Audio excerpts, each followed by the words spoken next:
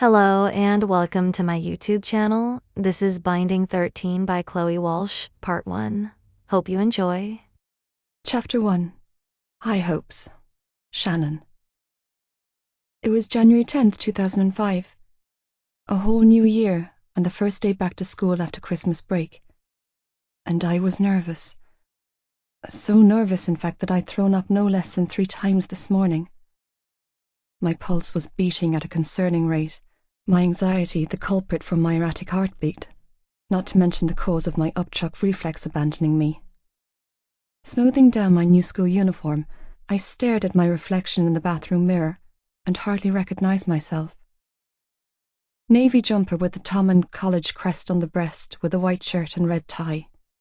Grey skirt that stopped at the knee, revealing 2 scrawny, underdeveloped legs and finishing with tan tights, navy socks and 2-inch black court shoes. I looked like an implant. I felt like one too.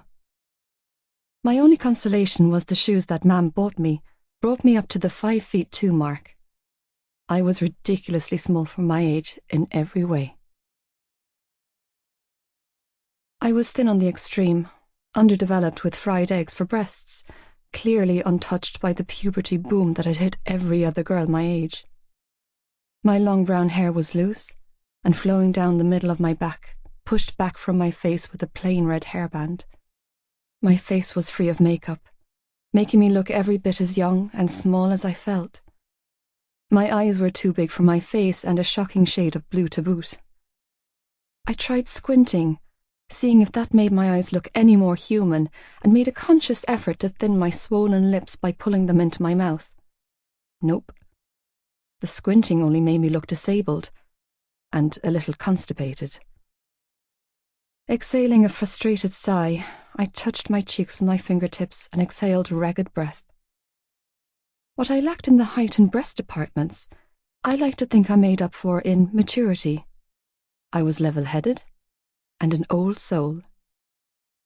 Nanny Murphy always said I was born with an old head on my shoulders. It was true to an extent.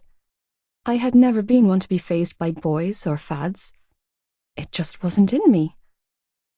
I once read somewhere that we mature with damage, not with age. If that's the case, I was an old-age pensioner in the emotional stakes. A lot of the time I was worried that I didn't work like other girls. I didn't have the same urges or interests in the opposite sex. I didn't have an interest in anyone. Boys, girls, famous actors, hot models, clowns, puppies. Well, okay, so I had an interest in cute puppies and big fluffy dogs, but the rest of it, I could give or take. I had no interest in kissing, touching, or fondling of any sort. I couldn't bear the thought of it. I suppose watching the shitstorm that was my parents' relationship unravel had put me off the prospect of teaming up with another human for life. If my parents' relationship was a representation of love, then I wanted no part of it. I would rather be alone. Shaking my head to clear my thunderous thoughts before they darkened to the point of no return, I stared at my reflection in the mirror and forced myself to practice something I rarely did these days. Smile. Deep breaths, I told myself. This is your fresh start. Turning on the tap, I washed my hands and splashed some water on my face, desperate to cool the heated anxiety burning inside of my body, the prospect of my first day at a new school a daunting notion. Any school had to be better than the one I was leaving behind. The thought entered my mind and I flinched in shame. Schools, I thought dejectedly. Plural. I'd suffered relentless bullying in both primary and secondary school. For some unknown, cruel reason, I had been the target of every child's frustrations from the tender age of 4.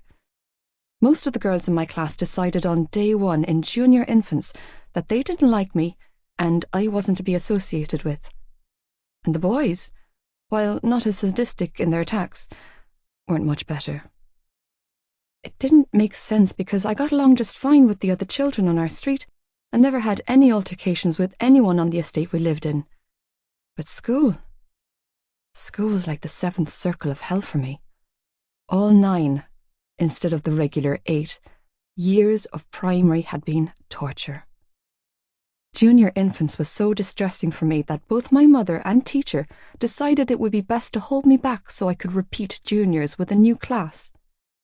Even though I was just as miserable in my new class, I made a couple of close friends, Claire and Lizzie, whose friendship had made school bearable for me.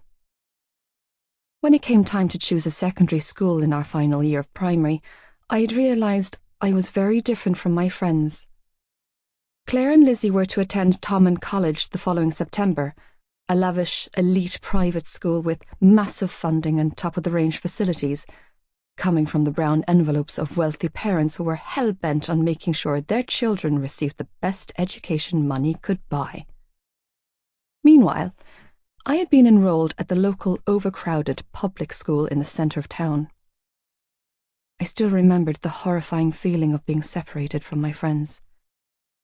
I'd been so desperate to get away from the bullies that I'd even begged Mam to send me to Beara to live with her sister, Auntie Alice, and her family so I could finish my studies. There were no words to describe the devastated feeling that had overtaken me when my father put his foot down on moving in with Auntie Alice. Mam loved me, but she was weak and weary and didn't put up a fight when Dad insisted I attend Ballylagan Community School. After that, it got worse, more vicious, more violent, more physical. For the first month of first year, I was hounded by several groups of boys, all demanding things from me that I was unwilling to give them. After that, I was labelled a frigid, because I wouldn't get off with the very boys that had made my life a living hell for years. The meaner ones labelled me a tranny, suggesting that the reason I was such a frigid was because I had boy parts under my skirt. No matter how cruel the boys were, the girls were far more inventive. And so much worse. They spread vicious rumours about me, suggesting that I was anorexic and threw my lunch up in the toilets after lunch every day. I wasn't anorexic, or bulimic for that matter. I was petrified when I was at school and couldn't bear to eat a thing because when I did vomit, and it was a frequent event, it was a direct response to the unbearable weight of the stress I was under. I was also small for my age, short, undeveloped, and skinny, which didn't help my cause to ward off the rumours. When I turned 15 and still hadn't gotten my first period, my mother made an appointment with our local GP. Several blood tests and exams later, and our family doctor had assured both my mother and me that I was healthy and that it was common for some girls to develop later than others. Almost a year had passed since then, and aside from one irregular cycle in the summer that had lasted less than half a day, I was yet to have a proper period. To be honest, I had given up on my body working like a normal girl when I clearly wasn't. My doctor had also encouraged my mother to assess my schooling arrangement, suggesting that the stress I was under at school could be a contributing factor to my obvious physical stunt in development. After a heated discussion between my parents, where Mam had pled my case, I was sent back to school, where I was subjected to unrelenting torment. Their cruelty varied from name-calling and rumour-spreading to sticking sanitary pads on my back, then to full-on physically assaulting me. Once, in home economics class, a few of the girls in the seat behind me had hacked off a chunk of my ponytail with kitchen scissors and then waved it around like a trophy. Everyone had laughed, and I think in that moment I had hated the ones laughing at my pain more than the ones causing it. Another time, during PE, the same girls had taken a picture of me in my underwear with one of their camera phones and forwarded it on to everyone in our year. The principal had cracked down on it quickly and suspended who owned the phone, but not before half the school had a good laugh at my expense. I remembered crying so hard that day. Not in front of them, of course, but in the toilets. I'd bolted myself into a cubicle and contemplated on ending it all, on just taking a bunch of tablets and being done with the whole damn thing. Life for me was a bitter disappointment, and at the time I had wanted no further part in it. I didn't do it because I was too much of a coward. I was too afraid of it not working and waking up and having to face the consequences. I was a fucking mess.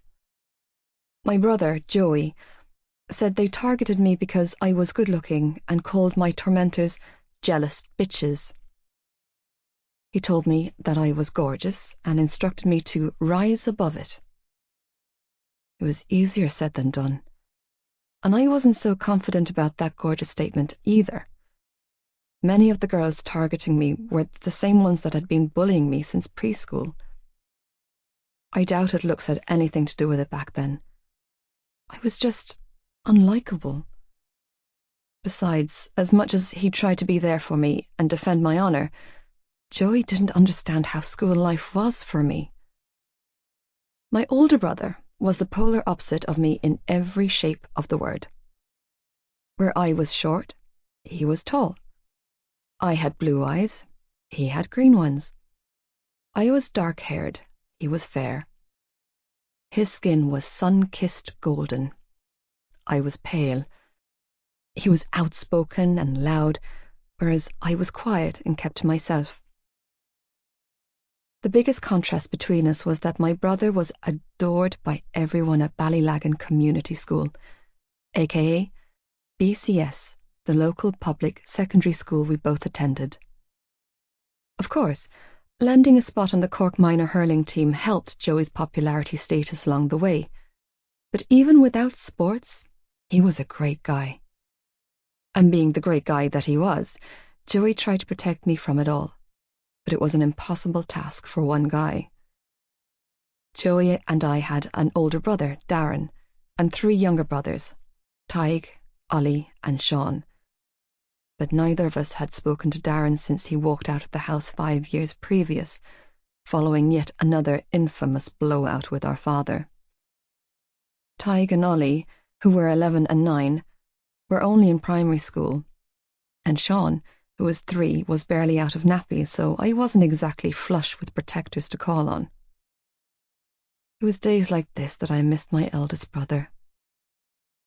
At 23, Darren was 7 years older than me. Big and fearless, he was the ultimate big brother for every little girl growing up. From a small child, I had adored the ground he walked on, trailing after him and his friends, tagging along with him wherever he went. And he always protected me, taking the blame at home when I did something wrong. It wasn't easy for him, and being so much younger than him, I hadn't understood the full extent of his struggle. Mum and Dad had only been seeing each other a couple of months when she fell pregnant with Darren at 15. Labelled a bastard baby because he was born out of wedlock in 1980s Catholic Ireland, life had always been a challenge for my brother. After he turned 11, everything got so much worse for him. Like Joey, Darren was a phenomenal hurler, and like me, our father despised him. He was always finding something wrong with Darren, be it his hair or his handwriting, his performance on the field, or his choice of partner. Darren was gay, and our father couldn't cope with it. He blamed my brother's sexual orientation on an incident in the past, and nothing anyone said could get it through to our father that being gay wasn't a choice.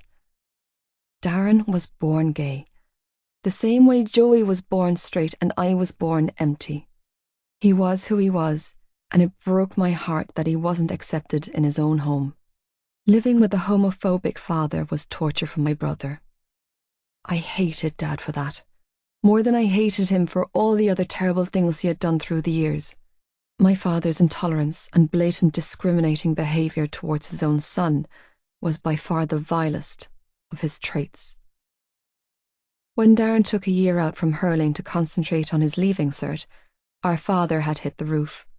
Months of heated arguments and physical altercations had resulted in a huge blowout where Darren packed his bags, walked out the door, and never came back.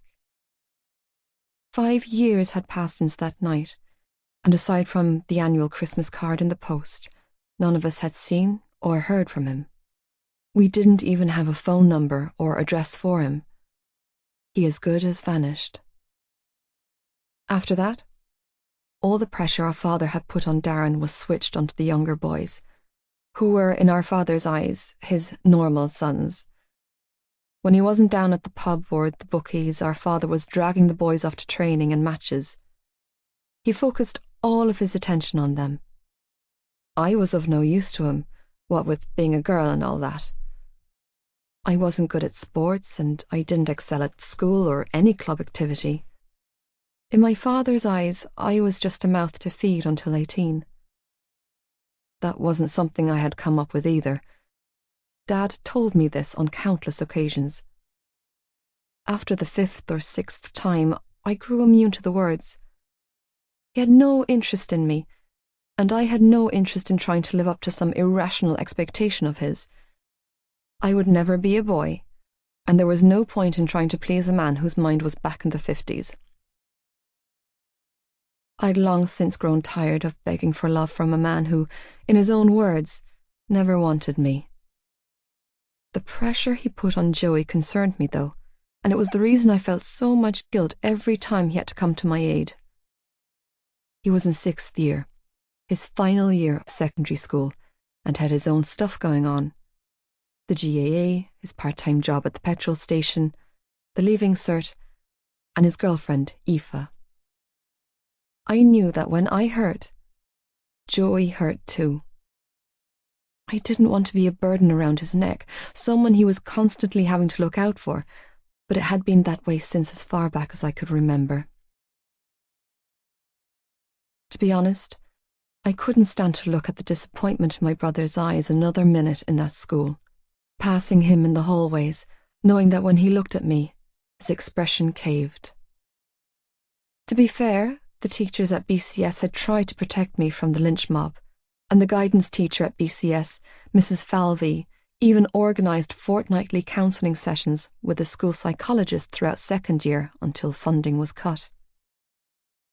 Mam had managed to scrape together the money for me to see a private counsellor, but at €80 per session, and having to censor my thoughts at my mother's request, I'd only seen her 5 times before lying to my mother and telling her that I felt better. I didn't feel better. I never felt better. I just couldn't bear to watch my mother struggle. I despised being a financial burden on her, so I sucked it up, slapped on a smile, and continued to walk into hell every day. But the bullying never stopped. Nothing stopped. Until one day, it did. The week before Christmas break last month, just 3 weeks after a similar incident with the same group of girls, I'd come home in floods of tears, with my school jumper ripped down the front and my nose stuffed with tissue paper to stem the bleeding from the hiding I'd taken at the hands of a group of 5th-year girls, who'd vehemently suggested that I'd try to get with one of their boyfriends. It was a bold-faced lie, considering I never laid eyes on the boy they accused me of trying to seduce, and another in a long line of pathetic excuses to beat me up. That was the day I stopped. I stopped lying. I stopped pretending. I just stopped. That day wasn't just my breaking point. It was Joey's too. He'd followed me into the house with a week's suspension under his belt for beating the living daylights out of Ciara Maloney, my main tormentor's brother. Our mother had taken one look at me and pulled me out of the school. Going against my father's wishes, who thought I needed to toughen up, Mam went to the local credit union and took out a loan to pay the admission fees for Thomond College, the private, fee-paying secondary school based 15 miles north of Ballylagan. While I worried for my mother, I knew that if I had to walk through the doors of that school one more time, I would not be walking back out. I had hit my limit. The prospect of a better life, a happier life, was dangled in front of my face, and I grabbed it with both hands. And even though I feared the backlash from the kids on my council estate for attending a private school, I knew it couldn't be worse than the shit I had endured in the school I was leaving behind. Besides, Claire Biggs and Lizzie Young, the two girls I'd been friends with at primary school, would be in my class at Thomond College. The principal, Mr. Toomey, had assured me of that when my mother and I had met with him during the Christmas holidays to enroll. Both Mam and Joey encouraged me with relentless support, with Mam taking extra cleaning shifts at the hospital to pay for my books and new uniform, which included a blazer. Before Thomond College, the only blazers I'd ever seen were the ones men wore at Mass on a Sunday, never on teenagers, and now it would be part of my daily wardrobe. Leaving the local secondary school in the middle of my junior cert year, an important exam year, had caused a huge rift in our family, with my father furious to be spending thousands of euros on an education that was free in the public school just down the road. When I tried to explain to my father that school wasn't as easy for me as it was for his precious GAA star son, he shut me down, refusing to hear me out, and letting me know in no uncertain terms that he would not support me attending a glorified rugby prep school with a bunch of stuck-up, privileged clowns. I could still recall the words, "Get off your high horse, girl," and "'Tis far from rugby and prep schools you were reared," not to mention my favourite, "You'll never fit in with those cunts," coming out of my father's mouth. I wanted to scream at him, "You won't be paying for it," since Dad hadn't worked a day since I was 7. Fending for the family was left to my mother, but I valued my ability to walk too much. My father didn't get it, but then again, I had a feeling the man had never been subjected to bullying a day in his whole life. If there was bullying to be done, Teddy Lynch was the one doing it. God knows he bullied Mam around long enough. Because of my father's outrage at my schooling, I had spent most of my winter break holed up in my bedroom and trying to stay out of his way. Being the only girl in a family with 5 brothers, I had my own room.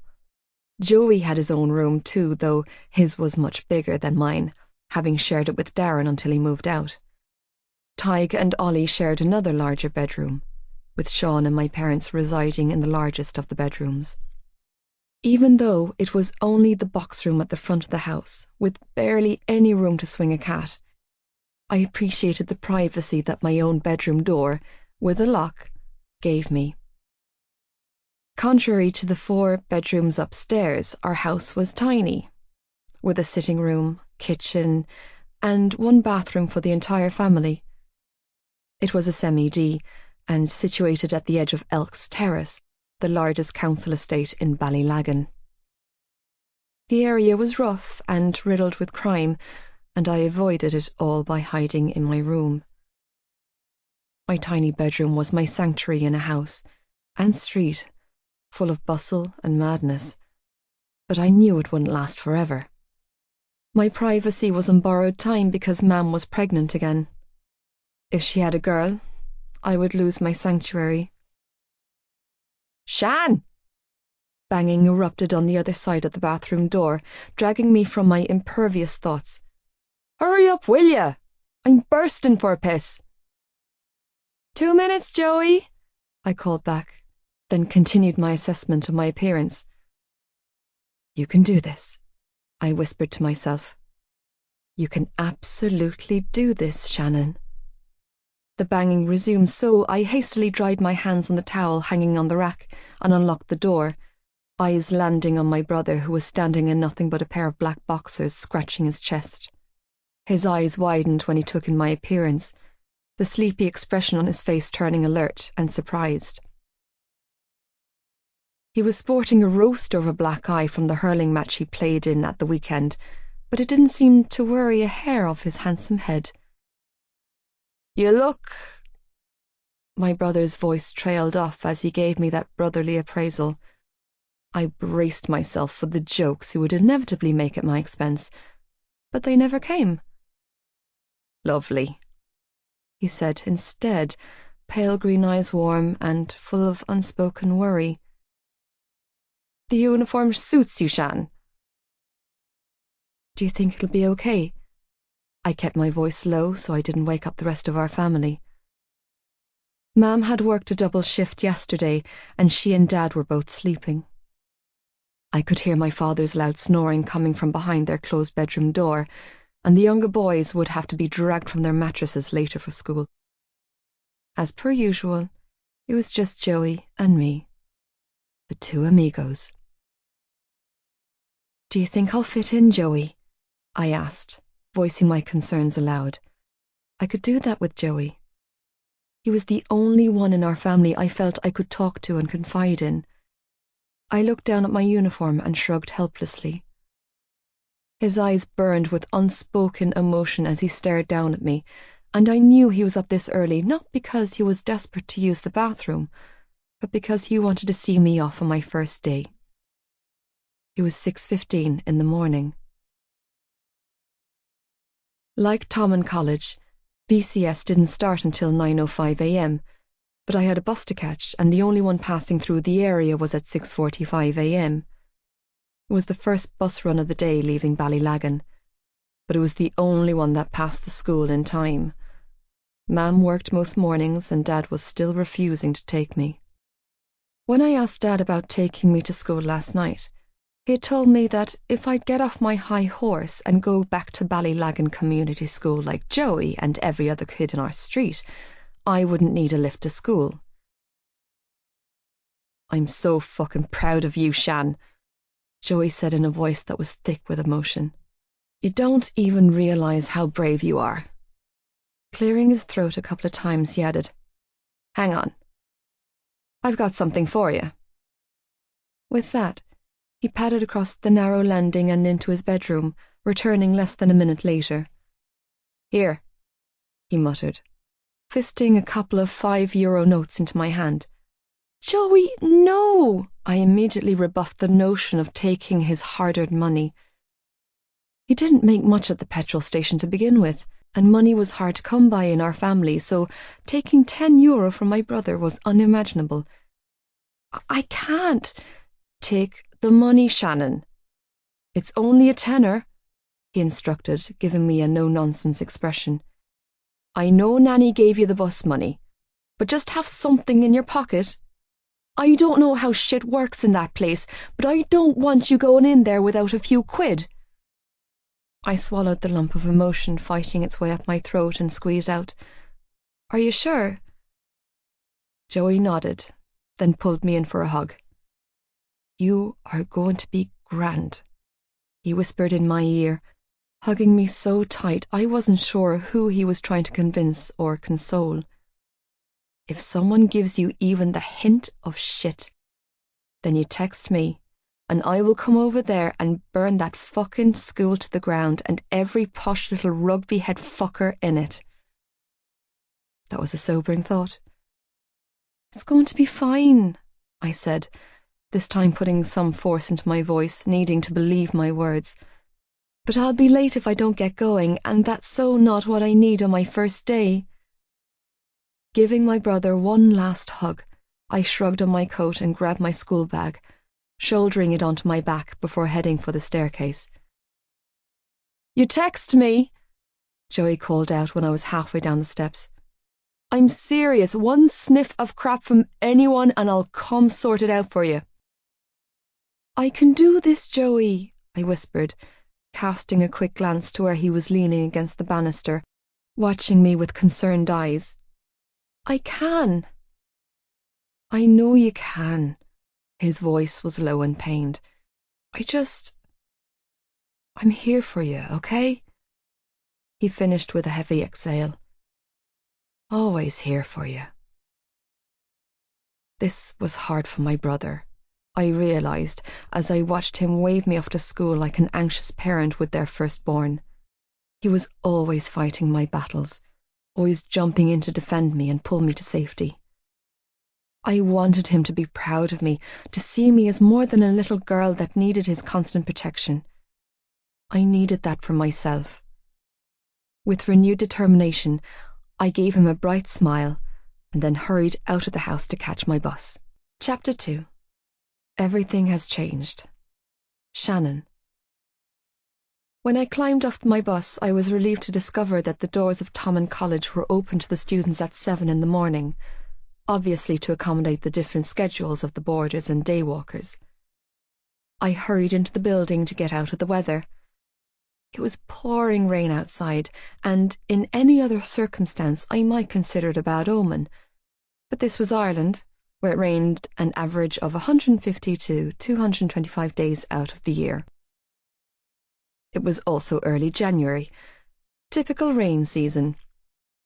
I discovered that I wasn't the only early bird to arrive before school hours, noting several students already wandering through the halls and lounging in the lunch hall and common areas. Yes, common areas. Thomond College had what I could only describe as spacious living rooms for each year. To my immense surprise, I discovered that I wasn't the immediate target for bullies like I had been in every other school I had attended. Students whizzed past me, uninterested in my presence, clearly caught up in their own lives. I waited, with my heart in my mouth, for a cruel comment or shove to come. It didn't. Transferring halfway through the year from the neighbouring public school, I'd been expecting a tirade of fresh taunts and new enemies. But nothing happened. Aside from a couple of curious glances, nobody approached me. The students at Thomond either didn't know who I was, or didn't care. Either way, I was clearly off the radar in the school, and I loved it. Comforted by the sudden cloak of invisibility surrounding me, and feeling more positive than I had in months, I took the time to look around the third-year common area. It was a large, bright room with floor-to-ceiling windows on one side that looked onto a courtyard of buildings. Plaques and photographs of previous students adorned the lemon-painted walls. Plush couches and comfy chairs filled the large space, along with a few round tables and matching oak chairs. There was a small kitchenette area in the corner with a kettle, toaster, and microwave. Holy crap! So this was what the other side lived like. It was like a different world in Thomond College. An alternate universe to the one I came from. Wow! I could bring a few slices of bread and have tea and toast at school. Feeling intimidated, I slipped out and wandered through every hall and corridor trying to get my bearings. Studying my timetable, I memorized where every building and wing that I would have a class in was. I was feeling pretty confident by the time the bell went at 8:50, signalling 15 minutes before the start of the school day, and when I was greeted by a familiar voice, I came close to crying with sheer relief. "Oh my God! Oh my God!" A tall, curvaceous blonde with a smile the size of a football pitch squealed loudly, drawing mine and everyone else's attention as she barreled through several groups of students in her bid to reach me. I wasn't nearly prepared for the monster hug I was enveloped in when she reached me, even though I should have expected nothing less from Claire Biggs. Being greeted by actual smiling, friendly faces instead of what I was used to was overwhelming for me. "Shannon Lynch!" Claire half giggled, half choked out, squeezing me tightly. "You're actually here?" "I'm here," I agreed with a small laugh, patting her back as I tried and failed to free myself from her lung-crushing embrace. "But I won't be for much longer if you don't ease up on the squeezing." "Oh, crap, sorry!" Claire laughed, immediately taking a step back and releasing me from her death hold. "I forgot you haven't grown since 4th class." She took another step back and looked me over. "Make that 3rd class," she snickered, eyes dancing with mischief. This wasn't a dig. It was an observation and a fact. I was exceptionally small for my age, dwarfed even further by my friend's 5'9" frame. She was tall, athletically built, and exceptionally beautiful. It wasn't a demure form of beauty either.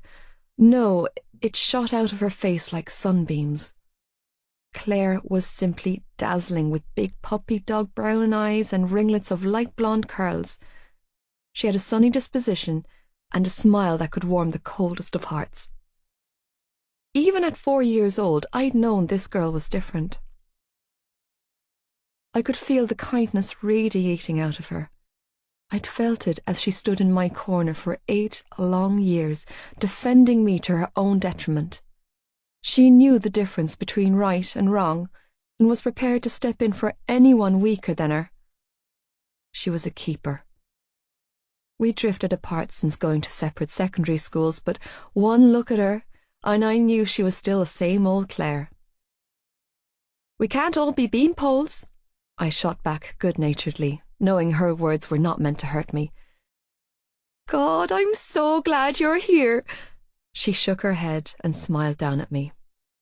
She did this adorable happy dance and then threw her arms around me once more. "I can't believe your parents finally did the right thing by you." "Yeah," I replied, uncomfortable again. "Eventually." "Shan, it won't be like that here." Claire's tone was serious now, eyes full of unspoken emotion.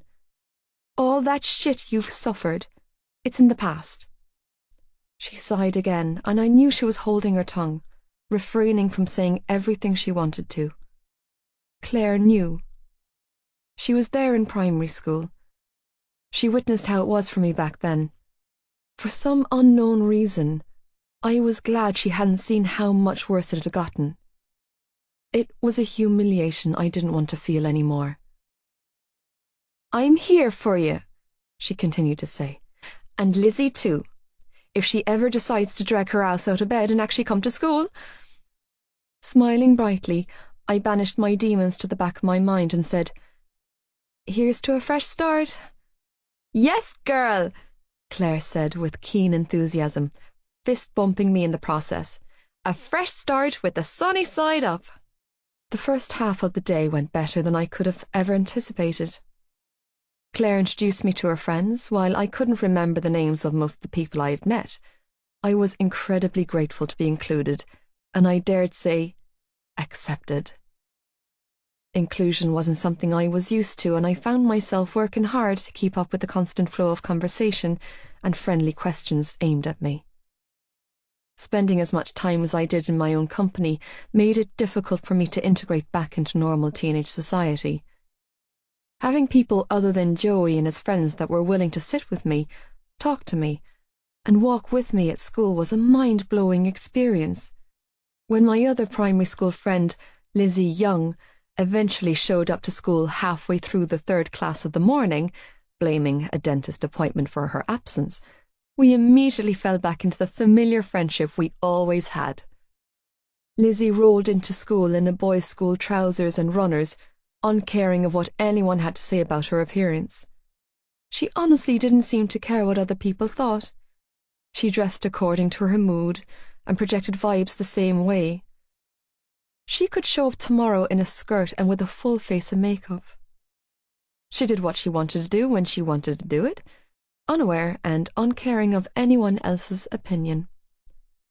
She oozed a lazy sort of confidence with her long dark blonde swishing ponytail and makeup-free face, emphasizing those big blue eyes of hers. I also noted all through our classes that Lizzie received plenty of male attention regardless of the baggy trousers and messy hair she was sporting, proving the point that you don't need to strip down and paint your face to attract the opposite sex. A genuine smile and a nice personality went a long way. Lizzie was a lot like Claire in many ways, but starkly different in others. Like Claire, Lizzie was blonde and leggy. They were both tall for their age and both sickeningly beautiful. But where Claire was outgoing and, at times, a little overly excited, Lizzie was laid back and slightly introverted. Claire was mostly unfiltered, and Lizzie took her time to make a decision on something. Claire was pristine at all times with a full face of makeup and a perfectly coordinated outfit for any given occasion, while Lizzie's style was unpredictable. Meanwhile, I was the tiny brunette who buddied up with the best-looking girls in class. Are you okay, Shan? Lizzie asked after big break. We were walking towards our next class, English in the south wing, when I stopped mid-stride, causing a pile-up of students. Oh, crap, I muttered, suddenly realizing my blunder. I left my phone in the bathroom. Claire, who was on my left, turned and frowned. Go and get it, we'll wait for you. The bathroom's in the science building, I replied with a groan. Tommen was ridiculously large, with several classes taking place in different buildings around the vast property. I have to get it back, I added, feeling anxious at the thought of someone finding my phone and invading my privacy. The mobile phone itself wasn't worth anything. It was one of the cheapest prepaids on the market and didn't even have a camera. But it was mine.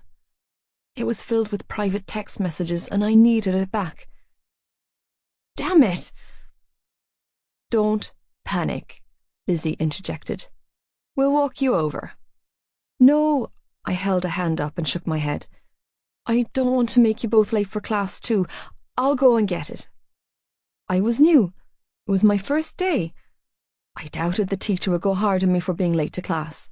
Claire and Lizzie, on the other hand, weren't new and didn't have any excuse for not being in their seats on time. I could do this. I didn't, or at least I shouldn't, need a babysitter to walk me across the school. Claire frowned, her uncertainty evident. Are you sure? Yeah, I nodded. I remember the way. I don't know, Shan. Lizzie chewed on her bottom lip. Maybe one of us should go with you. Shrugging, she added, You know, just in case. The second bell rang loudly, signalling the start of class. Go on, I urged, waving them off. I'll be grand. Turning on my heels, I hurried down the hallway to the entrance and then broke into a run when I reached the courtyard. It took a solid 9 minutes running at full speed in the lashing rain down a laneway that circled several sports training pitches to reach the science building.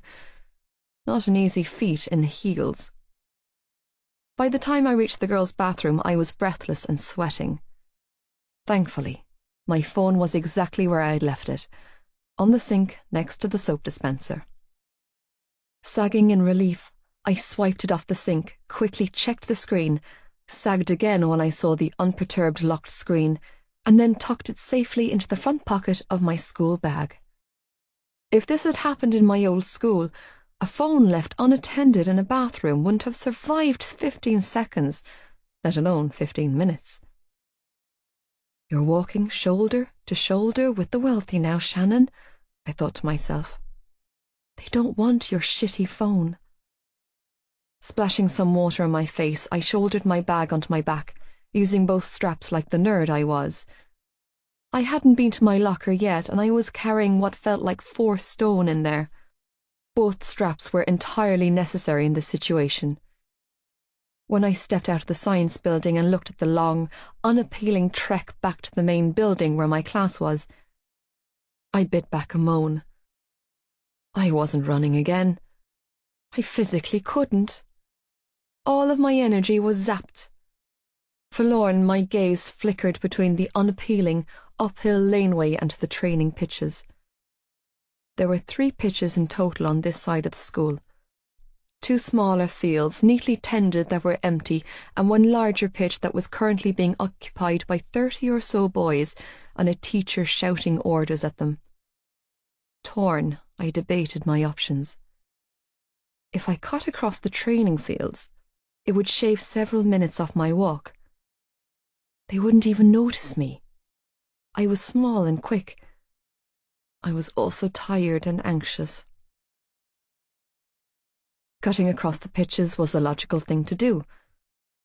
Sure, there was a steep grassy bank on the far side of the pitch that separated the fields from the courtyard, but I could make it up that without any problem. Checking my watch, a surge of dismay rose inside of me when I saw that I had already missed 15 minutes of the 40-minute class. Decision made. I climbed over the low wooden fence that separated the training grounds from the footpath and power walked towards my destination. With my head down and my heart hammering violently against my ribcage, I hurried through the empty fields, hesitating only when I reached the largest of the training pitches, the one filled with boys. Huge boys. Dirty boys. Angry-looking boys who were glaring at me. Oh, crap. What are you doing? Get off the fucking pitch, Jesus Christ. Fucking girls. Move, will you? Panicked, I ignored the shouting and jeering as I hurried past them, obviously disturbing their training. Mortification seeped through my body as I upped my pace, breaking into a clumsy jog. The ground was wet and muddy from the rain, so I couldn't move as quickly as I, or those boys, would have liked. When I reached the edge of the pitch, I felt like crying in relief as I hobbled up the steep bank. However, my relief was only a momentary, fleeting feeling that was quickly replaced with a searing pain as something very hard and very heavy smashed into the back of my head, taking the air from my lungs and my feet from beneath me. Moments later, I was free-falling backwards, tumbling down the muddy bank, the pain ricocheting through my head, making it impossible for me to think clearly or break my own fall. My last coherent thought before I hit the ground with a thud and a thick cloud of darkness cloaked over me was this: nothing changes. I was wrong, though. Everything changed after that day. Everything. Chapter 3. Flying Balls. Johnny. Boy wonder captivates the coaching staff at the academy. Young Johnny Kavanagh, 17, a native of Blackrock, Dublin, currently residing in Ballylagan, County Cork. Sailed through his medical evaluation to secure his position at the prestigious Rugby Academy in Cork. Nursing a chronic groin injury since the start of last season, the youth has been given the all-clear from the team doctors. The Thomond College secondary school student is set to win his 15th cap for the academy this weekend, having been named as starting 13 for the esteemed youth team. The natural centre has been drawing attention from coaches at international level, including clubs in the UK and Southern Hemisphere. When asked to comment on the schoolboy's accelerated rise to the ranks, the Ireland's under-20s head coach Liam Delaney had this to say: "We are excited about the level of calibre in up-and-coming players throughout the country. The future looks bright for Irish rugby."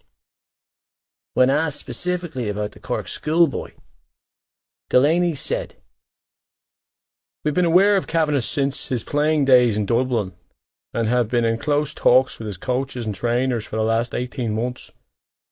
Under-18 coaches are impressed. We're keeping a keen eye on his progression and are impressed with the level of intelligence and maturity he naturally exudes on the pitch. He's certainly one to watch out for when he comes of age." I was exhausted. Seriously. I was so tired I was having a hard time keeping my eyes open and my focus on point. My day from hell was turning into a week from hell, and that was a special feat considering it was Monday. Falling straight back into school, not to mention training, and the gym 6 nights a week did that to a guy. To be honest, I'd been running on empty since last summer. Having returned from an international campaign with the under-18s, where I was playing alongside the best in Europe, only to head right into an intense 6-week conditioning camp in Dublin. After that, I had a 10-day break before returning to school and resuming my commitments with my club and the academy. I was also hungry, which didn't bode well for my temper. I didn't do well with long intervals between meals. My lifestyle and intense training regime required me to eat at regular allotted time frames. Every 2 hours was ideal for my body when I was consuming a 4,500 calorie a day diet. leaving my stomach waiting longer than 4 hours. And I was a moody, pissy bitch. It wasn't like I was particularly looking forward to the mountain of fish and steamed vegetables waiting for me in my lunchbox. But I was in a routine, damn it. Fucking with my regime was a surefire way of waking the hangry beast inside of me. We'd been on the pitch less than half an hour, and already I'd taken out 3 of my teammates, and had taken a bollocking from our coach in the process. In my defence, every tackle I made on them was a perfectly legal one, if not a bit ruthless. But that's my point, damn it. I was too aggravated to take it back a notch on the boys who weren't anywhere near my level of playing. Boys was the appropriate word in this instance. These were boys. I played with men. I often wondered what the point was in playing on a school team. It didn't do shite for me. Club level was basic enough, but schoolboy rugby was a fucking waste of my time, especially this school. Today was the first day back after a Christmas break, but the school team had been training since September. 4 months. 4 fucking months, and we looked more disorganised than ever. For the millionth time in the past 6 years, I found myself resenting my parents' move. Had we stayed in Dublin, I'd be playing on a quality team with quality players and making some actual goddamn progression. But no. Instead, I was here, in the middle of butt-fuck nowhere, picking up the slack for less than adept trainer and busting my bollocks to keep aside in sights of the qualifiers. We won the League Cup last year because we had a solid team with the ability to actually play decent fucking rugby. With the absence of several players from last year's squad, who were now gone on to college, my agitation and concern for our chances this year was growing by the minute. I wasn't the only one who felt like this either. There were 6 or 7 exceptional players left in this school who were good enough for the division we were playing in. And that was the problem. We needed a bench of 23 decent players to excel in this league, not half a dozen. My best friend, for example, Jared Gibson, or Gibby for short, was a prime example of exceptional. He was, without a shadow of a doubt, the best flanker I'd played with or against in this level of rugby, and could easily move up the ranks with a little commitment and effort. Unlike me, though, rugby wasn't Gibbsy's life. Giving up parties and girlfriends for a few years was a small price to pay for a professional career in the sport. If he laid off the drink and cigarettes, he'd be phenomenal. Gibbs wasn't quite so convinced, though. Choosing to spend quality training time fucking his way through the female population of Ballylagan with a relish, and drinking until his liver and pancreas cried out in protest instead. I thought it was a dreadful waste. Another overthrown pass from Patrick Feely, our newest number 12, and my partner in midfield, caused me to lose my ever-loving shite right there in the middle of the pitch. Yanking out my mouth guard, I flung it at him, socking him straight in the jaw. "See that?" I roared. "It's called hitting the fucking target." "Sorry, Cap," the centre muttered, red-faced, addressing me by my on-pitch nickname I'd earned since becoming captain of the school team in 4th year and earning my first international cap the same year. "I'll do better." I regretted my actions immediately. Patrick was a decent lad, and a very good friend of mine. Aside from Gibbsy, Hughie, Biggs and Patrick were my closest friends. Gibbs, Feely and Hughie had already been in a tight circle at Skull Owen, an all-boys primary school, when I was injected into their class for the final year primary. Bonding over our shared love of rugby, we'd all remained good friends throughout secondary school, although we had paired off in the sense of best friends, with Hughie aligning himself with Patrick and me with the gobshite himself. Patrick was a quiet lad. He didn't deserve my wrath, and the poor guy definitely didn't deserve to have my spit-laced mouthguard launched at his head. Dropping my head, I jogged over to him, clapped his shoulder, muttering my apologies. See, this was exactly why I needed to be fed, and maybe given an ice pack for my dick. Fill me up with enough meat and veg, and I'd be a different person. A tolerant person, polite even. But my sole focus was currently on not passing out from hunger and pain. Therefore, I had no time for niceties. We had a cup qualifier match later this week, and unlike me, these lads had spent their free time being, well, teenagers. Christmas break was a prime example. I spent my time working like a maniac to get back to the pitch, having been out in injury, while these guys had spent their break eating and drinking the shite out of life. I had no problem losing a match if we were genuinely the poor side. What I could not accept was losing due to lack of preparation and poor discipline. Schoolboys league or not, that wasn't fucking good enough in my book. I was perturbed beyond all rationality when a girl strolled across the pitch. Fucking strolled right through the training grounds. Irritated, I glared at her, feeling a rage inside of me that bordered on manic. This was how fucking bad this team was. The other students didn't even care that we were training. Several of the lads shouted at her, but that only seemed to rile me up further. I didn't understand why they were shouting at her. This was their fault. The fools ranting and shouting were the ones that needed to either up their game or put their rugby dreams to bed. Instead of concentrating on the game, they were focusing on the girl. Fucking idiots. Great display of captaincy there, Kavanagh. Ronan McGarry, another one of her latest recruitments, and a piss-poor excuse of a scrum half, taunted me as he jogged backwards past me. Overrated much? The younger guy taunted. Keep fucking running, I warned him while I debated how much trouble I'd get in if I broke his legs. I really didn't like that guy. Maybe you should take your own advice, Ronan taunted. Dublin scum.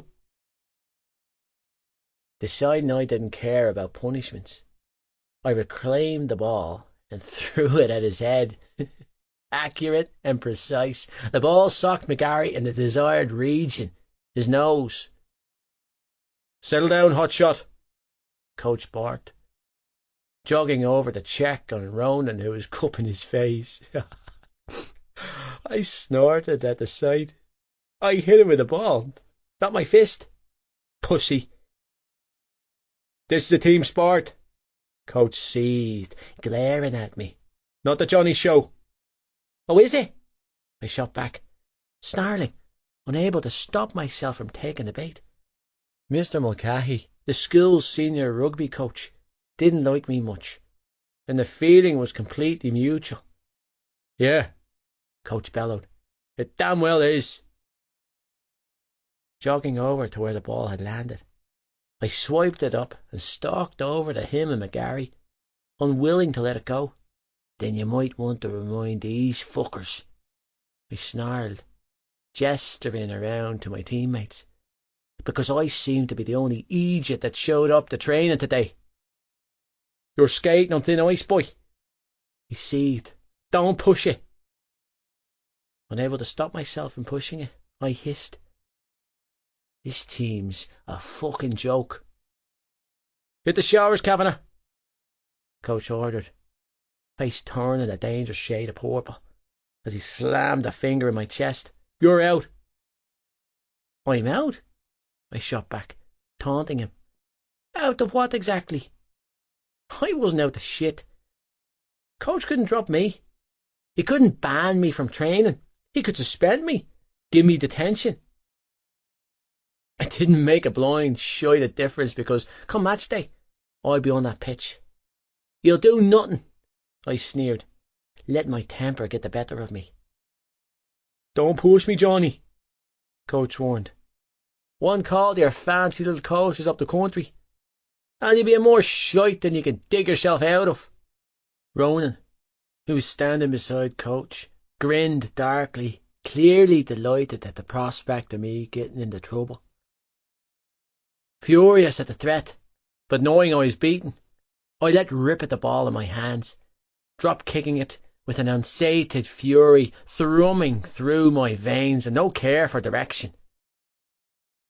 The minute the ball whizzed off the foot of my boot, the anger inside me dissipated in a rush, injecting itself from my body in defeat. Damn it. I was being difficult. I knew better. Coach threatening me with the academy was a low blow, but I knew I deserved it. I was losing my shit on his pitch, with his team. Too emotional and overworked to pull myself together. Never in a million years would I ever feel so much as a hint of remorse for hitting McGarry with the ball. That fucker deserved a lot worse. But Feely and the rest of the lads were a different matter altogether. I was supposed to be this team's captain, and I was acting like a tool. It wasn't good enough, and I was disappointed in myself for my outburst. I knew what was wrong with me. I had spread myself too thin these past few months, and I'd come back too soon from injury. I had been cleared by my doctors to return to training this week, but a blind man could tell I was off my game, and it was pissing me the hell off. The prospect of juggling school training, club commitments, and the academy while nursing an injury was a strain on both my mind and my body, and I was struggling to find the pristine discipline I usually displayed. Either way, it wasn't an excuse. I would apologise to Patrick after I'd eaten, and the rest of the lads too. Coach, noticing the change in my temperament, nodded stiffly. Good, he said in a calmer tone than earlier. Now, go clean up and for fuck's sake rest up for one damn day. You're only a kid, Kavanagh, and you look like shite. The man didn't like me much, and we clashed on a daily basis like an old married couple.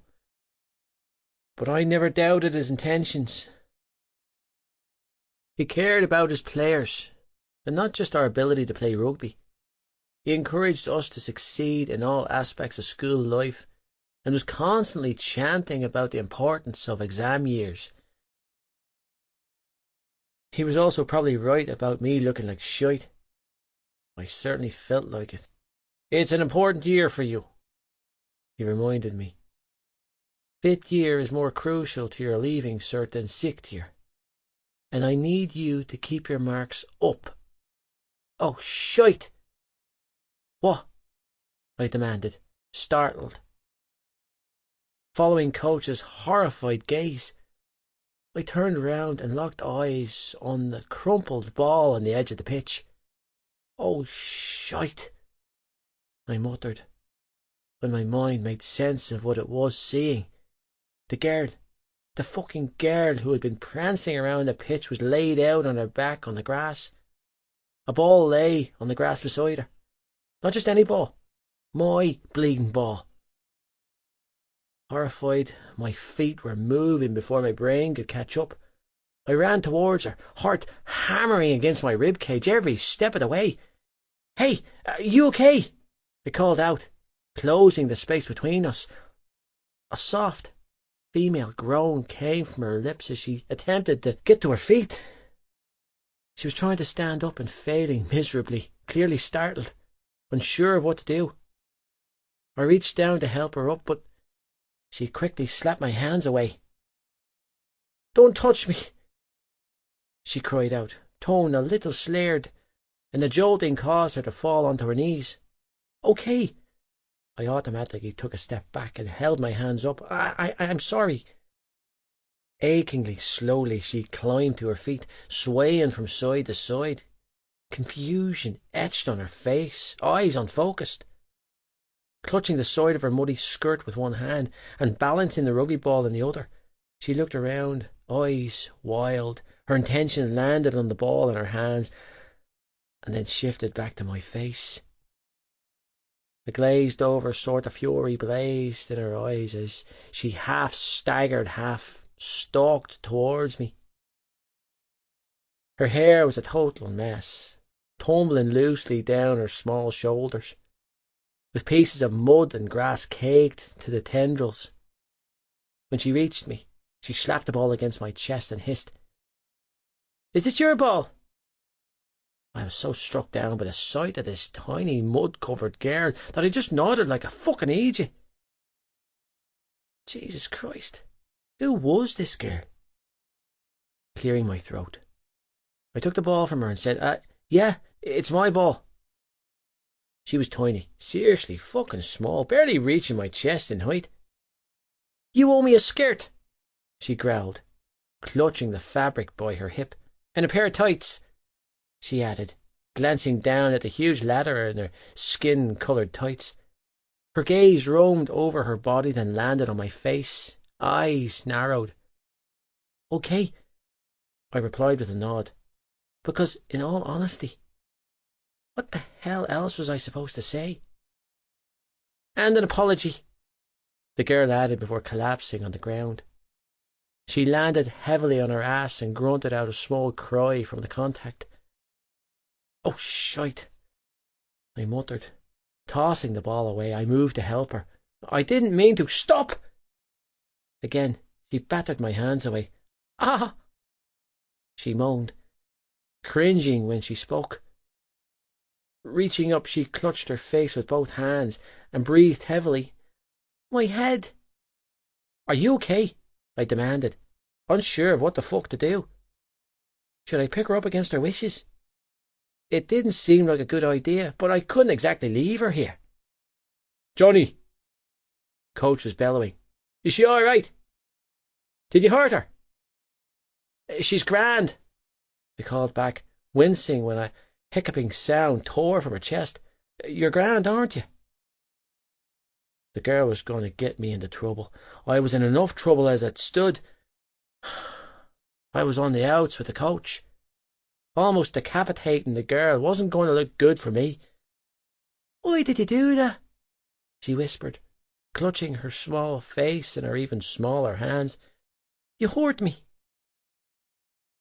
"I'm sorry," I repeated.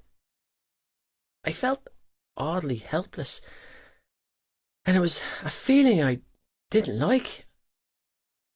"I didn't mean to." She sniffled, then blue eyes watered, and something inside of me snapped. "Oh, shite." Horrified, I threw my hands up and blurted out, "I'm so sorry," before crouching down and scooping her up from the grass. "Christ," I muttered, helpless as I set her on her feet. "Don't cry." "It's my first day," she sniffled, swaying on her feet. "My fresh start, and I'm covered in shit."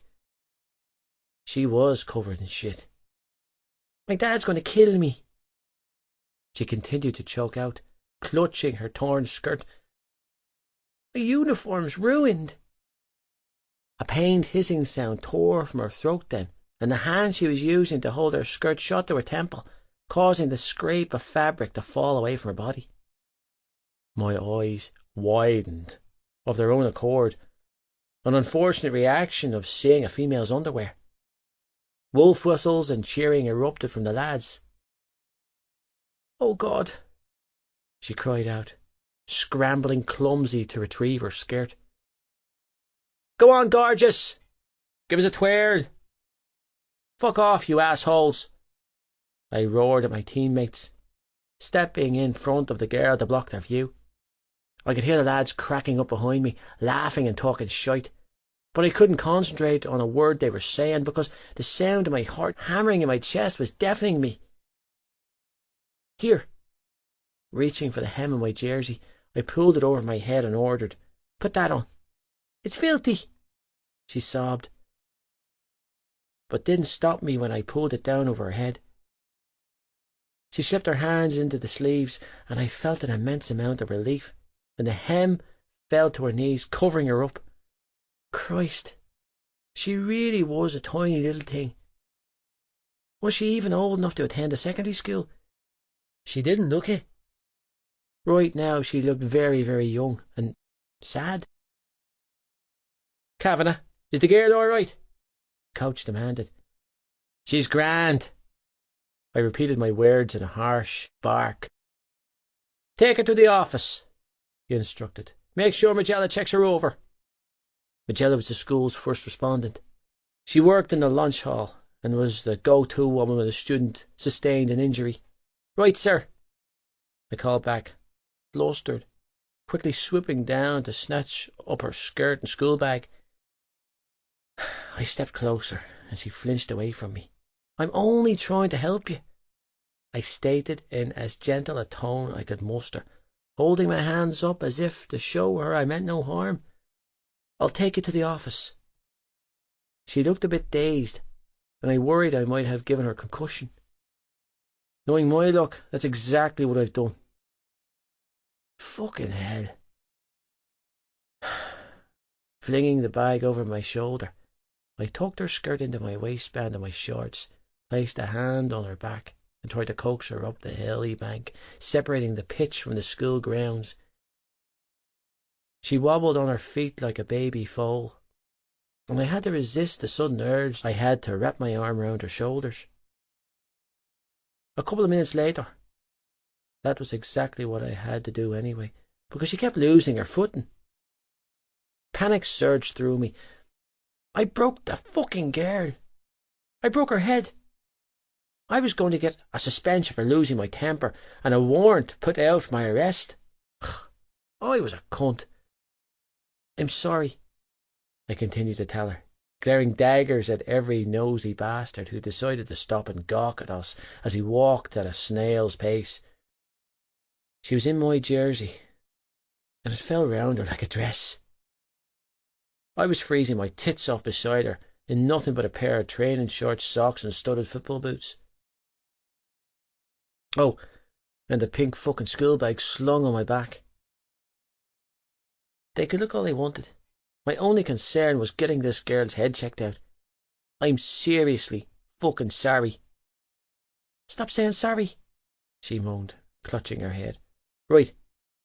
Sorry," I muttered, feeling her lean her weight on me. "But I am sorry, just so you're clear." "Nothing's clear," she croaked out, stiffening against my touch. "The ground's spinning."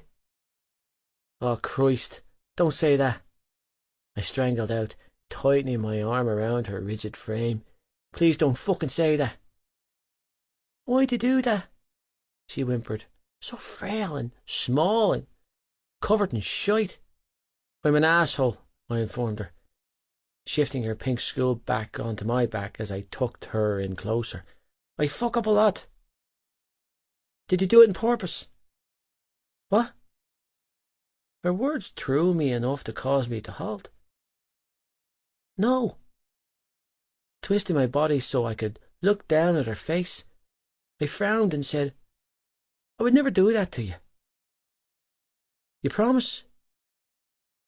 "Yeah," I grunted, hitching her up with my arm and melding her body to my side. "I promise." It was January. It was wet. It was cold. And for some strange, disconcerting reason, I was burning the fuck up inside. My words, for whatever reason, seemed to ease the tension inside this girl, because she released a huge sigh, loosened her rigid frame, and allowed me to take her entire weight. Chapter 4. Face Planting. Johnny. with a great deal of effort and surprise and show of otherwise absent self-control. I managed to respect her wishes and walk her to the office, and all I wanted to do was scoop her up in my arms and run for help. I was panicked and worrying, and every time she groaned or sagged against me, the higher my anxiety grew. However, having spent the last 10 minutes outside the principal's office listening to Mr. Toomey rant and rave, I was all out of that precious patience. Why wasn't he taking her off me? Why the fuck was I still standing outside his office holding up a half-comatose girl? He was the adult here. Your mother's on the way, Mr. Toomey announced with an exasperated sigh, sliding his phone into his pocket. How could this happen, Johnny? I already told you. It was an accident, I hissed while I continued to hold up the girl, keeping her small frame tucked into my side. You need to get Pagella to check her over, I repeated for the 15th fucking time. I think she has concussion. Magella is out on maternity leave till Friday, Mr. Toomey barked. What am I supposed to do with her? I have no first aid training. Then you better call a doctor, I shouted back heatedly, still holding on to the girl, because I broke her fucking head. What's your language, Kavanagh? Mr. Toomey snapped. I rolled off the standard. Yes, sir. Not really giving a shite, and not feeling particularly sorry either, for the matter. My role in the rugby academy meant that I was given a lot of leeway in the school, a lot of preferential treatment that other students didn't get, but I wasn't going to push it on my first day back. No one had used up my quota by maiming the new girl. Are you okay, Miss Lynch? Mr. Toomey asked, prodding her like she was an uncooked turkey he didn't want to catch salmonella from. It hurts, she moaned, sagging into my side. I know, I soothed, pulling her closer. I'm so fucking sorry. Jesus, Johnny, this is all I need, Mr. Toomey hissed, running a hand through his salt and pepper hair. It's her first day. Her parents come here tearing up the school. It's the last thing I need. It was an accident, I bit out, angry now.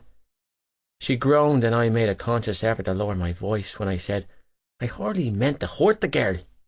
Yes, well, tell that to her mother when she arrives, Mr. Toomey huffed. She was already pulled out of Ballylagan Community College for being verbally and physically attacked. And what happens to her the first day at Tumen? This. I didn't attack her, I spat.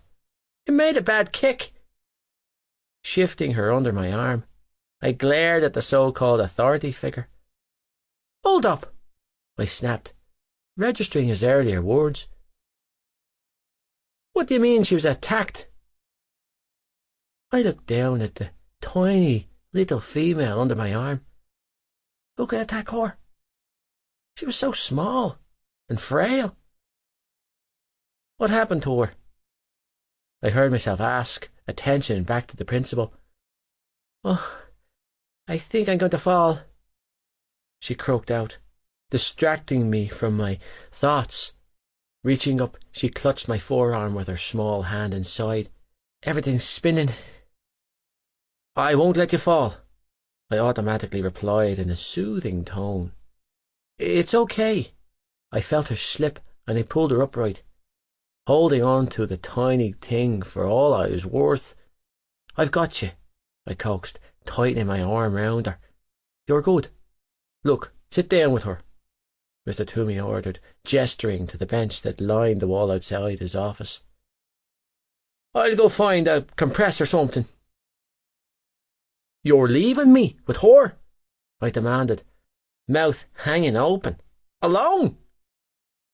The principal didn't answer me. Of course he didn't, the fucking coward. Because he was already miles down the corridor, desperate to get away from the type of responsibility he was paid to stand over. Spineless idiot, I growled under my breath. Frustrated, I walked us over to the wooden bench, dropping her school bag on the floor. I carefully lowered our bodies onto the bench until we were sitting side by side. I kept my arm wrapped round her bony little shoulders, not daring to leave her side for the fear of her falling. This is just great, I tutted, sulking. Fucking wonderful. You feel so warm, she whispered, and I felt her cheek nuzzle against my bare chest, like a hot water bottle.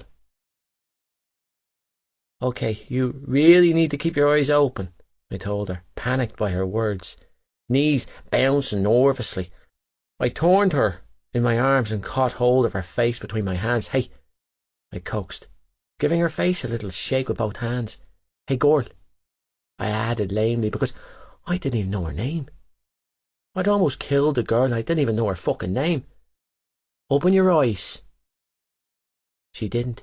Hey, hey, I said louder now. Look at me. I shook her head. Look at my face. This time she did. She opened her eyes and... Fuck me. I unintentionally sucked in her sharp breath. Jesus, this girl was beautiful. I noticed it earlier, of course. She had a striking look about her. But now, seeing her up close like this and being able to count the freckles on her face... 11, by the way. It was hitting home just how striking she was. Her blue eyes, big and round and fucking beautiful, with small hues of yellow dotting through them, rimmed the thick, long lashes. I wasn't even sure if I'd ever seen that shade of blue before. It certainly didn't shake anything up in the memory bank. Hands down, she possessed the most gorgeous pair of eyes I'd seen in my life. She had long, elbow-length dark brown hair that was thick and curled at the ends, and hidden behind the mountain of hair was a small heart-shaped face, smooth, clear skin, and a tiny dimple on her chin, perfect shaped, dark eyebrows that arched above those killer eyes of hers, a tiny button nose, high cheekbones, and these puffy, swollen lips that were a natural rosy red colour and kind of looked like she had been sucking on an ice pop or something, which I knew she hadn't because I'd spent the last half hour trying to keep her awake. Hi, she breathed. I blew out a relieved breath. Hi. That's really your face? She asked, eyes drooping, as she studied me with a vacant expression. It's so pretty.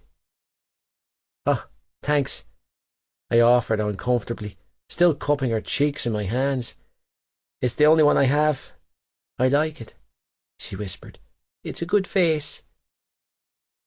Just before closing her eyes again, sagging forward. No, I coaxed, jolting her roughly. Stay with me. Moaning, she blinked awake again. Good job, I praised with a heavy exhale. Now, stay awake. Who are you? She croaked out, depending entirely on my hands to keep her head upright. I'm Johnny, I told her, biting back a smirk. Who are you? Shannon, she whispered. Her eyes drooped a little, but quickly sprung back open when I nudged her cheeks. Like the river, she added with a small sigh. I chuckled at her response. Well, Shannon, like the river, I said brightly, desperate to keep her focused and talking. Your parents are on the way. They're probably going to take you to the hospital for a checkup. Johnny, she groaned, and then winced. Johnny, this is bad. What? I urged. What's bad? My dad, she whispered. I frowned. Your dad? Can you save me? I frowned. Do you need me to save you? Mm-hmm. She mumbled, sleepily. Rub my hair. I balked at her request. You want me to rub your hair? She nodded and sagged forward. It hurts. Shifting closer, I adjusted her body so that her head lolled against my shoulder, and while cupping her face with one hand, I used the other to stroke her hair. It was an awkward position, but I managed. Jesus, what the fuck was I doing? I shook my head to myself, feeling like an idiot, but continued to do what she asked anyway. It was going well, right up until her face planted on my dick, jerking at the insanely intimate contact, not to mention the sudden jolt of awareness in my dick and the scorching pain in my groin. I attempted to move her face from my crotch, but she groaned loudly in resistance. And then she pulled her legs up on the bench and settled herself down for a nice old kip on my cock, for fuck my life, holding my hands up in the air and far away from her body, because I needed a sexual harassment accusation like I needed a hole in the head. I looked round for someone to help me, but no one came. The hallways were conveniently void of adults. Fuck this school. I thought about making a run for it, but I could hardly throw her off me. Yeah, because breaking her head wasn't fucking bad enough. I just sat there, with her head in my lap and her cheek nuzzling my dick, and prayed to God to give me the strength to ignore the feelings growing inside of me and not getting an erection. Other than the obvious reason of horrendous timing, my cock was broken. Well, it wasn't so much my cock being broken as it was the surrounding area, but getting hard couldn't result in me passing out right alongside her. But then she whimpered, and the sound brought back the worry and concern. Disaster averted. Like it had a mind of its own, my hand moved to her face. "You're okay," I coaxed, battling down my anxiety, the urge to nurture this girl, both a new and equally terrifying feeling for me. "Shh, you're okay." Brushing her hair back off her cheek, I tucked the dark brown tendrils behind her ear and then resumed stroking her sore head. There was an impressive lump forming on her scalp where the ball made contact, so I stroked the area with my fingertips, using the feather-light touch. "Is this okay?" She breathed. "It's good." "Good," I mumbled, relieved, and continued with the stroking. A faint scar caught my eye, where her temple met her hairline. Without thinking about what I was doing, I trailed a finger over the inch-long indent of her skin and asked, "What happened here?" "Here." I trailed my finger over the old mark. "What's this from?" "My dad," she replied, breathing out a heavy sigh. My hand stilled as my brain registered her fucked up answer. "Come again?" When she didn't respond, I used my other hand to gently shake her shoulder. "Shannon." I tapped the old scar with my fingertip and said, "You're telling me that your dad did this to you?" I tried to keep my tone calm, but it was a challenge with the sudden urge to maim and kill bubbling up inside. No, she whispered. "So your dad didn't do this?" I asked for confirmation. "He definitely didn't?" "Of course not," she mumbled. Thank fuck for that. I released the breath I hadn't realised I'd been holding. "Jimmy, it's Johnny." "Oh, Johnny." "Yeah?" "Are you mad at me?" "What?" The question, spoken so quietly, threw me, and I stared down at her, feeling a pang of protectiveness in my gut. "No, I'm not mad at you," I told her, pausing for a long moment, fingers stalling before asking. Are you mad at me?" "I think so," he whispered, nuzzling resuming. My eyes rolled back and I bit back a moan. "Oh, fuck." "You can't do that," I bit out, holding her head still. "Do what?" she sighed contently, then rubbed her cheek against my thigh. "Be mad." "No," I choked out, holding her head still once again. "Be mad all you want. Just stop grinding your head on my lap." "I like your lap," she breathed, eyes closed. "It's like a pillow." "Yeah, well, that's nice and all." I paused to still her face with my hands once more. "But I'm sore, so I need you to not do that." "Do what?" "Rub me," I croaked out. "There." "Why? Are you sore?" She sighed heavily and asked, "Are you broken too?" "Probably," I admitted, shifting her face onto my good thigh. Well, good being the one that hurts less. "Stay there, okay?" It was more of a plea than an order. "Don't move." Complying, she didn't move her head again. Using my free hand to press against the tension forming at my temple, I thought about how much shite I was going to be in. I was missing class. I was hungry. I had club training tonight. I had a gym session arranged straight after school with Gibbsy. Physiotherapy with Janice after school tomorrow. I had a school match on Friday. I had another training session with the youths at the weekend. I had a busy fucking schedule, and I didn't need this drama. Several minutes passed in pained silence before she moved again, and in that time I debated all the ways Mr. Toomey was an incompetent principal. I had a list as long as my arm when she tried to sit up again. "Be careful," I warned, hovering over her like a mother hen. I helped her into an upright position and managed to slide off the bench in the process. Every muscle south of my navel screamed out in protest, but I didn't move away. Instead, I continued to crouch in front of her, keeping my hands either side of her waist, waiting to catch her. "Are you okay, Shannon?" Her long brown hair fell forwards, cloaking her face like a blanket. She nodded slowly, brows frowned deeply.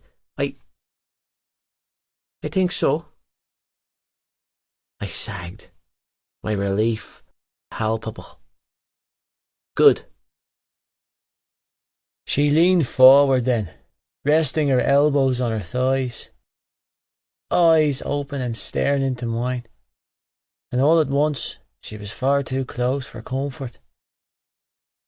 And that was saying something, considering no less than 2 minutes ago she had her face in my lap.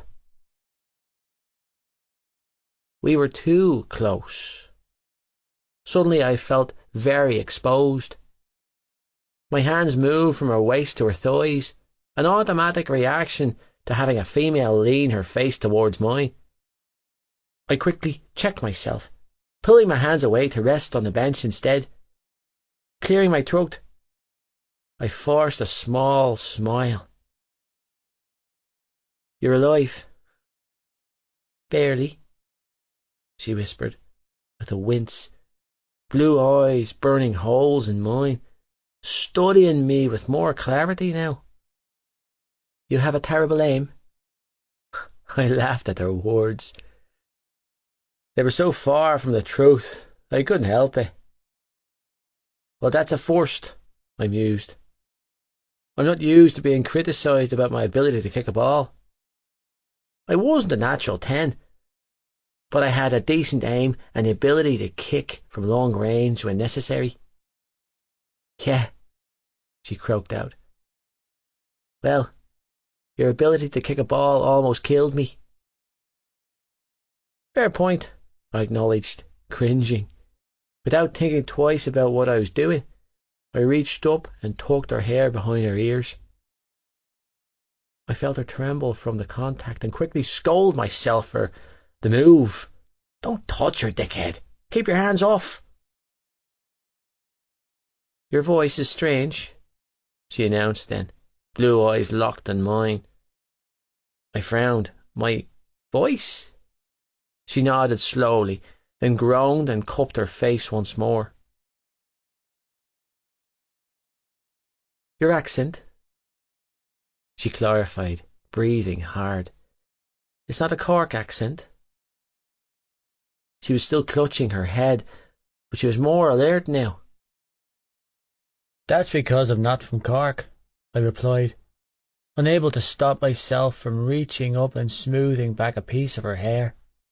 "I was born and raised in Dublin," I heard myself explain, tucking the rogue tendril behind her ear. "I moved down to Cork with my parents when I was 11. "So you're a Dub," she stated, clearly amused at the information. "A Jackian?" I scoffed at the term and tossed back one of my own. "And you're a Culchie?" "My cousins live in Dublin," she told me.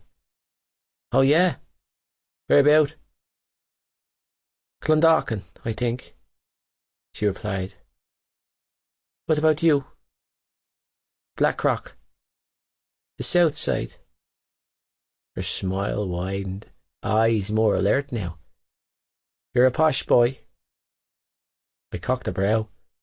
"Do I look posh to you?" She shrugged. "I don't know you enough to say." No, she didn't. "Well, I'm not," I added, uncomfortable at the thought of her making a preemptive judgment of me. I shouldn't care. Hell, I never normally cared. So why was I sulking over it now? "I believe you." Her small voice broke through my thoughts. "You could never be posh." "And why is that?" "Because you curse like a sailor." I laughed at her reasoning. "Yeah, you're probably right about that." She laughed right along with me, but quickly stopped and groaned, clutching her temples. Regret soared inside of me. "I'm sorry," I told her, tone gruff now and thick. "For what?" she whispered, seeming to lean closer as she chewed on her bottom lip. "Hurting you," I replied honestly. Christ, my voice didn't even sound like it belonged to me. It was strained, raw. I cleared my throat and added, "It won't happen again." "You promise?" There she went with the promises again. "Yeah," I said, tone thick now. "I promise." "Good," she groaned, grimacing now. "Everyone's going to be laughing at me." Those words, that small fucking sentence, brought to life some weird fucking emotion I hadn't experienced before. "I'm so embarrassed," she continued to mumble, eyes cast downwards. "I'll be the talk at the school." "Look at me." She didn't. "Hey." I paused and tipped her chin up with my thumb and forefinger. Once I was satisfied I had her attention again, I carried on. "No one is going to say a word about you." "But they all saw me." "Nobody is going to open their mouth about it." Realising my tone was bordering angry, I brought it down a notch and tried again. "Not the team, coach, or anyone else. I won't let them." She blinked her confusion. "You won't let them?" "That's right," I confirmed with a nod. "I won't let them." "You promise?" she whispered, a tiny smile pooling at her swollen lips. "Yeah," I replied gruffly, feeling like I would promise all the fucking promises in the world just to make this girl feel better. "I've got your back." "No, you got my head," she croaked out. She glanced down at her body and sighed. Actually, I think you've ruined all of me. Thank fuck for that. Because you're ruining all of me right now, I thought to myself. Jesus, where the hell did that come from? Blinking away the thought, I settled on a safer. I'll have my people call your people to work out the bill. Comment instead. That drew a smile out of her, a proper smile, not a shy one or a small one. It was an honest-to-God megawatt smile. She was just so fucking pretty. I hated that word. Pretty was a pussy word used by women and the elderly. But that's what she was. Fuck. I had a feeling that her pretty face would be cemented in the forepoint of my mind for a very long time. But it was those wild eyes that really struck me. And I had this crazy urge to Google her eye colour charts just so I could figure out the fucking colour blue in her eyes. I would do that later, I decided. Creeper or not, I needed to know. So, I pressed my luck by asking. It's your first day? She nodded again, smile faltering ever so little.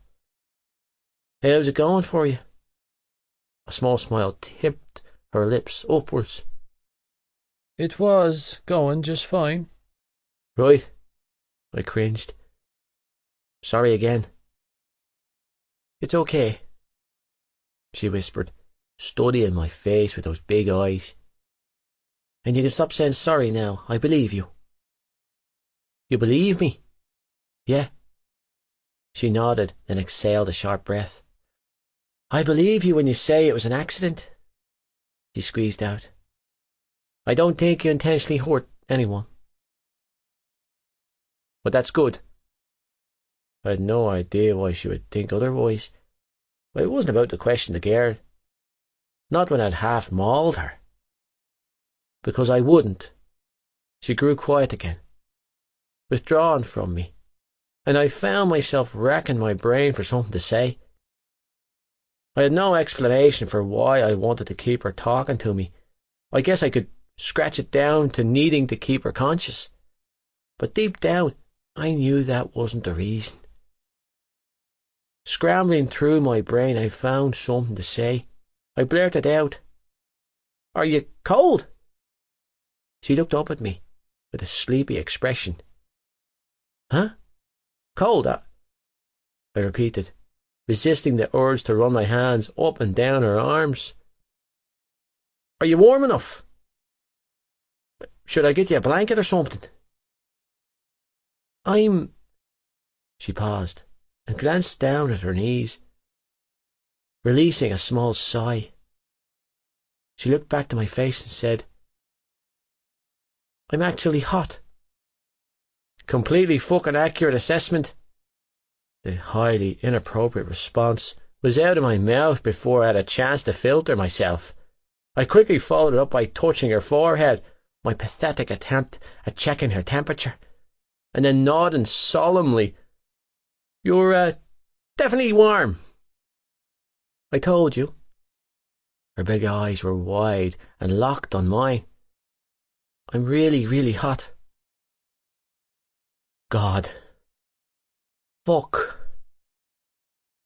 So, I tossed out casually, trying to distract myself from wayward thoughts. What, year are you in? Please say fifth year. Please, please, please, God, make her say fifth year. Third year. Yeah, and that was that. She was in third year. And just like that, I watched my 5-minute dream float out the window. Fuck my life. What about you? She asked then, voice soft and sweet. I'm in fifth year, I told her, distracted by the sudden and prominent pang of disappointment churning around inside of me. I'm 17 and 2/3. In 2/3? She giggled. Are the thord's important to you or something." "They are now," I muttered under my breath, sighing in resignation. I looked at her and explained. "I should be in 6th year, but I repeated 6th class when I moved to Cork. I'll be 18 in May." "Hey, me too." "You too what?" I asked cautiously, trying not to get my hopes up, but it was a hard thing to do with her sitting so close. "I repeated the class in primary school." "Yeah." I straightened up, a silver hope sparking to life inside of me. "So that makes you how old?" "Please be 17. Please fucking throw me a bone and tell me you're 17. "I'm 15. "Fuck my luck. I can't think what the fractions are for turning 16 in March." She frowned for a moment before she added, "I'm bad at math. My head hurts." 10/12ths, I reeled off glumly. Just fucking, I would turn 18 in May, and she'd still be 16 for another 10 months. No. No way in hell. Not happening. Bad fucking plan, Johnny. "Do you have a boyfriend?" Now why in the holy hell did I have to ask that? "You're almost 2 years older than this girl, asshole. She's too young for you. You know the rules. Stand the fuck down." "No," she replied slowly, cheeks turning pink. "Do you?" "No, Shannon." I smirked. "I don't have a boyfriend." "I didn't mean—" Pausing, she exhaled, then sighed and gnawed on her bottom lip, clearly frustrated. "I meant—" "I know what you meant," I filled in, unable to stop my smile from spreading as I retucked that wandering curl behind her ear. "I was just messing with you." "Oh. Yeah," I teased. "Oh. Well," she pressed, voice small. She glanced down at her lap before returning her attention to my face. "Do you?" "Shannon!" A panicked female voice called out, distracting us both. "Shannon!" I swung my gaze to the tall, dark-haired woman hurrying down the corridor towards us, sporting a small baby bump. "Shannon!" she demanded, closing in on us. "What happened?" "Ma'am," Shannon croaked out, turning her attention to her mother, "I'm okay." Highly uncomfortable at the sight of her mother's protruding stomach, I took this as my cue to get the fuck away from her minor daughter. Pregnant women made me nervous, but not nearly as much as Shannon like the river did. I stood up and made to move away, only to be cornered by what I can only describe as a deranged mother bear. "What did you do to my daughter?" she demanded, prodding my shoulder with her finger. "Well, did you think it was funny? Why in God's name are children so fucking cruel?" "What? No, I—" shot back, hands up in retreat. "It was an accident. I didn't mean to hurt her." "Miss Lynch," the principal coaxed, stepping between the woman and me, "I'm sure if we all sit down and talk about this—" "No," Miss Lynch barked, voice thick with emotion. "You assured me this kind of thing wouldn't happen at this school, and look what happened on the first day." She turned to look at Shannon, and her expression caved in pain. "Shannon, I don't know what to do with you anymore." The woman sobbed. "I really don't, baby. I thought this place would be different for you." "Ma'am, he didn't mean to hurt me," Shannon stated, pleading my case. Her blue eyes flicked to me for a briefest of moments before returning to her mother. "It really was an accident." "And how many times have you spun me that line?" her mother asked wearily. "You don't need to cover for him, Shannon. If this boy's giving you a hard time, then you say it." "I'm not," I protested. At the same time, Shannon shouted, "He's not!" "Shut up, you!" her mother hissed, shoving me hard in the chest. "My daughter can speak for herself." Grinding my teeth, I did in fact shut up. I wasn't going to win any verbal disputes with her mother. "It was a complete accident," Shannon repeated, chin jutting out defiantly, still holding her head with her small hand. "Do you think you'd be here helping me if it was on purpose?" That gave the woman pause for thought. "No," she finally admitted. "No, I don't suppose he would." "What in God's name are you wearing?" Shannon looked down at herself in flamed scarlet. "I ripped my skirt when I fell down the bank," she said with a deep swallow. "Johnny gave me his jersey so everyone didn't see my knickers." "Oh, yeah, here," I mumbled as I pulled up a scrap of grey fabric from the waistband of my shorts and held it out for her mother. "I broke that too." Her mother snatched the skirt from me, and I took a safe step back. "Let me get this straight," her mother demanded, her gaze flickering between Shannon and me. Recognition flashed in her pale blue eyes, of what I had no fucking idea, because I was feeling clueless right about now. "He knocked you over, tore your clothes off, and then he put his jersey on you." I muttered a string of curses and ran a hand through my hair. It sounded so fucking bad when she said it like that. "I didn't. He helped me, ma'am," Shannon snapped.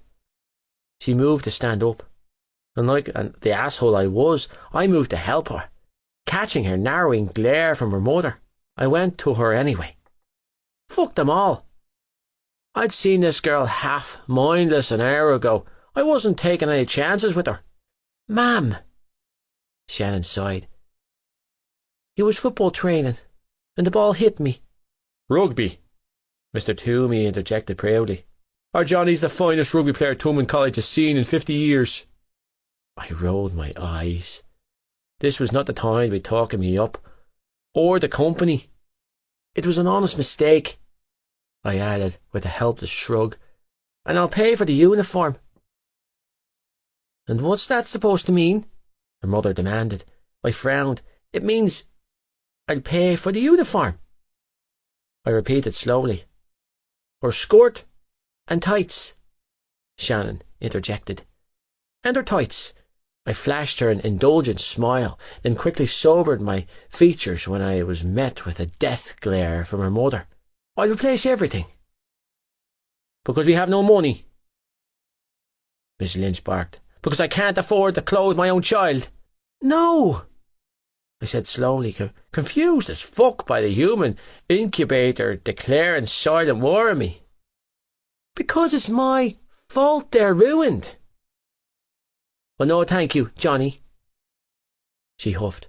"My daughter is not a charity case." Christ, this woman was something else. I tried again. "I never said she was, Mrs. Lynch." "Stop, ma'am," Shannon groaned, cheeks burning red. "He's only trying to be nice." "The nice thing to do would have been not to assault you on your first day," Mrs. Lynch huffed. I stifled a groan. I wasn't going to be winning any popularity contest with this woman. That was for sure. "I'm sorry." I rolled off the word for the 100th fucking time. "Johnny," Mr. Toomey said, clearing his throat, "why didn't you go back and change into your uniform and get your next class?" I sighed in relief, delighted at the prospect to get away from this crazy fucking woman. I took a few steps in the direction of the front entrance, then paused, hesitating. Should I leave her? Should I stay? Walking away didn't feel like the right thing to do.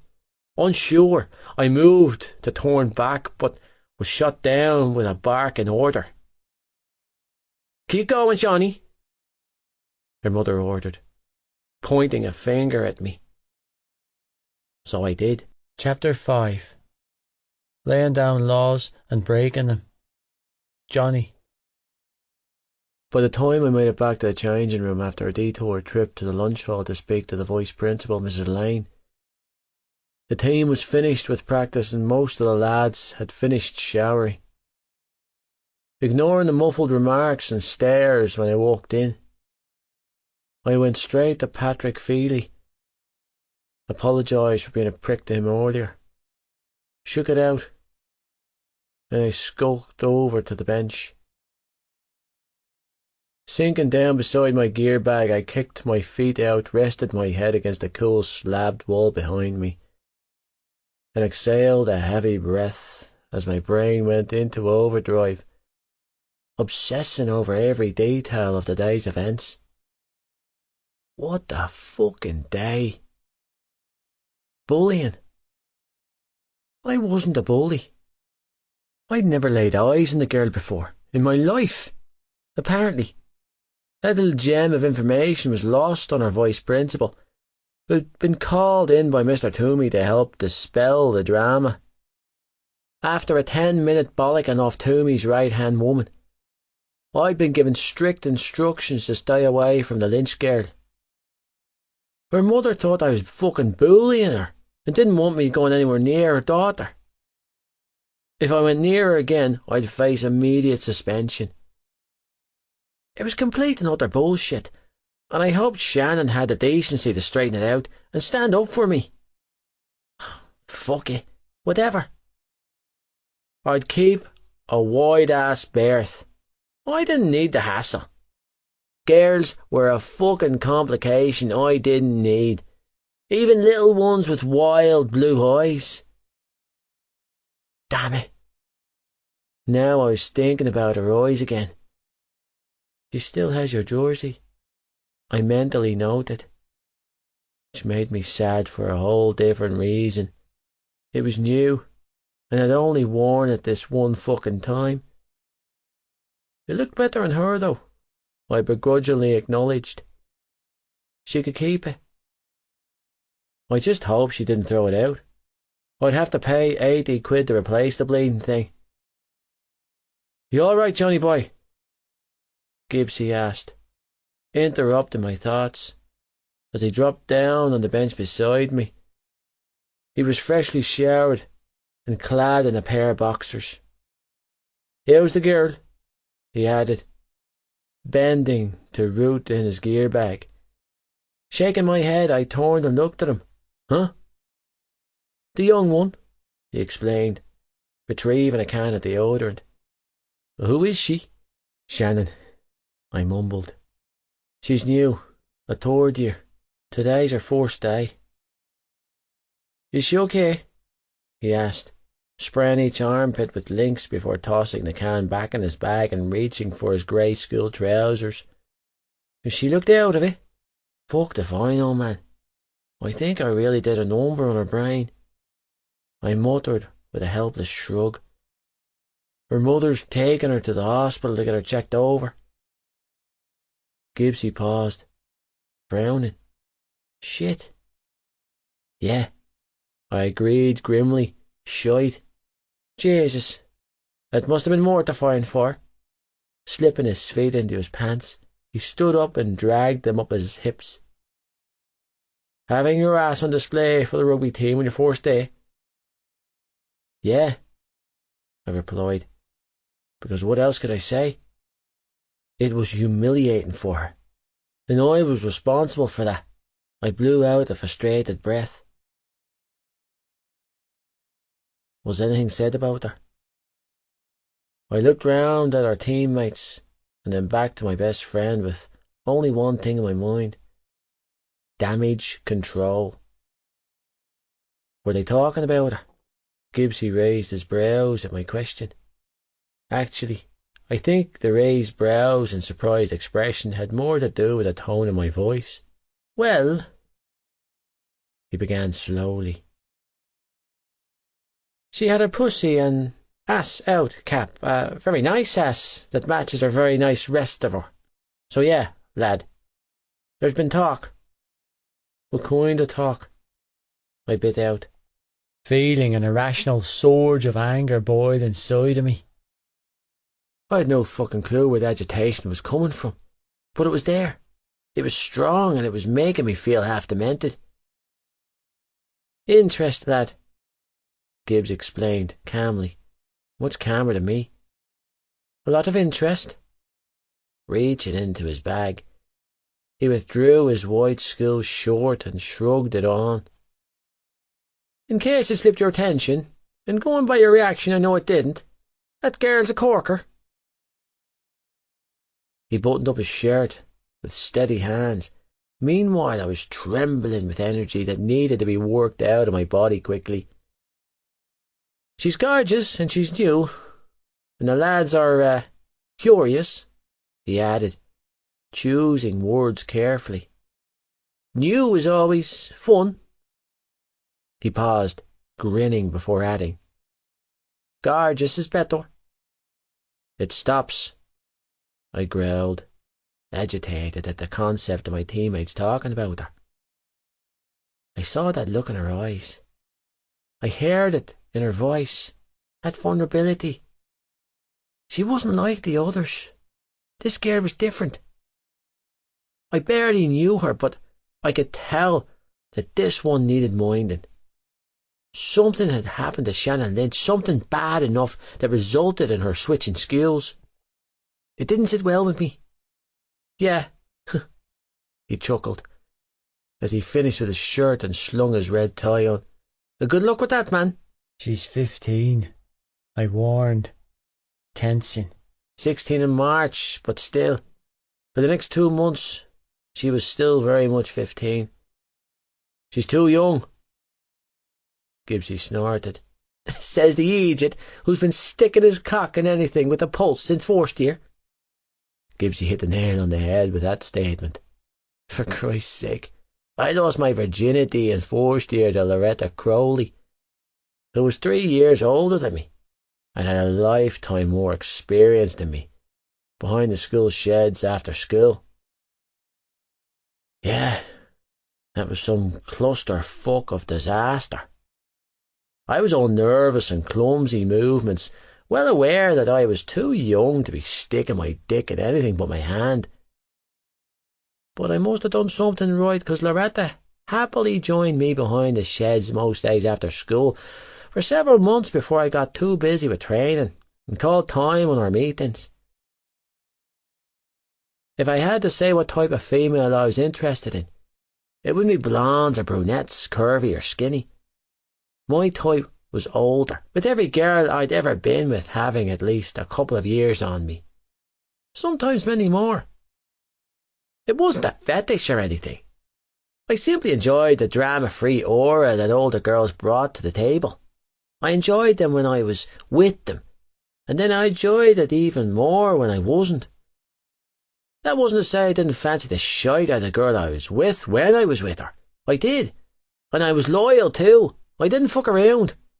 If a girl wanted exclusive, no strings, then I was more than happy to oblige.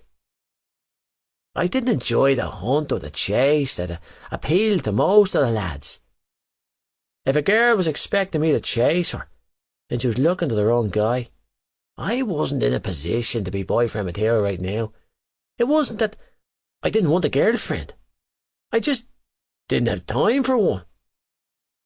I didn't have time for the constant dating or any of those demands. I was too busy. It was another reason I preferred older girls. They weren't expecting miracles from me. Right now, for example, I was fooling around with Bella Wilkinson from 6th year and had been since April last year. In the beginning, I liked Bella because she didn't breathe down my neck. At 19, she had a couple of years on me. She didn't hold me to some invisible standard I couldn't or wouldn't meet, and afterwards I could walk away and concentrate on rugby, while she left me to my own devices. But after a few months, I quickly realised that it wasn't me that Bella was interested in. It was the bullshit that came with being with me. It was all about the status with Bella. And by the time I realised it, I was too comfortable and too lazy to do anything about it. She wanted my dick. That was it. Well, my dick and my status. Now I stayed because she was familiar and I was lazy. Bella had one expectation from me, one requirement that, up until a couple of months ago, I was more than capable of providing. I hadn't been doing much of anything with Bella since before my surgery. I hadn't laid a finger on the girl since early November, when it had become too painful to even contemplate it. But my point was that, when it happened, it was just sex for me, a steady release. Somewhere in the back of my mind, I acknowledged that this was an unhealthy attitude towards life and relationships with the opposite sex, and that I was probably deeply jaded, but it was hard to remain a boy when I was living in a man's world. It also didn't help that I was playing rugby at a level where I was surrounded by men much older than me, conversations that were meant for people much older than me, women that were meant for men much older than me. Not girls, but women. Jesus. If my mother knew the half of the women who had offered themselves to me, grown-ass women, she'd pull my arse out of the academy and lock me in my room until I turned 21. In a way, my childhood was robbed from me because of my ability to play rugby. I grew up very quickly, taking on the role of a man when I was little more than a boy. Coached and pushed, pressured and championed. I didn't have a social life and childhood. Instead, I had expectations and a career. Sex was the reward I allowed myself for being, well, good. For controlling everything else in my life. For balancing my school and my sport with pristine control and iron will. I wasn't the only one like this. Aside from a couple of lads with long-term girlfriends, the rest of the lads in the academy were as bad as me. Actually, they were worse. I was discreet, they weren't. We're not talking about me, I told Gibbsy, dragging my attention back to the present, my anger growing by the second. She's a fucking kid. Too young for all you horny little pricks, and every asshole in this room needs respect that. 15 is a kid? Gibbsy countered, looking confused. The fuck you talking about, Johnny? 15 is young, I barked, frustrated. And illegal. Oh. Gibbsy grinned knowingly. I see. You don't see shit, Gibbs. I shot back. Since when did you start giving a shite about what any of us do? I don't. Do whatever and whoever the hell you want, I countered heatedly. Just not whore. He grinned widely, clearly goading me when he teased. Keep that talk up and I'm going to start thinking you're going soft for the girl. I'm not fucking around here, I countered, taking the bait. Relax, Johnny, Gibbsy said with a sigh. I've no intention of going near the girl. Good, I released a breath I hadn't realised I'd been holding. I can't vouch for the rest of them, though, he added, gesturing his thumb behind him. Nodding stiffly, I turned my attention to the busy changing room and stood up, bristling with agitation. Listen up, I barked, drawing everyone's attention to me. That girl in the pitch earlier. I waited until I had my teammates' attention, and then I waited for understanding to cross their features before bursting into a rant. What happened to her out there today? It would be embarrassing as hell for anyone, and especially for a girl. So I don't want to hear one word of it repeated around the school or town. My voice took on a threatening hint when I said, if it gets back to me that any of you have been talking about her, well, I don't have to explain what will happen. Some snickered, and I turned my glare on the culprit. You have two sisters, Pierce, I snapped, glaring at the red-faced hooker. How would you feel if that happened to Mary Beth or Candice? Would you like the lads talking about her like that? No, I wouldn't. Pierce reddened further. Sorry, Cap, he muttered. You won't hear it back from me. Good man, I replied, nodding before facing the team. You don't bring up what happened with her close to anyone. Not your pillow pals or friends. It's gone, erased. Never fucking happened. And while we're on the subject, don't talk to her, I added. On a roll now, my commands this time for entirely selfish reasons. I didn't dare think too much about it. Don't get any notions about her. In fact, don't look at her at all. To be fair to them, most of the senior players on the team just nodded and went back to whatever they'd been doing before my outburst, letting me know that I was being irrational about this. But then there was Ronan fucking McGarry, and his mouth to contend this. I didn't like this guy. Couldn't stand him if I was being honest. He was a loud-mouthed old-yearn who pranced around the school like he was a king of the hill. His cocky attitude had only magnified an annoyance this year when he was brought into the senior team at school after ACL injury had finished Bobby Riley's seasons early. McGarry was a mediocre rugby player at best, playing scrum half for the school this season, and a goddamn pain in my arse to cover on the pitch. He was only on the team in the first place because his mother was the coach's sister. It certainly wasn't for his talent. Give me great pleasure taking him down a peg or 10 at any given opportunity. Why? He taunted, from the safety of the opposite end of the changing room. Are you laying claim? The blonde little fucker, encouraged by a couple of his bench-warmer buddies, continued. Is she yours now or something, Kavanagh? Well, she's certainly not yours, prickface. I shot back without hesitation. Not that I was including you in the statement. Sniffing, I looked him up and down slowly, with feigned displeasure before adding, Yeah, you're not an issue for me. Several of the lads erupted into howls of laughter at McGarry's expense. Fuck you, he spat. Ouch, I feigned hurt, then grinned across the room at him. That hurt so much. She's my class, he tossed out. Good for you, I clapped, not liking this new information one bit, but burying my annoyance with a heavy dollop sarcasm. Do you want a medal or a trophy for that? Turning my attention back to my team, I added, She's young, lads, too young for any of you, so stay the fuck away.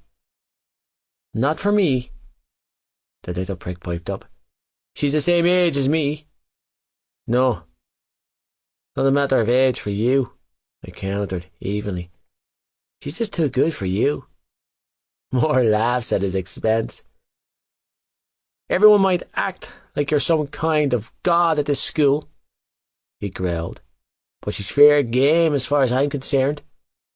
Puffing out his chest like a defected gorilla, he smirked at me. If I want her, I'll have her. Fair game. I barked out a laugh. If you want her, you'll have her. Christ, kid, what world are you living in? Ronan's cheeks turned pink. I live in the real world, he spat. The one where people have to work for what they get, and not have it handed to them because they're in the academy. You think so? I arched a brow, tilting my head on one side to take his measure. Apparently not when you're deluded enough to think I've been handed everything in my life, and especially when you refer to girls as fair game. Shaking my head, I added, They're girls, McGarry, not Pokemon cards. God, you think you're so great, don't you? He snapped, jaw clenched. You think you're so fucking amazing. Well, you're not. Growing bored of his antics, I shook my head and gave him an out. Sling your hook, kid. We're not playing this game with you today. Why don't you do us all a favour and sling your hook, Johnny? I wish you'd just fuck off to the use and be done with it, he roared, face turning an ugly shade of purple. That's what you're in the academy for, right? He demanded, tone furious. To be conditioned? To move up the ranks and get contract? Huffing out the breath, he snarled. Then fucking move. Leave Tommen. Go back to Dublin. Take your contracts and go the fuck away. Education is important, Ronan. I grinned, relishing in his hatred of me. The academy teaches us that. I bet the Irish heads don't even want you. He tossed back angrily. All this talk about you joining the under-20s in the summer is all bullshit. You made it up yourself. Kid, you need to walk away now. Hughie Biggs, or number 10, and a good friend of mine interjected with a sigh. You sound like a fucking clown. Me? Ronan barked, glaring across the room at Hughie. He's the asshole walking around his town like he owns it, getting special treatment from the teachers and ordering all you around. And you just take it. And you're stinking up the room with your jealousy, Hughie countered in a lazy drawl. Pack it in, kid, he added, dragging a hand through his blonde hair as he came to stand beside me and Gibbs. You're making a right idiot of yourself. Stop calling me a kid. Ronan roared, voice breaking, as he charged towards us. I'm not a fucking kid. Neither Gibbsy, Hughie, or I moved an inch, all highly entertained at his tantrum. Ronan had been a problem for the team since September, defying orders, breaking rank, pulling stupid stunts on the pitch that almost cost us several games. This little outburst of his wasn't the first one. It was just another in a long list of many tantrums. He was ridiculous and needed reining in. If his uncle wasn't prepared to do it, then I was. He's your captain, Patrick Feely piped up, much to my surprise, as he and several members of the team came and stood in front of me, blocking McGarry's pathetic attempt at exulting power, and showing their support for me. Show a little respect, McGarry. Well, shite. I felt terrible now. I looked at Feely, my eyes full of remorse for my earlier on-pitch antics. The look he gave me assured me that for him, it was long forgotten. It still didn't sit well with me. McGarry's right about one thing. I did get preferential treatment in town. I worked like a dog on the pitch and was rewarded fabulously off it. I would use that pull to buy Feely a pint at Biddy's at the weekend. Gibbs and Hughie too. Run home to your mammy, Ronan, Gibbsy ordered, shoving him towards the changing room exit. Maybe she'll get your leggers out. Swinging open the door with one hand, Gibbsy pushed him out with the other. You're not ready to play with the big boys. I bet your Shannon won't be saying that. Ronan snarled, forcing himself back in the room. Or should I say, she won't be able to. He grinned darkly, eyes locked in my face, when my cock is buried down her throat. Keep talking about her like that, I said, fists forming into tight balls at my sides. I would love a reason to tear your fucking head off. I sat behind her this morning in French, you know, he taunted, grinning widely now. Had I known what she was hiding under that skirt, I would have been more than friendlier. Winking, he added, there's always tomorrow. And that, folks, is how you sign your own death certificate. Hughie muttered, throwing his hands up in resignation. You stupid little bollocks. No one person tried to stop me when I barreled towards Ronan. No one dared. I'd hit my quota of bullshit for the day, and the lads knew it. Now listen to me, you little fucker, I hissed, hand wrapped round his throat, as I dragged him back into the room, closing the door from witnesses with my free hand. And listen good, because I'm only going to tell you this one more time. Slamming Ronan against the concrete wall, I stepped in front of him, tearing over him by a good 6 inches. You don't like me. I get it. I'm not particularly fond of you either. I clutched his throat, tight enough to make it hard for him to breathe, but not enough to cut off circulation and kill him. I was trying to make a point, not commit a crime. You don't have to like me, but as your captain, you're sure as shite will respect my authority on the pitch.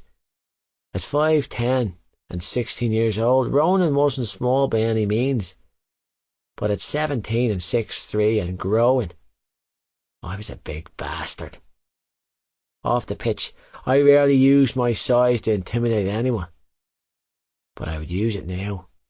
I was sick to death of this kid in his mouth. He had no goddamn respect, and hell, maybe I could handle his crappy attitude and aggression towards me, but not her. I didn't like, couldn't cope, and wouldn't put up with him talking about her like that.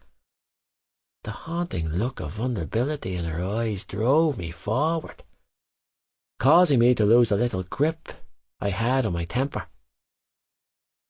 When I tell you my team something, I added, snarling now, the memory of her lonesome blue eyes clouding my judgment. When I fucking warn you to leave a vulnerable girl alone, I expect you to heed my goddamn warning. I expect your submission. What I don't expect is your lippy back-talk and defiance. A faint choking sound came from Ronan's throat, and I loosened my hold, but kept my hand there. Are we clear? Fuck you! Ronan strangled out, spluttering and wheezing. You can't tell me what to do. He rasped, breathless. You're not my father. This fucker. He was determined to defy me even when he couldn't win. I'm your daddy on the field, bitch. I smiled darkly and squeezed, cutting off his air supply. You don't see it because you're a jumped-up, narcissistic little spanner. I squeezed tighter, but they do.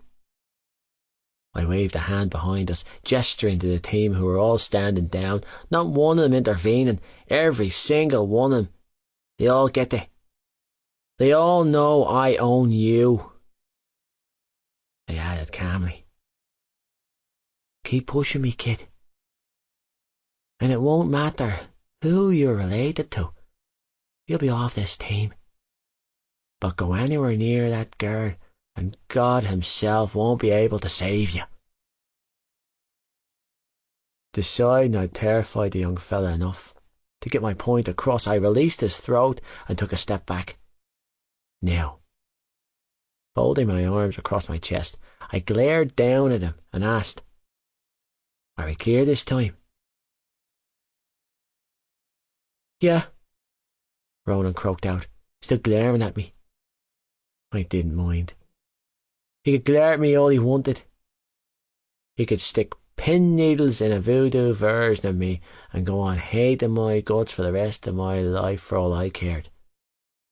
All I needed from him was a submission. We're clear. He spat. Good boy. I slapped his cheeks with my hands and smirked. Now fuck off. Ronan continued to mutter his misgivings, but since he was doing so under his breath, I turned my back on him and headed straight for the now empty showers, choosing to scald the temper out of my body with water. Johnny, can I have a word? Cormac Ryan, our number 11 winger, asked as he followed me into the shower area. I swung round and glared at them, my fingers slipping away from the waistband of my shorts. Can it wait? I asked, tone tight, jaw clenched, as my gaze travelled over him. Annoyance flared to life at the sight of him, and I knew full well what he wanted to talk to me about. or should I say who he wanted to talk about. Bella. The time for talking was months ago. Right now, the mood I was in, the chances of us just talking was slim. Cormac seemed to realise that because he nodded his head and retreated from the doorway. Yeah, no bother, he replied, swallowing deeply as he backed up. I'll catch up with you another time. Yeah. I deadpanned, watching him leave. You will? Shaking my head, I stripped off and stalked into the shower stall. Twisting the chrome nozzle, I stepped under the steady stream of ice-cold water and waited for it to heat. Pressing a palm against the tiled wall, I dropped my head and exhaled frustrated breath. I didn't need another fight under my belt. Keeping my nose clean this season was paramount, even in the shitty school league. It'd be bad publicity to beat the shit out of my own teammates. Even when my fingers twitched with the urge to do just that. The lads were long gone back to their assigned classes by the time I finished sharing, leaving me alone in the changing room. I didn't bother rushing back to class, prioritising my time with hoofing down my lunch and pre-made protein smoothie instead. It wasn't until I was finished eating that I noticed the blue ice pack on top of my gear bag. There was a small note perched on the top that read, "Ice your balls, Cap." Fucking Gibbsy. With a shake of my head, I sank down on the bench and grabbed the ice pack. Wrapping an old t-shirt round it, I freed my towel and did exactly what that note instructed. When I was done icing my balls, I took my sweet-ass time assessing a few of my long-term injuries. The most worrying being the angry-looking scar on my inner groin. The skin was hot, itchy, swollen, and fucking disgusting to look at. Playing with an injury was a common ailment for a guy in my situation. But after 18 months of suffering with a chronic groin injury, I'd thrown the towel in and agreed to the surgery in December. Spending 4 days on the flat of my back in a hospital, writhing in agony, having caught an infection was bad enough. But the last 3 weeks of post-surgery rehabilitation had been pure fucking torture. According to my GP, my body was healing nicely, and he had signed me off to let me play, mostly because I lied through my teeth. But the bruising and discoloration on my thighs and around my area was a sight to be had. I was sore as shit down there. Cock, balls, groin, thighs, every part of me ached. All the damn time. I wasn't sure whether my balls hurt more from the injury or the need of release.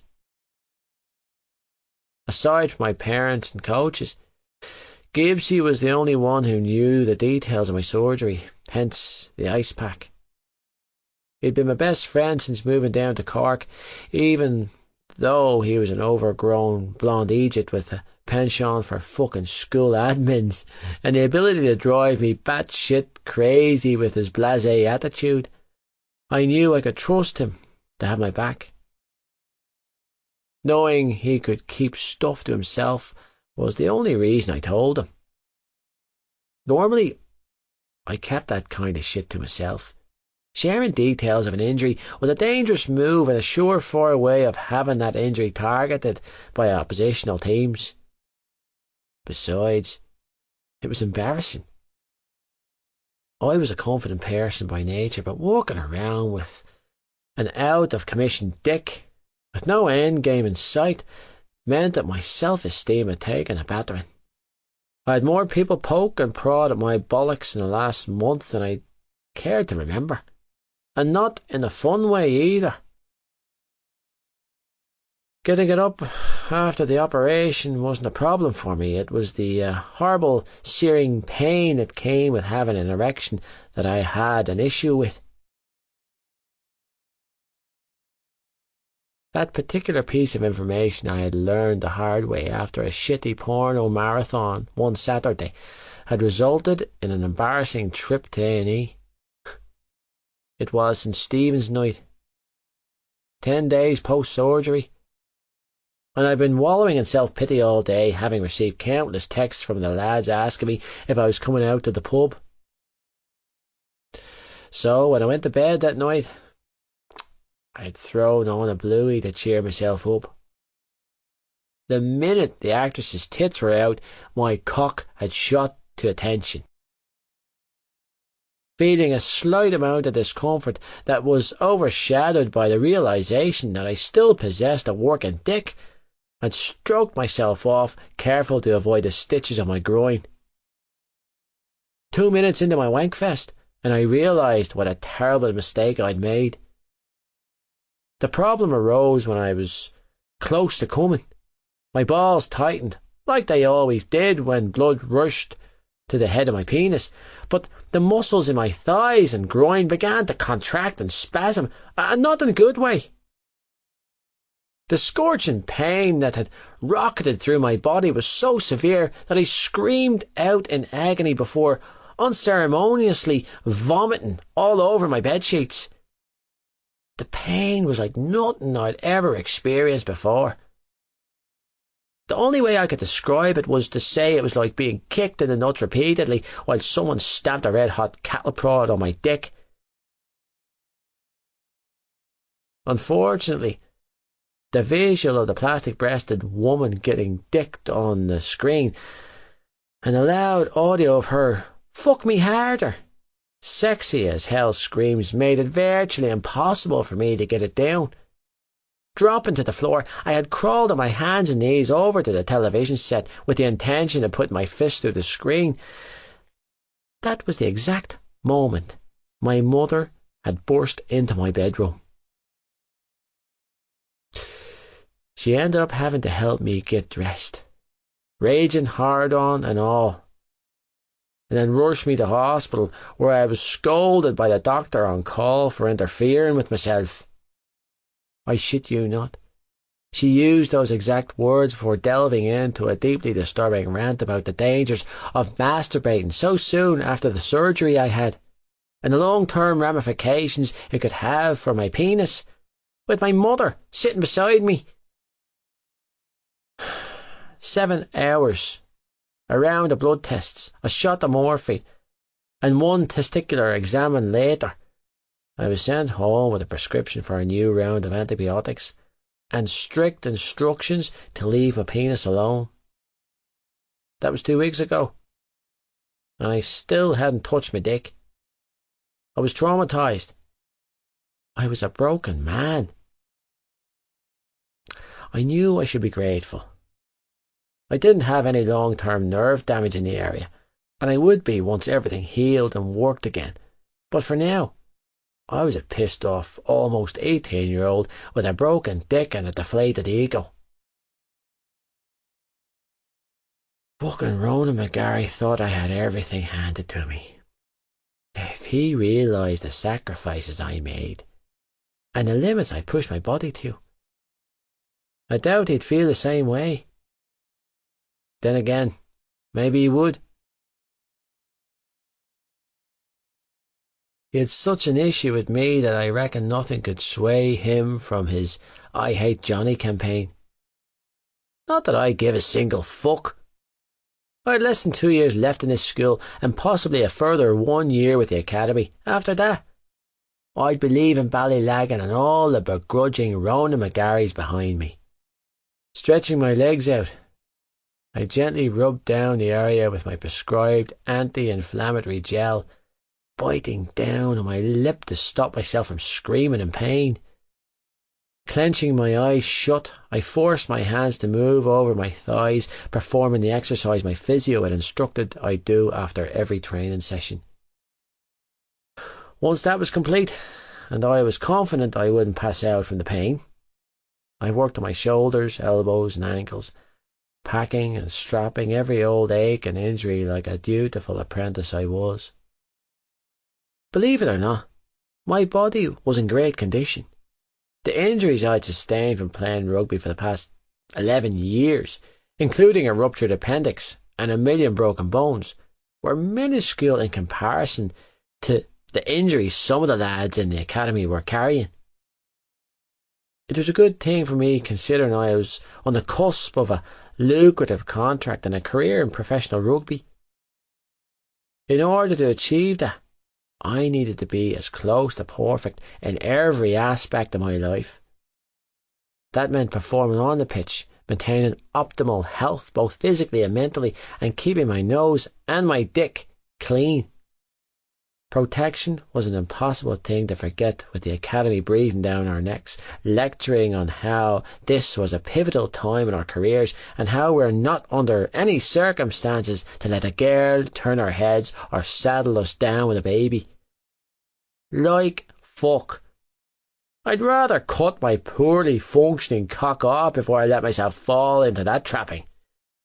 Condoms and birth control were an absolute necessity. I always carried one. I always wore one. And if the girl I was with wasn't on the pill or the bar, or if I didn't trust she was being honest with me, I always pulled out. No risks. No exceptions. Not that it matters now, I thought to myself as I stared down at my bruised balls.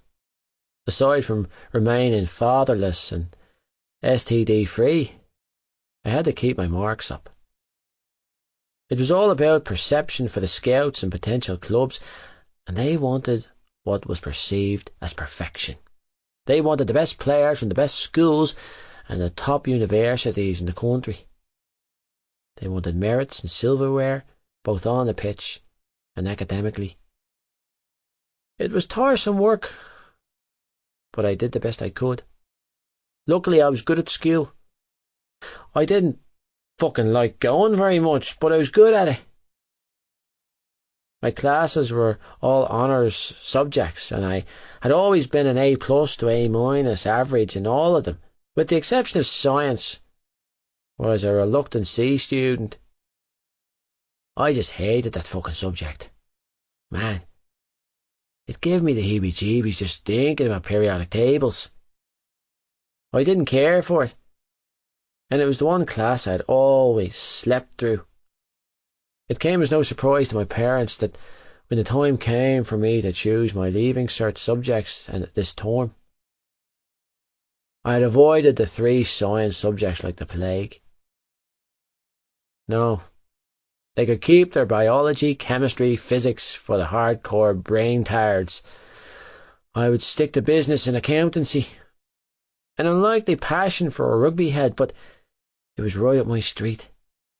I'd get the standard degree in business, play until well into my 30s, retire before my body completely gave up on me, and then pursue my masters. See, I had it all planned out. No room for change, no room for girlfriends, and no goddamn room for injuries. My life choices and strict routine pissed my mother off to epic proportions. I knew Mum didn't like my lifestyle, and she was always nagging me. She said I was limited, that I was missing out on so much life. She begged me to be a child. The problem was, I hadn't been a child since I was 10. When rugby took off for me, I left that shit behind, my childhood. Dreams of playing rugby morphing into focused, hungry, driven obsession. I'd spent the past 7 years in beast mode 24/7 and had the physical body, shape and size to prove it. My father was easier on me. He mollified my mother and coaxed her to stop worrying so much, telling her that it could be worse. I could be going out getting stoned off my head after school, or getting legless with the rest of my friends down the pub. Instead of doing that, I trained. I spent my days studying, my afternoons on the pitch, my evenings in the gym, and my weekends rotating between all three. Jesus, I couldn't recall the last time I blew off the gym for a night out with the lads, or ate a 99 ice cream cone without worrying about wasteful calories and unbalanced micronutrients. I ate clean, I trained hard, and I followed every order, suggestion and demand given to me by my coaches and trainers. It wasn't an easy lifestyle to uphold, but it was the one I'd chosen for myself. I trusted my gut and pursued my dreams with relentless drive, taking comfort in the fact that I was almost there. Until I made it, and I would make it. I would continue to make the sacrifices and remain focused, dedicated, and undistracted from bullshit teenage drama. It was for those exact reasons I was feeling so edgy. A girl, a fucking female I'd known for no longer than 2 hours, had managed to do what no one else ever had. Knock me off kilter. Shannon, like the river, was on my mind.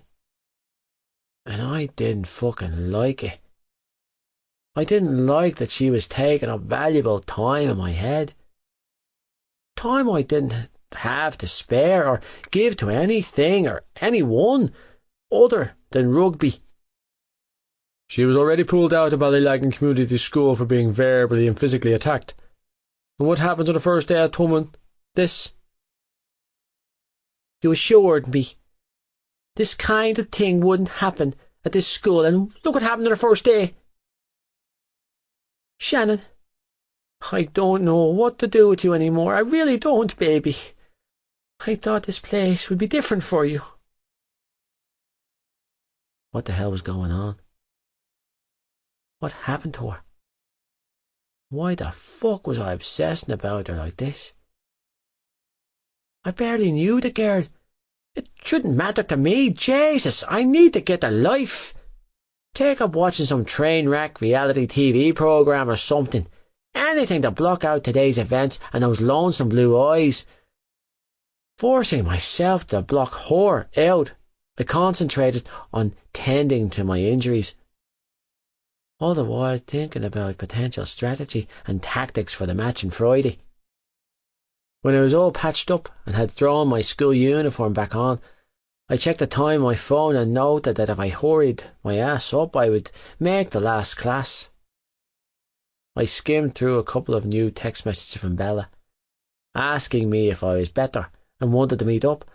I shot her a quick reply saying, "Still out of action," and waited for a response. It came almost immediately, followed by several more texts. "I'm getting sick of this shit, Johnny. I don't like being ignored. Everyone's talking about you, you know, saying your performance on the pitch is going to crap. It made the papers. They're saying you're losing your touch. I agree.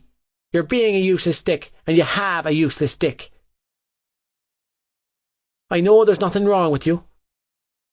You're just trying to get out of taking me to the awards gala at the end of the month. Why don't you ever take me to those things? I never ask you for anything. If you don't start appreciating me, I know plenty of lads who will." I expelled a heavy breath and quickly read each message. Yeah, this was getting out of hand. I could feel the noose tightening around my neck. I tapped out a quick reply saying, "Do whatever you want. I'm not your keeper," before turning my phone off and heading back to school, stopping at the office. "Johnny!" The school secretary cooed when I stepped through the doorway. "Back already?" she asked, taking a slow appraisal of my body. "Mr. Toomey hasn't sent for you, honey." Our school secretary was a low-sized woman in her late 20s, with peroxide blonde hair and a penchant for teenage boys, and a serious weakness for rugby players. Her blue eyes were lined with way too much black eyeliner and thick, mushy mascara that blended well with the mountain of foundation caked on her face and blood-red lips. She wasn't an unattractive woman. She had a nice shape and a fantastic ass, but she was a case of mutton dressed as lamb. Despite her cougar attempts and blatant inappropriateness, I was oddly fond of the woman. She helped me out on more than one occasion, down through the years, signing me out of classes, covering my absenteeism, burying misdemeanours, and all types of incriminating shite that would affect badly on me. Back in third year, when I came home from training camp, I dropped an Ireland jersey with most of the team signatures into her.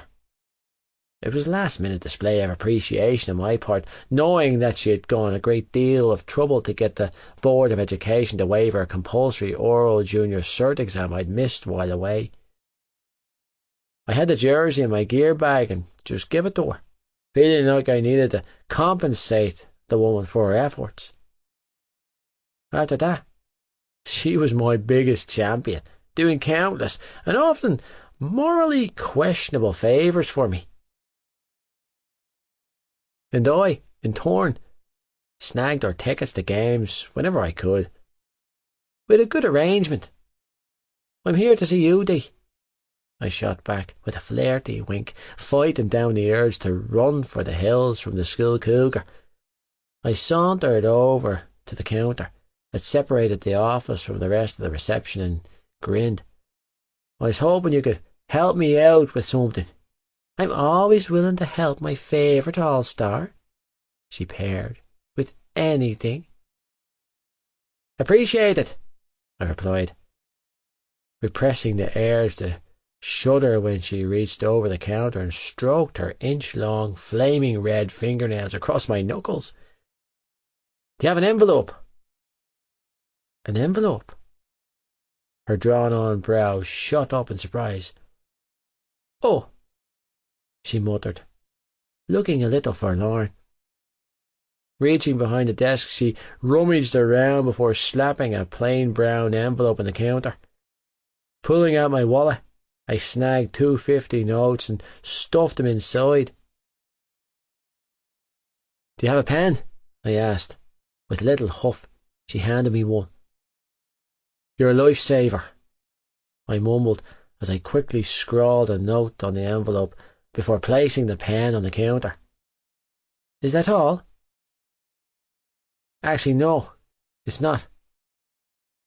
Resting my elbows on the counter, I fingered the envelope between my hands and smiled down at her.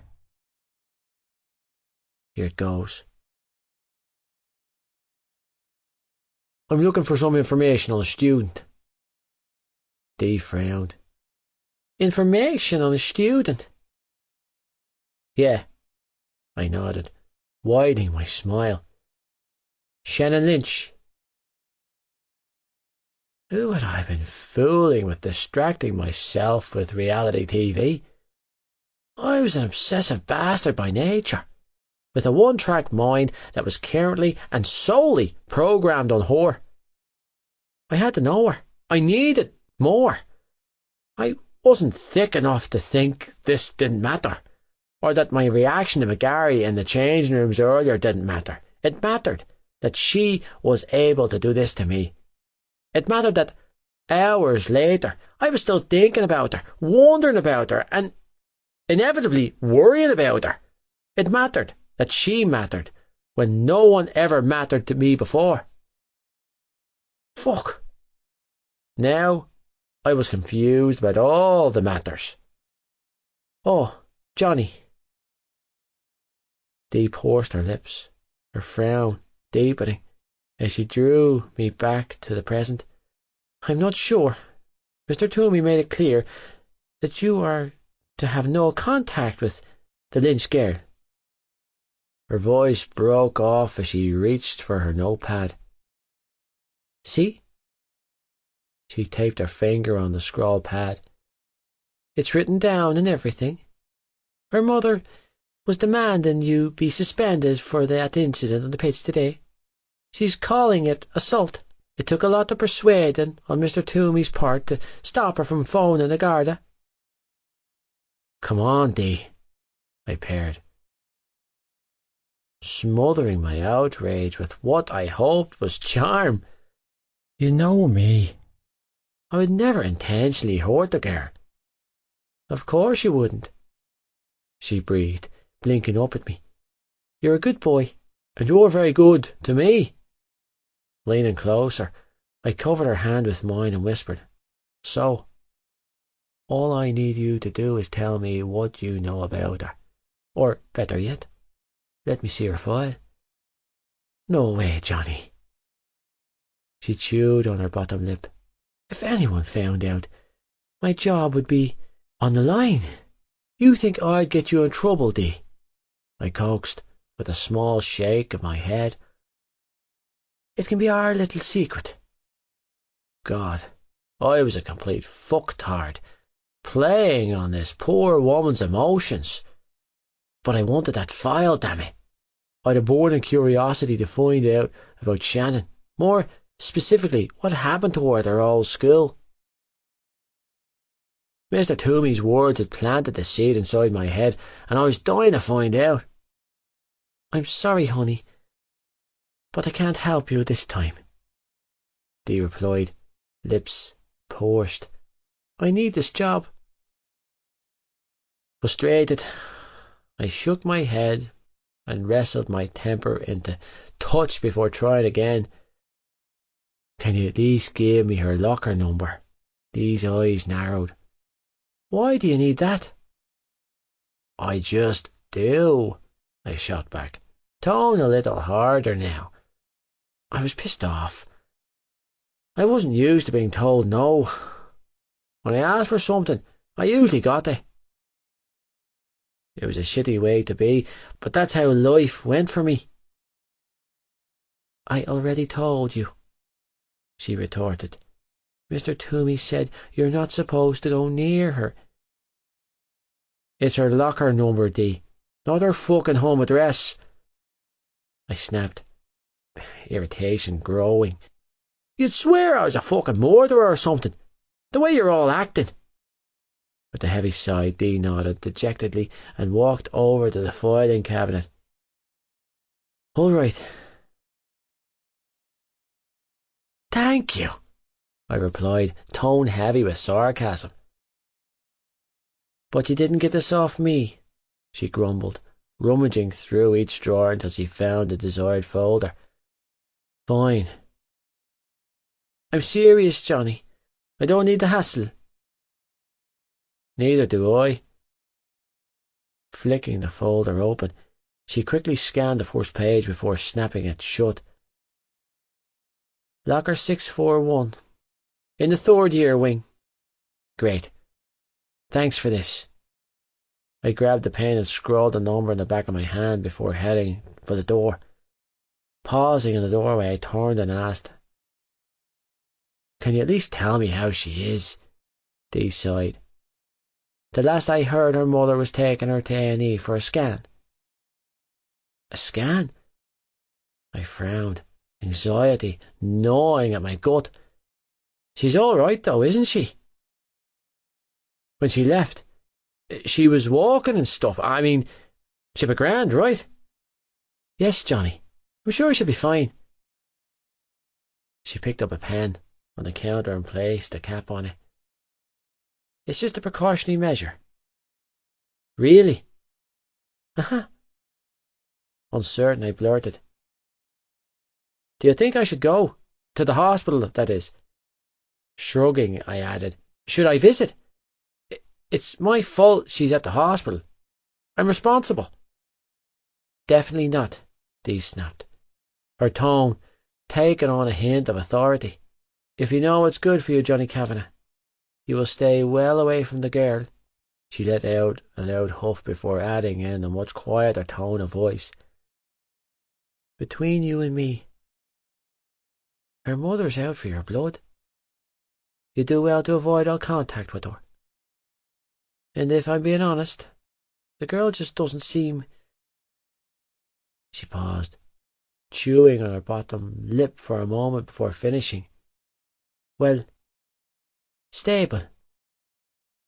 My brows furrowed. What do you mean she's not stable? Dee chewed on her pen, looking uncomfortable. Dee! I pressed. What do you mean by that? Maybe stable isn't the appropriate word, she admitted, tone low. But there was something off about her. Off? Troubling, Dee clarified, and then corrected herself by saying, troubled. She seems troubled. Well, shite. Trust me to fixate on the crazy. Right, I muttered, turning for the door again. Thanks for the heads up. Keep your distance, Johnny, she called after me. And stay away from the hospital. Deep in thought, I strolled out of the office with the envelope in hand, wandered down the left wing of the main building, stopping at a row of freshly painted blue lockers outside the third-year common area. I scanned the rows for locker number 461. When I found the one I was looking for, I pushed the envelope through a tiny gap at the top of the metal door. I didn't care if her mother didn't want the money. She could burn it for all I cared, but I had to give it to them. To her. Readjusting my school bag on my shoulder, I slid my hand into my pocket and retrieved my car keys. Decision made to blow off the rest of the day and wait in the car for Gibbsy. Besides, there was no point in going to class right now. I couldn't concentrate on business ABQs if I tried. My head was too clouded with words of warning and images of sad blue eyes. Strolling down to the students' car park, I unlocked my car, dropped my shit into the back seat before collapsing inside, exhausted and sore. I pushed back the seat and adjusted the recliner so I could stretch my legs out.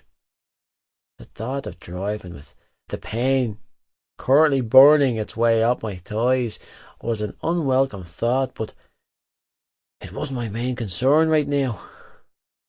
We had a lot of boarders at Thomond, students coming from all over the country and some parts of Europe to study.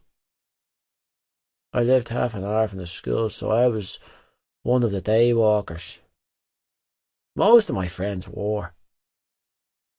I knew Shannon was from Ballylagan too, but I'd never laid eyes on her before that day. It wasn't a massive area, but it was big enough that our paths had never crossed before today. Or maybe they had, and I just didn't remember her. I wasn't great with faces. I didn't look at one long enough to commit it to memory. I didn't care to. I had enough names and faces I needed to remember as it stood. Adding unnecessary names of strangers to that list seemed a pointless feat. Until now. Troubled. That's what Dee called her. But weren't all teenagers a little fucked up and troubled sometimes? I was so consumed in my own thoughts that I didn't notice the final bell ringing. 45 minutes later, or the flood of students climbing into cars around me, it was only when the passenger door of my car flew open that I jerked back to the present. Hey, Gibbsy acknowledged, dropping into the passenger seat beside me. I see your heart's still set in sport and the semi-homeless looking here, he added, kicking a pile of shite away from his feet. Reaching round, he tossed his bag into the back seat. It fucking stinks in here, man. You could always get plenty of fresh air walking, I grumbled, rubbing the sleep from my eyes. Yeah, I was that fucking tired. Relax, Gibbsy shot back, and then snickered when he added, no need to get testy. Very funny, asshole. I deadpanned my hand, immediately moving to my dick. Now you really can get out to walk. Here." He paused, to dump a vanilla-coloured folder on my lap. "You can't make me walk after getting you this." I stared down the folder. "What's this?" "A present," Gibbsy replied, adjusting the visor. "Homework?" I deadpanned. "Oh, thanks so much. It's your one Shannon's file," he corrected, rolling down the sleeves of his jumper. "No doubt your obsessive ass was looking for it." Well, shite. An unsettling surge of excitement coursed through me as I stared down at the folder in my hands. My best friend knew me too well. "When you didn't come back to class after training, I figured you were out here sulking over her, or pining." He shrugged before adding, "or whatever the fuck you'd call that you did in the locker room earlier." "I don't sulk," he snorted. "I don't fucking sulk, asshole." I bit back. "Or pine. I wasn't doing any of that shite. I wasn't." "Losing your head?" Gibbsy filled in with a wolfish grin. "Don't worry about it. Happens to the best of us." "Why would I be losing my head?" I demanded, and then swiftly answered, "I wasn't losing goddamn anything." "My mistake." Gibbsy held his hands up, but this tone assured me that he was far from sorry. "I must have read it wrong. Give me your file, and I'll put it back." He reached for the folder, and I snatched it away. "What? No!" Gibbsy laughed, but didn't say anything else. The knowing grin he gave me was enough of a response. "How'd you manage to convince Dee to hand it over?" I asked, changing the subject. "How do you think?" I repressed a shudder. "Jesus!" "It's not all bad," Gibbsy smirked. "The woman sucks like a hoover."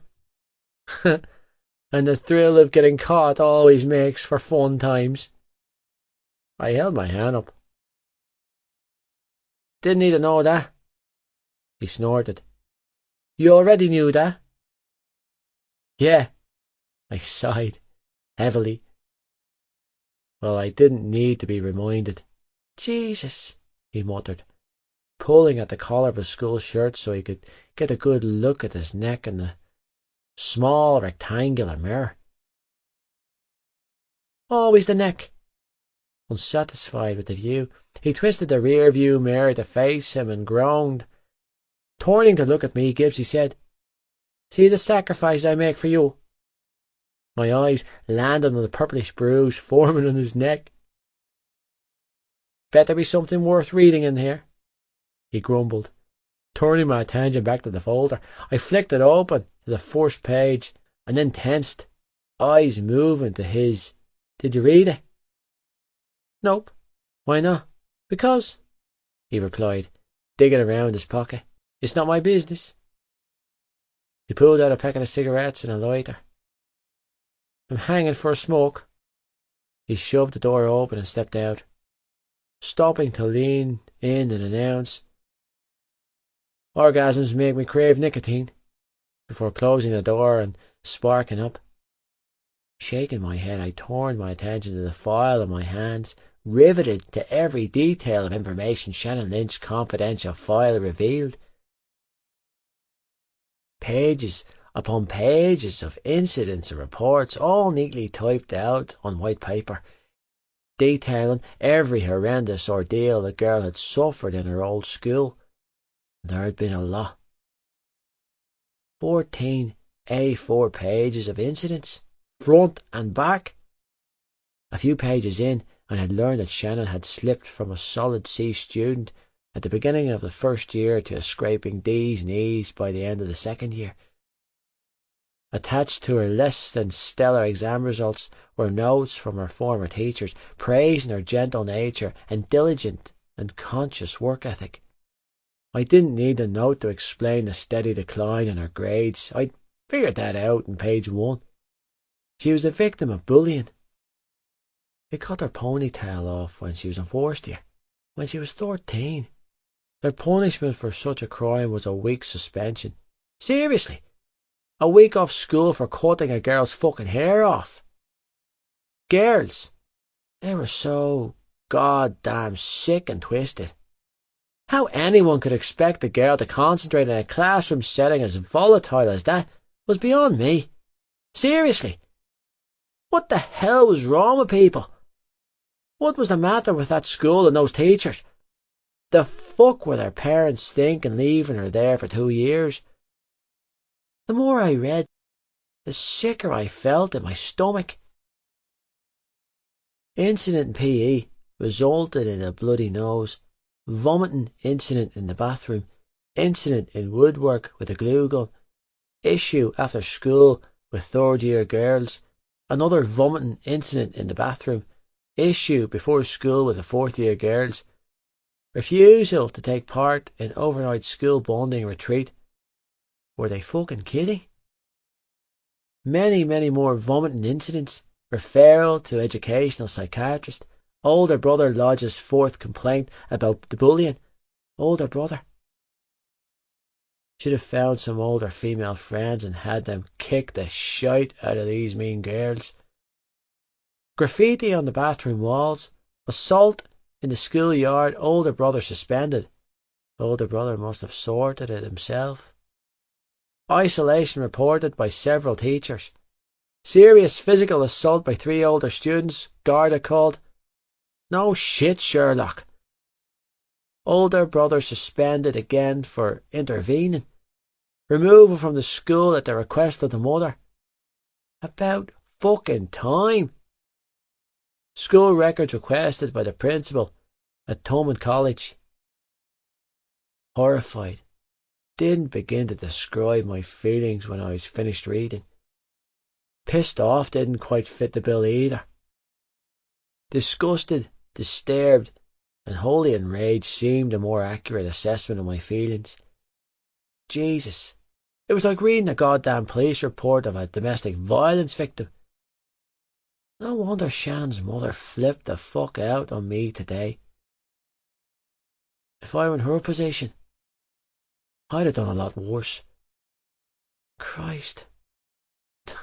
Now I was even more pissed with myself for hurting her than I was earlier. Who the hell did this? Seriously, what kind of creatures were they breeding in that school? Well, Gibbs's voice broke through my thoughts when he climbed back into the car, smelling like an ashtray. Find out what you need? Yeah, I muttered, handing the folder back to him before cranking the engine. I did. He looked at me, expectantly. And? I turned my attention to the road. And what? You look pissed. I'm fine. I need to do something. Put my foot down. Hit the weight room. Anything to expel the tension building inside my body. You sure, man? Yep. Tearing out on my parking spot, I shifted into second gear, and then third, ignoring the caution children crossing signs in my bid to get onto the main road.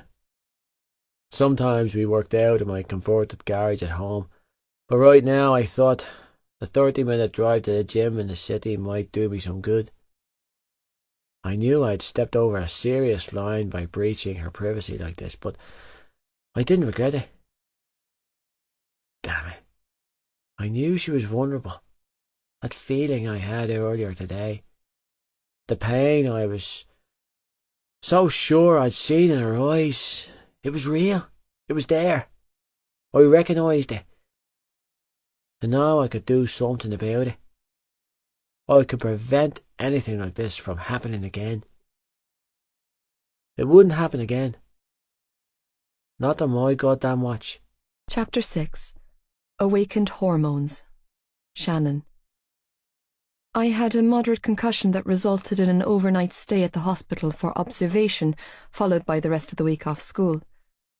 To be honest, I would have preferred to stay in the hospital the entire time or return to school immediately, because the concept of spending the week at home with my father breathing down my neck was a special form of torture that no one deserved. Miraculously, I managed to survive the week by holding myself in my room all day, every day, and generally avoiding my father and his tumultuous mood swings like the plague. When I returned to school the following week, I'd been expecting a downpour of mocking and taunting to incur. Shame was a problematic feeling for me, and sometimes it made it hard for me to function. I spent the entire day in a sweaty, panic-ridden mess on high alert, waiting for something bad to happen, something that never came. Aside from a few curious stares and knowing smiles from the rugby team, as in, they knew what I looked like in my underwear, I'd been left generally unscathed. I couldn't comprehend how a humiliating event like that could go unspoken about. It didn't make sense to me. No one brought up the incident on the pitch that day. It was as if it had never happened. Honestly, if it weren't for the lingering headache, I would have doubted it happened at all. Days turned into weeks, but the silence remained. Nothing was ever said to me. It was never brought up again. I wasn't a target, and I had peace. Almost a month had passed since the incident on the pitch, and I found myself falling into a steady routine with Claire and Lizzie by my side. I found myself beginning to look forward to going to school. It was the strangest turnabout of my life, considering for the majority of my life I had loathed school, but Tommen had become almost like a safe place to be. Instead of the usual feeling of dread when I stepped off the bus, all I felt was immense relief. Relief to get away from my house. Relief to be off the bully radar. Relief to get away from my father. Relief to be able to breathe for 7 hours of the day. I was used to coping alone, being alone, sitting alone, eating alone. You get my drift.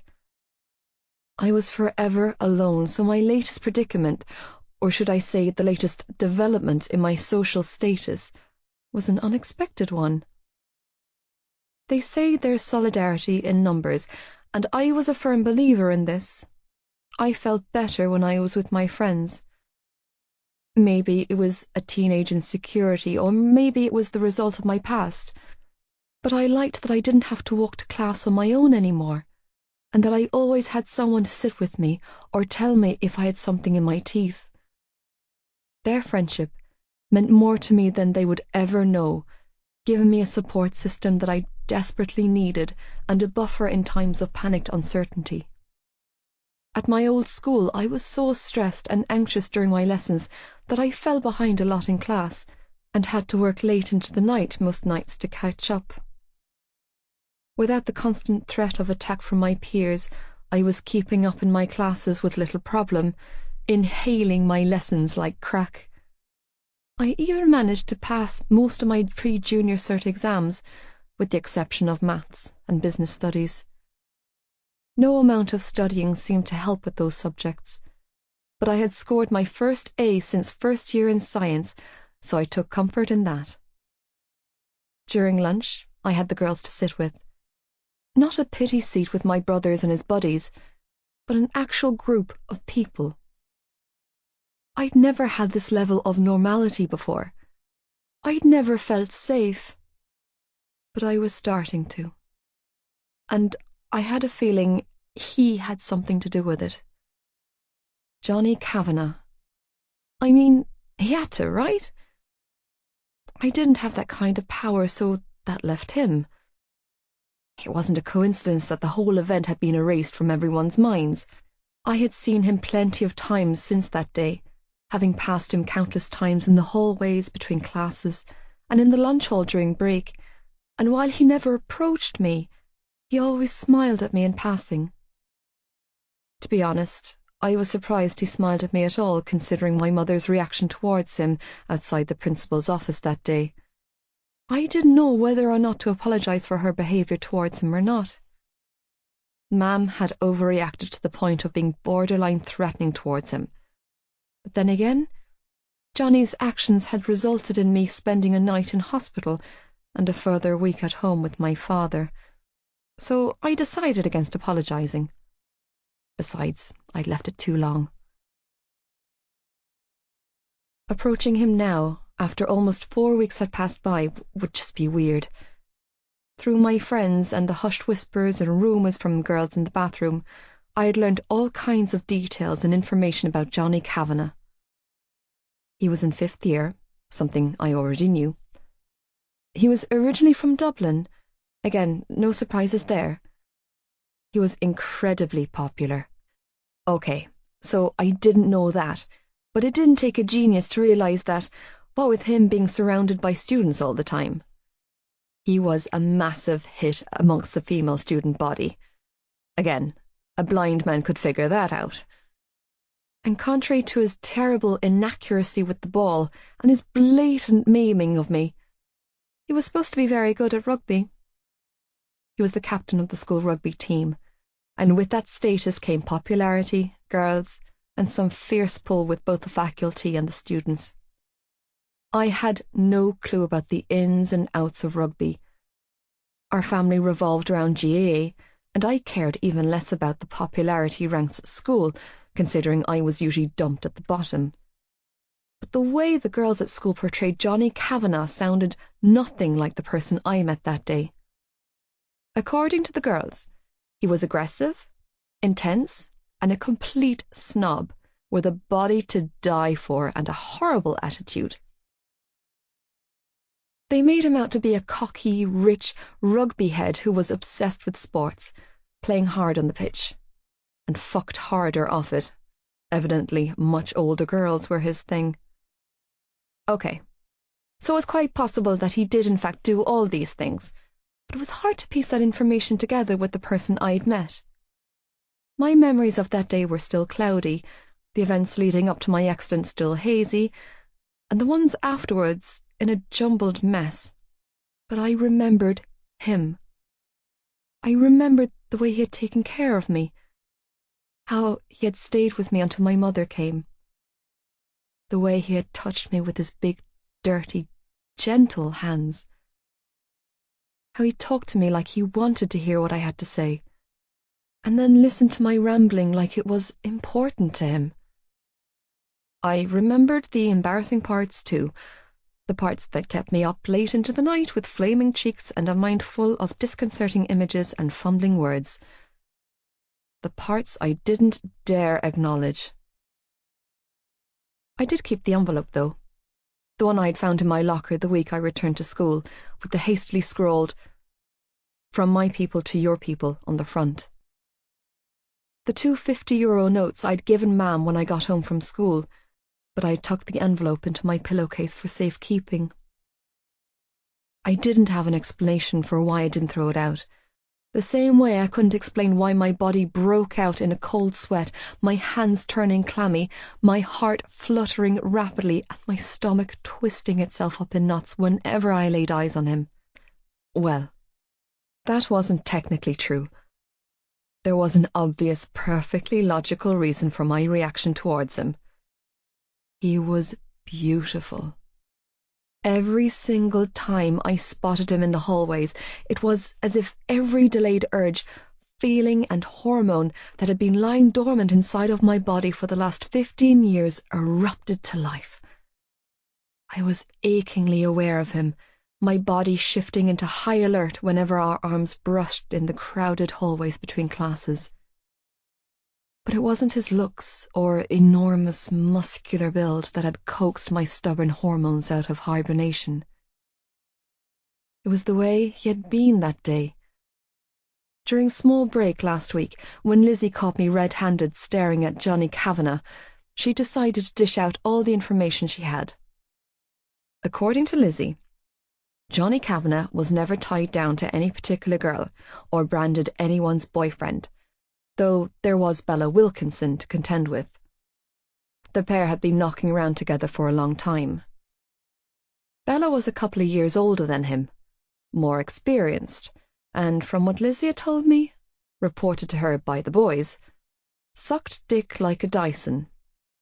So, yeah, it was a safe bet to say Johnny had been on the receiving end of a healthy number of blowjobs and God knows what else from her. I was just thankful we had a Henry Hoover at home and not a fancy pants Dyson, so I didn't gag every time I cleaned my room to that particular image. I wasn't surprised by any of it, though. Johnny was almost 18. I had 2 older brothers, so I was quite aware what boys of that particular age demographic got up to behind closed bedroom doors. The information was depressing, but the cool dose of reality I needed to strengthen my resolve and douse out my hopes. It was terribly unfortunate to develop my first crush on a person like him, considering we'd only spoken that one time and he was involved with a suction-mouthed 6th year. Not that he would be remotely interested in me if he wasn't. I liked safe. In my world, invisibility equaled safety. I was happy to be wallpaper and blend in, and Johnny Kavanagh was about as opposite of invisible as I could think of. Before him, I'd never been interested in the opposite sex. I'd never been interested in anyone. But him! Found myself seeking him out at school just so I could stare. It was creepy and stalkerish on my behalf, but I honestly couldn't help myself. I comforted myself with the knowledge that I had no intentions of acting on my feelings or pursuing my first and only crush. Either way, I was perfectly content with watching from the sidelines, settling for taking sneaky peeks and glancing at him whenever I could. I justified my stalkerish behaviour by reminding myself that I was not the only girl in school to lust after the delectable Johnny Kavanagh.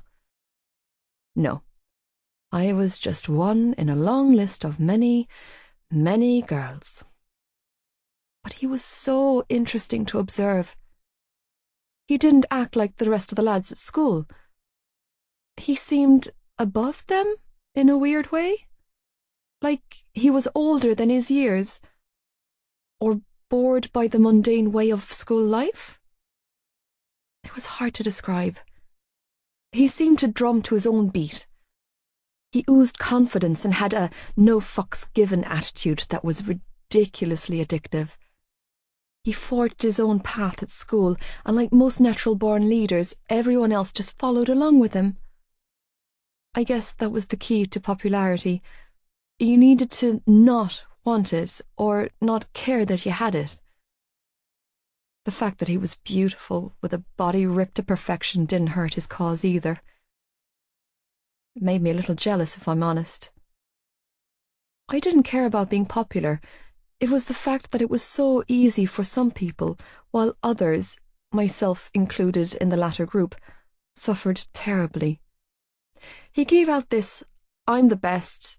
You're fucking with the best right now. You're not going to find anyone better than me. Bad luck on you" vibe, and walked around with a constant "fuck you" expression on his face.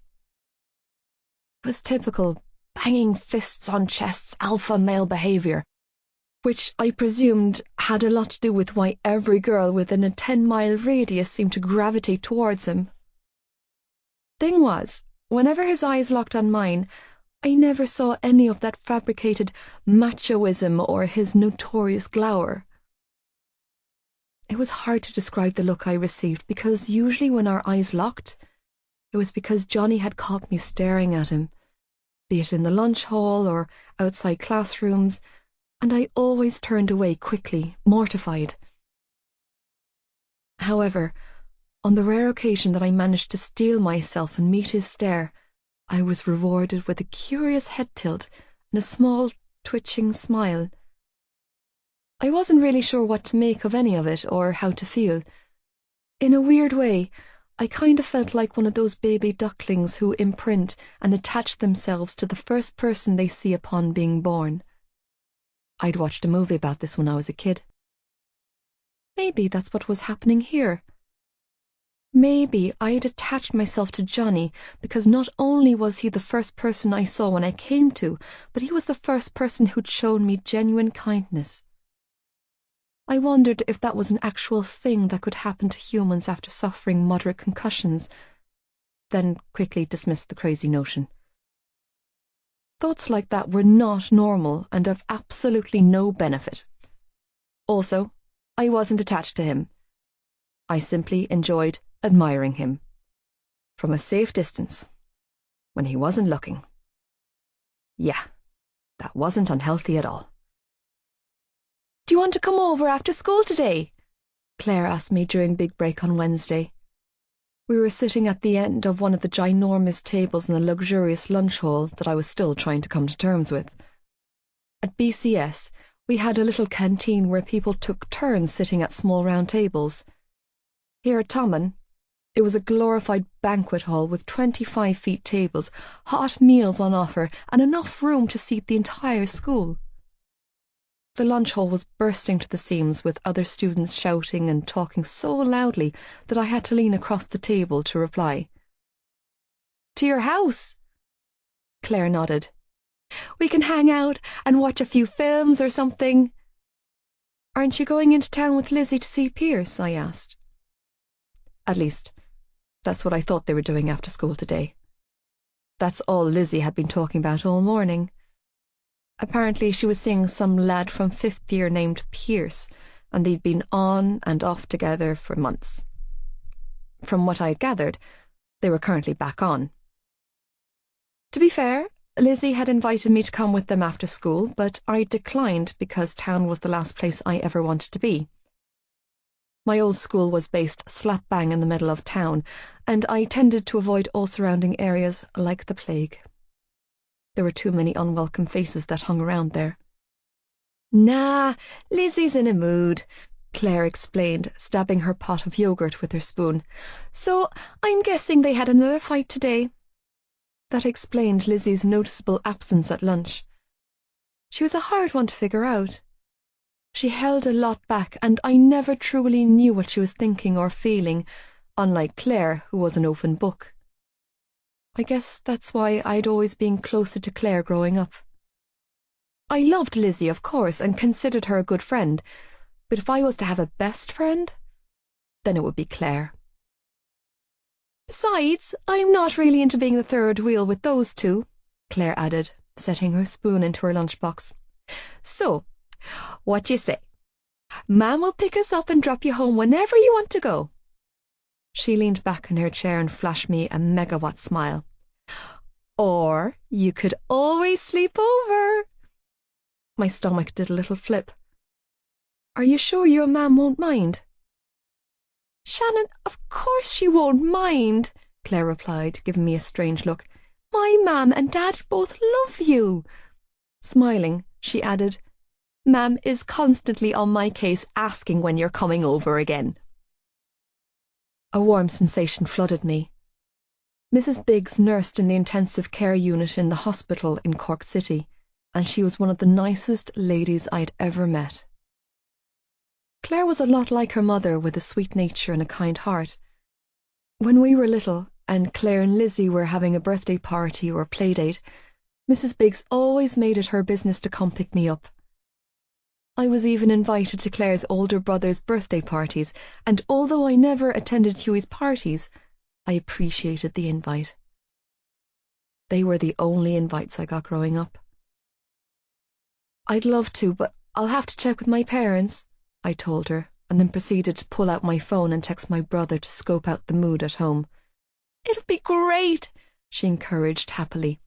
"There's a tub of Ben and Jerry's in the freezer, and I got the new Pirates of the Caribbean movie on DVD."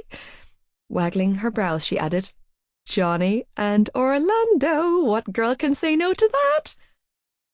"Not you," I laughed. Claire was obsessed with Johnny Depp. He was her wallpaper on her phone, and his face was plastered all over her bedroom walls.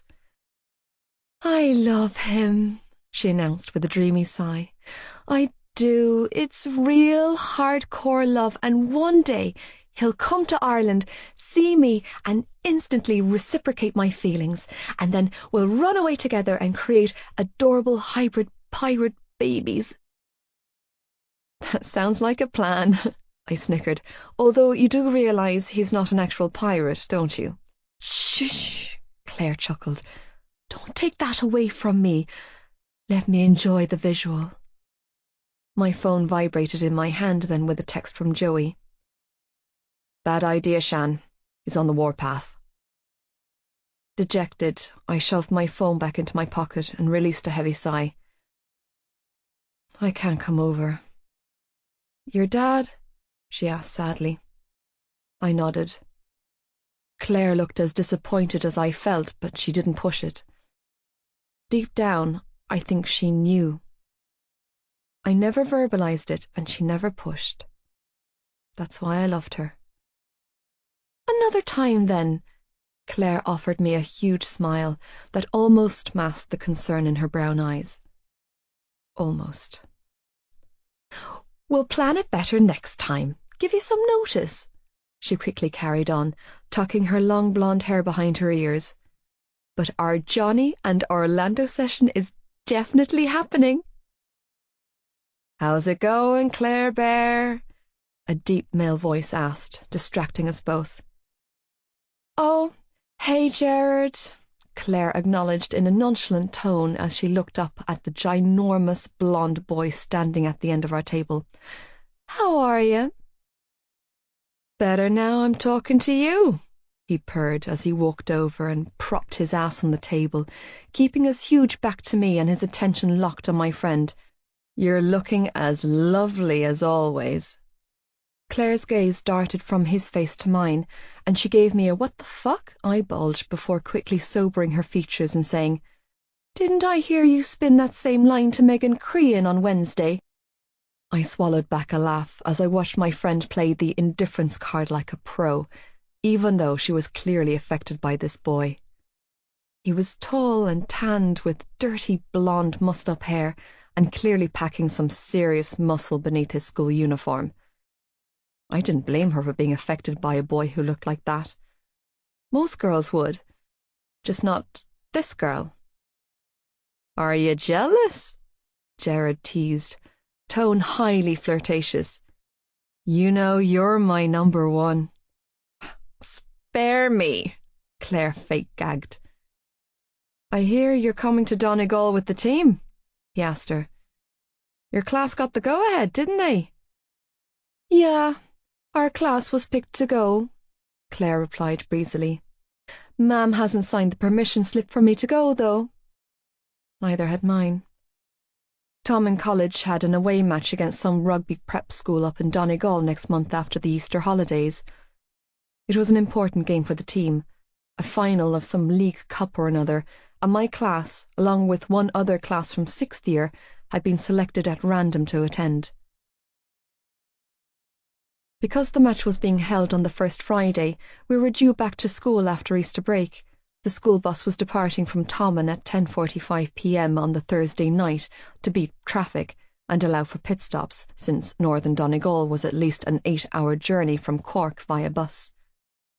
According to Lizzie, Tommen's PA were a bunch of tight asses and had only allocated funding for one night's accommodation for the trip.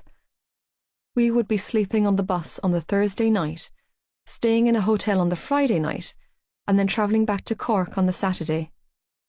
Lizzie was thoroughly disgusted with the concept of having to sleep on the bus because the school heads were being stingy and wouldn't cough up the funds for an extra night in a hotel. Personally, I couldn't see what the problem was. It was an all-expenses-paid trip funded by the school and an approved day off school. Aside from the 8-hour bus ride with the majority of the passengers being testosterone-filled teenage boys, it was a win-win. Of course, that part terrified me to my core, but I was beginning to learn how to manage my anxiety, refusing to allow my past experiences to ruin an opportunity at a much-needed break. I was trying really hard to just stand back, take a moment, and read situations and scenarios with clear, rational thoughts rather than the terror-induced paranoia that seemed to control me.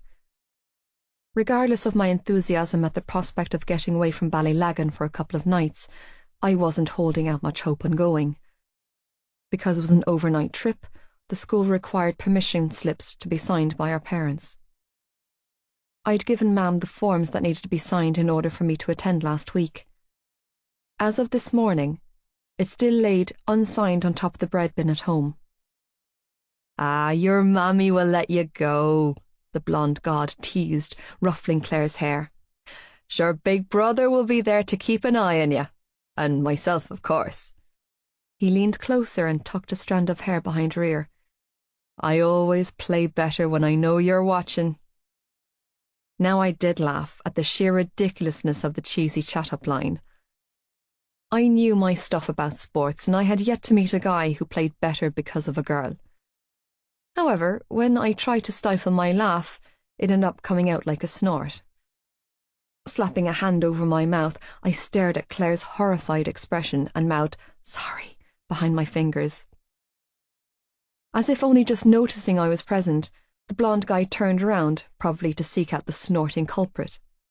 His eyes landed on my face, and immediate recognition flickered in his striking silvery grey eyes. "Hey, little Shannon," he acknowledged, smiling warmly. "How's it going?" Fine," I strangled out, as I stared up at him and wondered how the hell he knew my name.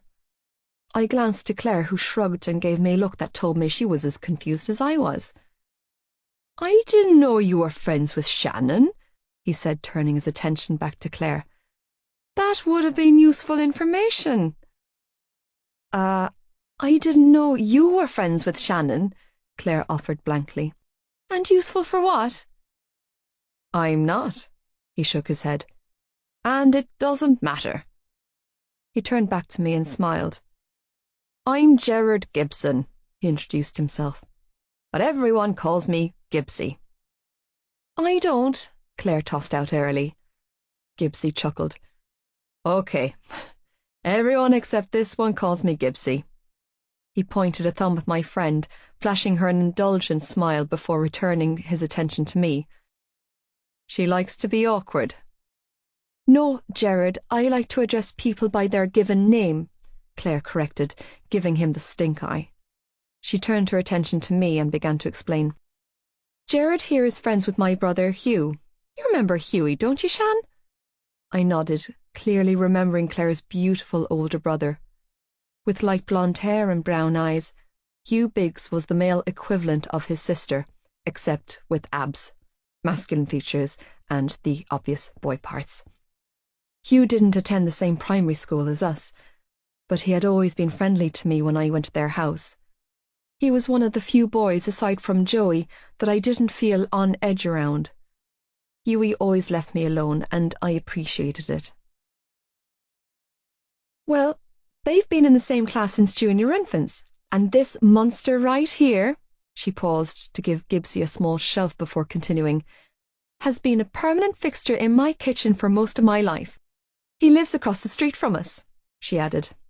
"Unfortunately." "Come on, Claire Bear," he teased. "Is that any way to talk about the guy who gave you your first kiss?"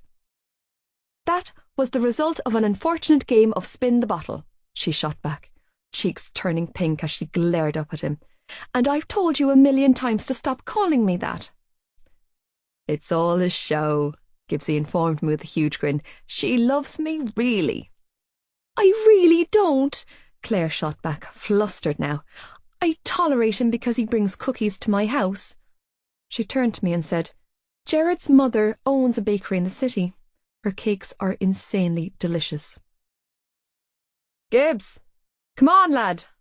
The team's waiting for you," someone called out from the other side of the lunch hall, causing all three of us to swing around.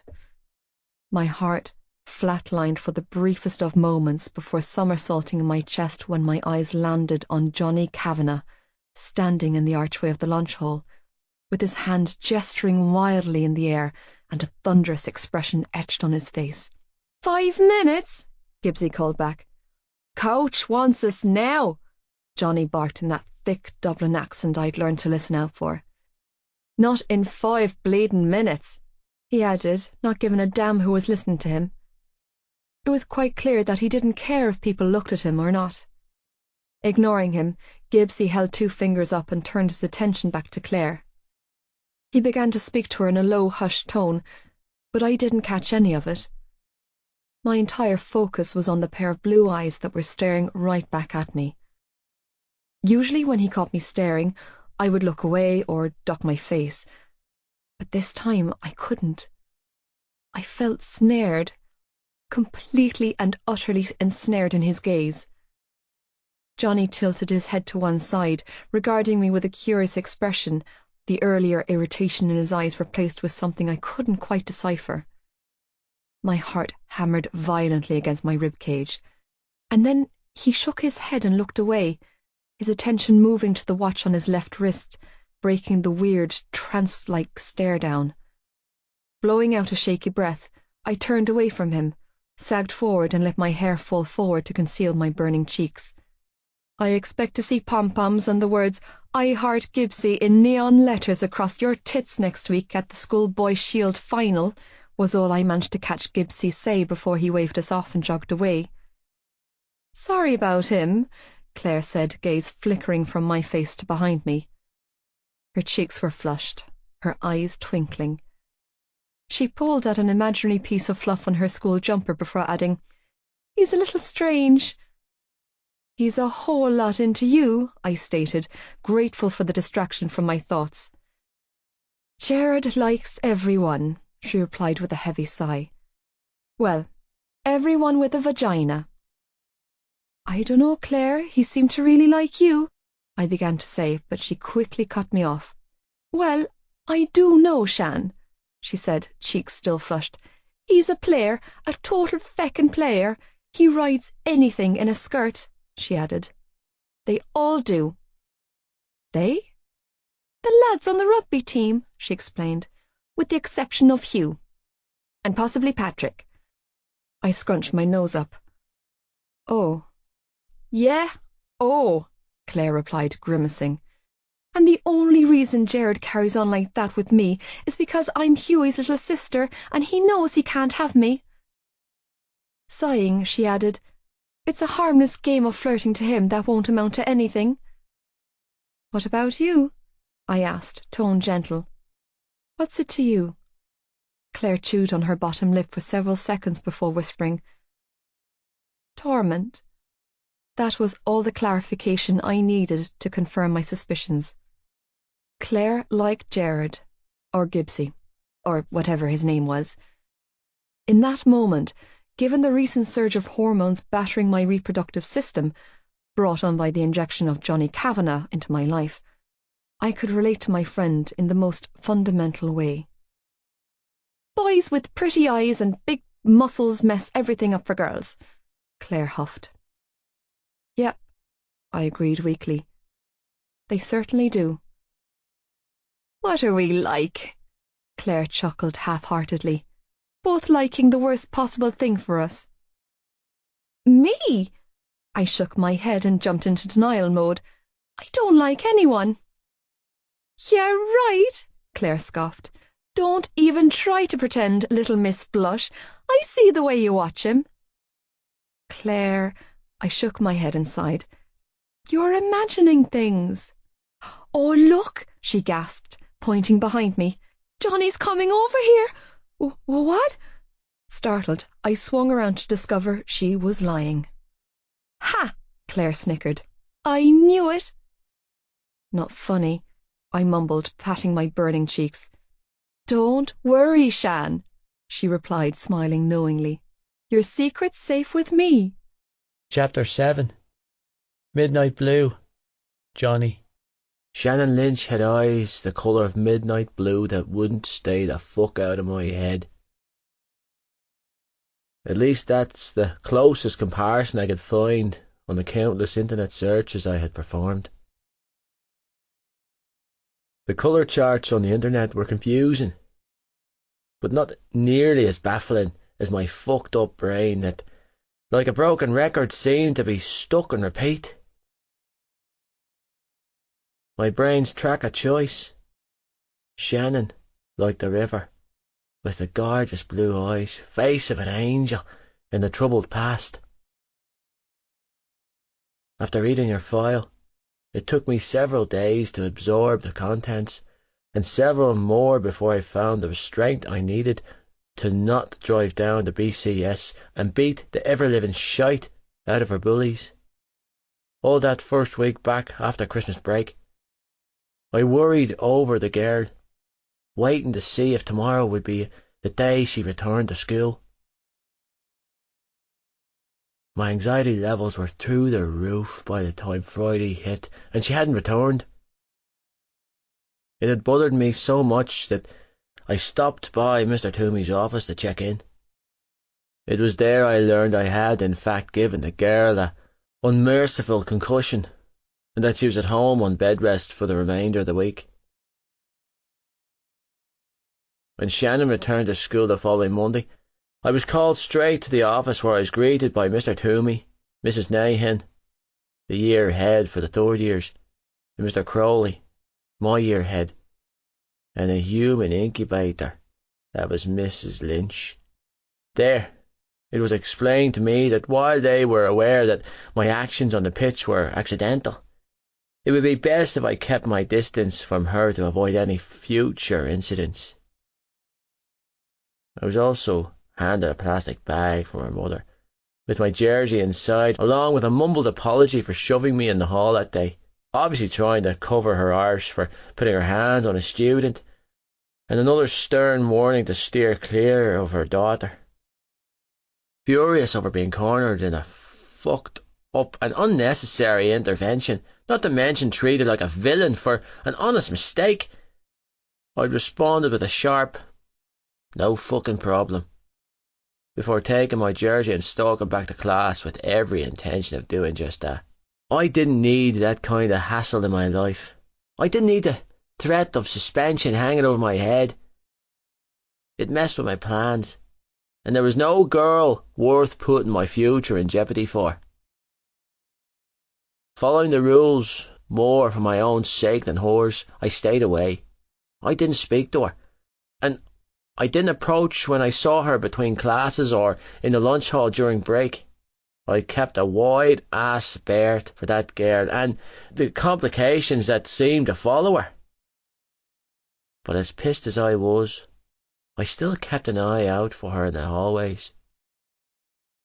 Call it being overly protective of a vulnerable girl, or call it something else, but I kept my ears open when I came to Shannon Lynch and shut down any shite that may be an issue, making sure she had a smooth transition into Tommen. However, after a couple of days, it quickly became clear that she didn't need anyone's help. Shannon was liked at Tommen. Teachers liked her. Students liked her. I fucking liked her. That was the problem. Besides, she had her own little bodyguards in the form of two blondes that always seemed to be flanking her wherever she went. I recognised the more protective one of the two girls as the sister of Hughie Biggs, or Team's Fly Half, and one of my closest friends. The other blonde was a on and off girlfriend of Pierce O'Neill, another teammate of mine. I couldn't remember the name of Pierce's girlfriend, only that I remembered how fucking vicious she could be with her tongue, and that any lad in their right mind should keep a wide berth. Throwing myself into my routine, I attempted to ignore and forget about Shannon, choosing to concentrate on the game and ignore all distractions around me, pussy being the most dangerous kind of distraction. I really fucking tried. But then one of the lads would bring her up in conversation, or she'd pass me in the hallway at school and I was back to square one. I couldn't understand it and tried not to think too much about it, but it didn't stop her from coming up every conversation I'd been involved in since her arrival at Tommen.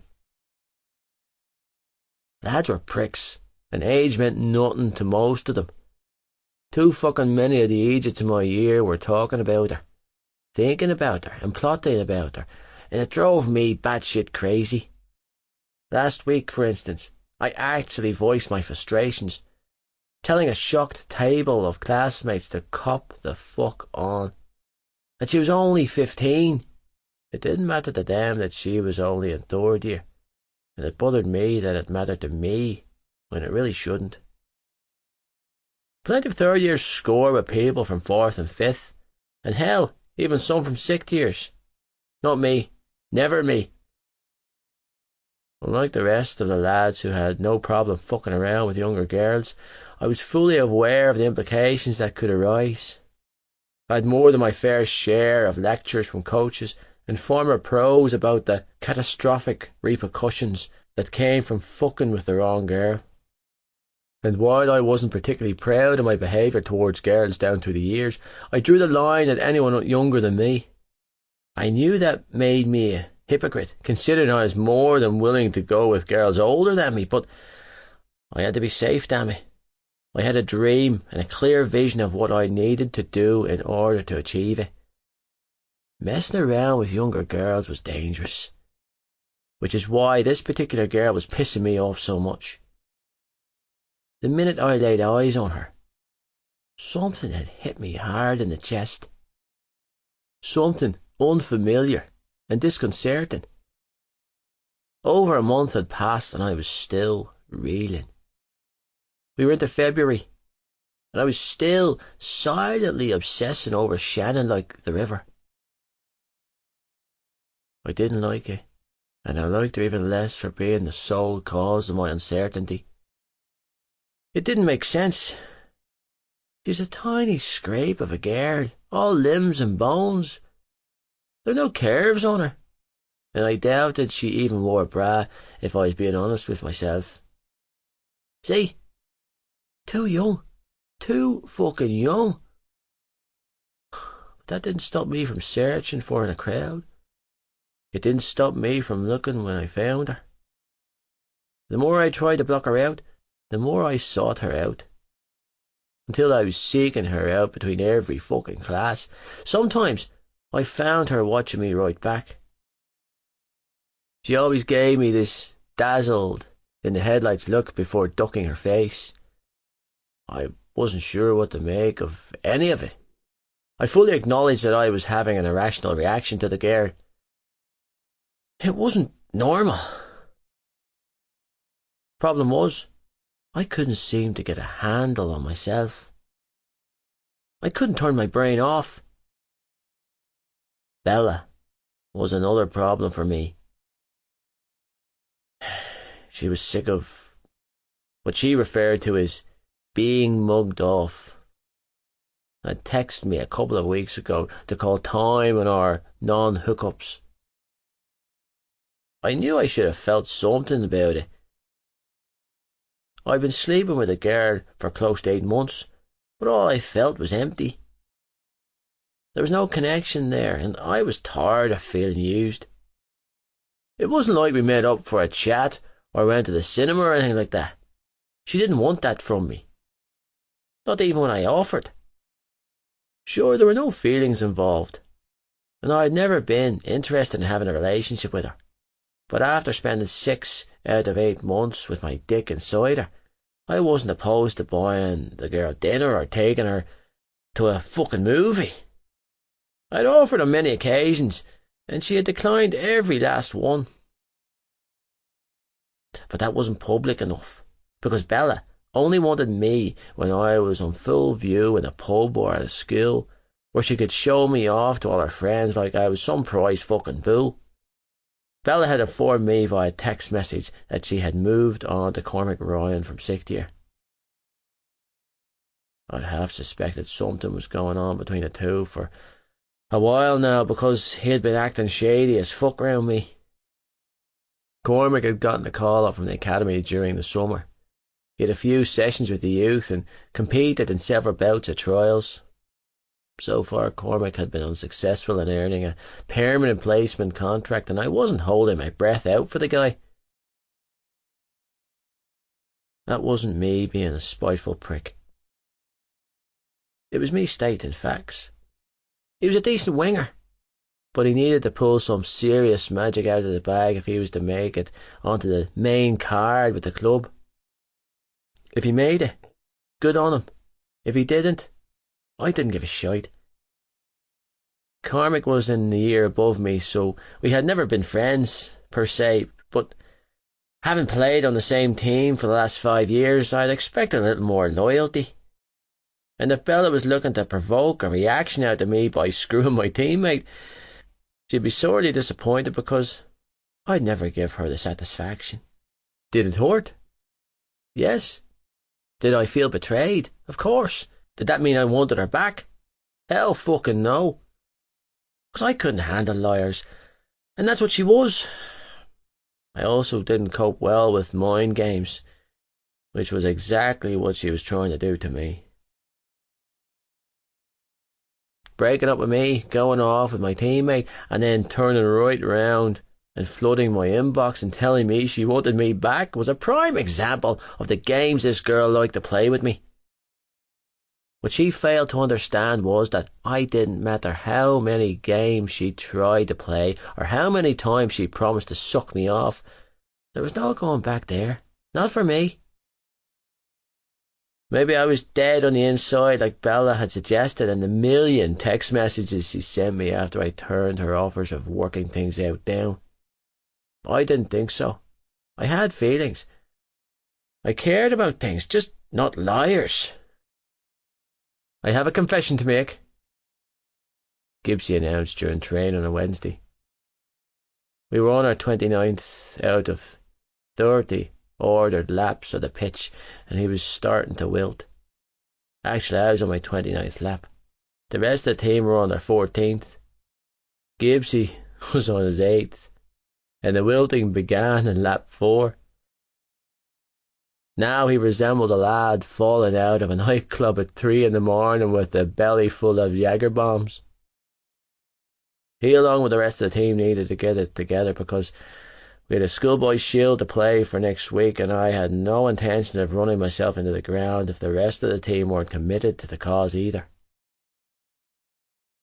These gobshites had 10 days to get their shite together. "Are you listening?" Gibbsy growled in a breathless tone, grabbing onto my shoulder in the hopes that I would pull his lazy ass round. "Because this is serious." "I'm listening," I told him, dragging in a gulp of air and expelling it slowly. "Confess away." "I have an insane urge to kick you in the balls." Gibbsy puffed out a rage of breath before he finished with, "And break what's left down there." "The fuck?" Shaking his beefy hand off my shoulder for the 100th time, I switched positions, jogging backwards so I could glare at the bastard. "Why?" "Because you're a freak of nature, Cav," he panted, dragging himself along after me.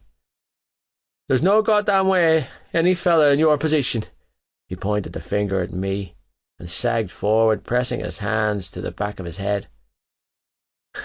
"With a broken dick should be able to run for this long without dropping dead." Groaning, he added, "My cock is in perfect working order, and it's fucking crying from exertion. Johnny, crying, and my balls have hybridated back into their pre-puberty position."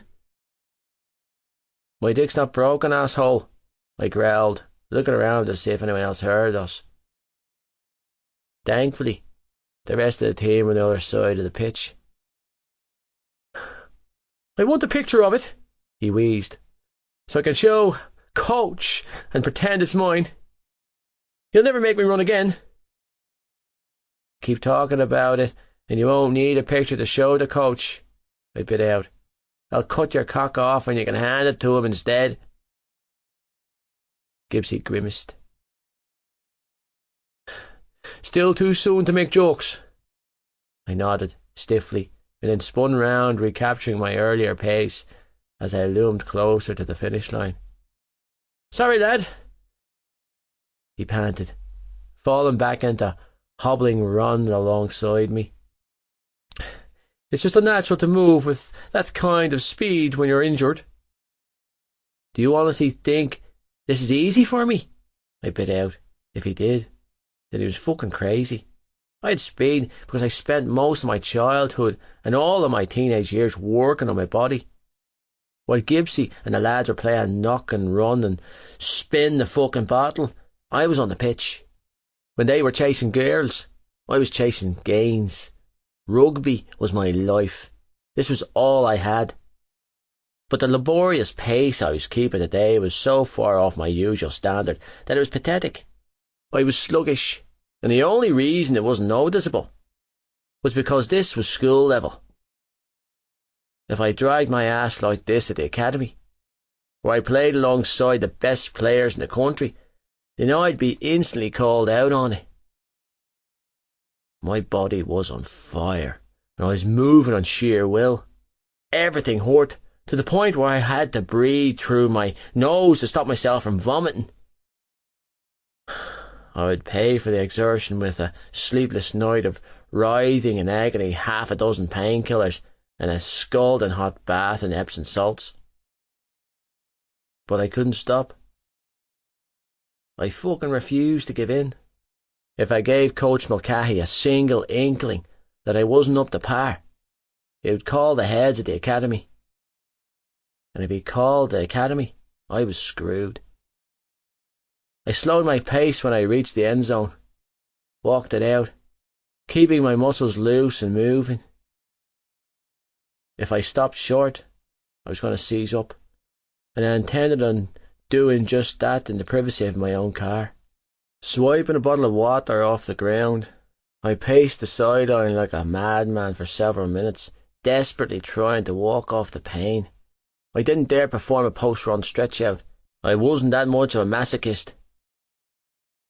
When my heart rate returned to normal, I waited for the coach to give me the nod for early dismissal, then headed back to the changing rooms, my job for the day completed.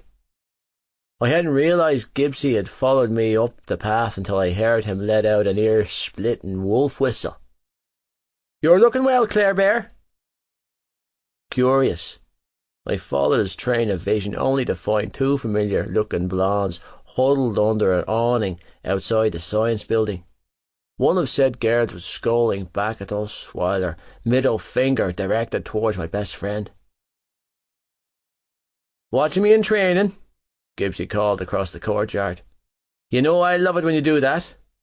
It took me a few seconds to recognise the leggy blonde as Hughie Biggs's baby sister. "What's that?" Claire called back, cupping her ear with her hand. "I can't hear you. Go out with me." "Get stuffed, Jared." "You know you want to." Gibbsy laughed, twiddling his fingers at her insult. "My little brown-eyed girl." "Don't do it, Jared."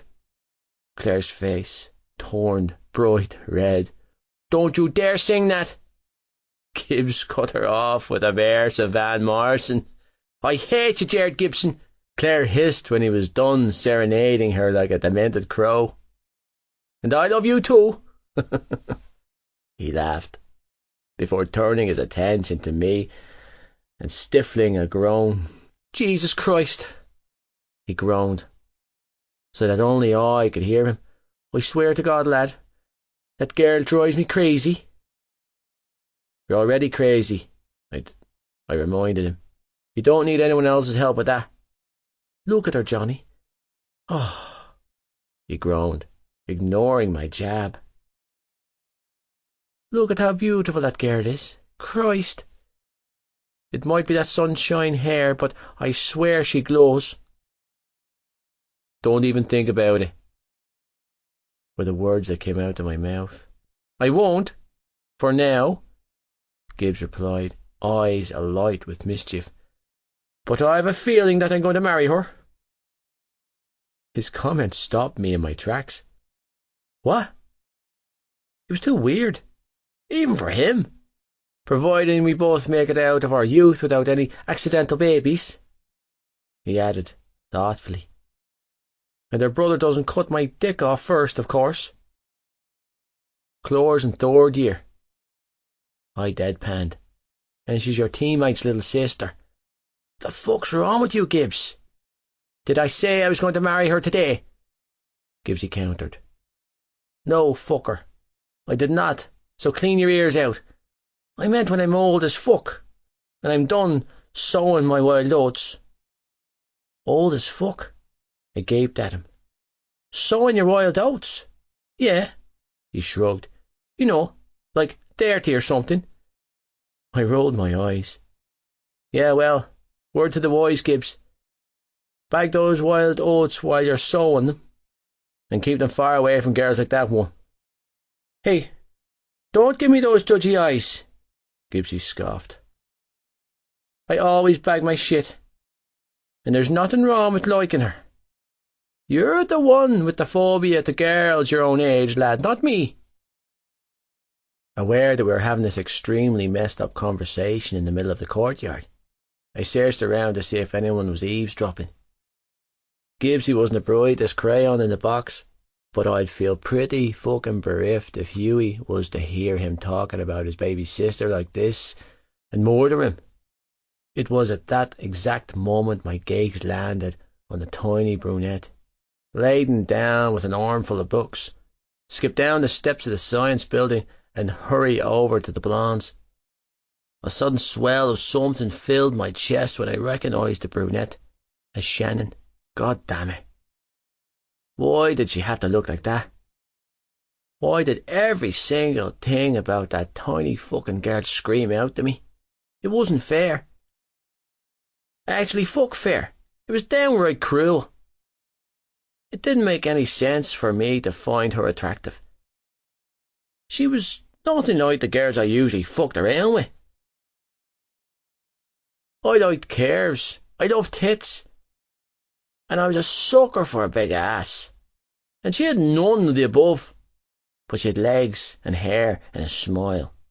And those fucking midnight blue eyes, which I don't think was good enough word to describe the colour. They should have been called soul blue because they were deep as fuck and sucked a person right in. And then she went and dropped her books. They scattered on the ground and Shannon bent over to pick them up, causing her skirt to rise up way too fucking high.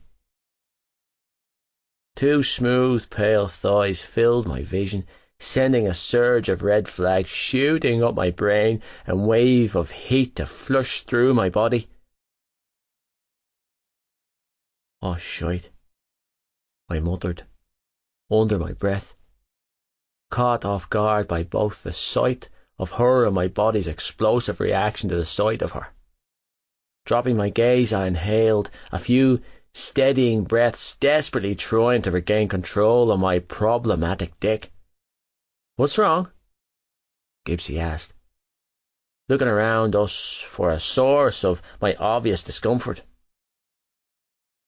Nothing, I muttered, running an aggravated hand through my hair. Let's go. Gibbsy, noticing my obvious issue, threw his head back at my reaction and howled, laughing. Do you have a... Holy shit, you do, he choked out, through fits of laughter. And you're blushing.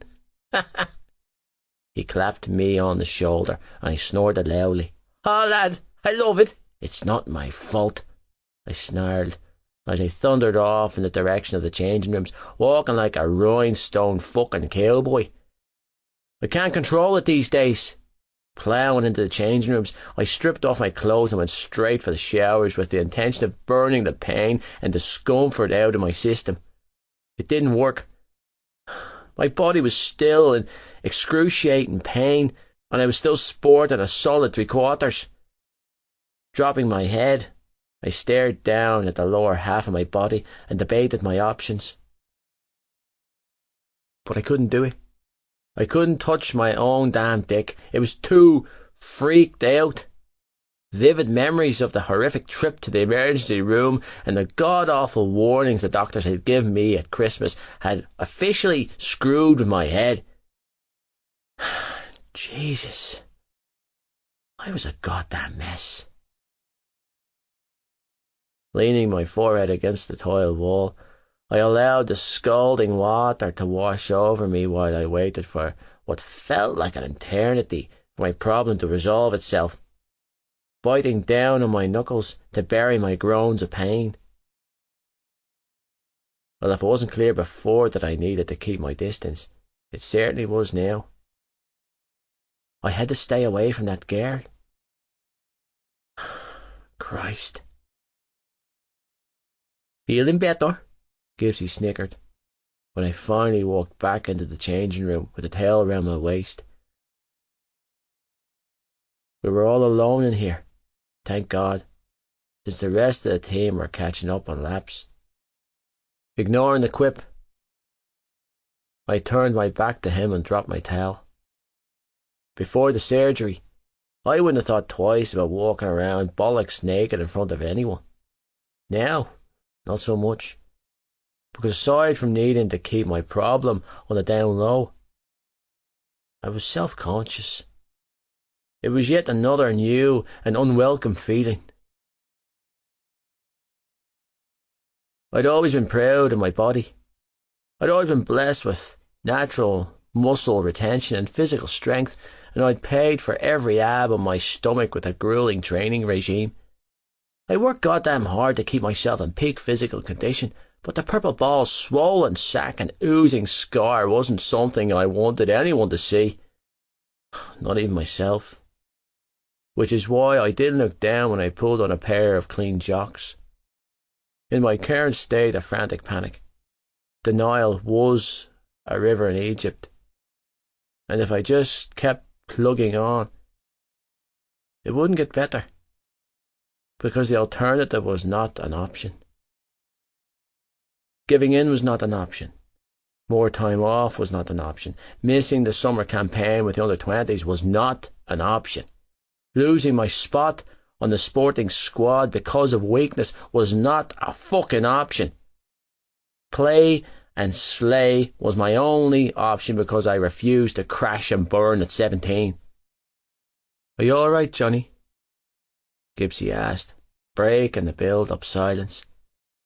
His tone, for once, was serious, which was why I responded with a clipped nod.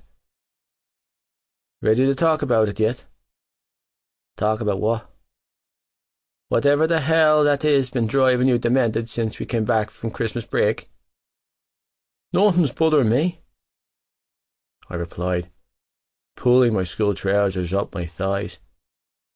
I buckled my belt and reached for my shirt. "Bullshit," he countered. "I'm grand," I added, quickly snapping my buttons back in place. "You've been like a bear with a sore head since coming back from school after Christmas," he grumbled. "And don't tell me it's because of your surgery, because I know there's more to it." My phone began to ring then, distracting us both. Reaching into my bag, I pulled it out, checked the screen, and then resisted the urge to fling it at the wall. "Fucking Bella," I grumbled, cancelling the call and tossing my phone back into my bag. Gibbsy grimaced. "What's going on there?" "Nothing," I replied. "It's done with." "Does Bella know that?" "She should," I replied flatly. "She's the one who ended it." "Yeah?" "Yep." Pinching the bridge of my nose, I exhaled a calming breath before adding, "She's fucking around with Cormac Ryan now." "And you're okay with it?" "Don't give a fuck if I'm being honest, lad," I replied flatly. "I'm more relieved than anything." Gibbsy shook his head. "You sure? You were messing around with her for a long time?" "I was done long time ago, Gibbs," I admitted. "Trust me, lad. All I want her to do is leave me the hell alone." "Well, if that's true, then it's the best news I've heard all year," Gibbsy declared. "Because I honest to God can't stomach that girl. She's a dangerous fucking female. I was half afraid you'd end up getting her pregnant and we'd be stuck with her for her life." "No chance of that happening," I told him as I repressed a shudder. "I always wrap my shit." "She's a needle in a condom type, lad," Gibbsy shot back. "And you're a shining beacon of light for those girls, with a huge neon Euro sign hanging over your head." "I pull out," I shot back. "Always." "Every time?" "Why are you asking me about my sexual health?" I deadpanned. Gibbsy grimaced. "Because she's dirty." "Gibbs, You don't say shite like that about a girl, I warned. It's not on. I'm not saying that about just any girl. He shrugged and added, I'm saying it about that girl. Well, I'm fine, I bit out. Had my test last month, and I'm clean as a whistle. Thank God, he sighed, looking relieved. Because she... Can we not talk about her any more? I interrupted, thoroughly sickened at the thought of her. I'm tired of hearing about her, Gibbs. Okay. But let me ask you one more question, he replied. Just one, and I'll drop it. I sighed wearily and waited for him to ask, knowing that it didn't matter whether I agreed or not. Clearing his throat, he asked, Are you relieved Bella ended? Whatever the fuck you'd call what you two were doing because you were tired of Bella? He studied my face for a few moments before adding, Or because you're into the girl? His question caused me to pause mid-button. The girl? Yeah, the girl. What girl? I asked, feigning ignorance. The fucking girl, Johnny. Gibbsy growled, throwing his hands up. The one you knocked out? The one I took a molesting off Dee for so I could get her file? The one you spent your days swapping gooey eyes with at school? Gooey eyes? Pulling my jumper down over my stomach, I stepped into my shoes. What the hell are gooey eyes?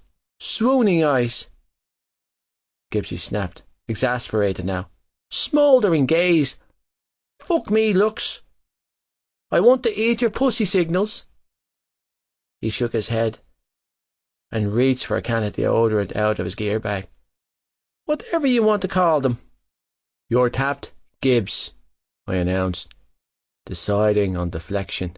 Seriously, man, sometimes I really worry about what's going on in that head of yours. There's nothing wrong with my head, Cavs.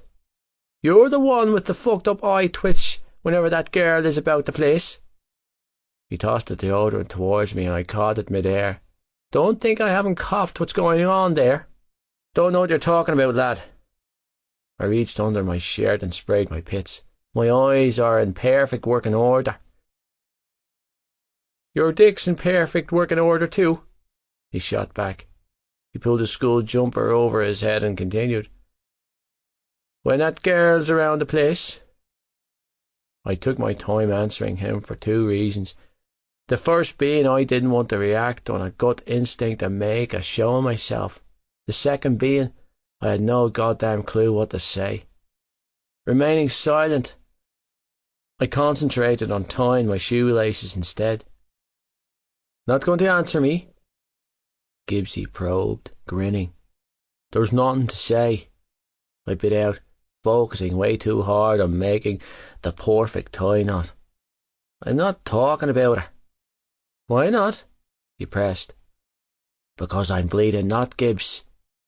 Because you like her, Gibbs stated. Because she's not up for debate, I snapped. Because you really like her, he corrected. Because you want her. I shot him a dirty look, and then returned to staring at my shoes. I wish you'd just admit it, lad, Gibbsy mumbled. And I wish you'd mind your own fucking business, I offered sarcastically. It's getting old, lad. You don't hear me giving you shite about your love life. The minute the words were out of my mouth, and I saw his eyes light up, I regretted them. Ah, so you're contemplating getting with her?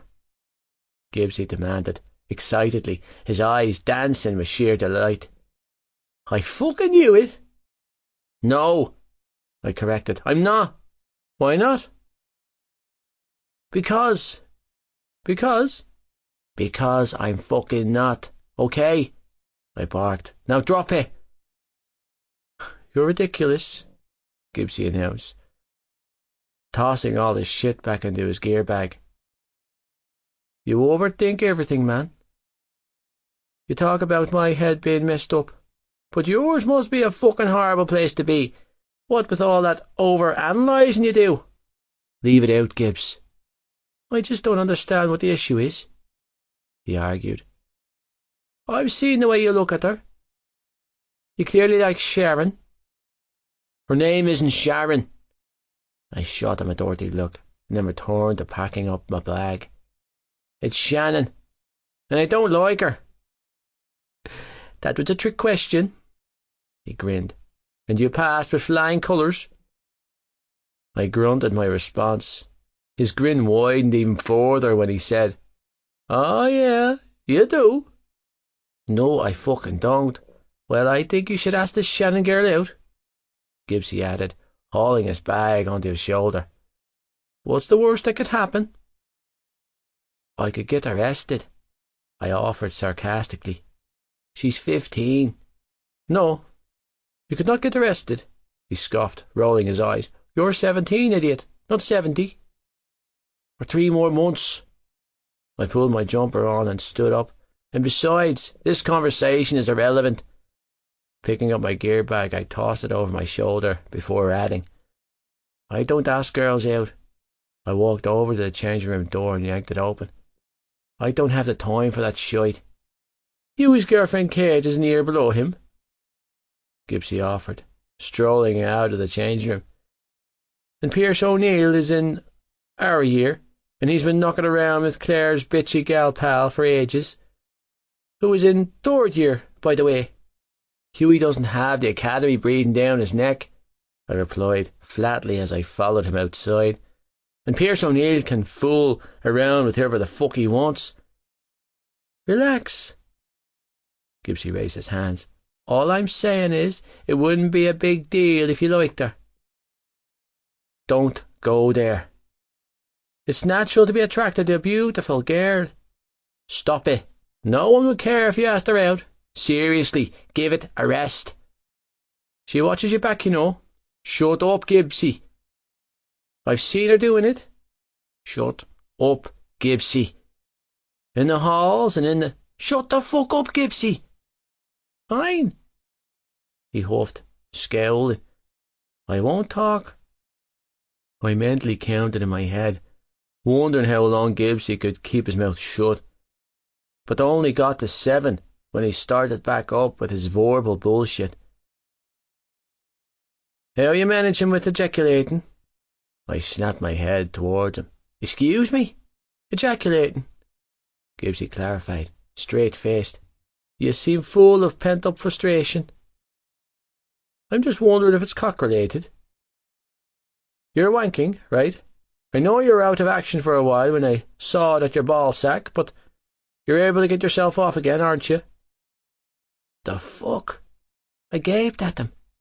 Are these words actually coming out of your mouth? He stared back at me with an expectant expression. Sweet Jesus, he was serious, and he was waiting for me to answer him. When Gibbsy realised that I wasn't going to answer him, he continued to ramble. Oh, lad, it was before your surgery, wasn't it? He gave me a sympathetic look. You haven't come in months. No wonder you're so pissy all the time. Gibbsy muttered with a worried frown. That's why you got hard when your Shannon bent over and gave you some bare ass action. Your poor Dick must have thought it was Christmas. Shuddering, he added. You poor, poor bastard. I'm not talking about this with you, I told him as I stalked into the main building. There are some things in life that we don't share, Gibbs. Well, sue me for being worried about my best friend, he shot back, falling back into step beside me. Come on, Johnny, I've seen it. It being my mangled reproductive parts. You can talk to me. I don't want to talk to you, I barked. And never about this. Do you know how detrimental not releasing can be to your balls? Gibbsy explained, deciding to torture me some more. It's really bad, Johnny. I saw this video on the internet. It was beyond disturbing. This guy's balls just swelled to the point of Stop! I strangled out. Please, just stop. Fine. Just answer me one more question and I'll drop it. Pulling me to stop, Gibbsy placed his hands on my shoulders, looked at me dead in the eyes and asked, "Are you fucking yourself?" Glaring, I shoved his chest and hissed, "Go fuck yourself." "I do," Gibbsy hissed, eyes wide. "3 times a day. Can you?" "Yeah. I'm not listening to this," I announced, desperately trying to mask my panic as images of exploding ball sacks danced across my mind. Swinging around, I stalked back down the corridor towards the entrance. I was going to fuck home, to get away from the absolute mental case that was my best friend, and to check on my balls. "Better out than in, lad," Gibbsy called after me. "Practice makes perfect. Let me know how it goes." Chapter 8. Explosive Diarrhea. Shannon. Saturday was my favourite day of the week for a whole host of reasons. First, it was the first day of the weekend and the furthest from Monday. Second, there was no school. Third, and most importantly, it was GAA Day. Joey, Ollie and Tig were always out of the house for most of the day on Saturday, with training and matches. Thankfully, that meant my father was out too, participating in activities not pertaining to alcohol consumption.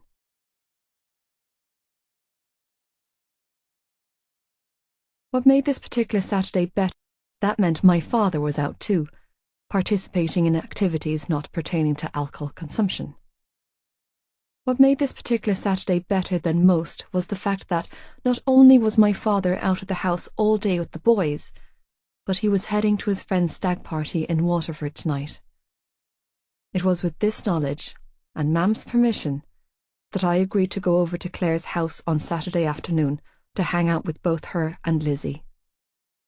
I had all of my chores completed by 3 o'clock, which consisted of cleaning the house from top to bottom, putting on 6 loads of laundry, and cooking the dinner. And although I had almost had a heart attack when her brother Hughie rolled up outside my house with his girlfriend to pick me up, I had managed to compose myself enough to climb into the back of his car and accept the lift to their house.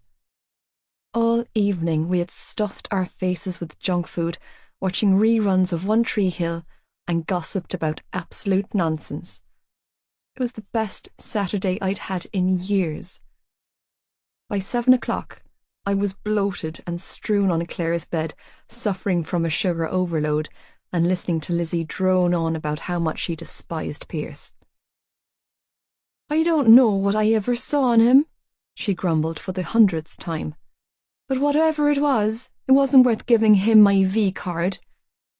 "Shut the front door!" Claire squealed, jumping up from her perch on my legs to gape at Lizzie. "You had sex with Pierce!" "You're not a virgin, Lizzie." My mouth fell open. "But you're only 16. "Don't look at me all judgy," she grumbled, "just because you've never seen a dick." "I haven't," Claire offered, holding her hand up. "Not even the tip." "Neither have I fully admitted, shaking my head. "I've never even kissed a boy." "That's just sad, Shan," Lizzie retorted. I flamed beetroot red. "Don't be a bitch," Claire quipped. "Tell us about it." Lizzie shrugged. "What's to tell?" "When did it happen?" I asked. "Thursday." "And you didn't think to tell us?" Claire squeaked. "Oh my God, Liz, we were in school with you all day Friday, and you never once mentioned anything." Lizzie shrugged, but didn't respond. Claire and I both eyeballed each other before Claire asked, "Where did it happen?" "In his car."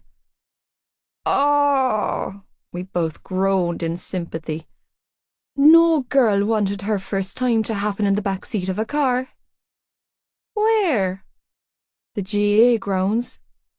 "Oh!" we chorused again. "Yeah," Lizzie deadpanned.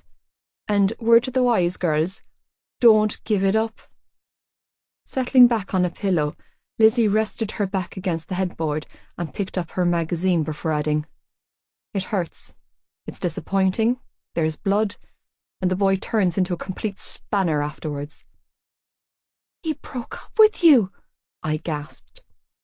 "I'll kick his ass," Claire hissed. "No," Lizzie responded, "but he's been acting all standoffish since." "What a fucker," Claire growled. "Yep," Lizzie agreed. "Did it hurt really bad?" I asked, curious. "Like a burning hot poker being rammed in your cooch," she replied. Claire and I winced in sympathy. "Are you okay?" I asked, feeling a deep surge of sympathy from my friend. Lizzie was hard as nails and rarely showed an ounce of emotion, but this was a big deal for any girl. "I'm always okay, Shan," was her clipped response.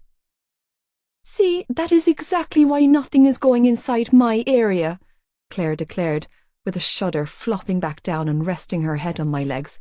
"I think I'd die if I saw a penis coming towards me." "Claire," I chuckled, "stop." "She's serious," Lizzie informed me. "She's afraid of the D." "It's true," Claire stated without an ounce of embarrassment.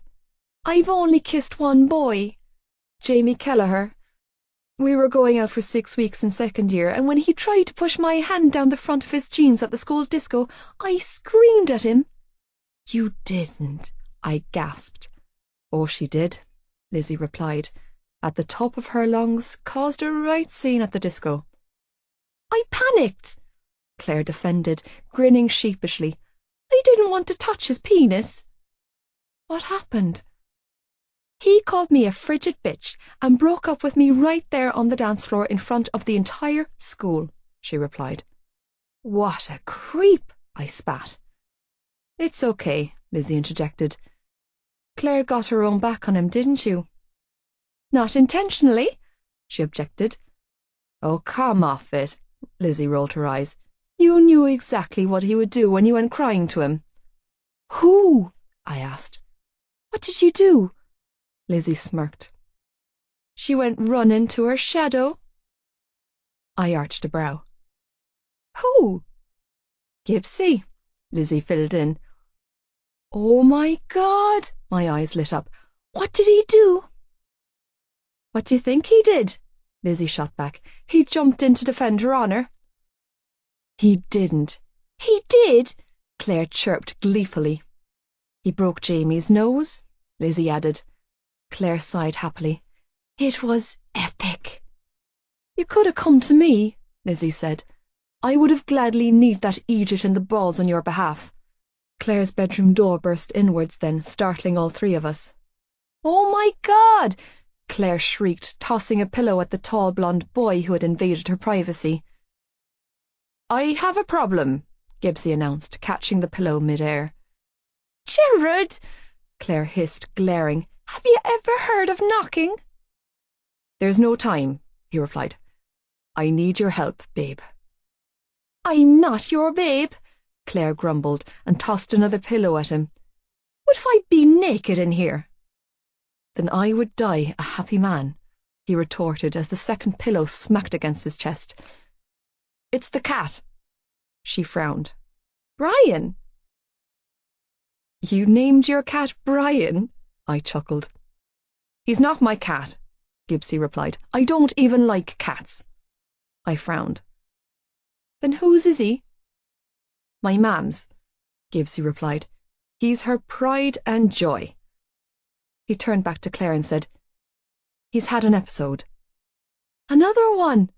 Scrambling off her bed, she adjusted her pajama shorts and padded towards him. "Where?" Shrugging sheepishly, Gibbsy gestured to the door.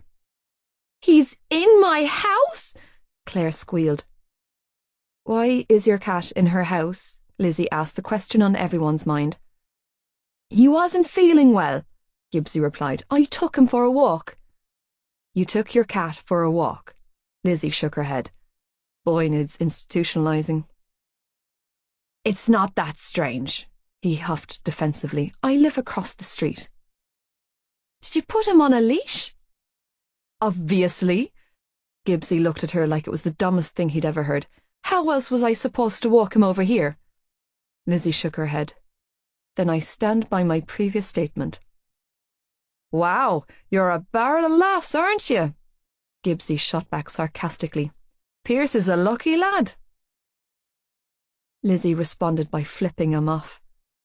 Focus, Claire snapped, clicking her fingers in Gibbsy's face. Where is he now? He's in your bathroom. Grimacing, he added, He's had an accident. What kind of accident? Claire growled. He shrugged sheepishly. The explosive diarrhea kind? Jared! Claire screamed, slapping his huge bicep. I told you not to bring him over here after last time. I was worried, he groaned, rubbing his arm. I'm sorry, but you have to help me. Ask Hughie to help you, she growled, planting her hands on her hips. I'm tired of rescuing you. I can't, he groaned. He's dropping Katie home and picking up the lads before we go out. So why are you still here? Lizzie quipped as she flicked through a magazine. Hey, I admonished quietly, poking her rib. Don't be mean. Ugh, Claire growled as she stomped out of the room with Gibbsy hot on her heels. That boy is an idiot, Lizzie muttered, not looking up from her page. Our friend is in love with a Class A idiot.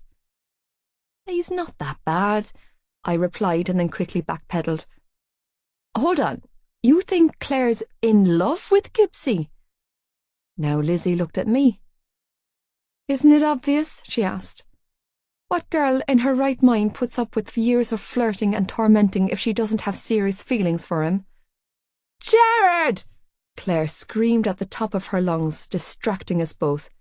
Your cat is shitting in my bathtub. I know, Gibbsy groaned loudly. It smells so bad and he won't stop. I have to see this, I snickered, scrambling off the bed. Are you coming? Lizzie shook her head. Nope. I've seen more than enough of their antics to last me a lifetime, thank you very much.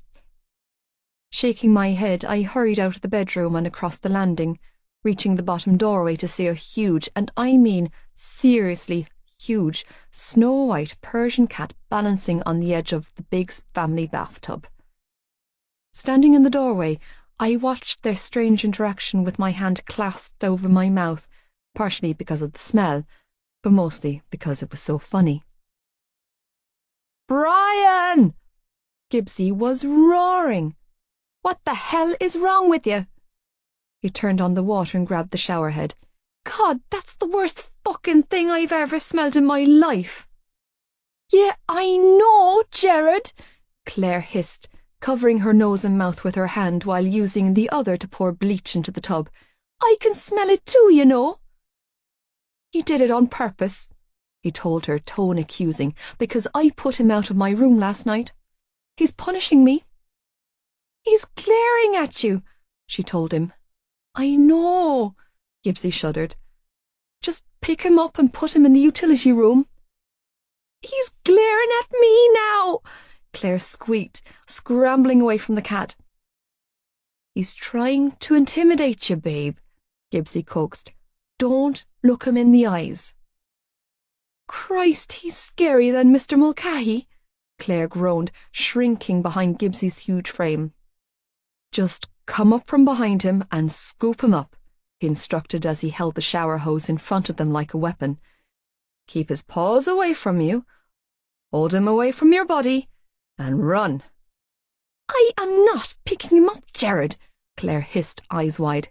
He looks like he's 2 seconds away from murdering me. I'll protect you, he vowed valiantly. You're afraid of him? Fine.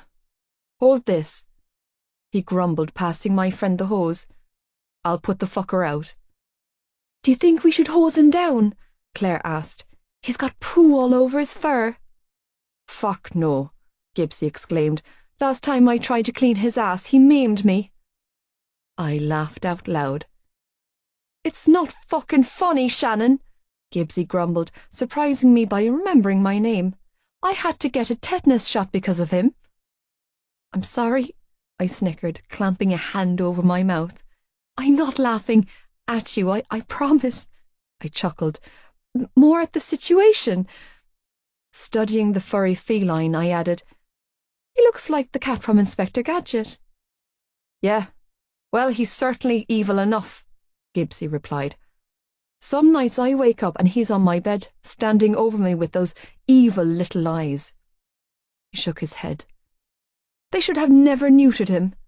He's been in a homicidal mood ever since. Would have been easier to let the poor bastard keep his balls. Go on, Jared, Claire coaxed, shoving Gibbsy towards the tub. You can do this. I have every faith in you. Ah, fuck. Okay. With his arms stretched out, Gibbsy prowled towards the cat. Here, kitty, kitty, he coaxed, reaching over the tub to pick him out. Good pussy. That's right. I love pussies. I do. I won't hurt you. Ah! Brian snarled and whacked a paw at Gibbsy, who, in turn, screamed like a girl and dove behind Claire. That fucking pussy! He choked out, dragging Claire away from the flailing cat, who was hissing and spitting at them both. Did he get me? He demanded, thrusting his hand in her face. I feel like he got me. I don't know, Claire screeched, pushing them both into the corner of the bathroom. But I really hate your cat, she squeezed out, huddling under his arm. Let me help, I offered, stepping into the danger zone. Smothering my laughter, I swiped a towel off the handrail and approached with caution. Don't do it, Shannon, Gibbsy warned as he and Claire clung to each other, cowering from the cat. He's a bastard with violent tendencies. That's not true, I coaxed, crouching down in front of the bathtub, eyes locked on the stunning, albeit lethal, cat. You're not a bastard, are you, Brian? I asked as I reached out and stroked Brian's head. Surprisingly, he let me stroke him without fuss. Meow, he croaked out, hackles retracting. It's okay, I soothed, stroking him in a gentle pattern. You're okay. Jesus Christ, Gibbsy breathed. Your girl here is like the pussy whisperer.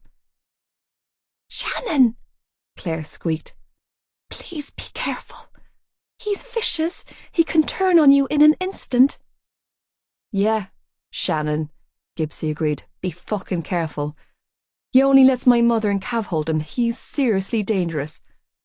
Shh, guys, don't shout, I warned when Brian's hackles shot back up. You two are making him nervous, I explained. He can sense your anxiety and it's making him lash out. I sat there for several more minutes, just stroking and petting his face and ears until reaching over and scooping him up. Good boy, I cooed lovingly, holding him to my chest. Thankfully, I was rewarded with a deep purring noise. Flicking my gaze to Gibbsy, I asked, How far is your house? Directly across the street, Gibbsy replied. Okay. I continued to stroke Brian. Do you want me to carry him over to your house for you? He nodded gratefully. I inclined my head towards the door and said, Lead the way. Gibbsy scuffled out nervously, keeping a wide berth of me. Careful not to upset the cat in my arms, I followed him out of the big fancy house and across the street to another impressive-looking 3-story property. You're a lifesaver, little Shannon, Gibbsy announced when Brian was safely tucked away in his house. Seriously? You're welcome, I replied, feeling shy now that my mission was complete and I was alone with a virtual stranger. It was no big deal. It was for me, Gibbsy chuckled as he locked the front door and slipped his key back into his jeans pocket. I'm heading out tonight for birthday drinks, and you just saved my ass from showing up covered in scratches. It's your birthday? I asked, falling into step alongside him as we crossed the quiet cul-de-sac road back to Claire's house. Today? It is indeed, Gibbsy grinned. The big 1-7. Oh, well, happy 17th birthday, I replied. I hope you have a great night. Ah, I'm only heading for a few quiet ones with the lads, he explained as he walked up the garden path. The big celebrations will happen the end of May. What's in May? My best friend's 18th, he told me, smiling knowingly. He added, You know him, right? Johnny Kavanagh? Oh. My face turned a bright shade of red at the mention of Johnny's name. Yeah, we've met. He'll have gotten the call-up by then, Gibbsy added proudly. It'll be a double celebration and a session and a half that night. The call-up? What call-up? I wanted to ask him about it, but I held my tongue, knowing that it wouldn't do me any good. I didn't need to add any more Johnny-obsessed thoughts into my already Johnny-filled mind.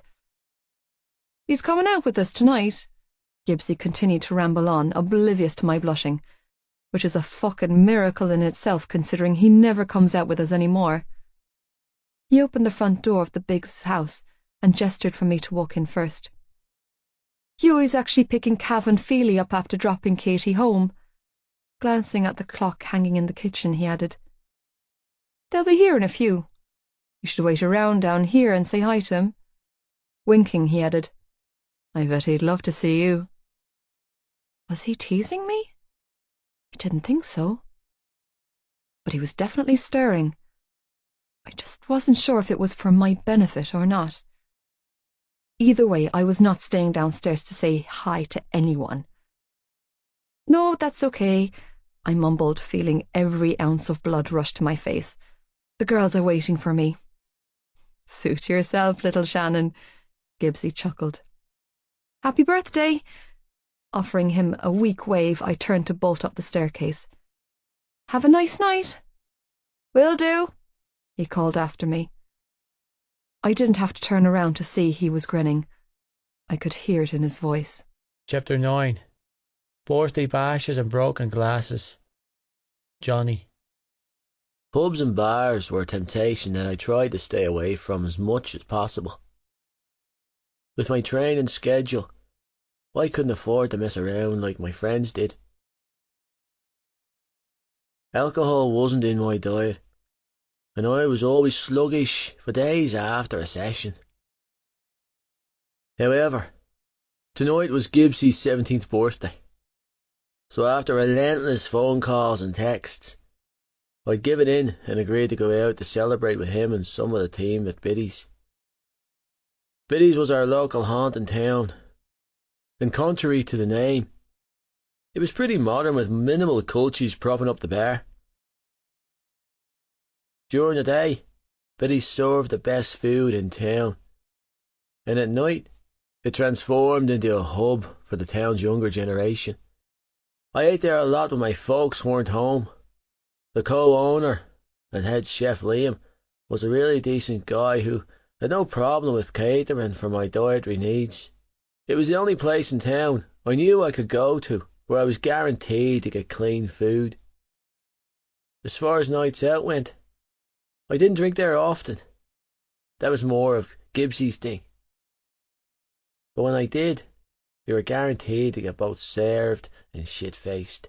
It was a bad idea considering we both had a club match tomorrow morning. But Gibbsy had justified our recklessness by repeating the sentiment that a fella only turned 17 once. And that was true. Problem was, it wasn't as easy for me. The lads could let loose on a night out and go mental if they wanted to. No one except their mothers would judge them in the morning. If I messed up, on the other hand, my name would be publicly dragged through the mud. The rugby heads would be on my case, and my position at the academy would be in jeopardy. Which made tonight worse for several reasons. The first being, I was 17, and had given in to Gibbsy's relentless pressure by drinking myself into a semi-paralytic state right along with him. And the second, Bella was here. Both of these were very bad things with a possible disastrous ending, Within minutes of my arrival at Biddy's bar, it became pretty clear that Cormac wasn't Bella's top priority. The minute I sat down at the table with the lads, she made a beeline for my lap and hadn't left since. I spent most of the night trying to avoid making eye contact with the short skirt she was wearing and the view of the scrape of black lace between her thighs whenever she bent over the table to whisper something in one of her friend's ears. It physically pained me. Not because I was having some emotionally charged reaction towards her or anything like that, but because my balls ached. It wasn't that Bella wasn't an attractive girl. To give her credit, she was probably the best-looking girl in the bar, with black hair styled into a bob, a tall, curvaceous body, and a massive pair of tits. She was a serious looker. The issue was that I was done. I was over with it. Whatever the hell it had been between us, and I had been for a long time. And I wasn't interested in stepping back into the ring for another round. It didn't seem to make a blind bit of difference to the girl because she was like a dog with a bone. Me being the bone. I lost count of the number of times I'd gone to the bar for another round just so I could reposition myself on a seat far away from her. It didn't work. Her ass always found its way back to my lap, and I just ended up getting drunk faster. No amount of no's, or not tonight's, or never again's seemed to make any difference. She wouldn't leave me alone. I didn't want to embarrass or hurt the girl, though. I wasn't a complete prick, which is why I was tolerating this shit. By 1:30, my head was swimming. The alcohol in the veins, mixed with the strong-ass medication I was still taking, making me clumsy and uncoordinated. On a bright note, I wasn't in pain anymore. I couldn't feel a fucking thing. Super. Do you want to go somewhere else? Bella poured, leaning close to my ear, sliding her hand into the opening of my shirt. She trailed her fingers over my collarbone. Somewhere a little more private? No. Shaking my head, I brushed her hand aside, the one that was tiptoeing up my arm, and reached for the vodka and Red Bull I'd switched to 8 pints in. My movements were clumsy, causing my drink to slosh over the rim of the glass and onto the knee of my jeans. All fucking night she'd been trying to kiss me and pet me, and all night I'd been turning my head and brushing off her wandering hands. I wasn't a PDA kind of guy, and she knew this. Sitting on my lap like this wasn't something I would tolerate on a normal night when we were on good terms. And the only reason she hadn't been ejected from my lap by now was because I was drunk as fuck, and I didn't want to accidentally drop her on the floor and cause damage. I didn't like this, though. Drunk or not, I didn't appreciate this touchy-feely crap. Come on, sexy. Unperturbed by my actions, Bella reached for the collar of my shirt again. We could always go to the car, she suggested, flicking another button open. It had to be the 4th fucking button she'd managed to undo. No, Bella, I grumbled, my words coming out slurred. Stop doing that. Capturing her hand, I removed it from my shirt and put it back on her lap. I'm not in the mood. I can get you in the mood, she teased, hand moving to my belt buckle. Stop! I snagged her hand and placed it firmly on her lap. Again. I'm still recovering, and we're done. Oh, really? She slid her hand inside my shirt, ignoring the "we're done" part. I can change that, too. No! I brushed her other hand away from my crotch, grunting in pain when she roughly palmed my dick. Bella, stop! I paused to shake off the hand curling round the back of my neck. Please, just stop. Jesus Christ. If I kept touching her after she told me to stop, there would be war. Double fucking standards. Stop, she snapped, glaring at me. Yes. Setting her hand back down on her thigh, I shifted out from beneath her. I'm tired. You're always tired, Johnny, she bit out. And you're never in the mood anymore. I wonder fucking why, I thought to myself, but made no move to answer her. I was careful with my words round girls. They could, and would, be misconstrued to her advantage. Drunk as I was, I remembered exactly what I had been taught at the academy. And this girl wasn't going to get a rise out of me. Not tonight, Satan. Shrugging, I cast a bleary gaze around our table. Our friends were watching. No surprises there. My gaze landed on Gibbsy, and I gave him my best "You're a fucking bastard" glare.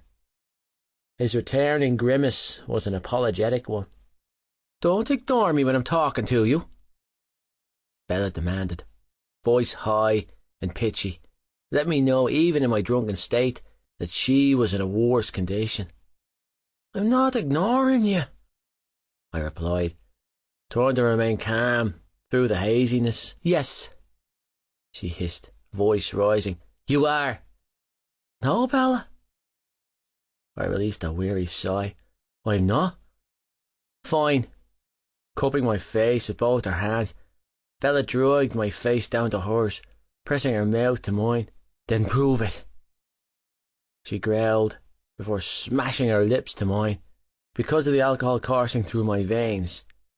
It took me an extra few seconds to register what was happening. The feel of her tongue sliding against my lips was like a douse of water. I jerked my head away, but she had a death grip on my hair, keeping my lips on hers. Temper rising, I stood abruptly, knocking the table in the process and thankfully freeing myself from her hold. Drinks smashed to the floor, glasses shattered around us, drawing the whole room's attention to our table. What the fuck, Johnny? Bella screeched, glaring up at me from her seat. What's your problem? When I tell you no, I growled, wiping the back of my mouth as I glared down at her. I fucking mean no. I just wanted you to kiss me, she screamed. Is it too much to ask? I don't want to fucking kiss you, I roared back, losing control of my temper. I don't want your mouth on mine. I don't want your hands on my body, because I don't fucking want you. I regretted my words immediately, but it was too late. Bella burst into tears, and of course I was the bastard who made her cry. Dirty looks from half a dozen girls at the table, all directed at me, and I was done for the night. Releasing a low growl, I ran my hand through my hair and staggered out of the barmaid's way as he shoved past me with a dustpan and brush. Stalking outside, I dragged my phone out of my jeans pocket and called for a taxi. Relieved as hell when the voice on the other end said, 5 minutes. I need out of here and far away from my poor decisions. The poorest of those being that dangerous fucking girl I've tangled myself up with. In this moment, I was glad my body was broken. I was glad that I hadn't been able to have sex since Halloween. Maybe it was fate. Without my cock blind in my ability to make good choices in lieu of pussy, I was able to see through Bella's facade, and it wasn't pretty. Knowing that I would rather peel my skin off than touch her again gave me some semblance of comfort. Never again, Johnny. Never a fucking again, lad. Leaning against the wall of the pub, I allowed my thoughts to wander back to those lonesome eyes. I wanted to see those eyes, and the girl they belonged to. The alcohol running through my veins provided a block on my conscience, making it easier for me to obsess about Shannon Lynch without feeling like a piece of shite. Tomorrow, when I woke up with a clear head, I would no doubt feel every ounce of the implications of my wayward thoughts. But for now, while I was temporarily void of a mortal compass, I envisioned all the terrible fantasies in great, colourful detail. It was nice. She was nice to think about. She was fucking beautiful. Her voice, her hair, her smell, the way she spoke, every single part of her. I was deep in thought, contemplating how different it would have been had it have been Shannon who put her mouth on me, when the sound of the taxi honking distracted me. "Johnny, lad," the taxi driver, whose name I never seemed to be able to remember, called out in a happy tone. "How's it going?" To be fair, on the rare occasion our paths crossed, I'd been drunk off my tits. "Your pal not with you tonight?" By pal, he meant Gibbsy, because Gibbsy was usually the influencer behind terrible decisions like the one I made tonight. "He's inside," I explained, using every ounce of concentration to not stagger as I pushed off the wall. "Thanks for coming so fast, man." "Like I leave you here, boyo?" He chuckled. "Don't forget your old friend Paddy when you're up in the big smoke with the big boys." I couldn't remember my old friend Paddy now, but I wasn't about to tell him that. "Johnny, wait up, lad," Hughie Biggs called out as he stumbled out of the pub towards me, grabbing my arm. He pulled me to stop. "You'll have to take us with you." "Who's us?" I replied slowly. "If you're talking about that crazy fucking girl, then forget it, Hughie.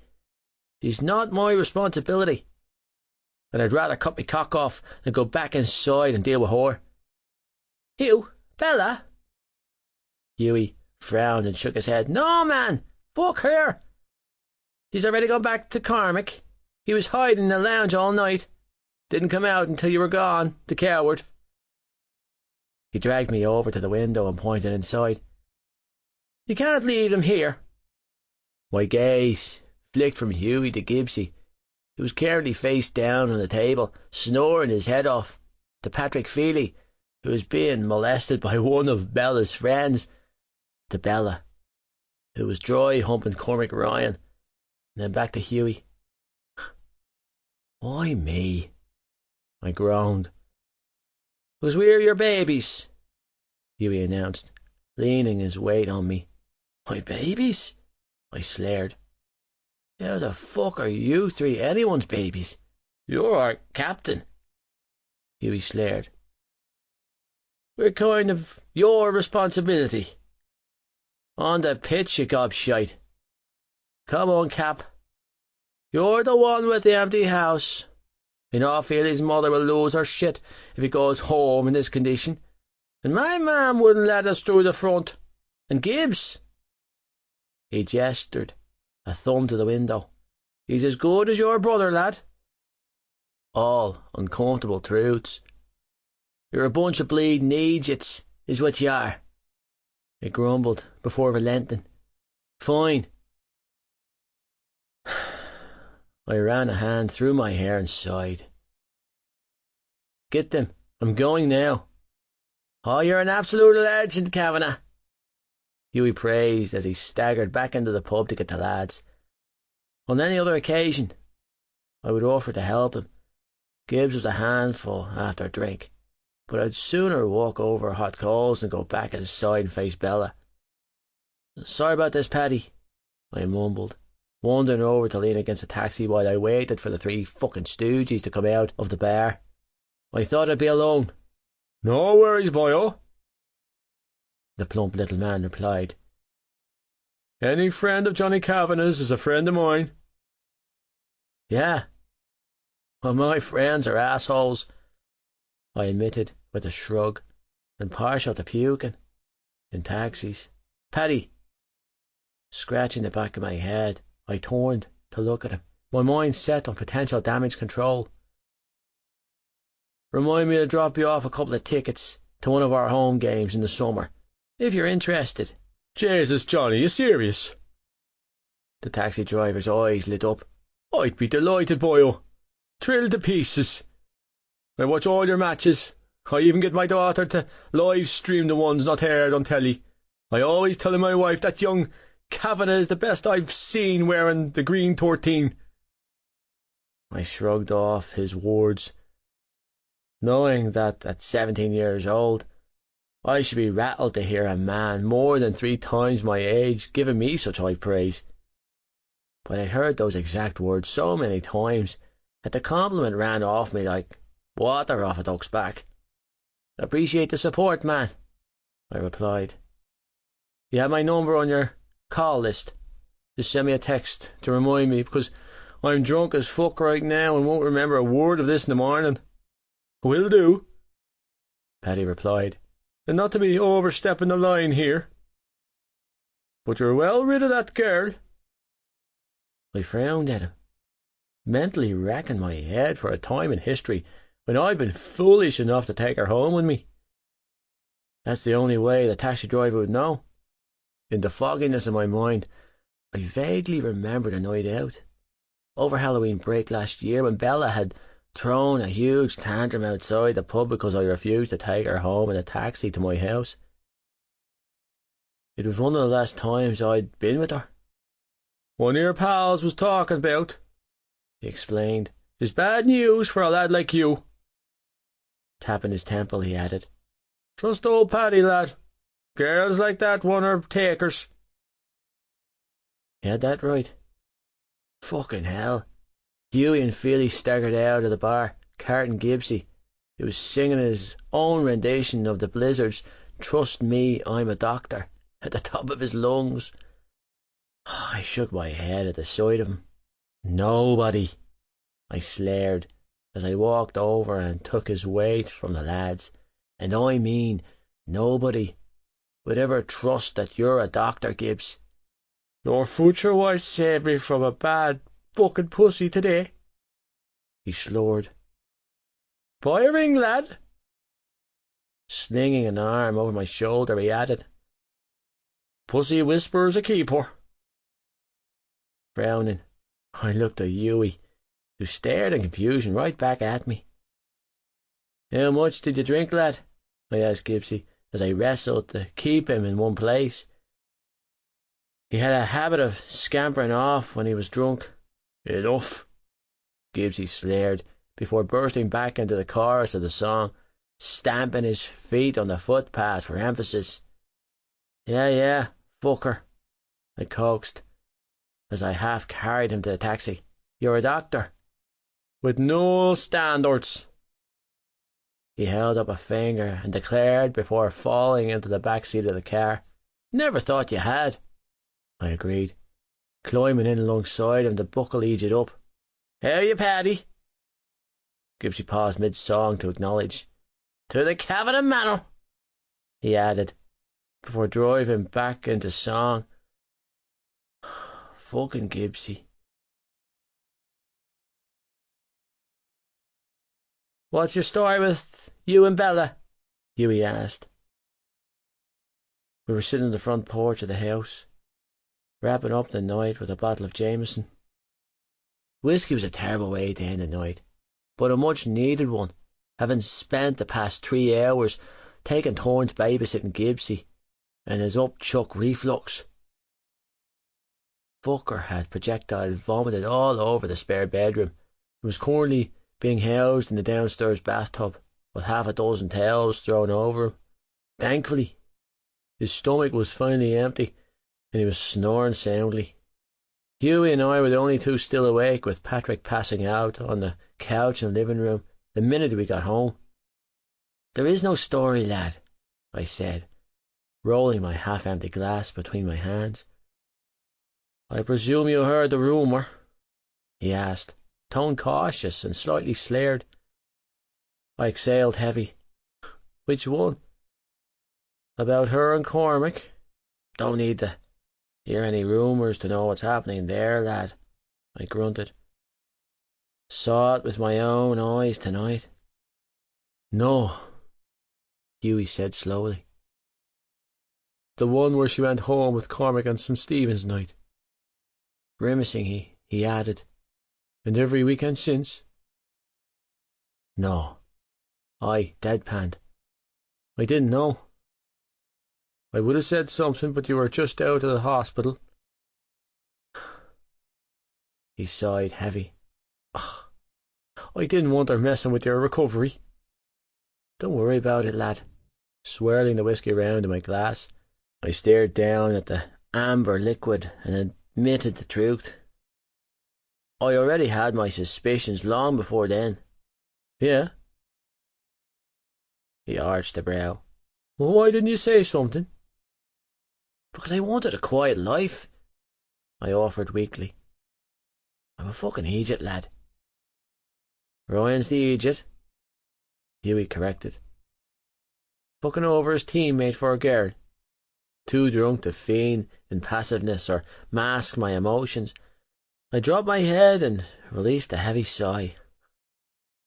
I made a mistake with that girl, Hugh.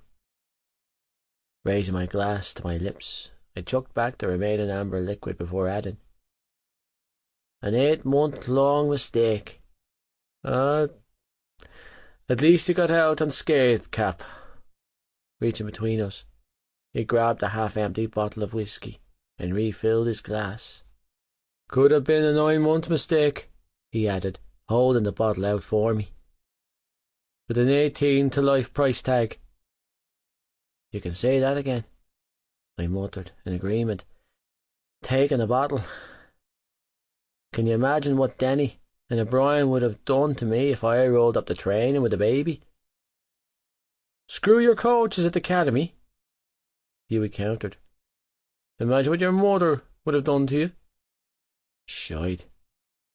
Lad, it doesn't bear thinking about. Filling my glass up, I placed the bottle back down and shook my head. Ugh. Lad, can you imagine what my mother would say if I walked in the door with Kate and told her I'd got her pregnant? Hughie slared. She'd cut my bollocks off there and then. Stop, lad, I shuddered violently. Don't even talk about it. We both knocked the wooden porch beams to unjinx ourselves. 7 minutes passed by in companionable silence before Hughie spoke again. Did you ever talk to Shannon Lynch after that day on the pitch? I turned my blurry gaze on him, too drunk to mask my curiosity. My Shannon? Hughie laughed. "'Tis your Shannon now." I shrugged, too drunk to defend or deny. Got to say, lad, I was relieved when you called the team on the pitch incident and nipped it in the bud, Hughie said with a heavy sigh. If you hadn't, I would have. Poor girl deserves a break. I frowned. You know her? She's been friends with my sister since they were small. Claire? I filled in, racking my brain for the information I needed. The blonde one in third year? Yeah, lad. Hughie took another sip from his glass before saying, She was over at the house today, actually. What? I looked at him. You never said. He shrugged. Why would I? Good point. Lovely girl, he added thoughtfully. Horrible family. What do you mean? Hughie shook his head but didn't reply. That bothered me for a whole host of different reasons. I didn't like him knowing things about her that I didn't. I'm going to check on Precious in the bath, he announced, when he finished his glass. And then I'm putting my head down for the night. Take whatever room you want, I mumbled, deep in thought. Hughie placed a hand on my shoulder. Keep looking out for her, Cap, he said, squeezing my shoulder. God knows someone needs to. And then he was gone. Chapter 10. Boy's Gonna Shine. Shannon. On the last Friday in February, Tom and College were playing rival school Kilbeg Prep on school grounds for the schoolboys' shield. Because it was one of the few home games of the season left and a prestigious cup to win, all classes were invited to attend to support their team.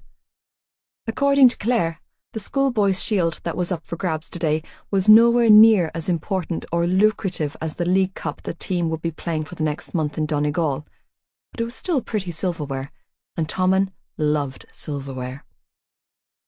It didn't take me very long at Tommen to realise that what my father had said about the school being a glorified rugby prep school was true.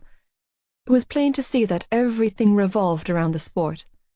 Personally, I could have thought of a million places I would have preferred to be than watching oversized boys from Tommen bulldoze their way through oversized boys from Kilbeg. But life had a funny way of screwing with a person.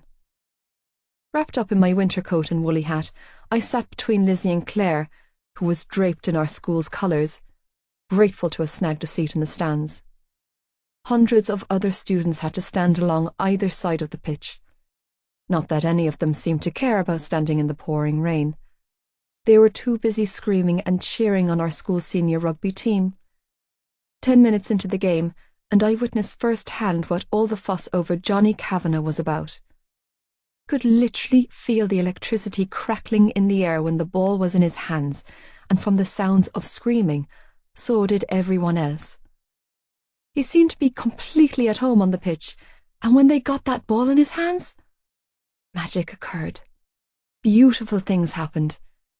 He was so tall it didn't make sense for him to be so light on his feet. He was broad and strong, thick and muscular, but he was also light and nimble.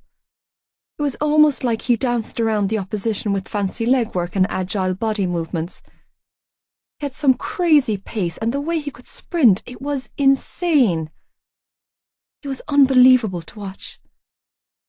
You could see the wheels of his brains in motion as he scoped out every play, pass, and attack with expert precision. He was an intelligent player with a keen eye for intercepting play and self-discipline that seemed to rival a saint. It didn't seem to matter how much he was knocked around or targeted by the opposition, and he was clearly targeted. He managed to keep his cool. The hits he took, the physical attacks on his body, and he just got back up and kept going. I was in awe. The way he moved was extraordinary. I found myself entranced with the way he moved on the pitch. No wonder everyone talks about him, I thought to myself. He was clearly miles ahead of the boys he was playing alongside, and I thought he deserved to be on a more prestigious playing field. If he could play like this at 17, I could only imagine what a few years would do for his game. "Yes, Hughie!" Claire cheered, distracting me from my thoughts when her brother, Tommen's number 10, kicked the ball over the sideline. The ball managed to touch off the opposition's fingers before going out of play. "Yes!" Claire hooted, thrusting a fist in the air. "Good job, guys!" "What's happening now?" I asked, unsure why she was cheering when her brother had obviously kicked the ball wide. "Is this good for Tommen?" It was clear that she was as much into the game as I was, considering she'd spent the last 15 minutes rotating between explaining the rules to me and screaming profanities at the top of her lungs. It went clean over my head, my nerves too frazzled to take in anything more than the bare basics that I'd already knew from watching the Six Nations every year, but I pretended that I understood for her sake. "This isn't football, Shan," she laughed. "That's an excellent play. It's our line-out." "Line-out? Watch," she encouraged, and then began to scream her head off when Tommen's number 2 threw the ball, and Gibbsy, who was wearing number 7, was thrust into the air by his teammates and caught the ball mid-air. "Yes!" Claire cheered, clapping like a demented seal. "Go on, Jared!" It sounded funny hearing Claire call him Jared when everyone else around us was cheering the name Gibbsy. Literally no one called him Jared except for Claire. The ball came whizzing out of the field then and into the hands of Johnny, and my heart leapt. My pulse instantly sped up at the sight of him on the move. "Oh my God! I screeched, heart racing erratically in my chest, when 4 of Kilbegg's forwards tackled Johnny to the ground, burying him beneath a mountain of muscle and dead weight. Are they allowed to do that? Limbs were flying, football boots digging into the crumpled-up heap beneath the ruck. I watched the antics unfold on the pitch. They're trying to murder him! I screamed, unable to believe what I was witnessing. Holy shit! Clutching both girls' arms, I squeezed tightly. Is that illegal? Don't ask me about it, Lizzie replied with a shrug. Disengaging her arm from my hand, she returned to flicking through her magazine. I could think of a million better things I could be doing with my time than sitting here pretending to cheer on a sport I couldn't care less about. At least she was honest. I had thought I would feel the same, however, he was playing, and I was reluctantly mesmerized. They are clearly targeting him, I growled, watching as the referee blew his whistle and jogged over to the now pile-up of boys. Of course they're targeting him, Claire chimed in, squeezing my hand back. Johnny is Tommen's best player. Take him out, and the game is freed up, she continued to say. They'd be fools not to try. I wanted to scream, Leave him alone! At the top of my lungs, but I settled for, That's horrible, instead, as an overwhelming amount of concern for him filled my chest. That's rugby, Claire agreed. I hate rugby, Lizzie offered up. No one cares about what you hate, little Miss Pessimist, Claire shot back. Go back to your horoscopes. Claire and Lizzie bickered back and forth for a few minutes before Lizzie stomped off in a huff, muttering something about needing to save her brain cells, but I wasn't really listening to either of them. I was absorbed in the antics on the field where the team medic was fussing around Johnny, poking and prodding his face with gauze and bandages. His black and white striped jersey with the number 13 on the back was sewn to his skin. The white shorts he had on were grass-stained and specked with blood. Both of his knees were caked in mud. His hair was ruffled and slick with sweat. One of his eyes was turning purple and swelling at a rapid pace, and he had a steady trail of blood flowing down his eyebrows, but it didn't seem to faze him one bit. Johnny's attention wasn't on the medic or the referee shouting commands in his ear. He was too busy looking at me. My heart slammed against my ribcage as he stared unabashedly and unashamedly right at me, eyes burning with heat, expression palpably intense. Breathing hard, he lifted the hem of his jersey and used the fabric to wipe the blood from his brow, dismantling the poor woman's attempts at patching him up and revealing a stomach of hard abs. The move was so primal, so decidedly male, that it hit me straight in the chest. My face began to flame, and I felt my shoulders sag as I buckled under the weight of his intense gaze. "What the hell is that?" Claire hissed excitedly, gripping my hand. "Johnny Kavanagh is staring at you, Shan.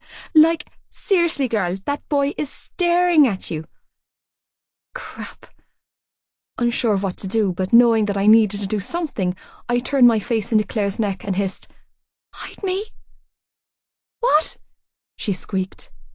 "Just tell me when he's gone, okay?" I begged, focusing my attention on the freckle on her neck. "Pretend you're talking to me, or something." Less than a minute later, Claire said, "Okay, he's gone." Blowing out a breath, I turned back in time to watch Johnny running back into position as the referee called for a Tommen scrum. "What's going on with you two?" she demanded. "I thought you said you haven't spoken to him since that day in the office." "Nothing is going on with us," I shot back, cheeks burning, "and I haven't." Claire gave me a disbelieving look. "Well, that look he just gave you didn't seem like nothing to me." "It was nothing," I assured her, and myself. "Seriously, Claire, I don't even know the guy." Loud booing and jeering erupted around us then, and we both turned to see Kilbegg's number 15 had scored a try. Their number 10 converted easily, bringing the teams level. "Oh, crap," I muttered, feeling far more anxious than I should. "How much time is left?"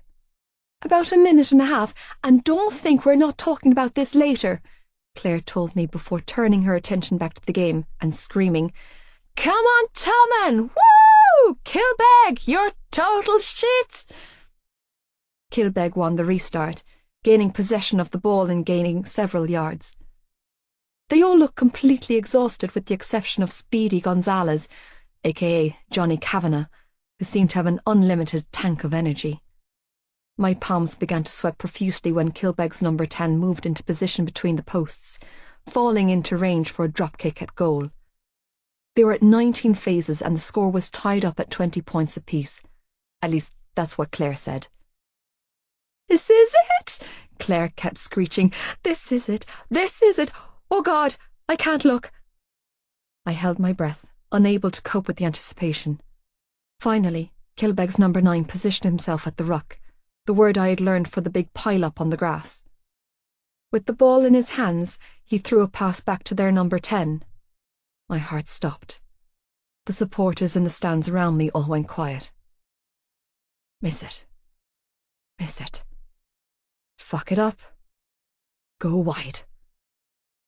All of my prayers were answered when the ball left his foot and was blocked down by Johnny, sending the ball flying upwards in the direction of their goal line. The clock ran down, falling into the red. "Yes!" Claire screamed, jumping to her feet along with every other supporter on the sidelines. "Go on, Johnny! Come on, Cabs!" Unable to breathe, I watched as 3 Kilbeg backs hunted after him. They weren't fast enough, though. Like a bolt of lightning, Johnny chased down his interception, moving faster than any boy his size should be able to. Cheers and screams and roars of encouragement erupted from the stand when Johnny kicked the ball forward, nudging it closer to the try line as he ran at top speed after it. "Go on!" Claire roared excitedly. "Yes, you're almost there. Keep going. Move those sexy legs." The ball rolled over the line. Milliseconds later, Johnny pounced, outstretching the Kilbeg backs who were hot on his wheels. It was a blur of movements that resulted in Johnny grounding the ball into touch. Everyone around us went insane. Tommen's number 10 moved into position in front of the posts and quickly kicked the conversion over, securing the 2 points. And that was it. It was over. Tommen had won. And I was reeling. "You have some explaining to do, Missy," Claire squealed as she bounced up and down in celebration. "Woohoo! Go, Tommen, go!" "Explaining?" I called back. "About what?"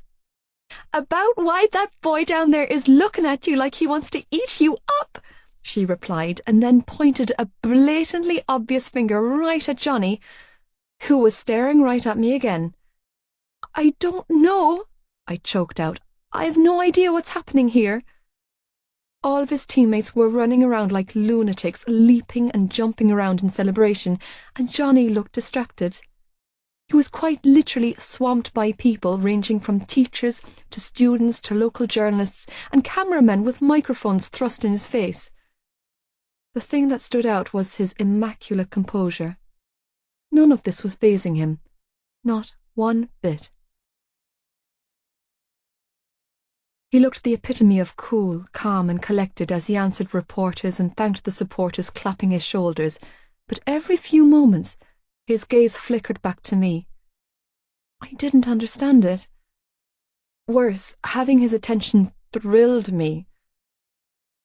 "Why are they flocking him?" I asked in confusion, feeling bad for the other guys on the team. Claire rolled her eyes. Because he's Johnny Kavanagh." "So?" I didn't get it. "Come on!" she squealed, and then grabbed my hand, quite literally dragging me down through the stands and onto the pitch. We might not have looked out of place, what with half the school out on the pitch, but I certainly felt it as I shuffled along awkwardly behind her. "Hughie!" Claire cried out, running over to throw her arms around her big brother. "You were amazing!" "Cheers, sis," he replied, patting her back as he searched through the crowds.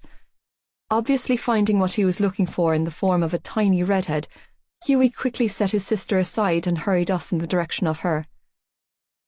I want that, Claire sighed, watching her brother pick his girlfriend up and swing her round. Obviously not with my brother, she grimaced. But what they have, she sighed again. I want that someday. Claire Bear! Familiar voice called out. Claire spun around, and I swear her entire face lit up when she noticed Gibbsy jogging towards us. You did it! She screamed and then flung herself at him. He seemed as excited as she did, and he caught her. I watched them for several minutes, swinging each other around, completely caught up on their own bubble as they talked animatedly about different points in the game. Either Claire was clueless, Gibbsy was clueless, or they were both as blind as each other, because I could feel, see, and taste the chemistry wafting off them. Feeling awkward and out of place, I shoved my hands in my coat pockets and quickly turned around, slipping through a mass of Tom supporters. I was familiar with match day. I'd been to enough of Joey's games. This was different, though, and I felt like an implant. Hey! I heard an achingly familiar voice call out, distracting me from my thoughts. Wait up! Basic human nature had me swinging around to see who was calling out, and if it was directed at me. When my eyes landed on Johnny jogging towards me, my heart thundered against my ribcage, hammering violently. Oh my God. What was he doing? Why was he coming over to me? What the hell was happening? How's it going? Johnny asked, closing the space between us, voice understandably breathless from the exertion on the pitch. It's going good? I stumbled over my words, completely thrown off kilter being this close to Johnny again. Is it good for you? I added lamely, and then immediately flamed in embarrassment. You must feel good. Sighing, I repressed the urge to groan and finished with a mumbled, I mean, how's it going for you? It's going good, Johnny replied with a smile that deepened the 2 tiny dimples in his cheeks. It was my first time seeing those dimples, and my memory soaked them in like a sponge. That's good, I breathed, struggling to focus. Unlike the last time I was up close to him, when I was seeing stars, or in the hallways when he was a blur of movement or too far away to get a good look, I had a clear, concussion-free, unobstructed view of his face. And boy, was that view a breathtaking one. Like, for real, he was strikingly, achingly, distractingly attractive. He had remarkable bone structure with high cheekbones and a strong jaw, swollen lips, and a messy mop of dark brown hair that was shaved stylishly at the sides, with that extra bit of length on top. His face bore the markings of a boy that had been in many of a fight. Over his left eyebrow was a freshly clotting scar. His nose had clearly been broken a time or two, and his right cheekbone was purpling at a rapid pace. You remember who I am, right? He asked, still smiling, although he looked a little nervous now, probably because I was staring at him like a creeper. Shannon, like the river. Oh, God. Yeah, I choked out, feeling every ounce of blood in my body rush to my cheeks as I tucked a loose strand of hair behind my ear. I remember you. Unsure of what else to say or do, I stupidly raised a hand and waved. Hi, Johnny. What was wrong with me? Like, seriously, did I just wave at him while I was talking to him? God. The smile he was sporting grew into a full, perfectly straight, pearly white smile. Hi, Shannon. Oh, crackers. Well, I'm good, I said, tone a little strained. And you're good, so it's all good. That's good, he replied, lips twitching. Yeah, it's all good, I answered, cringing at my awkwardness. Johnny smirked down at me. Good. Mortified, I looked up at his face and then quickly away again as I strived to never utter the word good again. I watched your match, I blurted out instead. Congratulations. Ah, yeah, Shannon, because that's much better. You should have stuck with good, idiot. I know, Johnny replied with a small smile. I saw you. I opened my mouth to say something, anything to save myself, but I came up empty and shrugged helplessly instead. Did you get my note? Johnny asked, thankfully saving me from trying to form a coherent sentence. Yeah, and I wanted to thank you for the money, I told him, voice small. I just didn't know if I should. Don't worry about it, he interrupted with a smile. I didn't expect to thank you. It's too much, by the way, I quickly added, tucking my hair behind my ear. My mother got a new skirt for €30. I hope she got you those tights you wanted, he countered with a knowing grin. Oh, dear God. That boy's smile was something else. Yeah? I blushed scarlet. Those were only a £5. Sliding my hands into my coat pockets, I looked down at my shoes, inhaled a shaky breath, and then faced him once again. I can pay you back the rest of it. No way, Johnny quickly dismissed, wiping a speck of mud off his cheek. Keep it. Keep it? I stared blankly. You don't want €65 back? I hurt you, he replied, his intense blue eyes locked on mine. I fucked up. You're not paying me back anything. Oh, thank God, because my parents would never give me the money back. Are you sure? I croaked out. Johnny nodded and said, Yeah, of course, before following it up with, How's the head? I smiled up at him. All better. You sure? He asked, smirking now. No residual damage that might land me in trouble. I don't need to call in the lawyers, do I? What? I gaped. No, I'm fine. I would never sue you. I'm messing with you, Shannon. Johnny chuckled. Shaking his head, he added, I'm really glad you're okay. Okay, I flushed. Thanks. Johnny! A booming male voice called out, distracting us both.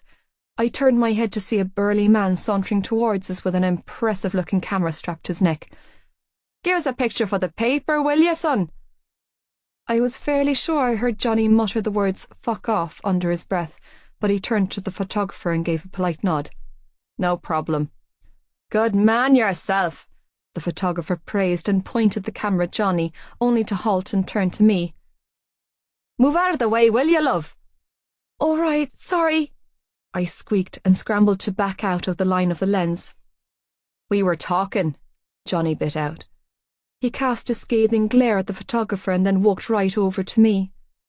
Smile, he instructed quietly as he pulled me into his side and clamped his huge, muddy hand on my hip. Stunned, I stared up at him. Huh? Smile, Johnny repeated calmly, tucking me under his arm. Frazzled, I turned back to face the photographer and did exactly what Johnny told me to do. I beamed. The photographer arched a brow and gave me a curious look, but quickly hurried to snap what felt like a million snaps. The flashes coming from his camera were blinding, and when they were joined by many more flashes from other photographers, I began to shake with anxiety. What the hell was happening? All right, that's enough, Johnny declared as he held a hand up and released my hip. Thanks for coming out today. I appreciate the support. Johnny! Johnny! One of the women crowding us called out. What's your relationship? Private, Johnny shot back coolly. What's your name, love? The original photographer asked as he pulled a pen out of his coat pocket. Trembling, I just stood there feeling like a dummy, feeling a million pairs of curious eyes on my face. Shannon Lynch, Johnny stated, with a clipped nod, and then, ignoring the half-dozen photographers watching us, he turned his attention back to me. Are you coming to the party after school? What are they doing? I asked uncertainly, unable to focus on what he had just said, because I was too busy eyeing the photographer writing something on the back of his hand, and several other reporters skulking nearby. Ignore them, Johnny said with a shake of his head. They'll go away. They're watching you, I whispered. And I think they're watching me? Releasing a frustrated growl, Johnny turned to me. I'm at school, he stated in a sharp tone. On school grounds with a minor. Thankfully, that seemed to do the trick because they slowly dispersed.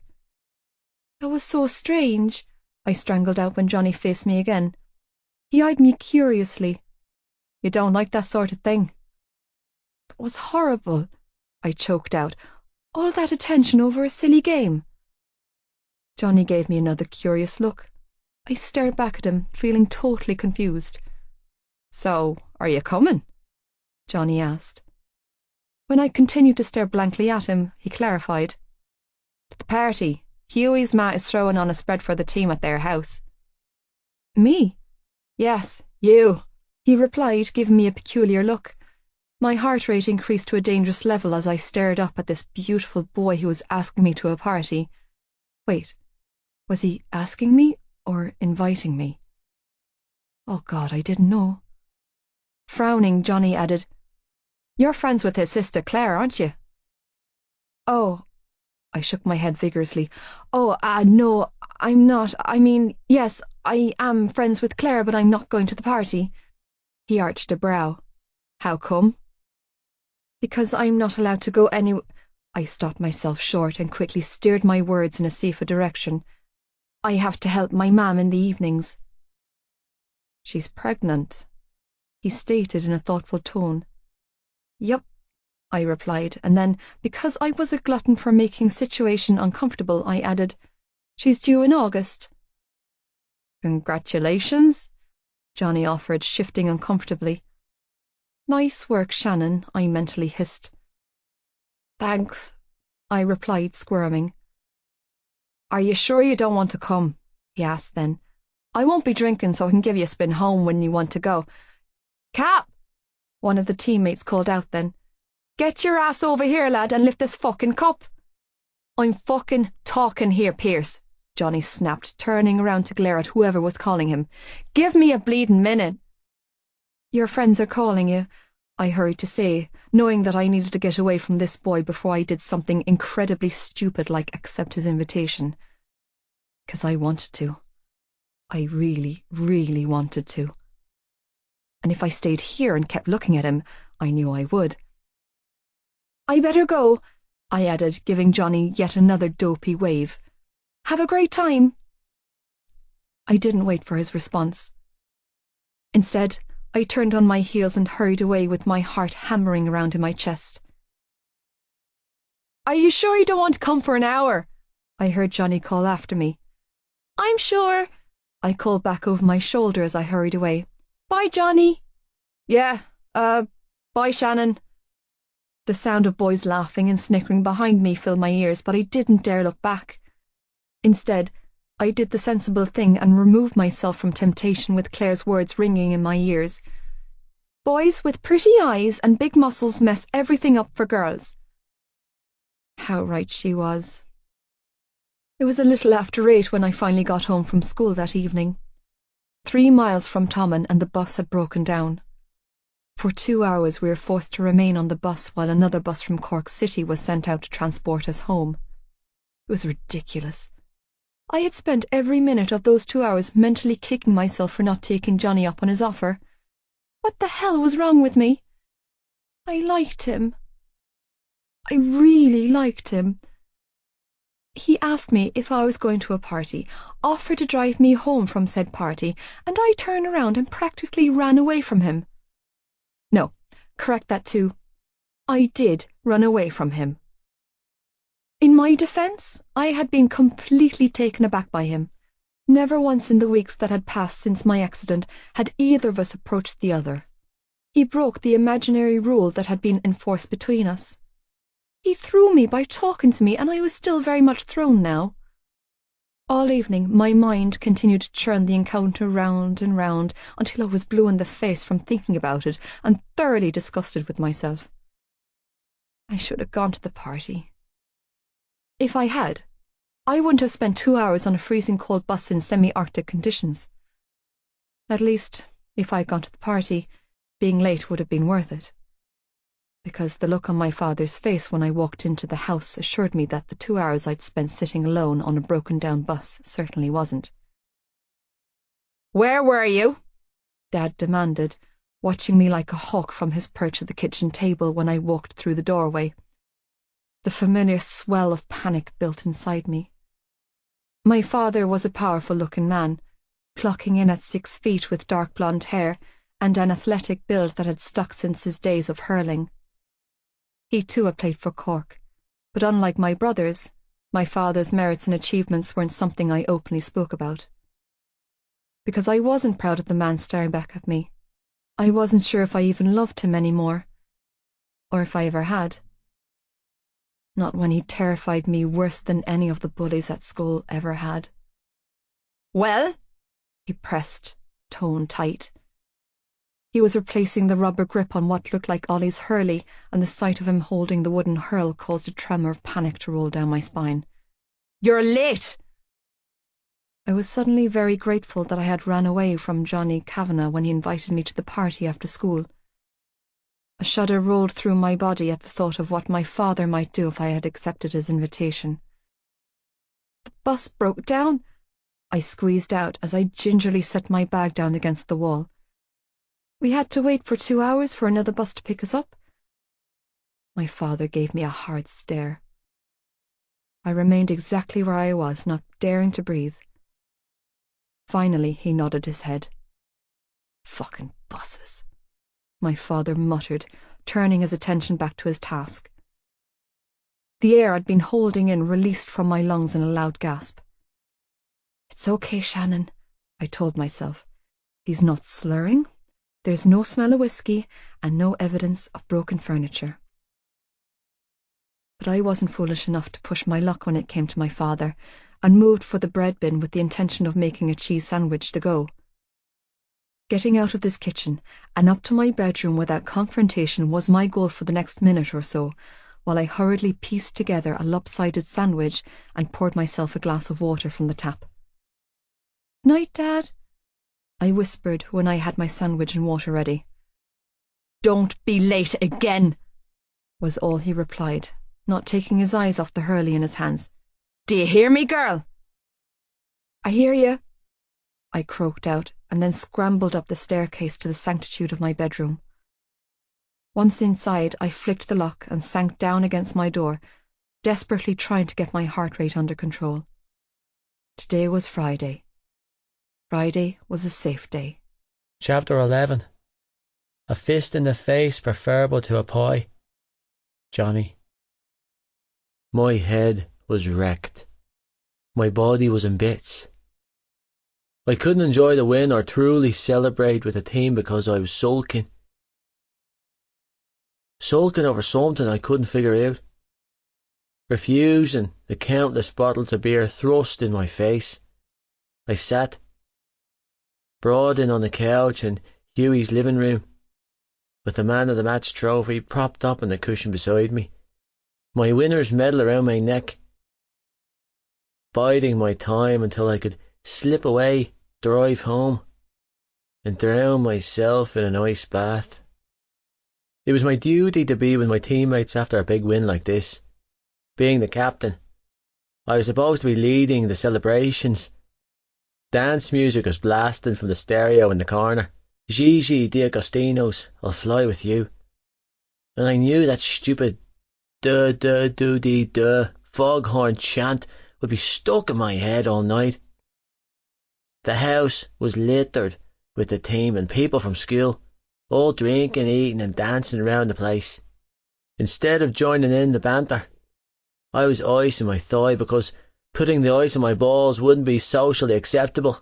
Shoving around a piece of steak Hughie's machinade cooked me around my plate, and thinking about a girl who couldn't seem to get away from me fast enough. That showed it all right there. Everyone else was drinking and enjoying themselves, while I refueled on protein and drove myself demented over a girl. Was that what rejection felt like? If so, it fucking sucked. What possessed me to go over to Shannon? I'll never know. But everyone was screaming round me. The crowd was in my face. I needed a reprieve, and I saw her standing there, all big eyes and lonesome, and something just shifted inside of me. In the moment it made sense just to go over and talk to her, because I didn't want her to be on her own, because I could hardly concentrate during the game knowing she was watching me, because when she turned around to leave, my legs moved of their own accord, desperate to intercept her. I can take you home when you have to go. What the actual fuck? I might as well have shouted, "Love me, fucking love me," at the girl. I felt like a bleeding idiot. What was I thinking inviting her to the party? Worse, what was I thinking expecting her to say yes? I was a glorified stranger to her. Jesus Christ. I was so disappointed in myself. For the bones of 2 months, I'd been doing so well. So goddamn well in my attempts to stay away from her. I couldn't get her out of my head, but damn it, I was keeping my distance. One adrenaline-pumped victory, and I blew it. Worse than blew it. I dragged her into a picture with me, and she looked terrified. "You all right, lad?" Feely asked, sinking down on the couch alongside me. Grunting my response, I dragged a cushion from behind my back and set it down on my lap, covering the purpling spreading down my right thigh. I was still in my kit, as were most of the team. They were all still donning their jerseys because they wanted to show off, and rightly so. 5 in a row winners of the Schoolboys' Shield was a new record for Tommen, and some of the younger lads' first taste of silverware. I was still in my gear because I didn't have the energy to tog off after the match. If it didn't look so appealing to the scouts, I'd throw the towel in on the school team and save my body for the academy or club games. "You know what Sinead would have a look at it for you, if you asked her." Feely interrupted my thoughts by saying, "She's a nurse, lad." I turned to him. "What?" He gestured to my leg. "It's giving you trouble again?" Striving to regain in my irritation, I shook my head and said, "No, I'm grand. Took a kicking in the ruck, that's all, lad. The look Patrick gave me was one of apprehension. But he didn't push it. I liked that about him. He didn't push shite. If it wasn't his business, he didn't ask to know. You not drinking tonight?" I asked him, steering the topic away from my failings. "Big win for the school, lad. You should be celebrating." "I should be celebrating," Patrick smirked. "What about Mr. Mom himself? If anyone should be kicking back, then it's you."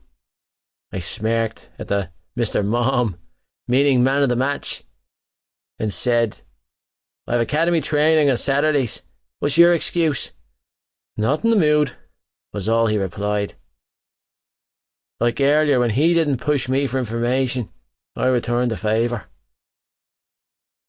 "I'm actually thinking of heading off," he added, standing up. "I was wondering if you could give me a lift home." Like a starving dog presented with a juicy bone, I snapped at his offer. Tossing my plate and ice pack on the coffee table in front of me, I pulled myself to a stand and inhaled several steadying breaths through my nose before putting my weight on my leg. "Ready when you are." Patrick smirked, but didn't say anything about my over-enthusiasm. Reaching down, he scooped up my trophy from the couch and handed it to me. Thank fuck, because if I had crouched down again, I wouldn't have been able to get back up. "Whoa, whoa, whoa!" Gibbsy called out over the music, noticing my attempt to leave. "Sit your ass down there, Cap," he ordered, ploughing through the crowd towards me. "You're not going anywhere yet." I opened my mouth to tell him to shag off, but 2 of the lads from the team, Luke Casey and Robbie Mack, came barrelling towards me, dragging me back down on the couch before planting themselves down either side of me. I looked at Patrick, who shrugged in resignation. We both knew we weren't getting out of here any time soon. Not when Gibbsy turned the music off and announced, "I have a speech to make." "Sorry, Cap." Robbie Mac snickered. But you have to hear this. Resisting the urge to roar from the pain searing through my lower calf, I shook my head and reached for my ice pack. For fuck's sake, Gibbs. With his championship medal still dangling around his neck, Gibbsy dragged the coffee table over to the stereo and hopped up. With his jersey wrapped round his head like a fucking bandana, he grabbed the remote control off the unit behind him and held it to his mouth like it was his own personal microphone. Lads in the team threw their heads back and howled with laughter as he tapped the remote to perform a sound check. Bleeding Egypt.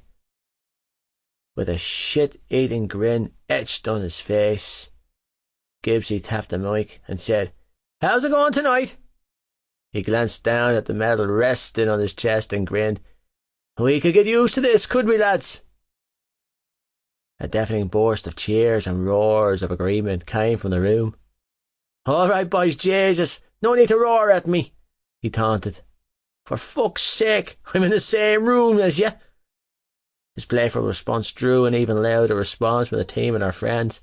"Anyways," he chuckled, "getting down to business, I have a little song I'd like to sing for the special person in my life."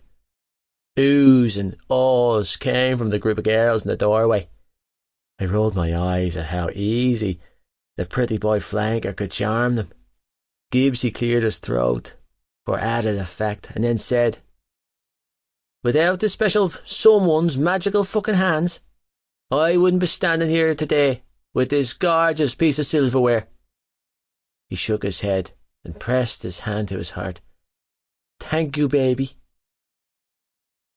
From the looks I was receiving from the lads, and the snickering coming from Robbie and Luke, I realised Gibbsy's party piece was going to be at my expense. "Don't do anything stupid," I warned Gibbsy, just as he reached over and pressed a button on the stereo. Instantly my shoulders locked tight with tension as the familiar sound of Dire Straits' Walk of Life began to play from the speakers. Immediately I knew what was coming. That fucker. "Johnny, baby," my asshole best friend called out with fiend passion in his voice, pointing his strapped-up fingers in my direction. "This one's for you." He snickered before bursting into song, crooning along to the lyrics that had become the bane of my life since I strolled on a pitch with these culchy assholes in 6th class. The lads around me all joined Gibbsy in the loud, teasing chorus. Chairs were thrown backwards as the lads all celebrated their victory. Robbie and Luke dragged me off the couch where I was, then thrust into the air and held up by my teammates. Feely, the turncoat, was inconsolable as he laughed his arse off at my expense. Oh yeah, they could laugh all they wanted now, but I was going to bury those fuckers at training on Monday. Chapter 12. Confession Time. Shannon. I was finishing up the last of my homework late Sunday night when a knock on my bedroom door broke through my concentration. Folding my copybook, I slid it into my maths textbook and called out, "Come in." My bedroom door cracked open and my brother's head popped through the crack. "What's up, Joe?" I asked, shoving my books back into my school bag. "I'm going to the shop," my brother announced, taking a quick glance around my room before his eyes returned to my face. "Do you want anything?" "Where's Aoife?" "In my room." "She's staying over?" "Yeah." Aoife went to BCS and is in 6th year with Joey, so it wasn't uncommon for them to stay at each other's houses on a school night and head to school together. They were at that age where sleepovers were allowed, or at least no one ever said a word to Joey when he brought a girl home. There was a huge case of doubled standards in this house, a house that had been exceptionally quiet this weekend. My father was in rare form. He was behaving like a human. He even bought us all takeaway Chinese last night and passed me the remote control rather than just flinging it at me like he usually did. I wasn't naive enough to believe that my father's decision to not break up the house this weekend was because he had decided to turn over a new leaf. No, I had been a member of this family long enough to recognize this quiet period as the calm before the storm. He would erupt soon. He always did. I could only hope that I wasn't standing in the eye of the storm when it happened. "Do you want something from the shop or not?" Joey asked, sounding impatient. "It's closing soon." I glanced at the screen on my phone to check the time. 10:45 p.m. "Why are you going to the shop so late?" I questioned. "What do you need that's so important?" Joey grinned. "Do you want me to answer honestly?" "No," I groaned, fake gagging when awareness dawned on me. "Go away." "Night, Shan," he chuckled, closing out my door. "Be safe," I called after him. "I'm too young to be an auntie." My phone vibrated against my thigh, alerting me to an incoming call from Claire. "Hello," I said, pressing it to my ear. "Hey, chickabee," she said happily. "What are you doing next weekend?" Climbing off my bed, I hurried over to my door and turned the lock. "Nothing," I replied, like always. "Why?" "Because my dear friend Jared Gibson passed his theory test on Friday morning, and some demented idiot from the tax office decided to give him a provisional driver's license." "Really?" I laughed, thinking about Gibbsy behind the wheel of a vehicle. "Oh, yeah," Claire sighed. "I've just spent the last hour and a half trying to shove him out of my bedroom." "Why was he in your room?" "To gloat," she explained, shaking his little green license around like he was king of the hill. "What does Gibbsy getting his driving license have to do with next weekend?" "Because his parents bought him a car for his birthday last week," she explained. "He wants all of us to go for a spin with him."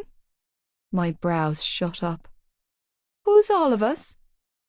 "The usual gang," Claire replied breezily. "Me, Gerard, Hughie, Katie, Piers, Lizzie, Patrick, Johnny, and you, of course." My heart leapt at the sound of Johnny's name being mentioned, and then it rocketed even further at the prospect of spending actual time with him. "Why me?" I managed to ask. "Duh, because you're our friend," she replied. I shook my head. "No, Claire, I'm your friend, yours and Lizzie's." "Well, Jared told me to invite you along." "Why?" I strangled out. "He doesn't know me." "You helped him with Brian?" I shook my head. "That doesn't make us friends." "Well, he knows you're my best friend," she explained, "which means any invitations I receive automatically extend to you too." "Well, he can't fit all those people in one car." "Then maybe you can go in Johnny's car," Claire shot back in a teasing tone. "By the way, I saw you with him on the pitch Friday, you little flirt." "I was not flirting with him," I practically spluttered. "He came up to me." "Better again?" she giggled. "He was the one doing the flirting?" "Nobody was flirting," I choked out. "You were just what?" Claire teased. "Talking," I filled in with a helpless shrug. "About what?" "I don't know," I mumbled. "Just stuff, I guess." "And taking pictures together," she added with a cackle. "I saw that too." "Oh, God."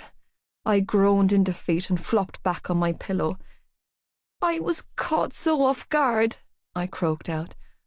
"You should have heard me trying to talk to him," I added, biting down on my lip.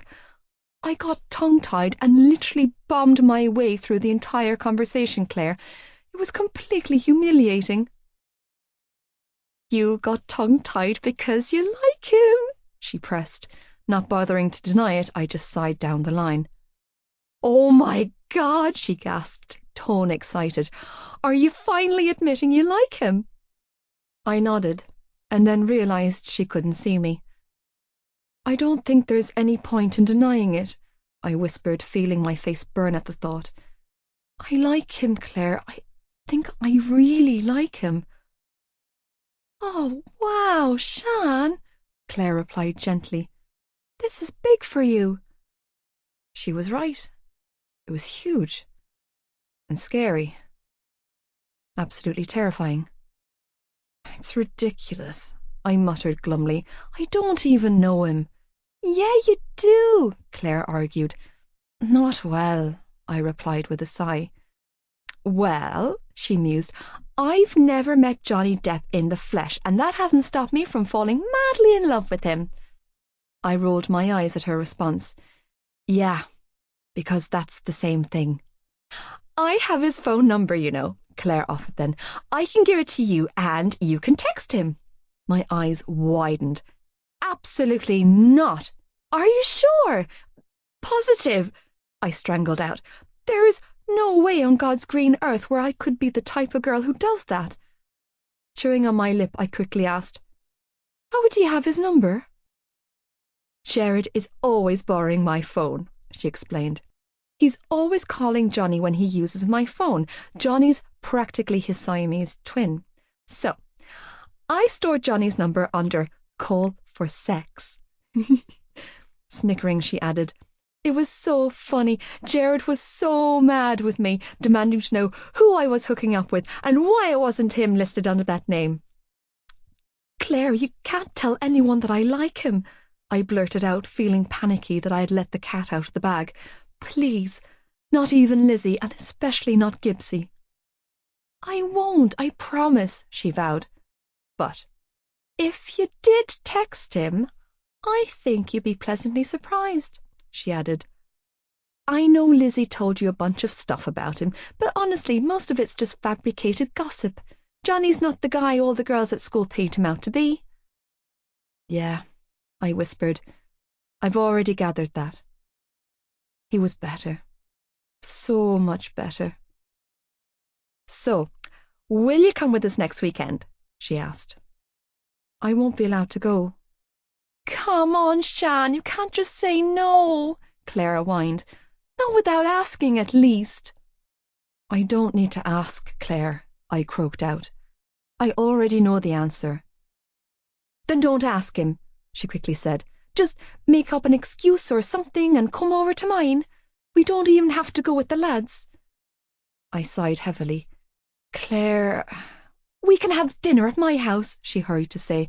And, you know, if Johnny just happened to stop by because of a rogue text message sent from my phone, then maybe you two could go up to my room and— Stop it, I warned her, shivering at the thought. Claire laughed down the line. I'm kidding. You better be, I grumbled, because I would die. So, do you want to do that? She asked, smothering her laughter. Come over to mine for a takeaway and a movie, or we could go to the cinema, or out to eat at a restaurant. Whatever you want, she told me. It's your choice and my treat. I love you for offering, I told her, biting down on my lip to stop it from wobbling. But you know he'll never allow it. Claire sighed heavily. Shan, don't, I pleaded quietly. Please don't say anything. There was a long pause before she whispered, I won't. I sagged in relief. Thank you. I'm here for you, was all Claire replied in a sad tone of voice. Forever. Chapter 13. Creeping and whinging. Johnny. Every day since starting at Tommen, I sat at the exact same table at lunch hall for break. It was close to the door, and comprised of a 30-foot banquet table, filled with my teammates and a few of their girlfriends. I always sat at the end of the table, with my back to the wall, looking on to the rest of the room, where I had a crystal clear view of everything going on round me. I liked it because I had space to breathe, and not have girls fucking groping me and touching my back every 15 seconds. Like always, Gibbs and Feely sat opposite me, and Hughie sat to my right. The difference today was both Hughie and Feely were in detention, and Gibbsy was scowling at me. Could you stop staring at her for 5 fucking minutes and pretend to be listening to me?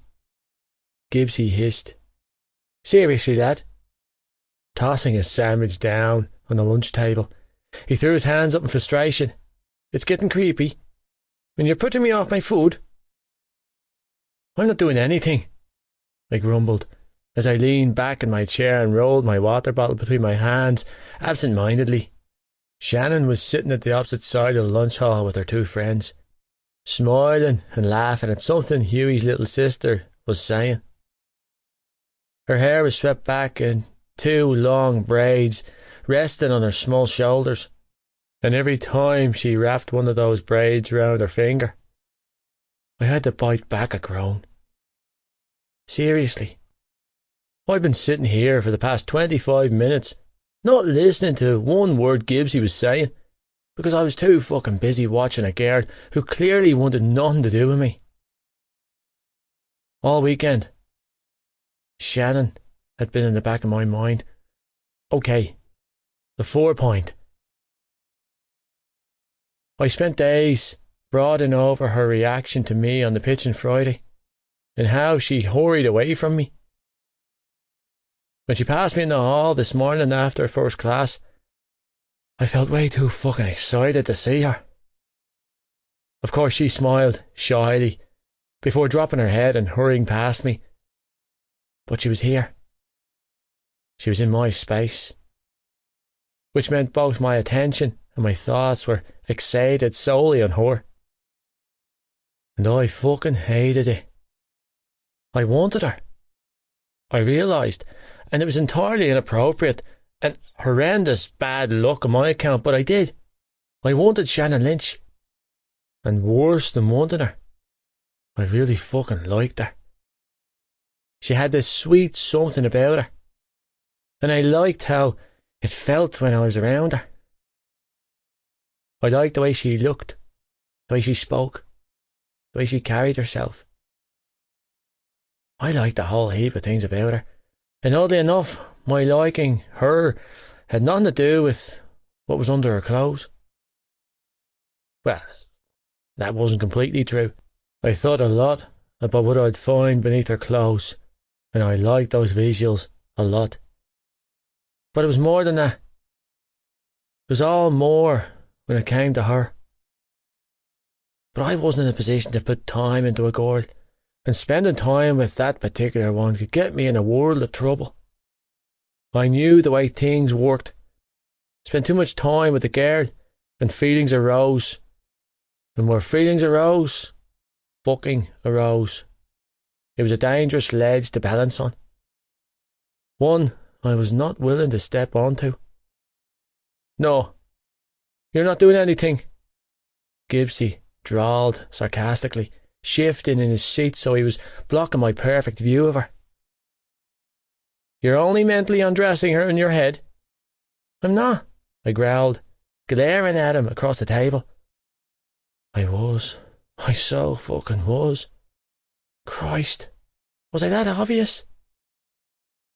Yes, you are that obvious, Gibbsy stated, clearly reading my thoughts. And I'll tell you who else is obvious, he added, gesturing his thumb to her right. That evil bitch.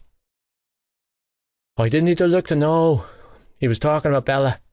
She was perched at the opposite end of our table with a few of the lads on the team from second year, where she'd spend most of the lunch trying to get a rise out of me. It wouldn't work. I wasn't fucking biting. Ignore her. Unscrewing the cork of my bottle, I took a deep swig of water. She's not worth the hassle. Lad, I know I'm repeating myself, but I honest to God don't know how you ever touched her. He groaned. Neither do I admitted, as I recapped my bottle and resumed my staring at Shannon. He leaned back in his chair and arched a brow. You should go over and talk to her. To Bella? I scowled. No fucking thanks.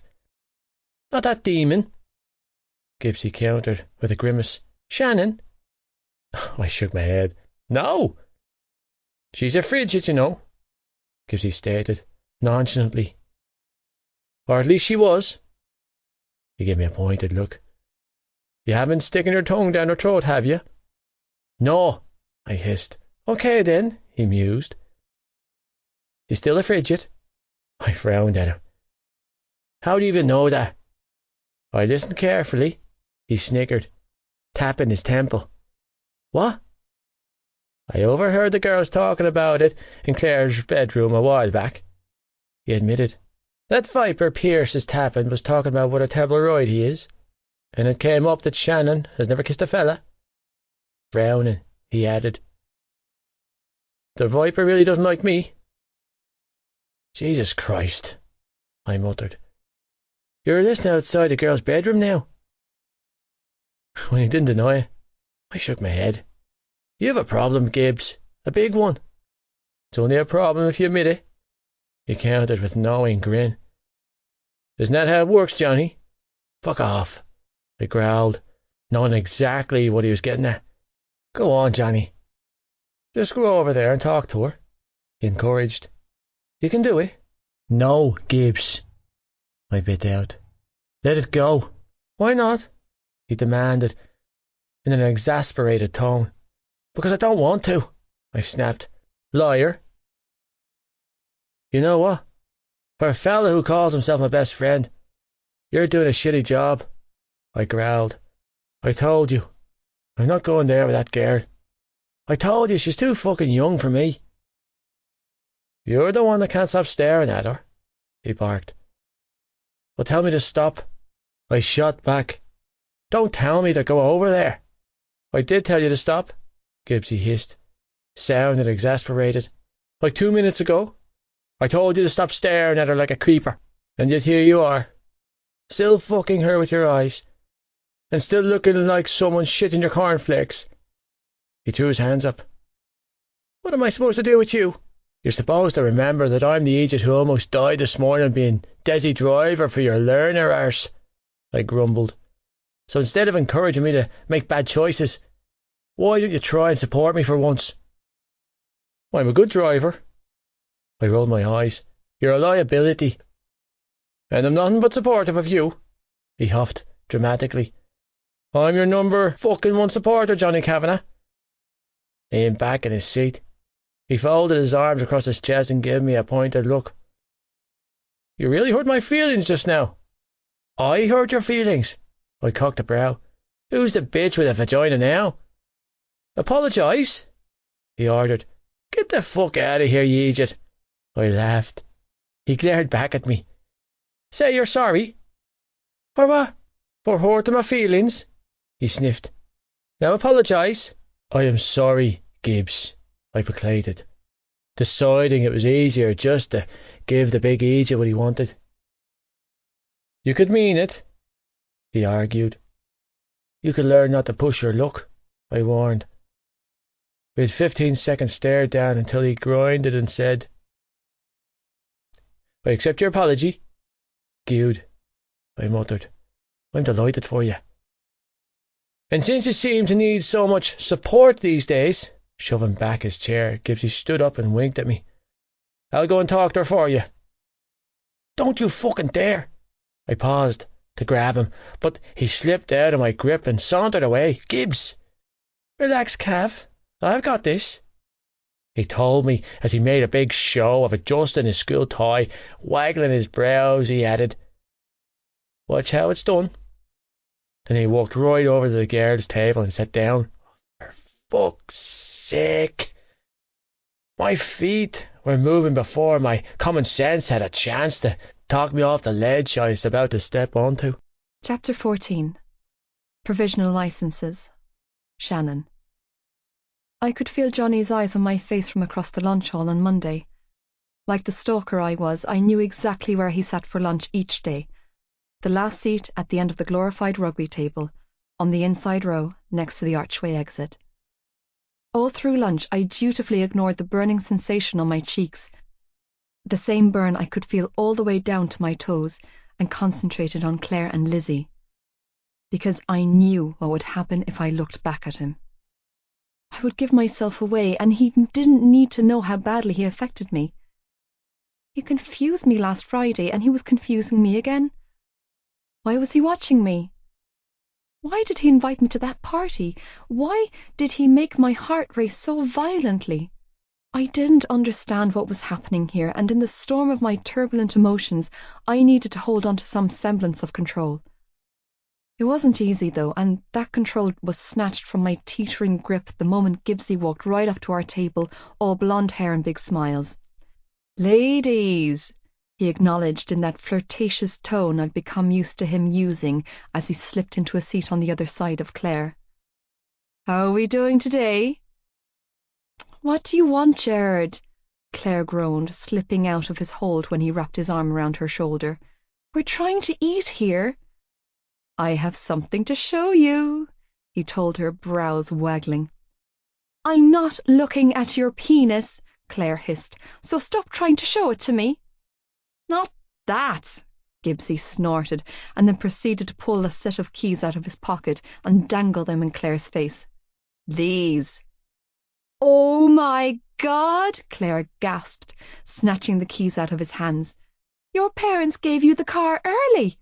I thought you weren't getting the keys until the weekend." "They caved," he told her, grinning. "Which means a maniac has been let loose on Irish roads," Lizzie interjected. "Jesus," Gibbsy muttered, frowning across the table at Lizzie. "You're a barrel of laughs." Lizzie merely gave him the finger and returned to her lunch. Shaking his head, Gibbsy turned his attention back to Claire. "There's more," he announced, giving her his sole attention.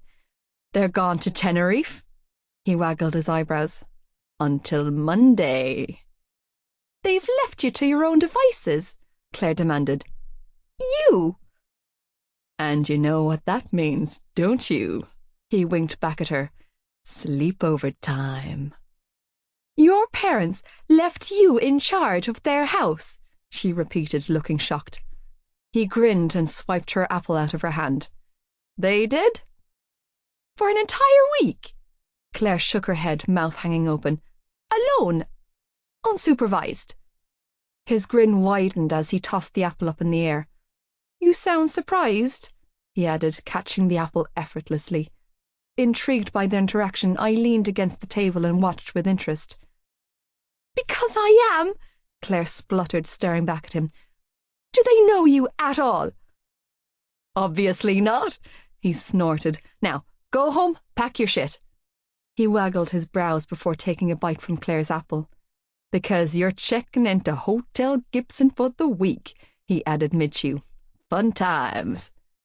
"Oh, really?" Claire leaned back in her chair and smirked. "And does Hotel Gibson come with good reviews?" "It comes with cock, Claire Bear," Gibbsy announced, and not quietly. "An unlimited supply of 5-star cock." "Say it louder," she hissed, slapping his shoulder. "I don't think everyone heard you." "It comes with cock, Claire," he taunted, accepting her challenge without an ounce of shame. "My cock." "Fuck your cock," Claire growled, looking mortified. "Course you can," he nodded with a grin. "But here's not really the place." "I don't know why I'm friends with you," Claire muttered, cheeks burning. "You're so inappropriate." "You are friends with me because you love me," he purred. "Because I'm the only one that makes your cheeks turn pink." He paused and stroked her cheek with his finger. "In more ways than one." "I was 11, Gerard," she shot back, "and it was one bloody kiss." "I'm ready for a repeat performance," he told her. "Say the word, Claire Bear. Tell me you're ready for us, and I'm all yours." "Can you stop doing that?" Lizzie barked then, glaring at Gibbsy. "Doing what?" "Screwing around with her feelings," she huffed. "It's not a game." "Lizzie, it's okay," Claire began to say, but Lizzie cut her off. "It's not okay," she snapped. "He's been doing this since we were 4. It's wrong." "I'm not screwing around with her feelings," Gibbsy replied, looking confused. "She knows I love her." Claire turned beetroot red, causing Lizzie to growl. "Yeah, asshole," Lizzie hissed. "You love her loads, don't you? That's why you're going around shagging half the school, isn't it?" "What is your problem?" Gibbsy growled, glaring now. "You!" Lizzie snapped. You and your shithead friends thinking you're cock of the walk, going around playing girls like it's all a big game. You're all disgusting, every last one of you rugby heads. Gibbsy gaped at her, looking affronted. What did Johnny do out of the way to you? Yeah, a familiar voice asked. What did I do? My heart skyrocketed in my chest at the sound of that achingly familiar Dublin accent. It stood out from everyone around us, just like he stood out from everyone around us. You're as bad as the rest of them, Lizzie hissed, not missing a beat, as she turned her furious glare on Johnny, who, much to my detriment, was pulling out the chair next to me. Worse, you're their leader. Well, that's news to me, Johnny countered calmly. He sat down beside me then, and I felt the piece of bread I was chewing on wedge itself to the roof of my mouth. Swallowing it down, I looked up at him, wide-eyed and confused. He smiled down at me. Hi, Shannon. Hi, Johnny, I whispered, staring back at him, feeling like my heart was 2 seconds away from bursting out of my chest. How are you? He asked, voice deep, blue eyes burning holes in mine. I'm good, I breathed. How are you? He smirked. I'm good. Damn it, there was that word again. Did you have a nice weekend? It was okay. I felt myself flush. Did you? I spent most of it in training. He smirked. Same as always. I nodded, not really understanding a damn thing that was happening here. How was the party? I didn't stay long. Johnny leaned his elbow on the table, turned his body inwards and gave me his full attention. I just went to show my face, really. How come? I breathed, burning from being so close to him. Training commitments, he explained, thrumming his long fingers against the table, blue eyes locked on mine. I tried to avoid parties during the season. Jesus, not you too, Lizzie growled. It's bad enough Thor over there is pulling his shit with Claire without you messing with Shannon. Johnny turned his blue eyes on Lizzie. Excuse me? You heard me, she countered. Am I not allowed to speak to her?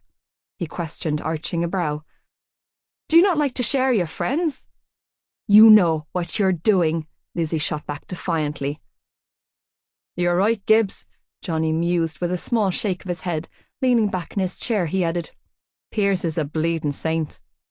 Total respect, Gibbsy shot back, resting his arm against Clay's chair. Ugh, Lizzie sneered, giving both Johnny and Gibbsy a disgusted look. I hate you all. When you say all, does that apply to just us? Gibbsy gestured from himself to Johnny. Or all men? You, most of all, you big blonde eat-it, with your rugby-shaped head, Lizzie snapped. Shoving her chair back, she stood up and cast a glare to Johnny. And you're a close second, Captain Fantastic, for not having better control over that gimp.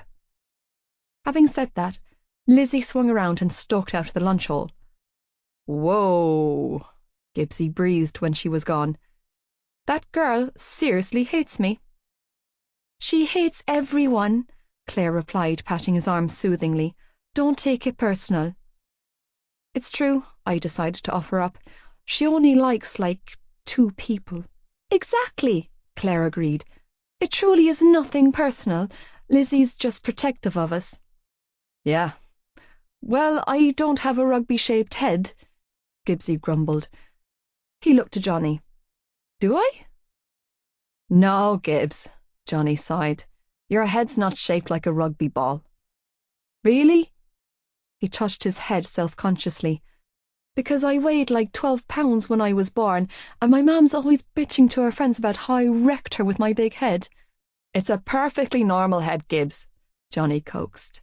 Very circular. Not too big. You grew into it, he assured him. Fits you fine now. Unable to stop myself, I snickered at the sight of Johnny comforting Gibbsy. You laughing at my misfortune again, little Shannon? Gibbsy shot back with a wolfish smile. Go ahead and get it out of your system. I shrugged helplessly, still grinning. He was just so unusual and entertaining. Now back to business, Gibbsy continued, leaning back in his chair. What do you want to see tonight? Claire frowned. Tonight? We're going to the cinema, he stated with a devilish grin. Who's we? Johnny bit out, tensing beside me. Gibbsy circled his finger around the four of us. My mouth fell open. Huh? She-Wolf can come too, he said to Claire, if you promise to put a muzzle on her. Gibbs, Johnny said in a warning tone, shaking his head. Come on, lad, Gibbsy countered. You can miss a session for one night.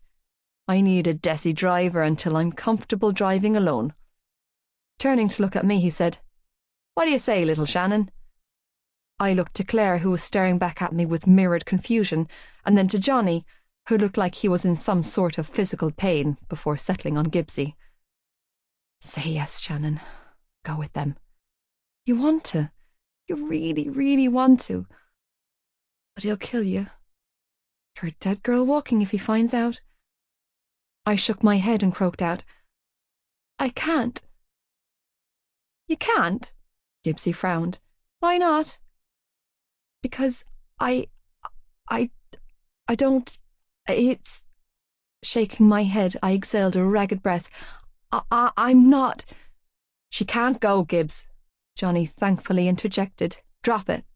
But let it go. The bell rang then, signalling the end of lunch, and Johnny shot to his feet. Come on, asshole, he growled, glaring at Gibbsy. We have things to sort out. I'll swing by your place around 7, Gibbsy asked Claire. Does that suit you? Claire nodded happily. He gave her a huge smile before standing up and ruffling her curls. See you then, Claire Bear. My gaze found its way back to Johnny, who was standing at the edge of the table with a thunderous expression etched on his face. Bye, Johnny, I told him in a small voice. His features softened instantly as he looked down at me and smiled. Bye, Shannon. Well, that was the strangest thing that's happened in a while, Claire announced when the boys were gone. Yeah, I breathed. Very strange. Chapter 15. Bathroom breaks and propositions. Shannon. When people say something is too good to be true, then it usually is. That was exactly how I felt when I stepped out of the bathroom on Tuesday evening after school and collided with a hard chest. Surprised to find anyone standing outside the bathroom when the final bell had long gone, I let out a small squeak. How's it going, Shannon? The blonde, vaguely familiar boy asked, grinning down at me. The halls were relatively empty, with only a few students rambling down the corridors, leading me to believe that he had been waiting out here for me. After all, the girls' bathroom was an unusual spot for a boy to loiter outside of, especially one togged out in a jersey, shorts, and football boots. Panic mixed with a large dollop of weariness flared to life inside of me. Fine, I replied, tucking and then retucking my hair behind my ear, a nervous trait. How are you? Better now I'm talking to you, he announced, confirming my worst nightmare. As he stepped closer, the studs on his boots clanging against the floor. Were you waiting out here for me? I forced myself to ask, needing the vocal confirmation. Don't ask me why, but I needed to clarify the crazy. In your... I gestured to his attire. PE kit? I was training and forgot my mouth guard in my locker, he explained, not one bit embarrassed by any of this. I saw you going into the bathroom when I was heading to my locker, so I figured I'd wait around to talk to you. Shrugging like his nonsense explanation was a perfectly acceptable one, he added, I'm Ronan, by the way, Ronan McGarry. We have French together. His tone was friendly, but I knew better than to be fooled. Friendly could turn to bully in a nanosecond. Yeah, I know. Taking a step back to regain my personal space, I added, Well, it was nice of you to come say hi, but I have to go catch my bus. It leaves soon, and the driver won't wait. I saw you on the pitch that day, Shannon. He purred, voice low, eyes alight with excitement. That's what I wanted to talk to you about. He took another step towards me, invading my space once more. In your knickers? Those killer legs? I saw all of you. My heart sank. Every muscle in my body locked tight with dread. This was it. What I'd been waiting for, the inevitable taunting. I was vaguely aware of Ronan McGarry, having sat in front of him in French class the past few weeks, but I hadn't realised he was on the rugby team. I hadn't noticed him on the pitch last week, but then I hadn't noticed anyone other than Johnny that day. I guess it made sense, though, what with the muddy kit he was currently wearing and the bruised cheekbone. But I didn't have anything to say to him, so I kept my mouth shut and waited for him to speak. He would. They always did. And I have to be honest, Shannon. He reached up and tugged on my braid with his mud-stained hand. Not hard. It was in more of a playful way, but I didn't like the intrusion. I haven't been able to stop thinking about you since. Vain indifference, Shannon. Pretend you don't care. Stepping sideways to free my hair from his grasp, I brushed off his words with a small shrug and readjusted my bag on my shoulders. He stared at me for a long time, eyes dancing with excitement, before saying, "You're a shy little thing, aren't you?" "No," I replied, voice small, and it was the truth. I wasn't shy. I could be as outspoken and verbose as anyone when I was with people I trusted. But I was cautious. I had good reason to be, and I didn't trust him. "Well, shy or not, you're fucking gorgeous under those clothes," he stated lowly, dragging his bottom lip into his mouth as his eyes roamed shamelessly down my body. "I would really love your number." My mouth fell open. Was he serious? I gaped up at his face, trying to gauge him. He looked completely serious. No, shaking my head, I narrowly avoided his hand once more when he tried to tug on my braid again. "I'm sorry, Ronan, but I don't give out my number to strangers." The very last thing I wanted to do was give anyone aside from Claire and Lizzie my phone number. Giving out my details meant the bullies had a direct line to my psyche 24/7. And while I'd made that mistake once before in my old school, a new phone number and the burning remnants of hard-earned wisdom meant that I would never do so again. Ronan scoffed. "I'm hardly a stranger." "You are to me," I replied, forcing myself to stand strong. "Come on, Shannon. I don't bite." He continued to smile at me, but it was harder, his eyes a little cooler now. "Just give me your number." "No," I shook my head.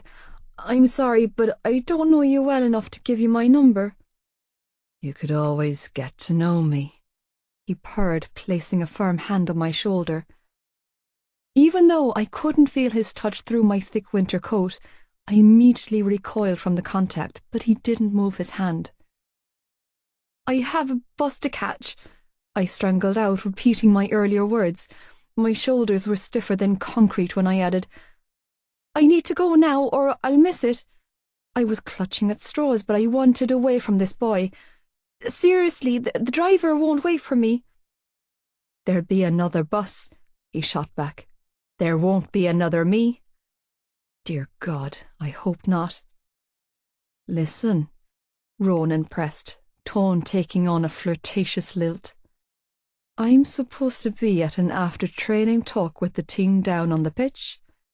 Coach likes to get us all together to talk strategy after our training sessions." He told me this like he actually thought I cared. I didn't. I only cared about him getting the hell away from me. "But I don't have to go."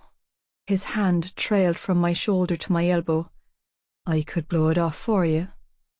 His hand moved lower, tracing the hem of my skirt. "What do you say?" he asked, leaning into my ear.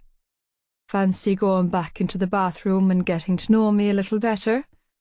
No, I snapped, jerking away from his touch. I'm not interested. Come on, Shannon, he snapped, tone heated now, eyes flashing with frustration. Look around. Clamped his hand on my shoulder again, not gently this time. No one's going to see us. Ronan didn't have the chance to finish that statement when he was carted off, literally dragged away by the scruff of his neck by a much bigger, much older boy. You're a suicidal little fucker, aren't you? The boy was saying in an oddly light tone as he sauntered down the hallway with his huge hand cupping the back of Ronan's neck, forcing him to double over and waddle to keep up with his long strides. He was dressed in the same attire, a black and white striped jersey, white shorts, and boots that made clickety sounds against the floor as he walked, suds of muck and grass falling away from the studs. The only contrast was a number 9 on the back of Ronan's jersey and a number 7 on the big guy. Immediate recognition hit me. Number 7. Gerard Gibbsy Gibson. Claire's crush. The catwalker. Strange one. Thank God. The students still loitering in the hallway all stopped what they were doing to watch the drama, but no one stepped in. Not one person intervened on Ronan's behalf as the giant, fair-haired man-child marched him through the corridor. Get the fuck off me, Gibbsy! Ronan was screeching, trying and failing to break free of the monster man's hold. I was only messing around. You know he's going to kill you, don't you? Gibbsy asked, tone laced with humour, as he walked Ronan over to the front entrance and then ceremoniously tossed him out of the double glass doors. Gibbsy! Ronan screamed, red-faced, as he battled with the door handle. Stop messing around. I was only being friendly with her. That didn't sound friendly, kid, Gibbsy taunted. That sounded desperate. And a little rapisty. Right now, both boys were pulling, with Ronan furiously trying to pull the door open and Gibbsy pulling it closed with reasonable ease. Let me the fuck in, Gibbsy! Ronan roared, yanking on the handle like a lunatic. It was a push-and-pull system, and he was failing to push it inwards. I need my inhaler. Nope, don't even try that shit with me, McGarry, Gibbsy called out with a laugh, holding the door shut when Ronan tried the handle. You knew the rules, and you don't have asthma. So what? Ronan demanded, looking outraged. You're just going to lock me out of the school because he said no? What? Absolutely. What the hell were they talking about? He's not my captain, Ronan snarled, pressing his forehead to the glass. I was so confused. Oh, but he is, Gibbsy called back, still laughing, and I was sure he was finding the situation highly amusing. And dogs that can't behave themselves round Cap's new buddy stay outside. You're going to pay for this, Gibbs, Ronan hissed. I swear to God, if you don't let me in, I'm going to tell my uncle about this. Is that so? You'll be thrown off the team for this. For the threat, I'm going to fuck your mother, McGarry, Gibbsy shot back.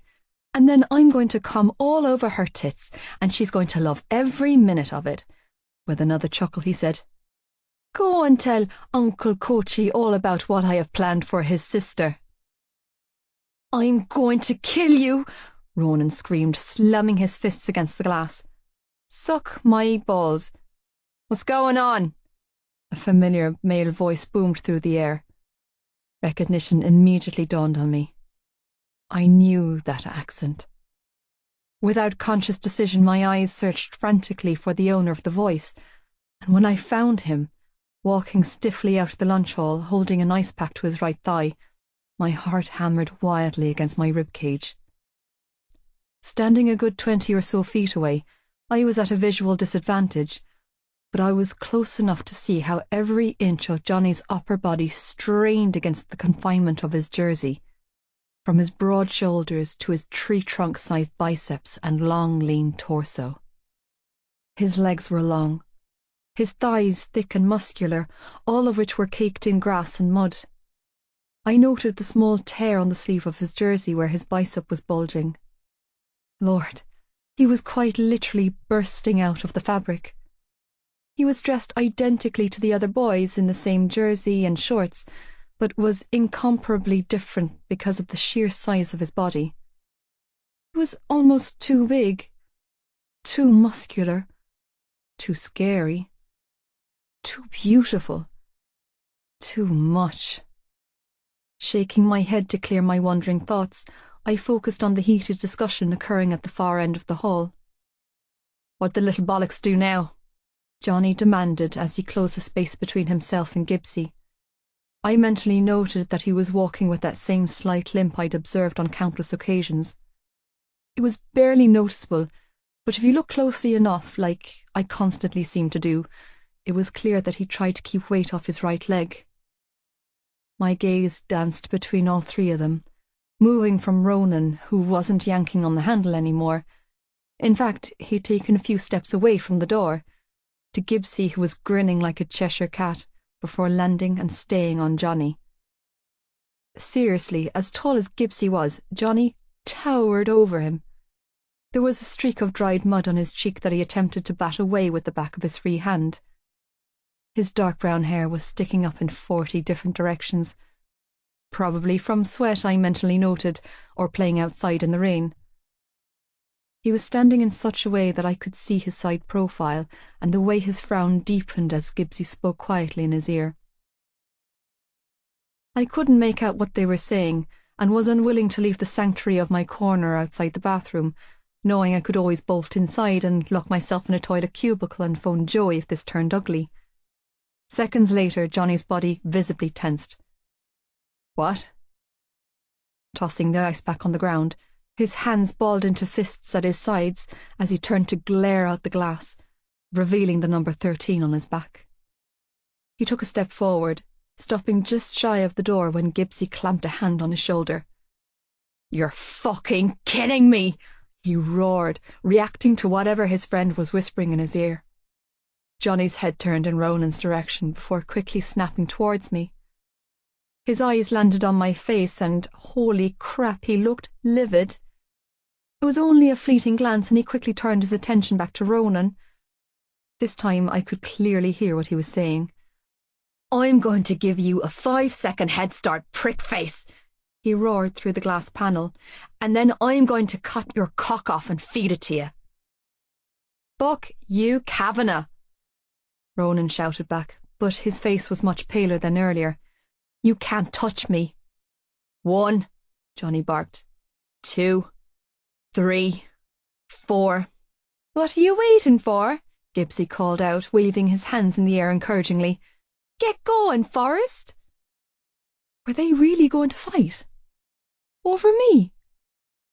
Was this really over me? It couldn't be.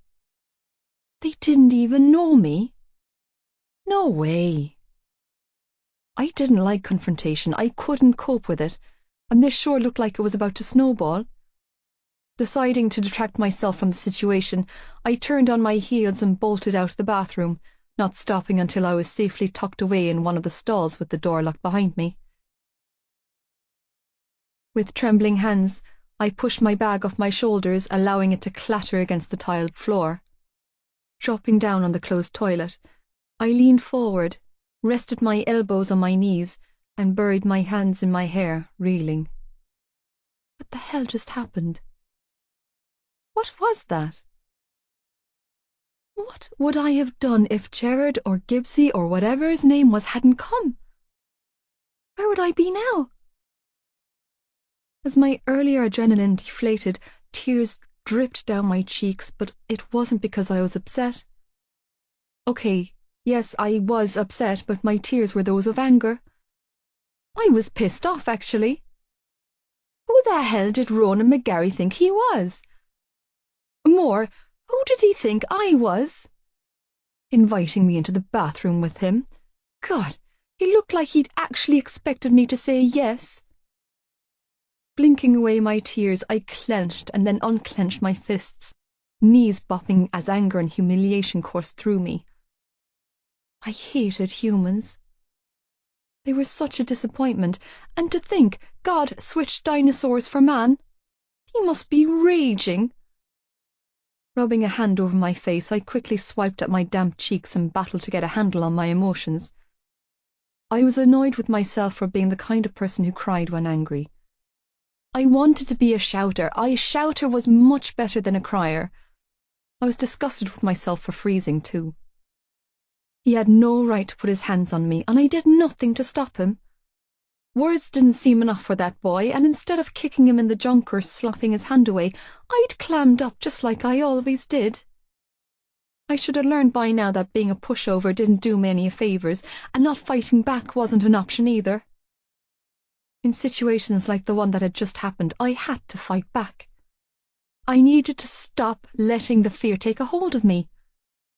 I was entitled to stick up for myself. It wasn't rocking the boat to defend yourself.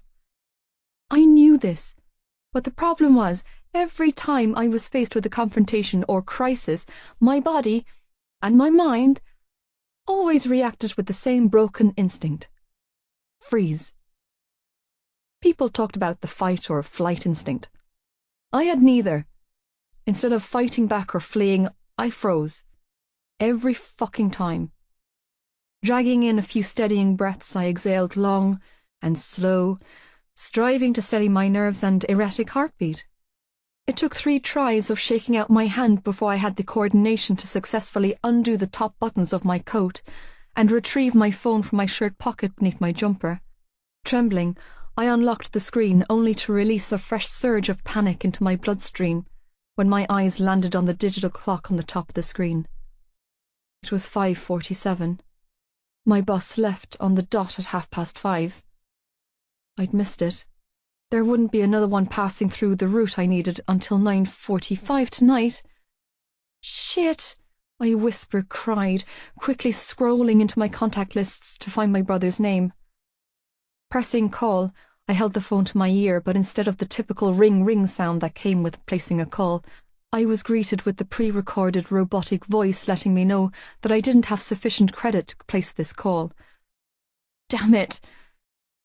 Groaning, I quickly tapped in the code that allowed me to send a free call me text message to Joey. When I didn't get an immediate response, I sent another, and then I sent 3 more for good measure. Mam was at work and wouldn't have her phone on her, and I'd rather sleep here in this toilet stall than call my father to come get me. Not that he would come, even if I asked. 30 minutes later, and I had sent at least 20 more freebie call-me messages to my brother, but to no avail. He obviously either didn't have his phone with him, or it was switched to silent. My bet was it was on silent mode, since Joey rarely left the house without it. He probably forgot to take it off silent mode when he left school. I didn't know what else to do other than just wait at the school until the next bus was due. I knew the school remained open until late for after-school programs and tutoring. It technically never closed, considering it was also a boarding school, but the main area would be open until at least 9 p.m. My stomach rumbled loudly, breaking the silence. Checking the time again, I noted that it was now 6:18 p.m. I had those 2 slices of bread tucked away in my lunchbox. I could go and make some toast in the common area while I waited. I would be in serious trouble when I got home, but there was no way on God's given earth that I was going to walk the 15 miles home. The walk I was sure I could handle. It was who I might meet on the walk that troubled me. Standing up, I tucked my phone back into my shirt pocket, redid the buttons on my coat, reached for my bag, and let myself out the stall, stopping to wash my hands before leaving the sanctitude of the bathroom. I pressed my ear to the door and listened for a long moment. When no sounds of violence and shouting came from the other side, I opened the door and stepped out. Like a horrific case of déjà vu, I walked out of the bathroom and straight into a hard chest of muscle. Chapter 16. Keep your hands off, Johnny. My groin was on fire, and my body was simmering with barely restrained anger. Taking a boot to my crotch while at the bottom of a rock during training was not my idea of a productive practice session. It took me a solid 5 minutes of breathing through my nose as I lay in a heap on the pitch before I could trust the contents of my stomach to stay the fuck in there and stand up. resisting the natural reaction to maim and kill the culprit who just so happened to be the sheepish-looking Hughie. I blew off the last 5 minutes of training in favour of going in search of an ice pack. We had the league final coming up, and my arsehole teammates were going to take me out before we even got there. Letting me loose last weekend was all well and good, and the shield was a nice little victory for the team, but my sight was set on the cup, and theirs needed to be too. Apparently not. Though after the sluggish training session yesterday and the sloppy performance this evening was anything to go by, I wasn't walking out of lunch hall with one ice pack strapped to my junk and the other pressed to my thigh when Gibbs's voice boomed through the air, followed by an annoying voice of Ronan McGarry. What did that little bollocks do now?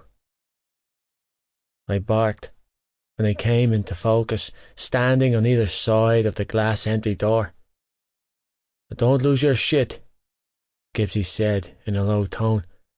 "I've got it under control." "What?" I demanded. Gibbsy released a sigh. He was fucking Miss Shannon outside Jack's. He scrubbed his face with his hand. "Trying to get her to go into the bathroom with him." My entire body tensed as red, hazing fog clouded my vision. I'd been mad as hell with Gibbsy over the stunt he pulled at lunch yesterday, but right now I was grateful for his meddling. Tossing the ice pack on the ground, I glared at the window and snarled, "You're fucking kidding me." "Nope. You got a little shitty with her too," Gibbsy added, glaring out through the glass at McGarry. "Apparently McGarry has an issue with his hearing because the girl clearly told him no." My legs were moving before my brain had a chance to catch up. I warned him. I bleeding warned that little shite to leave her alone. I was going to kill that little fucker. "Don't," Gibbsy warned as he grabbed my shoulder and pulled me back. "She's right over there, lad." I swung round to find a wide-eyed Shannon staring back at me. She looked terrified.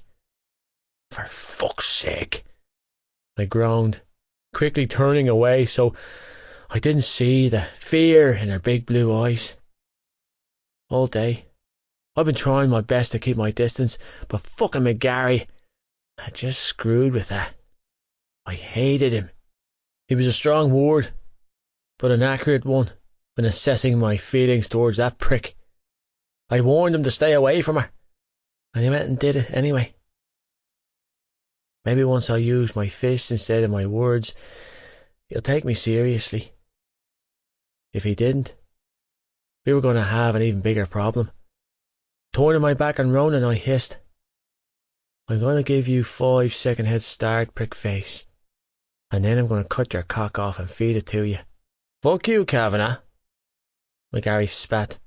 "You can't touch me." "One," I snarled, grabbing a hold of the door handle. "2, 3, 4. What are you waiting for?" Gibbs chuckled, making shooing gestures with his hands. "Get going first."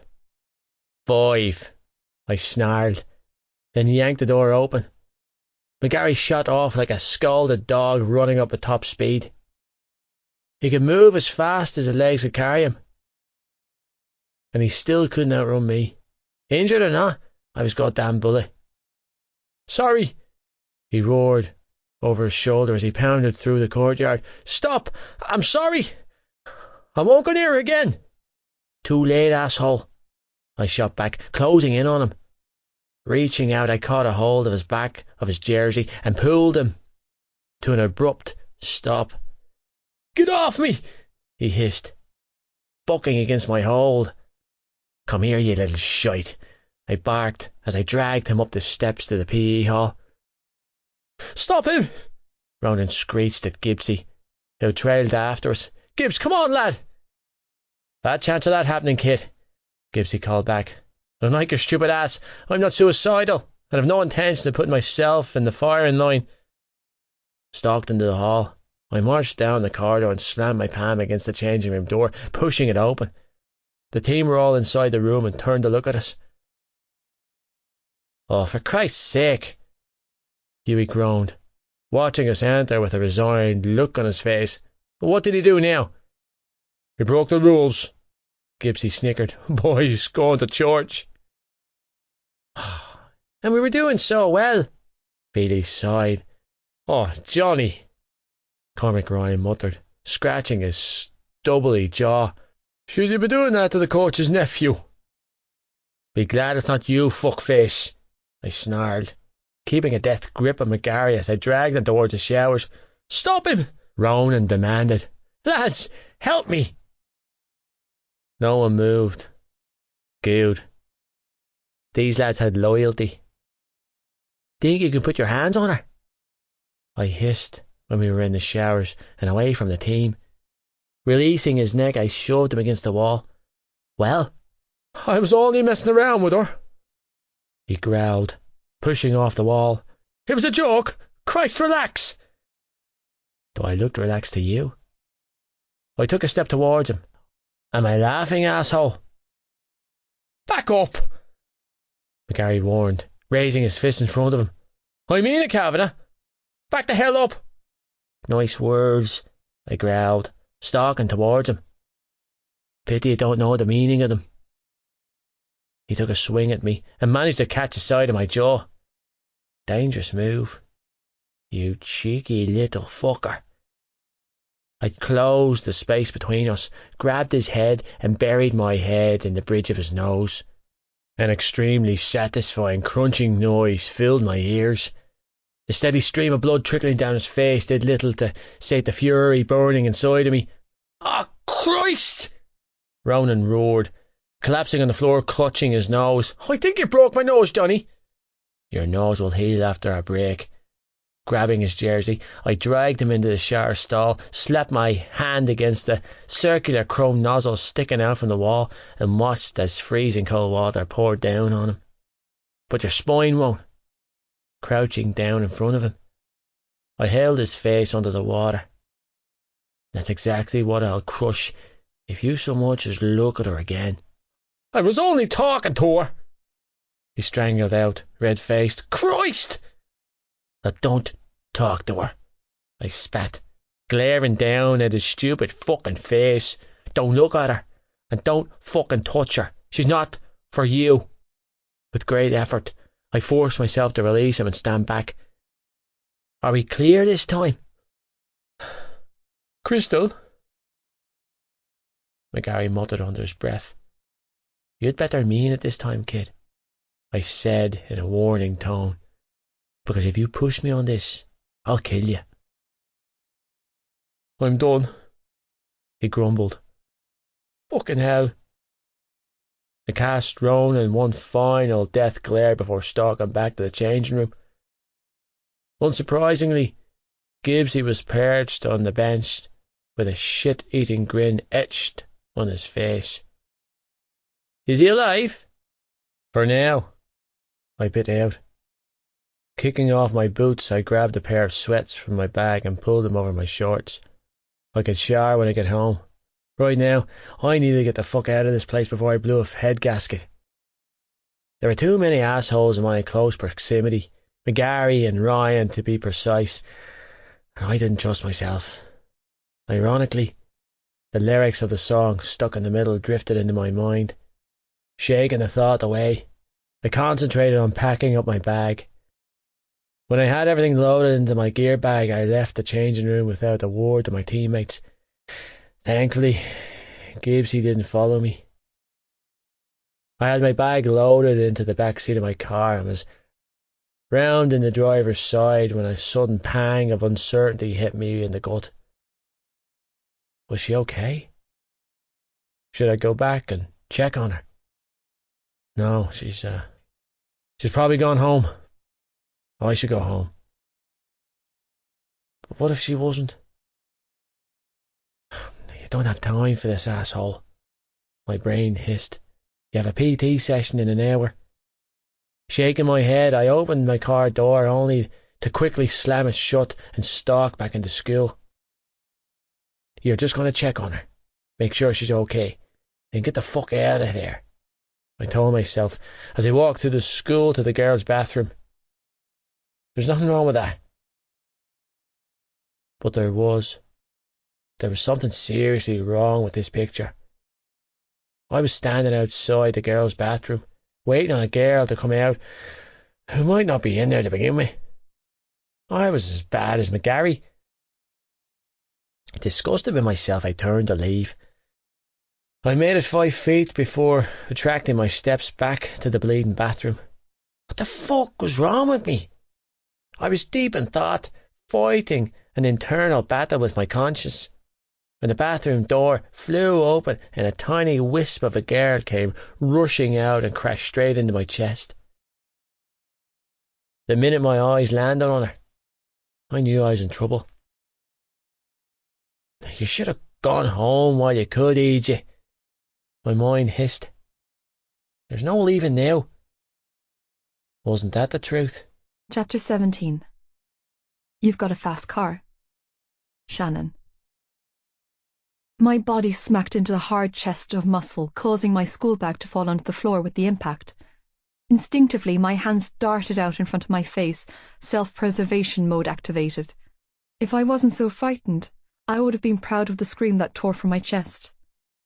It was progress. 2 large hands shot out, capturing my flailing limbs and steadying me. Hey, relax! I recognized the hint of a Dublin accent immediately. Shh, relax, it's just me. Sagging in relief, I looked up in his face, registering the familiarity. Oh, God. My words came out in a sharp gasp as I stared up at him, breathing hard and fast. You almost gave me a heart attack. Oh, shite, sorry about that. Johnny released me and took a step back, holding his hands out in front of him. You were in the bathroom so long I thought I'd need to call in the rescue crew or something. He took another step backwards, then cupped the back of his neck with a hand, looking a little uncomfortable. He was still wearing the same jersey with the sleeves slightly torn at the biceps, but had switched his shorts for grey sweatpants and his football boots for a pair of runners. I just wanted to check that you were okay. Shrugging, he dropped his hands to his sides and asked, Are you? Was I? I think so. My heart was beating at 100 miles an hour, and I felt like I was 2 seconds away from passing out from the adrenaline battering through my veins. Pressing a hand to my chest, I took a few deep breaths to steady my frazzled nerves before I could speak. He was so much taller than me that I had to crane my head back so I could look at his face when I asked, Were you waiting out here for me? Yeah. Shoving his big hands into the pockets of his sweats, Johnny nodded. I wanted to make sure you're all right. Gibbsy told me what he said to you. He did? Yeah. Johnny nodded grimly. The fucker won't be bothering you again. Ronan? He nodded, jaw ticking. Listen, I need you to trust me when I tell you that little scene with McGarry had more to do with me than you. He shifted uncomfortably and ran a hand through his dishevelled hair. He likes to push boundaries. Mine more than most. Push boundaries? More to do with him? Oh, I wasn't sure what to say to that. I was so confused. Thanks, I added, because thanking him seemed like the right thing to do. No problem. Did you, catch him? I asked, then immediately regretted my question. Why was I making conversation with him? That was my cue to leave. Why wasn't I leaving? And why wouldn't my heart stop trying to beat its way out of my chest? Was this going to happen every time I bumped into him? If so, I needed to get a prescription. Ronan, I clarified, digging myself a deeper hole. You were counting to 5. Like I said, Johnny replied, jaw set in a tight line. He won't be bothering you again. My eyes widened. You didn't kill him, did you? He barked out a laugh. No, Shannon, I didn't kill him. Oh, okay. I breathed a heavy sigh. That's good. He tilted his head to one side, expression curious, voice soft. Is it? Well, yeah, I choked out. I guess it's always good to avoid a murder charge. I guess that's true, he replied with a smirk. Well, I'm, okay, I said, tone a little strained. Thanks for checking. He arched a dark brow. You sure? Yep. Good. Good. He made no move to walk away, and weirdly enough, neither did I. We both just stood there a few feet apart, with him looking down at me and me staring right back at him. It was hard to explain what was happening, but it almost felt like he was rememorizing what I looked like. At least, that's what I was doing. His dark blue eyes were on my face, moving from my eyes to my lips and back up again. He was openly taking me in and made no attempt to be discreet about it. It was disconcerting and exciting all at once. My phone vibrated against my chest then, startling me, and thankfully giving me a much-needed reprieve from the strange tension enveloping us. Unbuttoning my coat, I dragged my phone out of my pocket, glanced at Joey's name flashing on the screen, and quickly pressed accept. Shannon! What's going on? My brother demanded down the line. Are you okay? Did something happen? His voice broke off, and he growled down the line. If one of those posh bastards did something to you, I will lose my... I'm fine, I blurted out, interrupting him mid-rant. I'm okay, calm down. My eyes flickered to Johnny, who was still there, watching me with a considering look. I missed my bus, I continued to say, turning my back on him to gain some much-needed composure. And the next one's not until 9:45 tonight, I quickly explained, keeping my voice low and hushed. It's already dark out, and I don't want to walk in case... I stopped myself before finishing that sentence, then hurried on to ask, Are you with Aoife? Can you guys come pick me up? Joey had his full license, but he didn't have a car. His girlfriend, who was still on her provisional license, had a 14-year-old Opel Corsa. It was old and sluggish, but it worked. Joey was a named driver on her insurance, and her Desi driver most days, and I knew she allowed him to borrow it whenever he wanted. I'm really stuck, Joe, I added, voice small. I wouldn't ask you if I wasn't desperate. Ah, bollocks, Shan. I'm working till 9, Joey grumbled. I got called in to cover for one of the lads, and Aoife works until 10:30 on Tuesdays, so she has the car.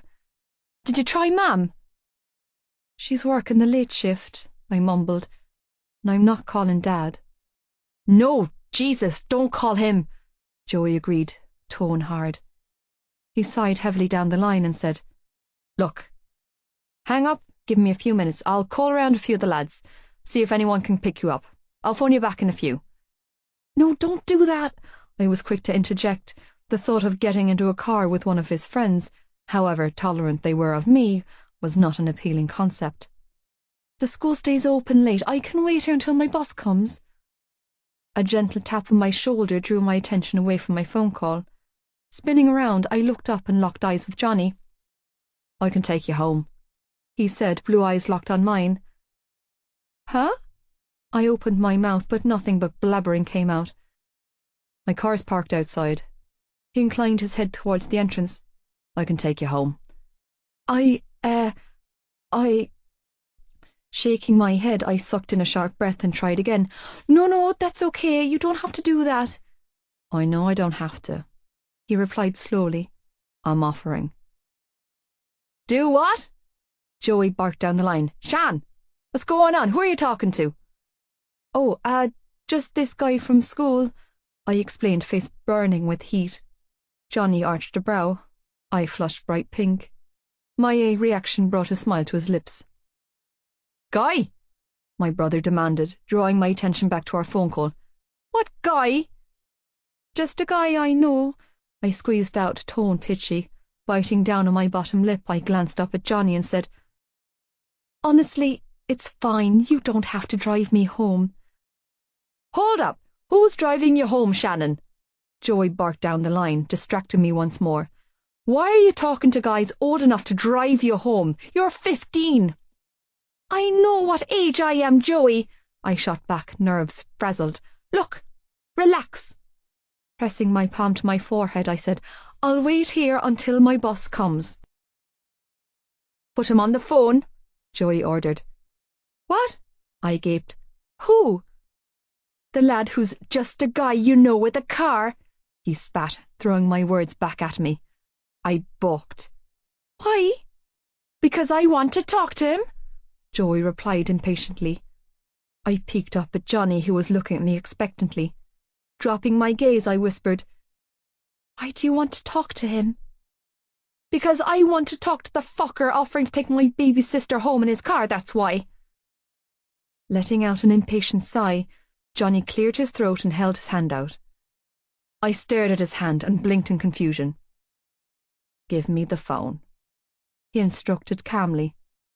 My phone? Yes, Johnny nodded. Your phone. When I made no move to hand it over, Johnny swiped it out of my hand and pressed it to his ear. Hey, this is Johnny, he said down the line, holding my shitty phone to his ear. Yeah, I know your sister. He paused before saying, Kavanagh. Yeah, that's me. Another pause followed before he nodded. Thanks. It was a strong performance all round. Mortified, I reached up and tried to grab the phone, but he was too tall. Holding a hand out between us to keep me at bay, Johnny continued to talk. To my brother. Probably, he said into the phone. Yeah, it's a risky move. No, tickets don't go on sale for the summer tour until May. Yeah, I'll see what I can do. Home games only, though. Cool. What?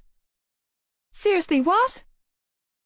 Confused, didn't begin to explain how I was feeling in this moment. I'm well aware, Johnny said in a dry tone, obviously responding to something Joey was saying. No, I don't. We're friends. Obviously, yeah. Full license, yeah. His gaze flickered to my face. 17. I know that. Yeah, I get it. I know the difference. I won't, Johnny said before pressing end on the call and holding my phone out for me. What just happened? I balked, staring down at the black screen of my phone. What did he say to you? Johnny shrugged, but he didn't answer my question. Instead, he swooped down and grabbed my school bag. Come on. Throwing my bag over his shoulder, he pressed a hand to my back and nudged me forward. Big brother gave me permission to take you home. What about your school bag? I blurted out, noting he was only carrying mine. It's in the car, he replied, continuing to shepherd me towards the door. Let's go. Like a lamb to the slaughter, I went with him, knowing this was a terrible idea, but unable to stop my feet from moving. There was only a handful of students in the corridors, but I swear I felt every one of their stares as I walked towards the front door with Johnny. Johnny yanked the glass door open and waited for me to step out before following me. I had no idea what to do, or say for that matter. I was so far out of my comfort zone I could barely function. I felt a little lightheaded, if I was being honest. We walked side by side in silence through the courtyard and down the avenue towards the student car park. Even though today was March 1st and the second month of spring in Ireland, it was dark outside, not to mention freezing cold. I wasn't a fan of being outside in the dark, and I found myself sticking close to him. Concussion giver or not, some part of my brain told me that I was safe with this boy. That was probably the concussed part talking. He didn't hurt you, did he? Johnny asked, breaking the silence when we entered the parking area.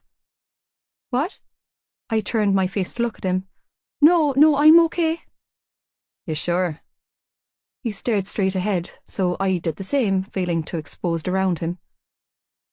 He didn't put his hands on you? I'm sure. Sliding my hands into my coat pockets, I kept my gaze on the line of cars up ahead. I'm okay. Johnny tensed, and the move caused his arm to rub against mine. You know, you can tell me if he did. He shoved his hand into his pocket and retrieved a set of keys. You don't have to be afraid. He didn't. Okay, good. He muttered, pressing a button on a sleek black car key. Lights flashed from a nearby vehicle, and he steered us towards it. This one's mine. Whoa, I muttered, when I was close enough to make out the impressive-looking car. You have an Audi? I do, he agreed, yanking one of the back doors open. Is it yours? Why else would I be driving it? I cringed. I thought it might belong to your parents or something. No, it's mine, he replied. My folks have their own transport. Oh, I breathed, gawking in admiration. Because of the darkness, I couldn't depict if the car was black or navy, but God almighty, darkness or not, I could easily tell that it was fancy, and new, and fast, and expensive. No wonder he didn't want the €65 back. Is it an A3? I asked, awestruck. Yeah, Johnny replied, tossing my bag into the back seat where it joined another school bag and several more gear bags, all with different club crests. I could spot a sports bag a mile away, having spent most of my life falling over them. I was also painfully aware of the stench of teenage boy that came from one of those bags. It was similar to the stench that wafted from Joey's bedroom, a distinctive odour comprised of a combination of sweat, sex, and man. Peeking over his shoulder, I ignored the stench of boy and marvelled at the leather interior. Are you into cars or something? He asked, turning his head just in time to catch me snooping over his shoulder. Not really. I took a step back and shrugged, feeling a surge of heat flood my face and a whole truckload of relief to have been caught checking out his car and not his ass in those pants. Because I had totally checked that out too. It was hard not to. It was round and firm and... But my brother Joey is, so I know a lot of the types from listening to him. I hurried to explain and distract myself from my dangerous thoughts. That's a fast car. Yeah, it's pretty decent for now. For now? Nodding, Johnny closed the back door and flashed me a quick smile before opening the front passenger door. Ah, shite, he grumbled, staring in dismay. Sorry about this. I wasn't planning on having anyone in here. My eyes took in the absolute carnage that was his front seat. Holy hell! It was a total mess. I can sit in the back if it's easier for you, I offered, not wanting to put him out any more than I already was. What? No, Johnny muttered, scratching his jaw. Just give me a sec. Diving into the car, he scooped up an armful of empty bottles, socks, plastic containers, chewing gum packets, deodorant cans and towels, and tossed them over the back of the seat.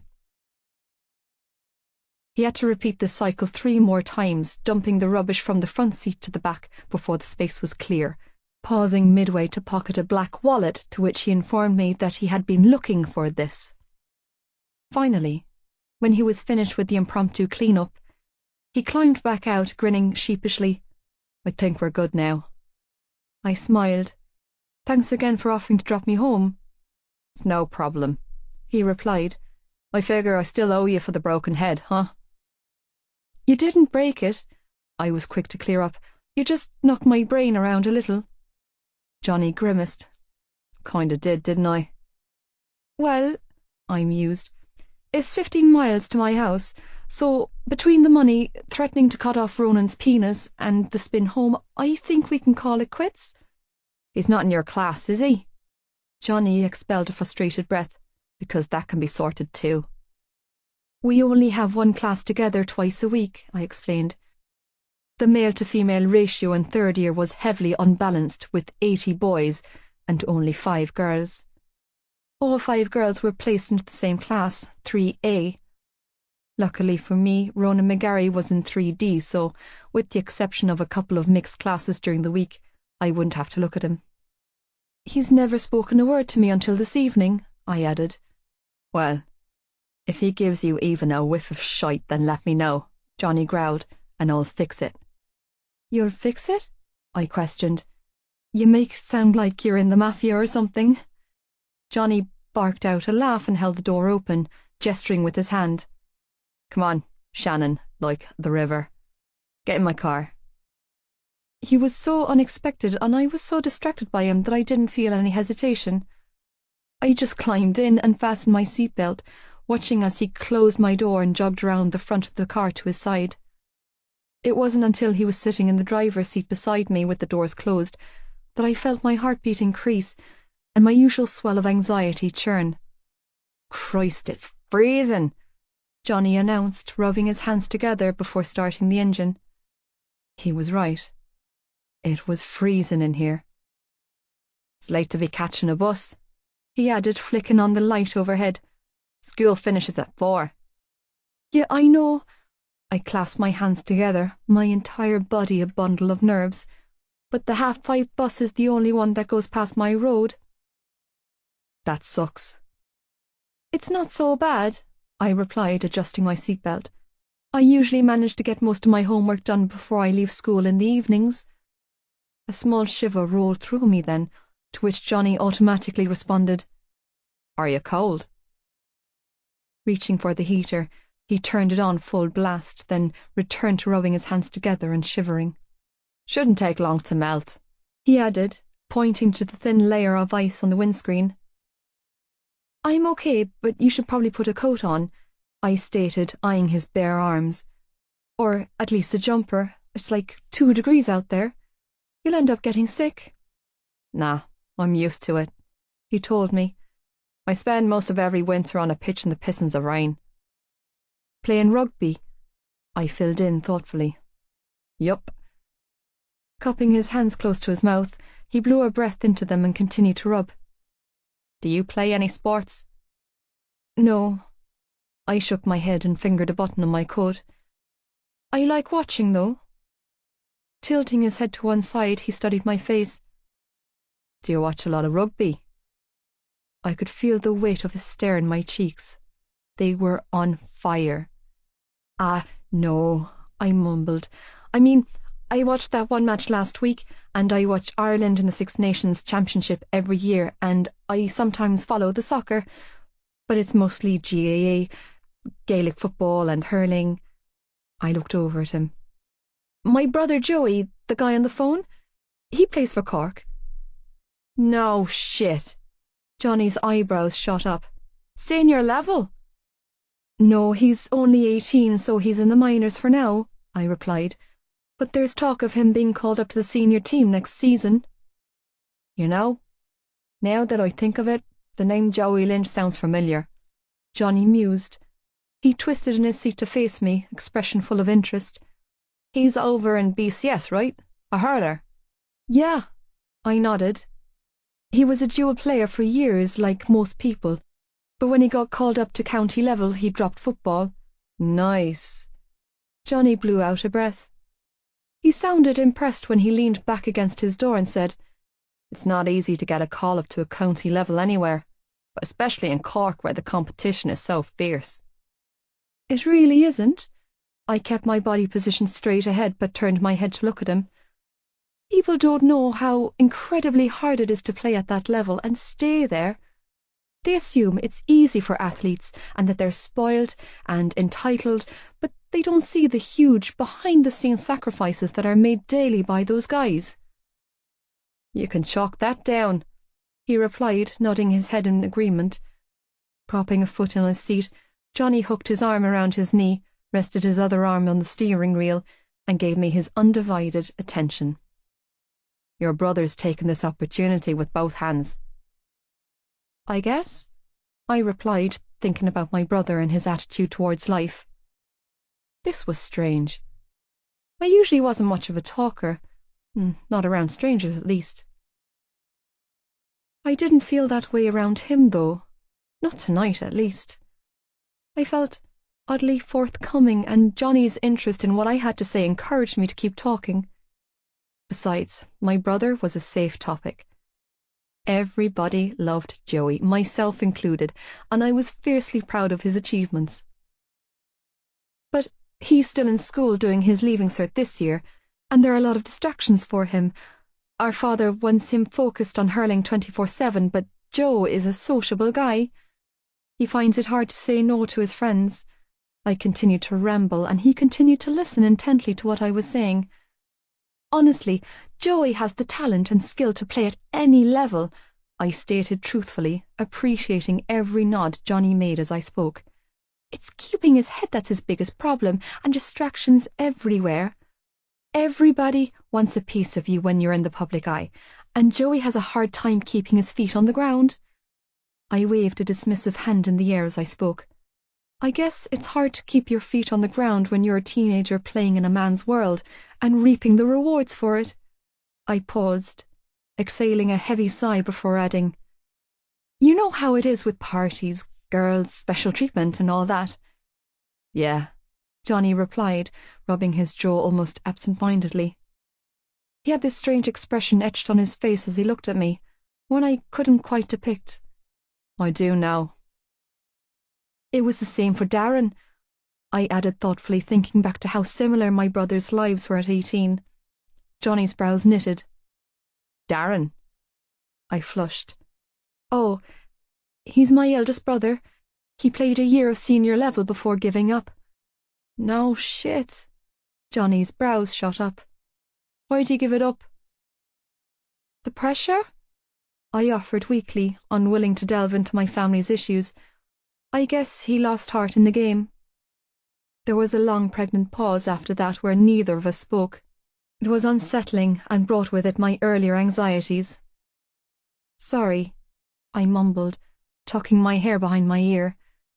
"I probably just bored you half to sleep with all that." Fingering my braid nervously, I looked from the now ice-free windscreen to him before saying, "I'd say we're good to go." Johnny made no move to leave. Instead, he surprised me by saying, "What about you?" "What about me?" I replied, feeling a little unnerved. "Are you a skilled camogie player?" He shot me a grin, "since it clearly runs in your family." "Ah, no," I replied, flushing bright red. "Definitely not. I was never any good at it, but I love watching. I love the physicality of the game." Johnny nodded, absorbing everything I was telling him with perfect politeness, only to surprise the hell out of me when he said, "I think you'd like rugby." My brows rose up at the odd statement. "I think what you meant to say is I might die playing rugby," I corrected, gesturing to my body. "If you haven't noticed, I'm kind of on the small side." A huge smile spread across his face, dimples emerging.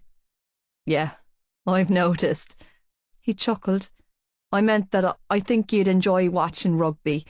If you enjoy GAA so much, you'd love the physicality of rugby." "I do enjoy it," I reminded him, "when Ireland are playing."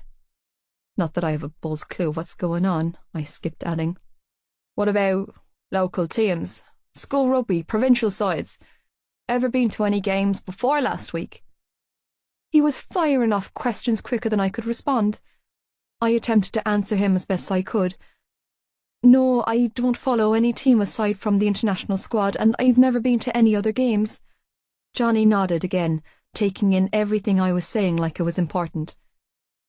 "I play," he finally said. "For Tommen, yeah, I know," I quipped. "I saw you, and I still have an egg on the back to my head to prove it." Johnny grimaced. "No," he pressed, tone oddly serious. "I mean, I play." I stared blankly back at him. "That's good?" He released an impatient laugh. "You have no idea what I'm talking about, do you?" "Nope." I shook my head. "I honestly don't." He considered this for a long moment before adding, "I like that." "You like what?" "That you don't know what I'm talking about," he replied without hesitation. "It's a little insulting and a lot refreshing." Well, you're welcome," I offered, not knowing what to say to that. "So, rugby's your thing, huh?" Johnny smirked. "You could say that." I felt like I was missing something here. "And you're good?" I thought he was good. I thought he was the best out there last Friday, but I didn't have a clue about the sport. His smile widened, eyes crinkling slightly as he repeated his earlier words. "You could say that." Okay, I was definitely missing something. "Am I going to be embarrassed by this?" I asked, racking my brain for information that might help me. I didn't have any. Sure, I knew he was the captain of the school team, and those photographers and reporters were snapping at his heels, but I figured that had to do with him being captain and the best player on the field that day. However, I couldn't shake the feeling that I was missing something. If I do an internet search on you, am I going to find out you're some sort of rugby god? Johnny threw his head back and laughed. No, he mused. I'm no god. Then what? I pressed. With a rueful smile, Johnny steered the topic back to me once more by saying, So, GAA is your thing, huh? Well, I really don't have much of a choice in the matter, I responded, going along with his diversion. I have 5 brothers and a GAA fanatic father, so I let my words trail off with a small shrug. No sisters? Nope, I replied. It's just me and the boys. How's that for you? His question threw me, and it took me several moments to form a response. Okay, I guess. No one had ever asked me that before, not even my parents. It makes for a busy home life, I added, feeling the need to elaborate. It gets kinda crazy sometimes. I bet. Shifting his hand from the steering wheel to the leg he had planted on the floor, Johnny began to smooth his large hand over the front of his sweatpants, stopping to knead his thigh with his knuckles. I would have been super creeped out by the move if it weren't for the fact that he seemed to be doing it so subconsciously, like he was soothing an ache. Are you close? He asked, distracting me from my staring. Close? I blinked rapidly. To who? My brothers? He nodded. I thought about it for a moment before responding. I'm close to Joey. That's the one on the phone earlier. He turned 18 at Christmas, so he's the closest in age to me. Darren doesn't live in Cork, and the 3 younger ones are only 11, 9, and 3, so we're not very close. He's good to you. Who, Joey? He nodded. Yeah, I smiled. He's a great brother. Protective. I shrugged. Sometimes. Johnny nodded thoughtfully before saying, So, you're the middle child. Yeah, I'm the 3rd. That's a lot of kids. What about you? I turned the tables on him. Any sisters or brothers? Nope, he replied with a shrug. I'm an only child. Wow. What's that like? Quiet, he quipped before shifting the limelight back onto me once again. You've lived here all your life. Yep. Born and raised in Ballylagan, I confirmed. You're from Dublin, right? You moved down here when you were 11. His eyes brightened. You remember me telling you that? I nodded. Christ, you were so out of it that day, I didn't think you'd remember any of it, he replied thoughtfully, scratching his chin. Even if I hadn't, your accent is a dead giveaway. Yeah? Nodding, I put on my poshest Southside accent and said, I'm from Blackrock, darling. Johnny laughed at my attempt. Not even close. Let me guess, you enjoy dipping your toes in Sandy Cove before heading for a spot of lunch in D4, I added with a snicker and another forced accent. My cheeks burned. God, I was so awkward. There's nothing posh about me, Shannon, Johnny countered, smile fading. I might have come from a decent area, but my parents work hard for everything they have. They came from nothing and built themselves up. You're right. He didn't sound posh at all. My attempt at impersonating him was an epic fail. What an idiot. Embarrassed by my rare and poorly executed joke, I fiddled with my braid and mumbled, I'm sorry. Don't be sorry, he replied dismissively, smiling again. Now, my ma, on the other hand, has a really thick North Side accent. My eyes lit up. Like in Fair City? Johnny scrunched his nose up. You watch soaps? I love them, I admitted with a smile. Fair City's my favourite. Well, if you heard my ma, you'd be in your element, he chuckled, oblivious to his weird hand-to-thigh movements. My dad was born and raised in Ballylagan, so he's a Cork native like yourself. Shrugging, he added, I suppose I sound like a fucked-up mixture of both? He wasn't. He didn't have an ounce of Cork accent in him. He was 100% dub, but I decided to skip telling him that and ask, "Why did your family move here instead?" "My dad's mother was sick," he explained. "She wanted to come home to, so we moved down to take care of her." Dropping his hands in his lap, he fiddled with his thumbs. "It was supposed to be a temporary thing. I was enrolled in Royce College for the following September. We were supposed to go home after the funeral." "But you didn't go back to Dublin?" He shook his head. "Nah. The rents decided they liked the quiet way of life down here, so they put the house in Dublin on the market and made the move a permanent one." "How was it, moving at that age?" I had no idea why I was asking these questions. I couldn't remember ever talking to a random person for this long before. But it was nice, and Johnny was interesting. He was different. I was stunned at how easy it was to actually talk to him. It must have been hard. It was a pain in the hole, Johnny muttered, clearly thinking back at the memory. Coming into a new school halfway through the school year, changing clubs and finding my feet in a new squad, taking some other fella's spot on the team, and then dealing with the fallout. He shook his head and ran his hand through his hair. I had to repeat 6th class over the move. Some shit about policy or something. "Where?" "Scoil Owen," he offered with a grimace. "The all-boys Catholic primary school." My brows shot up. "Same as Hughie Biggs?" He nodded, smiling. "Yeah. That's where I met Hughie, Gibbs and Feely." "Those guys are your friends?" He nodded, grinning now. "Unfortunately." "Did you mind," I asked then, "having to repeat 6th class at Scoil Owen?" I was raging, Shannon. "You were?" I asked, ignoring the way my insides shivered up when he said my name. In fact, I was desperately trying to ignore the electric current of heat pulsing through my veins. "Yeah, I was really looking forward to going to Royce with my buddies and the lads from the club," he explained. "Christ, I was fuming with my folks when they pulled me out and enrolled me at Tommen." He let out a small laugh and then said, "6 years later, and I'm still pissed about it." "Well, you seem to be doing okay for yourself here," I offered, unsure of what to say. "You have a lot of friends, and you're still playing rugby and stuff." "And stuff," Johnny chuckled, highly amused by my words. He studied my face for a long beat before asking, "Do you dance?" "No, why would you ask that?" "I dunno." Johnny shrugged. "Some girls dance instead of playing sports." His eyes trailed over me for a brief moment before returning to my face. "You look like you could be one of those." He waved a hand around, obviously searching for a word, before finishing with, "one of those tutu dancers." My eyes widened. "You think I look like a ballerina?" He nodded, and a laugh tore from my lips. "What?"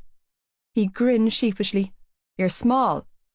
He motioned to my body with his hand before adding, "It's not that far of a stretch of the imagination." "Well, I'm not a ballerina," I laughed, "or any other dancer for that matter. I'm just stunted." Johnny cocked an amused brow. "Stunted?" "Have you seen me?" I gestured to myself. "I'm 15, barely 5 feet, and I weigh like 85 pounds. "You're 6 stone," he breathed, eyes widening in disbelief.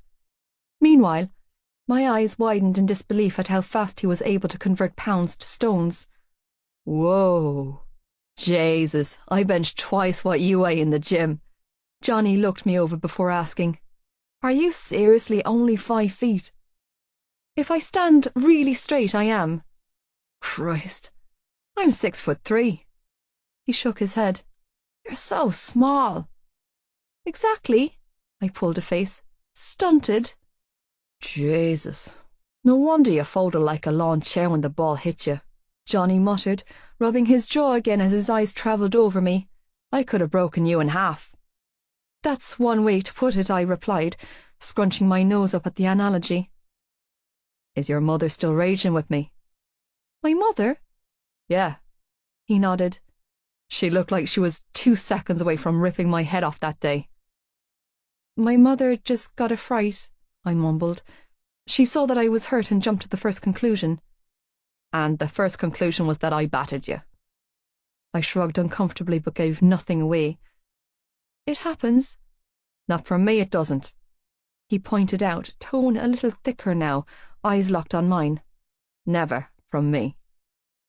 Hey, now, don't be so quick to deny, I attempted humour. I just witnessed you threaten to cut off Ronan's penis. That little Egypt doesn't count, was his grunted response. I can't fucking stand that kid, but his uncle's the school trainer, so I have no choice but to tolerate him. He's always pushing my buttons and acting out on the pitch, pulling reckless stunts and causing unnecessary drama. It's like babysitting a fucking toddler during matches. I swear, it's a daily test to my self-restraint not to throttle the little bollocks. I smirked. So, you're not friends, then? Johnny scoffed at the notion. Definitely not friends. Well, he's still young, I offered optimistically, so maybe he'll mature with time. Like you. Huh? I mean, you're in the same year as him, he hurried to explain, but you don't act like you're 15. I don't? He shook his head. You come across a lot older. That's because I'm a 90-year-old woman disguised as a teenager, I quipped. That's... Johnny scrunched his nose up. A disturbing concept. Yep, I mumbled, embarrassed at my crappy banter. It is. So, what do you do? He surprised me by asking. What do I do? I'd been half expecting him to end the conversation there. Yeah, he nodded encouragingly. In your free time. I paused and thought about his question.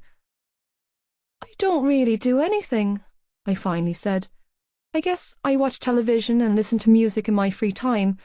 Oh, and I read a lot.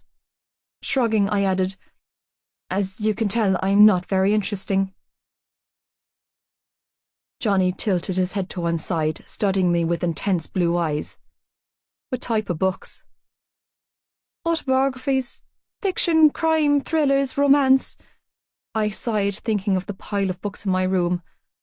I'm not picky about genres, I just have to like the blurb. If the back of the book can suck me in, then I'm sold. Johnny watched me while I spoke, his gaze intense and searching. You're a reader, he finally said.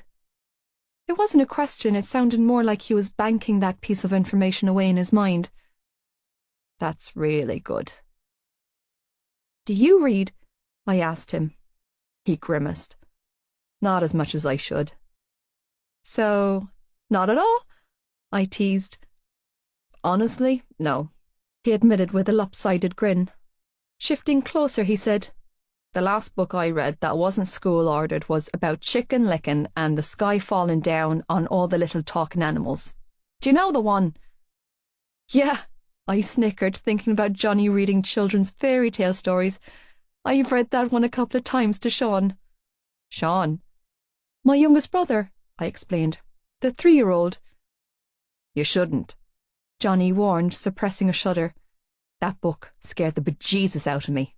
I haven't read for fun since. My mouth fell open. Are you being serious right now? Hell fucking yes, I'm being serious. Johnny shot back, looking comically wounded. I was only small. It was one of those read-it-yourself books with pictures in place for words and all that shite. They should have rated it PG because I swear to God, I genuinely believed the whole fucking sky was about to cave in on me. He shook his head at the memory. I slept under, rather than on, my bed for 3 fucking weeks until my dad finally caved and moved me into one of the bedrooms downstairs. Why? I laughed loudly. What good was moving downstairs going to do if the sky was falling? Johnny grinned and his dimples deepened in his cheeks. Ah, see. He chuckled, tapping his head with his forefinger. In my naive, 6-year-old mind, I was thinking that the sky did, in fact, fall. It might break the roof, but it couldn't possibly break the downstairs ceiling, too. I'd have a better chance of surviving on the ground level. You were a clever little fella, weren't you? I was something all right, Johnny replied, laughing along with me. A bleeding Egypt. Wow, I snickered between fits of laughter. That's survival at its finest. He gave me a wolfish grin. Original Boy Scout right here. Were you in the Boy Scouts? Like fuck I was. Johnny shot back, laughing harder now. I was messing. His eyes danced with amusement. Why? Were you in the Brownies? Ah, definitely not. I shook my head, stifling a giggle. My survival skills are terrible. Johnny's voice was a little deeper when he said, I don't know about that. His expression shifted then, growing more intense. Unable to take the heat, I turned my face away and glanced at the clock on the dashboard. It read 8:25. God, how long had we been sitting here talking? Tell me something. Johnny distracted me by saying. He was still smiling and his eyes were warm, his tone soft when he asked, Why'd you transfer to Tommen? His question caught me off guard. Clasping my hands together, I cracked my knuckles and exhaled a heavy breath. I needed a change. A change? He arched a disbelieving brow. Halfway through your junior cert? It's complicated and sort of private. My voice trailed off, and I turned my face to look out my window, though all I could see was darkness outside. I wasn't comfortable with the direction this conversation had taken. Every time I thought about my old school, a fresh batch of terror enveloped me. My reasons for being here weren't something I was willing to talk about with anyone. Hey. I felt his fingers brush against the back of my hand, his voice closer now, soft and probing. Where'd you go? Startled by the contact, my head snapped back, my gaze flickering from his face to where his thumb was still grazing my hand, smoothing soft circles over my knuckles. It was only a harmless touch, meant to capture my attention, but what surprised me most was that I didn't immediately pull away. The awareness that I liked his touch was unsettling, but not nearly as unsettling as the urge I had to flip my hand over and entwine my fingers with his. Shite. Yanking his hand away, Johnny shifted back to lean against the door, grimacing in what looked like discomfort at the move. His hand automatically shot to his thigh again. Sorry. He grunted, and it was a noticeably pained sound. Clearing his throat, he added, I shouldn't have done that. It's okay, I whispered, chewing nervously on my bottom lip. I don't mind. He exhaled a hard breath and then ran a hand through his hair with his free hand. No, it's not okay. His gaze drifted to my mouth and he expelled another hard breath. It's not fucking okay at all.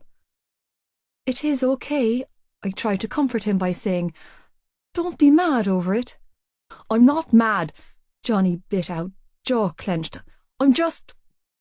Fuck! He so was mad. My gaze flickered to his right leg, the one on the floor, and then to where his knuckles had turned white from the pressure he was using to knead his thigh. Distracted by the sight, I blurted, What's wrong with you? Johnny's brows furrowed in confusion. What do you mean? You had an ice pack on your leg at school earlier, I stated, gesturing with my hand to where he was still digging his fist into his thigh. Are you hurt? His gaze followed mine to his thigh, and he quickly yanked his hand away. Jesus, he grunted, looking appalled. I didn't realize I was doing that. You've been touching yourself since we got in the car, I announced. Jesus Christ, Johnny hissed, gaping at me in horror. I immediately regretted my choice of words and began to backpedal. I mean, not touching yourself. Obviously you weren't touching yourself. Please stop talking, Johnny begged, holding up a hand. I closed my mouth and nodded. Shifting his body gingerly, he sank back down in his seat, flinching ever so slightly at the movement. I watched in silence as he fastened his seatbelt and inhaled a deep breath, expelling it slowly. Just to be clear, he stated after a long pause of silence, I really wasn't failing myself up or anything like that. I'm just... Sore? I offered, remembering his words from that day. His gaze locked on mine, wary now. Yeah, he admitted with a pained sigh. I nodded in understanding. You have an injury. Johnny looked from my face to his leg, a frustrated expression crossing his features. "I have something all right," he muttered under his breath, and then released another agitated sigh before blurting out, "I fucked my adductor muscle when I was 16. It was brutal. Nothing helped, and it was compromising my game. I was in constant pain, Shannon. Constant. The physio wasn't working and I couldn't cope with the pain anymore, so I gave in and had the surgery at Christmas." He sounded angry with himself, which pushed me to ask, "And you're mad because—" Johnny shook his head and then ran a hand through his hair. He was quiet for so long that I didn't think he was going to answer me, but then he mumbled, "It's not healing." "Your leg?" I whispered, concern bubbling up inside of me. "Or your stitches?" "Both," he offered with a resigned shake of his head, then whispered, "All of it." This was a strange admission between two relative strangers, and I got the distinct feeling that Johnny didn't overshare often. He looked annoyed with himself, and I wasn't sure if it was because he was injured or because he had told me about it. Either way, I had the biggest urge to comfort him. "Well?" Pausing, I twisted in my seat to look at him, and gathered my thoughts before saying, "It usually takes a lot longer than a few weeks to recover full from an operation. You're not a machine, Johnny. The healing process takes time. A teammate of Joey's had surgery last year to have his hamstring repaired. It took 5 months until he was match fit." "It's been 10 weeks," he shot back, his tone taking on a hard edge, mirroring the frustration in his eyes. "My surgeon told me that I'm on track to full recovery, and my GP cleared me to play after 3 weeks. It was supposed to be a minor procedure, but it looks fucking hard." Johnny stopped short and shook his head, exhaling a frustrated breath. "It shouldn't be taking this long," he reiterated, glaring down at his thigh like it was the enemy. "It's a fucking mess." "You were given the all-clear to play after 3 weeks?" I frowned. "That doesn't seem like long enough time frame for your body to heal," I heard myself respond, tone gentle. "Yeah, well, I was," he huffed. "Johnny," I said quietly, "you should probably only be going back to training now." He shook his head and muttered, "You don't get it." No, I definitely didn't, but that didn't stop me from saying, "You said your stitches haven't healed." He gave me a wary look but didn't respond. "Can you show me?" I asked. "I'm good with stitches. I've had enough of them." "Shannon, I had surgery on my adductor," Johnny bit out, tone thick, eyes laced with confusion. "I know," I replied, "but I've seen a million sports injuries on legs and knees, so maybe I can tell you what the problem is." Shrugging, I added, "It's probably just taking longer to heal because you're on your feet all the time." "My leg's not the problem, Shannon." "Oh, I'm sorry, I just presumed because I saw you limping," I replied. "Is it your thigh?" "No," he deadpanned. My cheek switched from mildly warm to hot as a furnace in the time it took me to register that Johnny's injury was positioned much higher than I had originally thought. My mouth formed an O as vivid images of severed boy parts entered my mind. "Yeah," Johnny bit out derisively, looking both frustrated and uncomfortable. "Oh." "Well, I... Rambling, I shook my head and tried again. "I don't know how to help you with that." "Relax, I wasn't going to let you examine it." He tossed back defensively. "I'm sorry," I whispered, thoroughly mortified. "I didn't, realize where it was."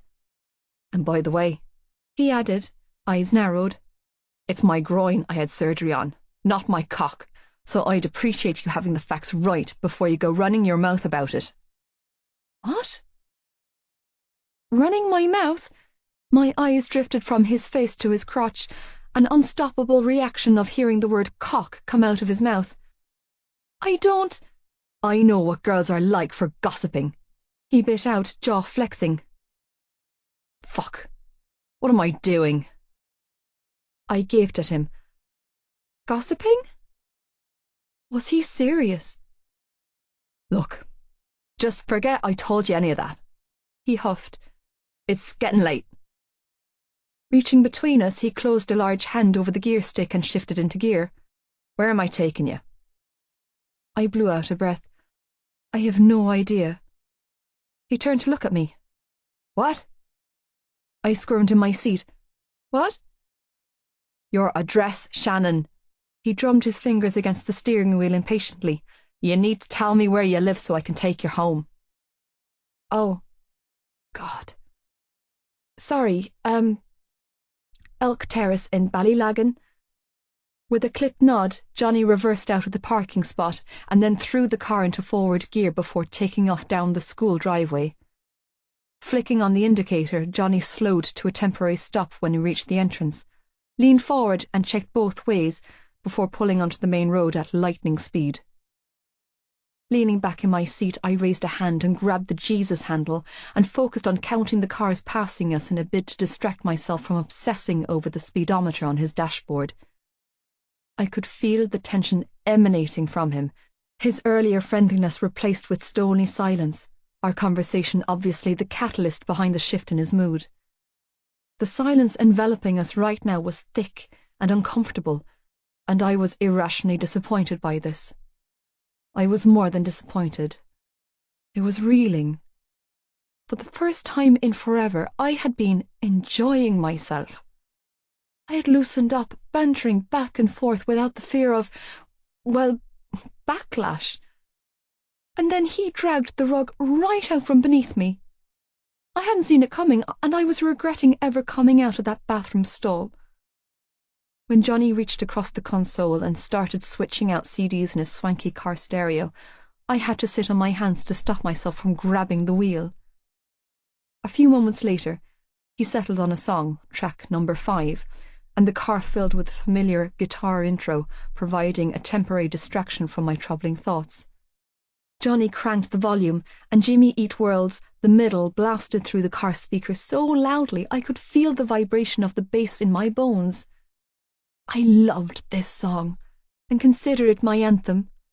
Like, seriously, I drowned myself in the lyrics daily. If music healed the broken-hearted, then the lyrics of this song soothed my soul. It was on a mixed CD Joey's girlfriend made him for Christmas. He obviously wasn't keen on the CD Aoife had made him because I had swiped it from his bedroom last month during a random Sister Snoop Fest spot check, and Joey had yet to discover it missing.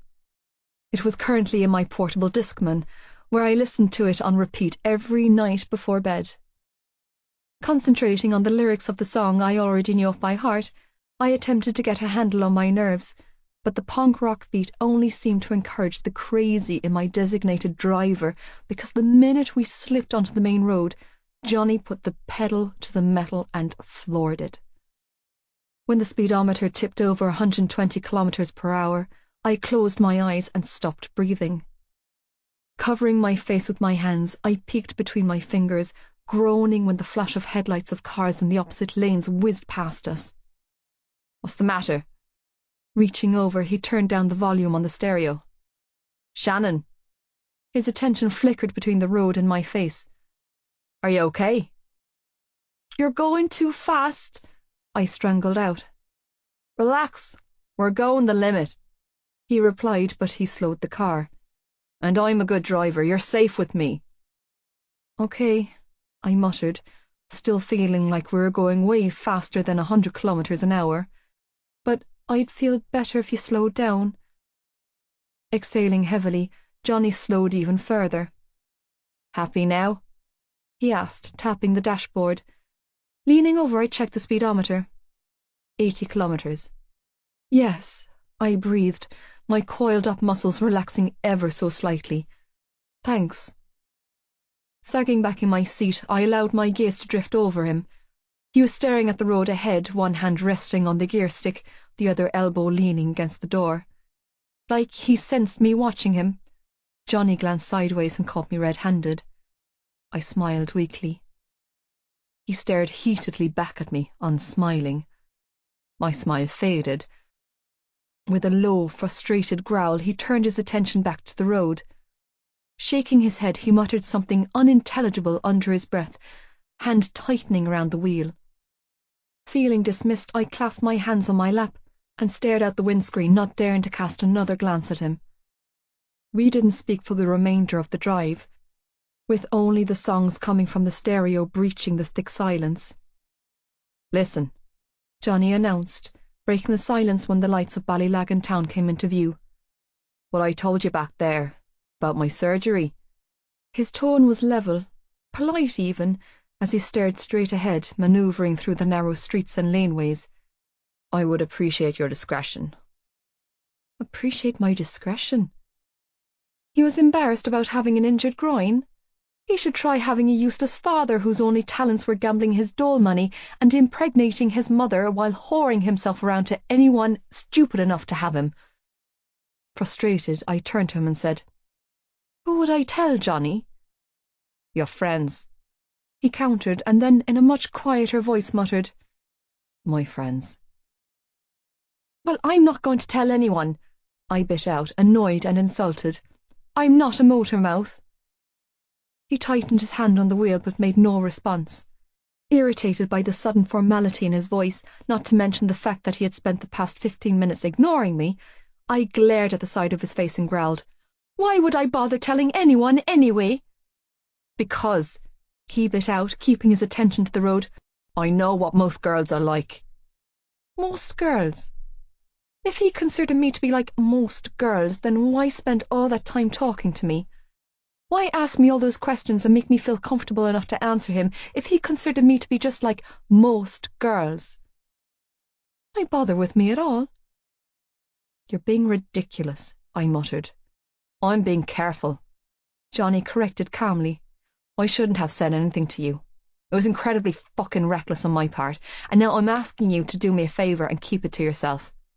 I've a lot on the line here, Shannon, and a word getting out about this could really mess things up for me. More than you will ever know." I folded my arms across my chest. "Fine." "Fine," he repeated warily. "Yeah," I deadpanned, staring straight ahead. "Fine." "Great." He blew out a heavy sigh and said, "Thanks," following it up several seconds later with, "I appreciate it." Silence followed, thick, heavy, and unbearable. I was conflicted by the turn of events. Was he playing me? Had this been a big game to him? Messing around with my emotions by being kind and roping me into a false sense of security with all that getting to know each other talk back at the school? Dangling the prospect of a friendship in my face with all that niceness and small talk and then snatching it all away? Wouldn't be the first time this happened. I should have seen this coming, and I was disappointed in myself for letting my guard down so easily around him. Damn it! "Are you okay?" he asked, breaking the silence. I didn't respond because I couldn't. I was concentrating too hard on not crying. "Shannon, I didn't—" Johnny started to say but stopped short. He rubbed his jaw and then dropped his hand back on the wheel. "I don't—" He stalled again, this time shaking his head. "Forget it." I didn't probe or push him to finish whatever he had been trying to say. I didn't want to hear it. Retracting from the current source of my confusion and frustration, which was my designated driver, I focused all my efforts on ignoring him and keeping my emotions at bay. If I could jump out of the car right now, I would. But he was a fast driver, and I didn't fancy my chances of surviving the post-jump impact. "What are you thinking?" Johnny finally said, making a left turn onto my estate. It was a deep, hilly ascent to my house with several hundred attached houses running side by side on either side of the road, mine at the very top. Many of the houses were boarded up, others were dilapidated with untended gardens, my own included, but right now I was too annoyed to care what he thought. I swung my gaze to glare at him. "You want to know what I'm thinking?" Johnny glanced sideways, eyes full of heat and barely contained frustration, and gave me a clipped nod before turning his attention back to the road. "Fine," I snapped, blinking back the familiar sting of tears as I proceeded to tell him exactly what I was thinking. I think you're paranoid about people finding out you're injured because you know you shouldn't be playing. The words were out of my mouth before I had a chance to check myself. But instead of apologizing or trying to take them back, I surged forward, shocking myself with the emotion in my tone. I think you're in denial about your healing process, and I know you're hurt. You limp at school. Did you know that? All the time. Others mightn't notice it, but I do. I see it, and you do it all the time. So, I think you're playing a dangerous game with your body, Johnny, and I think if your doctors knew how much pain you are actually in, there's no way they would have signed off and released you to play. I had no idea where this was coming from, but the words were bursting to come out of my mouth, so I let them spill. I think this was a terrible mistake. I should have never accepted a lift from you. I think you overreacted tonight. I think you handle yourself terribly, and I think it would be best if you and I didn't talk any more. I blew out a huge breath, chest heaving from the sheer height of my vocal exertion. My face was burning with heat, but I was proud of myself for getting that off my chest. It was uncharacteristic of me to have an outburst of this magnitude with anyone outside of my family, but I was glad. I guess it spoke volumes that I felt heated and weirdly comfortable enough around this boy to lose my shit, but I was too worked up to delve into the workings of that particular conundrum. For now, I would remain stewing in my apprehension and disappointment. Listen, I appreciate your concern, he finally bit out, pausing for a moment before adding, at least I think that's what that was. But it's not necessary. I've got it handled. You clearly haven't, I shot back, interrupting him. You have no fucking clue of what you're talking about, he snapped back. I get that you mean well, but I know my own shit. I know my own body. Of course I don't, I muttered, turning my face away to look out the passenger window. Like most girls. You don't, he continued to argue. You don't know me, Shannon.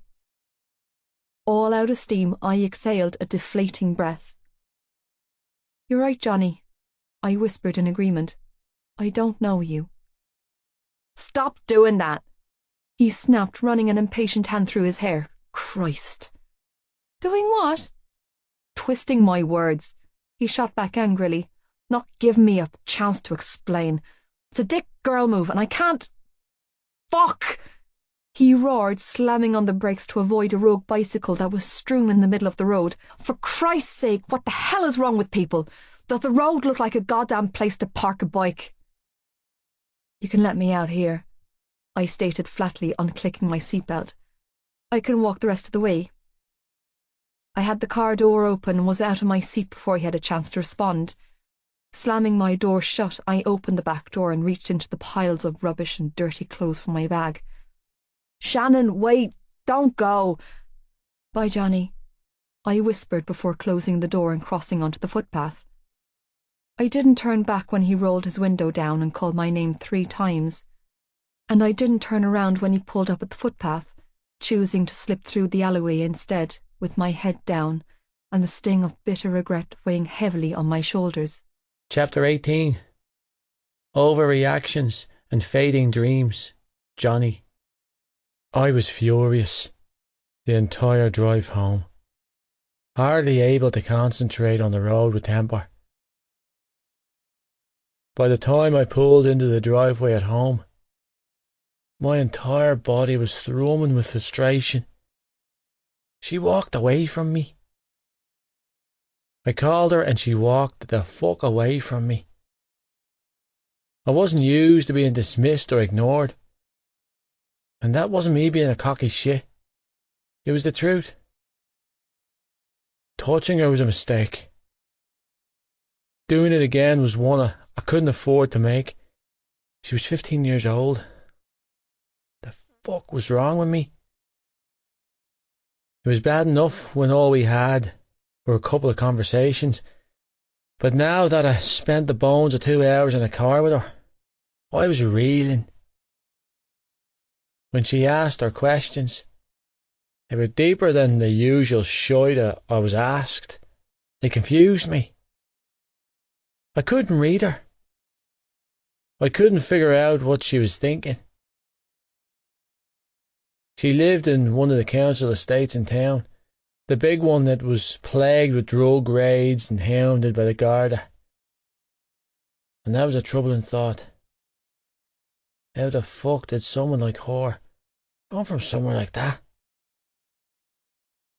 When I pulled into my usual spot at the back of my house, my mood was dark and my temper was out of control.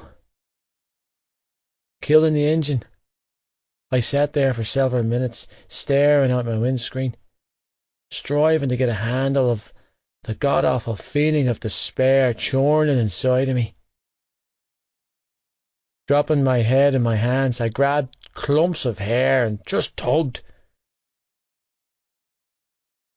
I'd learned a valuable lesson tonight, though, and that was to never ask a girl what she was thinking if you weren't prepared to take a huge fucking knock to the ego.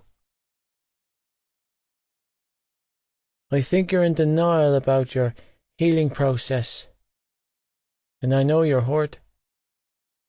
I think you're playing a dangerous game with your body, and I think if your doctors knew how much pain you were really in, there's no way they'd ever sign you up and release you to play. Her words were haunting me. Probably because she made a valid point. I fucking hated that she was right about my body. I was stubborn like that, which is why I got so defensive when she called me out on my bullshit. Still though, Shannon didn't know me. She had no clue of the pressure I was under. No one understood, and certainly not her. And I absolutely did not walk with a fucking limp. Jesus Christ! Annoyed with myself for giving the girl any more airtime in my thoughts, I quickly pushed her away and concentrated very hard on thinking about nothing at all. When I'd calmed down enough, I climbed out of my car and slammed the door shut, only to immediately regret it, and yodeling noises erupted. The automatic sensor lights in the yard were on, making it easy to see the two golden retrievers bounding down the lawn towards me, followed by a much slower, much older black Labrador. "Sorry, girls," I called out, temper dissipating at the sight of them. "I didn't mean to wake you." Shoving my keys in my pocket, I scratched Bonnie and Cupcake, my mother's dogs, on their heads before making a beeline for the old lab. At almost 15, her hair around Suki's eyes, nose and chin had turned white. She was stiff and hobbled more these days, but she was still a puppy to me, and would forever be the best birthday present a 3-year-old boy could ever receive. Suki waddled into my arms, then dropped down on my foot, waggling her tail so hard her back was shaking. "Hey, gorgeous!" Taking a knee, I wrapped my arms round my dog. "How's my best girl?"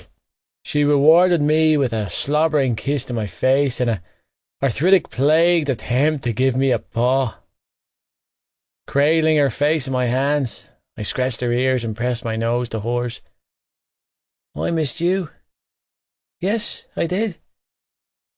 "God, I love this dog. She's my baby. I didn't care what the lads said or how badly they slagged me off over her name. Suki was my girl, loyal to the fault, and I loved the shite out of her." It was a good thing she couldn't talk, because the old girl knew more about my shit than anyone else on this planet. Those big brown doe eyes always got to me, and the little white beard around her mouth always pulled at my heartstrings. I don't understand how people could hurt any animals, but especially dogs. They were too good for us. Humans didn't deserve the love and loyalty dogs gave them. I was a dog lover. I trusted them. There was something about the way a dog looked at you. I didn't care if you were a famous rugby player or a homeless person on the streets. I only cared about how you treated them. And once they chose you as their human, You had a faithful friend for the rest of their lives. I didn't think humans were capable of such compassion and commitment. Bonnie and Cupcake put out with the lack of attention they were getting, pined loudly and jumped and scratched at my back. If it wasn't so cold out there, and I wasn't so bleeding sore, I'd run a few laps of the lawn with them to wear them out, but it was taking everything I had in me to stay upright, so I decided against it. I took the time to give all three a belly rub, stopping to give one extra ear rub to Suki before standing up and heading inside. The suitcase inside the back door alerted me to the fact that my mother was home. If I hadn't seen the case, I would have figured it out by the unmistakable aroma of the beef stew wafting through the air. With my stomach grumbling in agreement, I sailed through to the utility room, following the delicious smell into the kitchen. I found my mother standing at the stove. She had her back to me, and she was dressed in one of those pantsuits she wore for work. Her blonde hair was pulled back from her face with a fancy-looking clip, and she looked like home. At the sight of her, I felt a weight shift off my shoulders. My mother worked for some fashion consultancy firm based in London. She's constantly travelling for work, and I'd missed her these past 3 weeks she'd been away. Hadn't realised how much until now. "Hey, Ma," I mumbled, making my presence known. "How's it going?" "Johnny!" Swinging round with a wooden spoon clutched in her hand, Mam beamed at me. "You're home!" Dropping the spoon on the counter, she wiped her hands on her apron and then made a beeline for me. "Come here to squeeze you." I moved in for a quick hug that turned into a full 30-second hug. "Ma," I chuckled, freeing myself from her death grip. "I'm still here. Relax. I missed you so much." Reluctantly, she released me and took a step back, eyes trailing over me with that weird maternal look she always gave me. "Jesus, you've grown another foot." I cocked a brow. "In 3 weeks?" Mem returned my sarcasm with a scowl. "Don't be smart." "I'm always smart." I pressed a kiss to her cheek and then sidestepped her, my sights set on the pot of stew. "I'm starving." "Have you been eating?" "Of course. Properly?" "Always." "Now how's school?" "It's school." She didn't ask about rugby. It was always questions about things like school, my friends, my homework, my day, and God love me, my feelings. But never rugby. It wasn't that Mom didn't care about my passion. She just always made it a point of hers to let me know that she cared about the rest of me, first and most. "And Jared?" My mother always used Gibbsy's first name. "How's he doing?" "He's the same as always," I replied, heaping stew into a bowl before moving to the island. "Is Dad back from Dublin yet?" My father was a barrister, a fairly prolific one at that, and spent a huge portion of his time rotating between Cork and his HQ in Dublin. It all depended on the client he was defending and the seriousness of the case, but it basically went like this: the bigger the crime, the bigger the commute.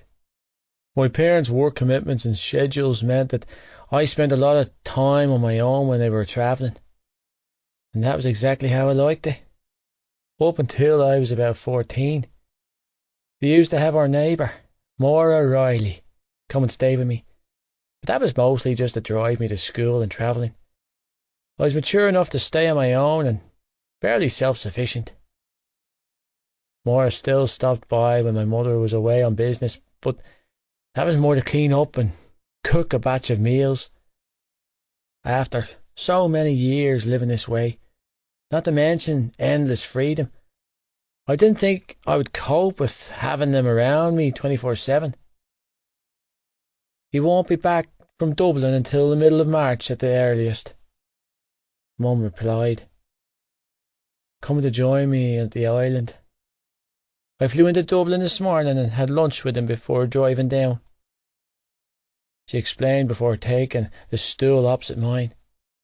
Why'd you do that? I asked between mouthfuls of stew.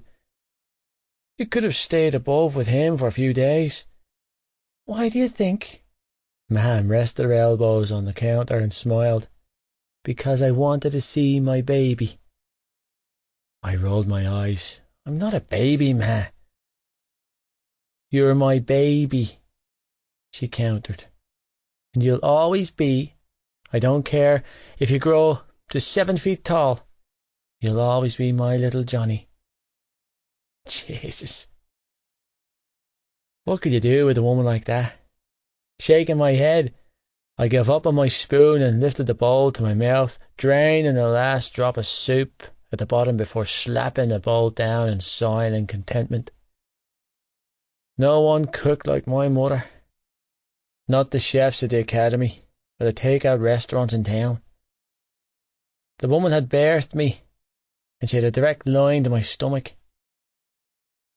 I see your manners haven't improved, Ma'am quipped, giving me a disapproving frown. Can't help myself, Ma. I shot back with a wink. I'm a growing boy. Moving for seconds, I filled my bowl and just stood over the stove to eat. There was no point in sitting down when I had plans on cleaning the pot.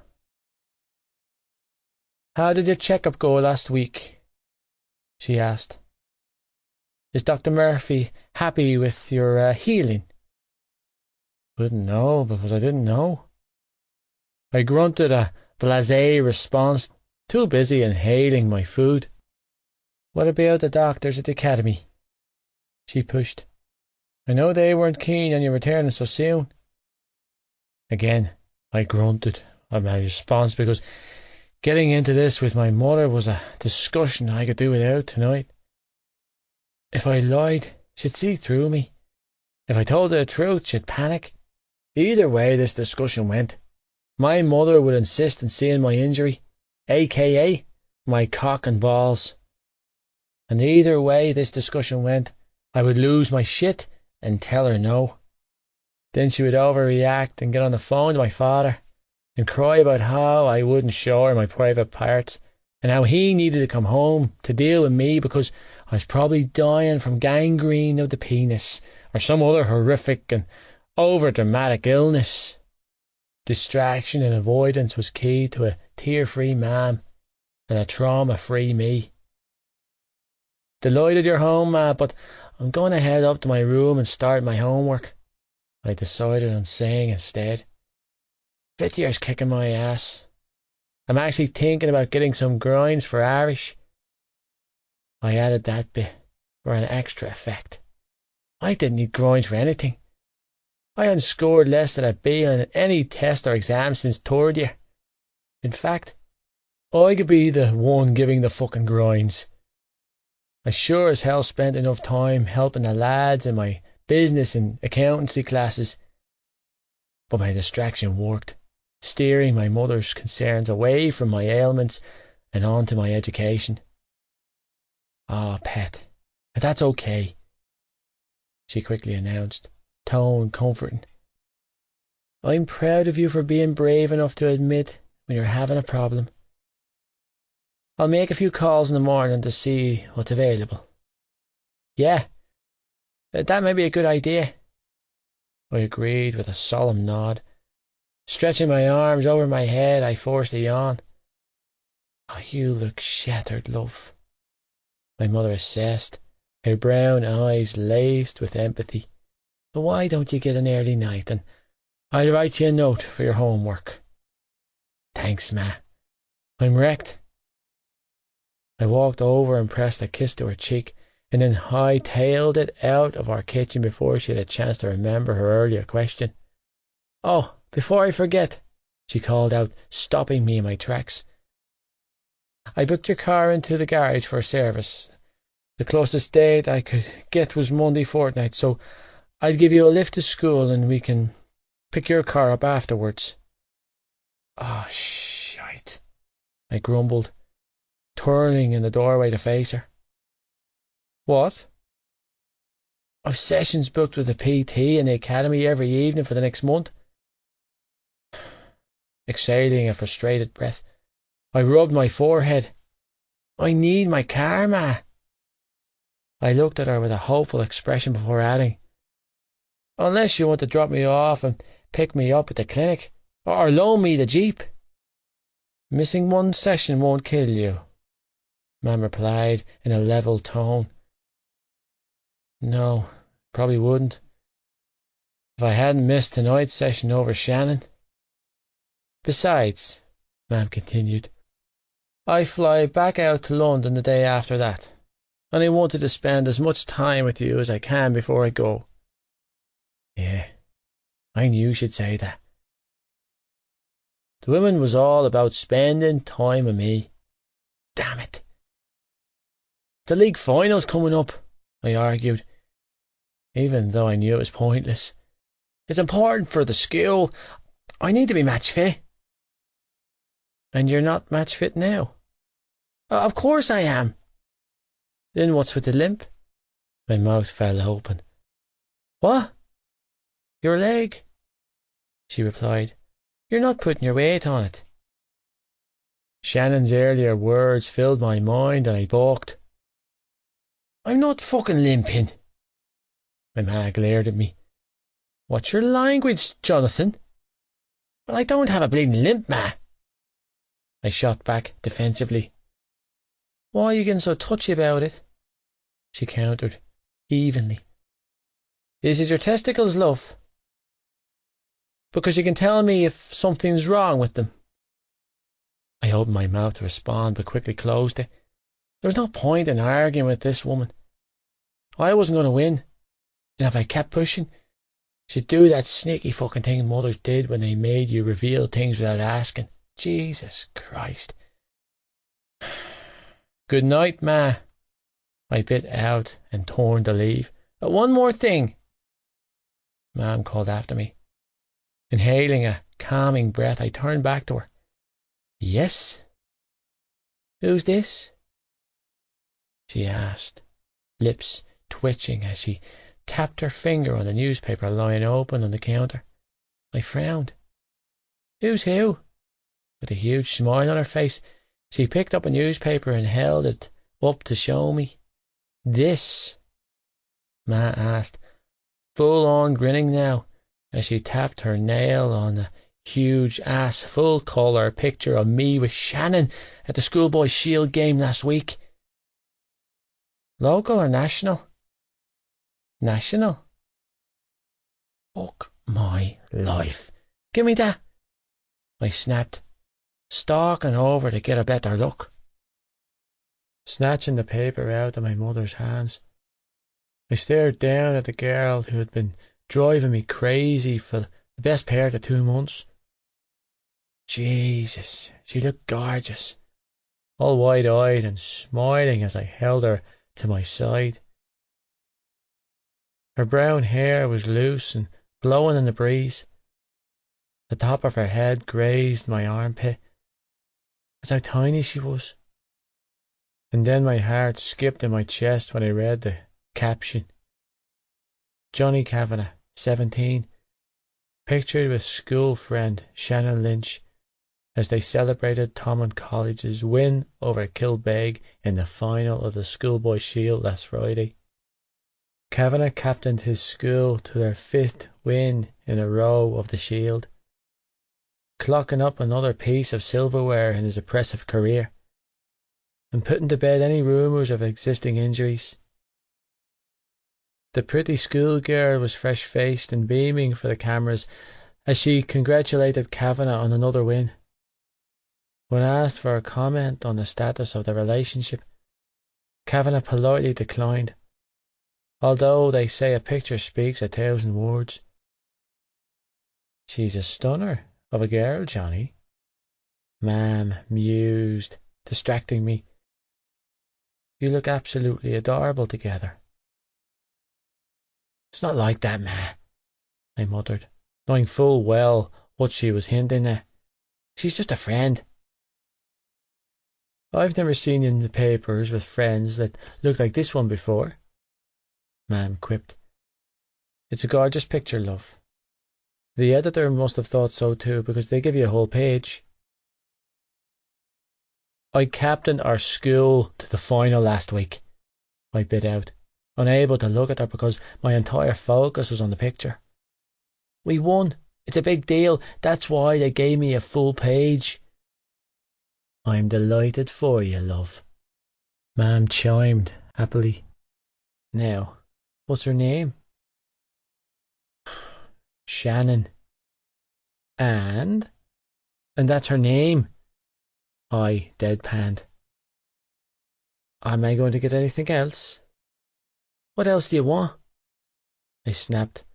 I've already told you that she's just a friend. She's a friend? Mam snickered, tone laced with sarcasm. Sure she is. And I'm the Virgin Mary. Don't talk about your virginity to me, I groaned. Why? Mam replied. Would you rather me talk about yours? No, sweet Jesus, no. Oh, I'm going to bed. I tucked the paper under my arm before trudging out of the room, and not bastarding limping. Give me the paper, Mam called after me, laughing. I want to frame that picture. No, you're bleeding not, I shot back with a huff. When I reached my bedroom, I flipped the lock on the door and dropped the paper on my bed before heading straight to my ensuite bathroom. Kicking off my clothes, I flicked on the shower and stepped inside, carefully lowering myself to the floor. I hooked my arms round my knees and bent my head. I didn't have the energy to stand. Mam was right. I wasn't match fit. Sitting beneath the flow of scalding water, I closed my eyes as a shudder rolled through me. Using one hand, I pushed my hair back from my face and exhaled a bitter sigh as every fear and concern about my future travelled to the forepoint of my mind. My life was going to hell. My body was falling apart. My dreams were slipping out the window. I had a whole heap of problems to worry about, and still I couldn't get out of my head. Midnight fucking blue eyes and painfully accurate words. And now it was worse because not only was she in my thoughts 24/7, but I had a bleeding picture of her to torment myself with. And I would torment myself with that picture. I planned on it. Chapter 19. Late Night Reality Checks. Shannon. Good day, were the words I was greeted with when I stepped through the front door of my disastrous car ride with Johnny. Now, if anyone else in the whole wide world had asked me that question, I would have had a response, but this was my father we were talking about. He was standing in the small hallway, with a rolled-up newspaper clutched in his hand, asking me about my day, and that was a terrifying concept. "Are you fucking deaf?" he demanded as he glared down at me, the white around his brown eyes completely bloodshot. "I asked you a question, girl." The stench of whiskey from his breath impaled my senses, and my anxiety skyrocketed as I mentally tried to figure this out.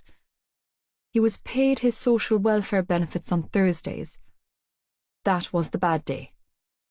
Not Tuesdays. Then I thought about what day it was and mentally slapped myself for being unprepared.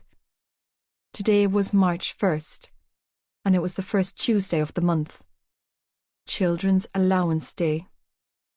The day the Irish government made their monthly cash payments to parents for every child they had, which meant hundreds of euros wasted in the bookies and the pubs, which meant weeks of struggling and scraping by would be incurred by our family because of my father's inability to control himself. My heart sank.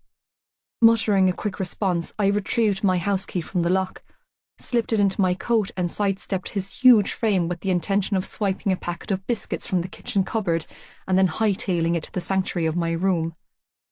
With my wits about me and my brain on full alert, I managed to make it to the kitchen, but, like a bad smell both figuratively and literally, my father trailed after me. Dad leaned against the door frame, clenching the newspaper in his hand and blocking my exit. "How was school?" I kept my back to him, busying myself with browsing through soup packets and tins of beans when I answered, "Okay." "Okay," he sneered. "We're paying €4,000 a year for okay." There it was. There he was. "It was good, Dad," I quickly injected. "I had a productive day." "Productive day?" he mimicked, tone derisive and cruel. "Don't get fucking smart with me, girl." "I wasn't." "And you're late," he barked, his words a drunken slur. "Why the fuck are you late again?" "I missed my bus," I squeezed out, panicked. "Fucking buses," he snarled. "Fucking private school. You're a pain in the hole, girl." There was nothing to say to that, so I kept quiet. The way he always called me girl, like it was some sort of insult to be female, didn't even irk me tonight. I was in full preservation mode, knowing what I had to do to get out of this room unscathed. Take his shit, keep my mouth shut, and pray he left me alone. "Do you know where your mother is, girl?" he snarled. Again, I didn't respond. It wasn't a real question. He was pumping me with information before the onslaught. "Breaking her back over you," Dad roared, "working herself to the bone because you're a spoilt little cunt who thinks she's better than everyone." "I don't think I'm better than anyone," I mumbled, and then immediately regretted throwing verbal petrol on his already burning temper. "Look at you," Dad sneered, waving a hand at me, "in your fancy fucking private school uniform, coming home late, thinking you're God's fucking gift. Were you whoring yourself around?" he demanded, taking a few staggering steps towards me. "Is that why you're late again? Got yourself a little boyfriend?" I immediately recoiled, but didn't dare open my mouth to defend myself. He wouldn't believe me either way. 9 times out of 10 it made it worse. And 10 times out of 10, answering him back resulted in a stinging cheek. "That's it, isn't it? You've been messing around with one of those posh rugby pricks with Daddy's money at your precious Tommen," he sneered, "spreading your legs like the dirty little tramp you are." "I don't have a boyfriend, Dad," I strangled out. Swinging his arm back, he whacked me across the face with the rolled-up paper. "Don't fucking lie to me, girl." "I'm not lying," I sobbed, clutching my burning cheek. Being slapped across the face with a rolled-up newspaper might not sound like a painful thing, but when the man yielding the weapon weighed 3 times what you did, it hurt. "Explain this, then," my father demanded. Tearing open the newspaper, he roughly flicked through the pages until stopping on the sports section. "Explain him." Blinking away tears, I looked down at the page Dad was pointing at, and immediately felt my blood run cold. There I was, in full technicolor, smiling for the stupid photographer with Johnny's arm wrapped around my waist, all smiles and blushed cheeks. I couldn't think about the picture or question why it was printed on the biggest newspaper in Ireland because I was terrified. I was so frightened that I could taste it. "You're going to die, Shannon. This is the night he's going to kill you." "He's the captain of the rugby team," I hurried to say, trying to think up a lie to get myself out of the beating I knew full well I was about to receive. "They won the big match," I rambled, desperately clutching at straws. "Mr. Toomey, the principal, had us all stand in for a picture with him. I don't even know him, Dad, I swear." I knew I should have expected my father's next move. He perfected it to a fine art down through the years, but when he clutched my throat and slammed me against the fridge, I was still caught off guard. Squeezing tightly, he hissed, "You are lying to me." "I'm not," I strangled out, clawing at his hands. "Dad, please, I can't breathe." The sound of the front door opening and then quickly closing filled the air. Dad released my throat, and I physically sagged in relief. Gasping for air, I scrambled away from him. Seconds later, Joey appeared in the doorway, looking like a gift sent from God with a grease-stained face and oil-covered overalls. Joey patted Dad's shoulder and then pushed him aside with ease before strolling into the kitchen, swinging a set of keys around his fingers. "How's it going, family?" He looked relaxed and sounded cheerful, but the tightness round his eyes assured me that he was anything but. Acting like he didn't have a care in the world was Joey's coping mechanism. Mine was turning mute. "Joey," Dad acknowledged, looking slightly more alert now at the presence of the more dominant alpha in the family. Our father may be big and bitter, but Joey was bigger and faster. "Boys up in bed?" Joey asked, grabbing a can of Coke from the fridge. Dad nodded, but didn't take his eyes off me. "Where's Mum?" Joey asked, obviously trying to ease the tension. Cracking open the cap, he took a deep swig, then wiped his mouth with the back of his hand. "Still at work?" "Your mother's at work, and this one here is late home again," our father barked. He pointed a finger at me and slurred, "Mr. fucking Bus, apparently." "I know," Joey replied breezily, before turning his attention to me. "How's it going, Chan?" "Hey, Joe," I croaked out, clenching then unclenching my fists to stop my hands from moving to my throat, as I desperately tried to get my heartbeat under control. "Nothing. Just hungry. I was getting a snack." Joey walked over to where I was standing, feet frozen to the floor, and playfully nudged my cheek with his knuckles. It was a tender display of affection and a silent show of solidarity. "Did Aoife stay long when she drove you home?" My eyes widened in confusion. The look my brother gave me said, "Go with it." Realization dawned on me. My brother was giving me an out. No," I choked out, eyes locked on Joey. "She just dropped me off and went straight home." Joey winked his approval and then reached around me, shoving his hand into the back of the cupboard, the one I couldn't reach without the help of a chair. "Here." Pulling out a packet of chocolate biscuits, he handed them to me. "No doubt these are what you were looking for?" "It's not a halfway house," Dad slurred. "This is my food, old man," Joey shot back coolly, turning to face our father. "Bought with my money from my job. This is my house." "A house given to you by the government," Joey countered coolly, "because of us." "Don't get smart with me, boy," Dad shot back. His tone lacked its usual punch. Drunk as he was, our father was quite aware that the shit he pulled with me wouldn't float with my brother. They'd had several belting matches down through the years, but the fight that burned brightest in my memory was the one that had occurred this past November. The fight had been about the usual: infidelity.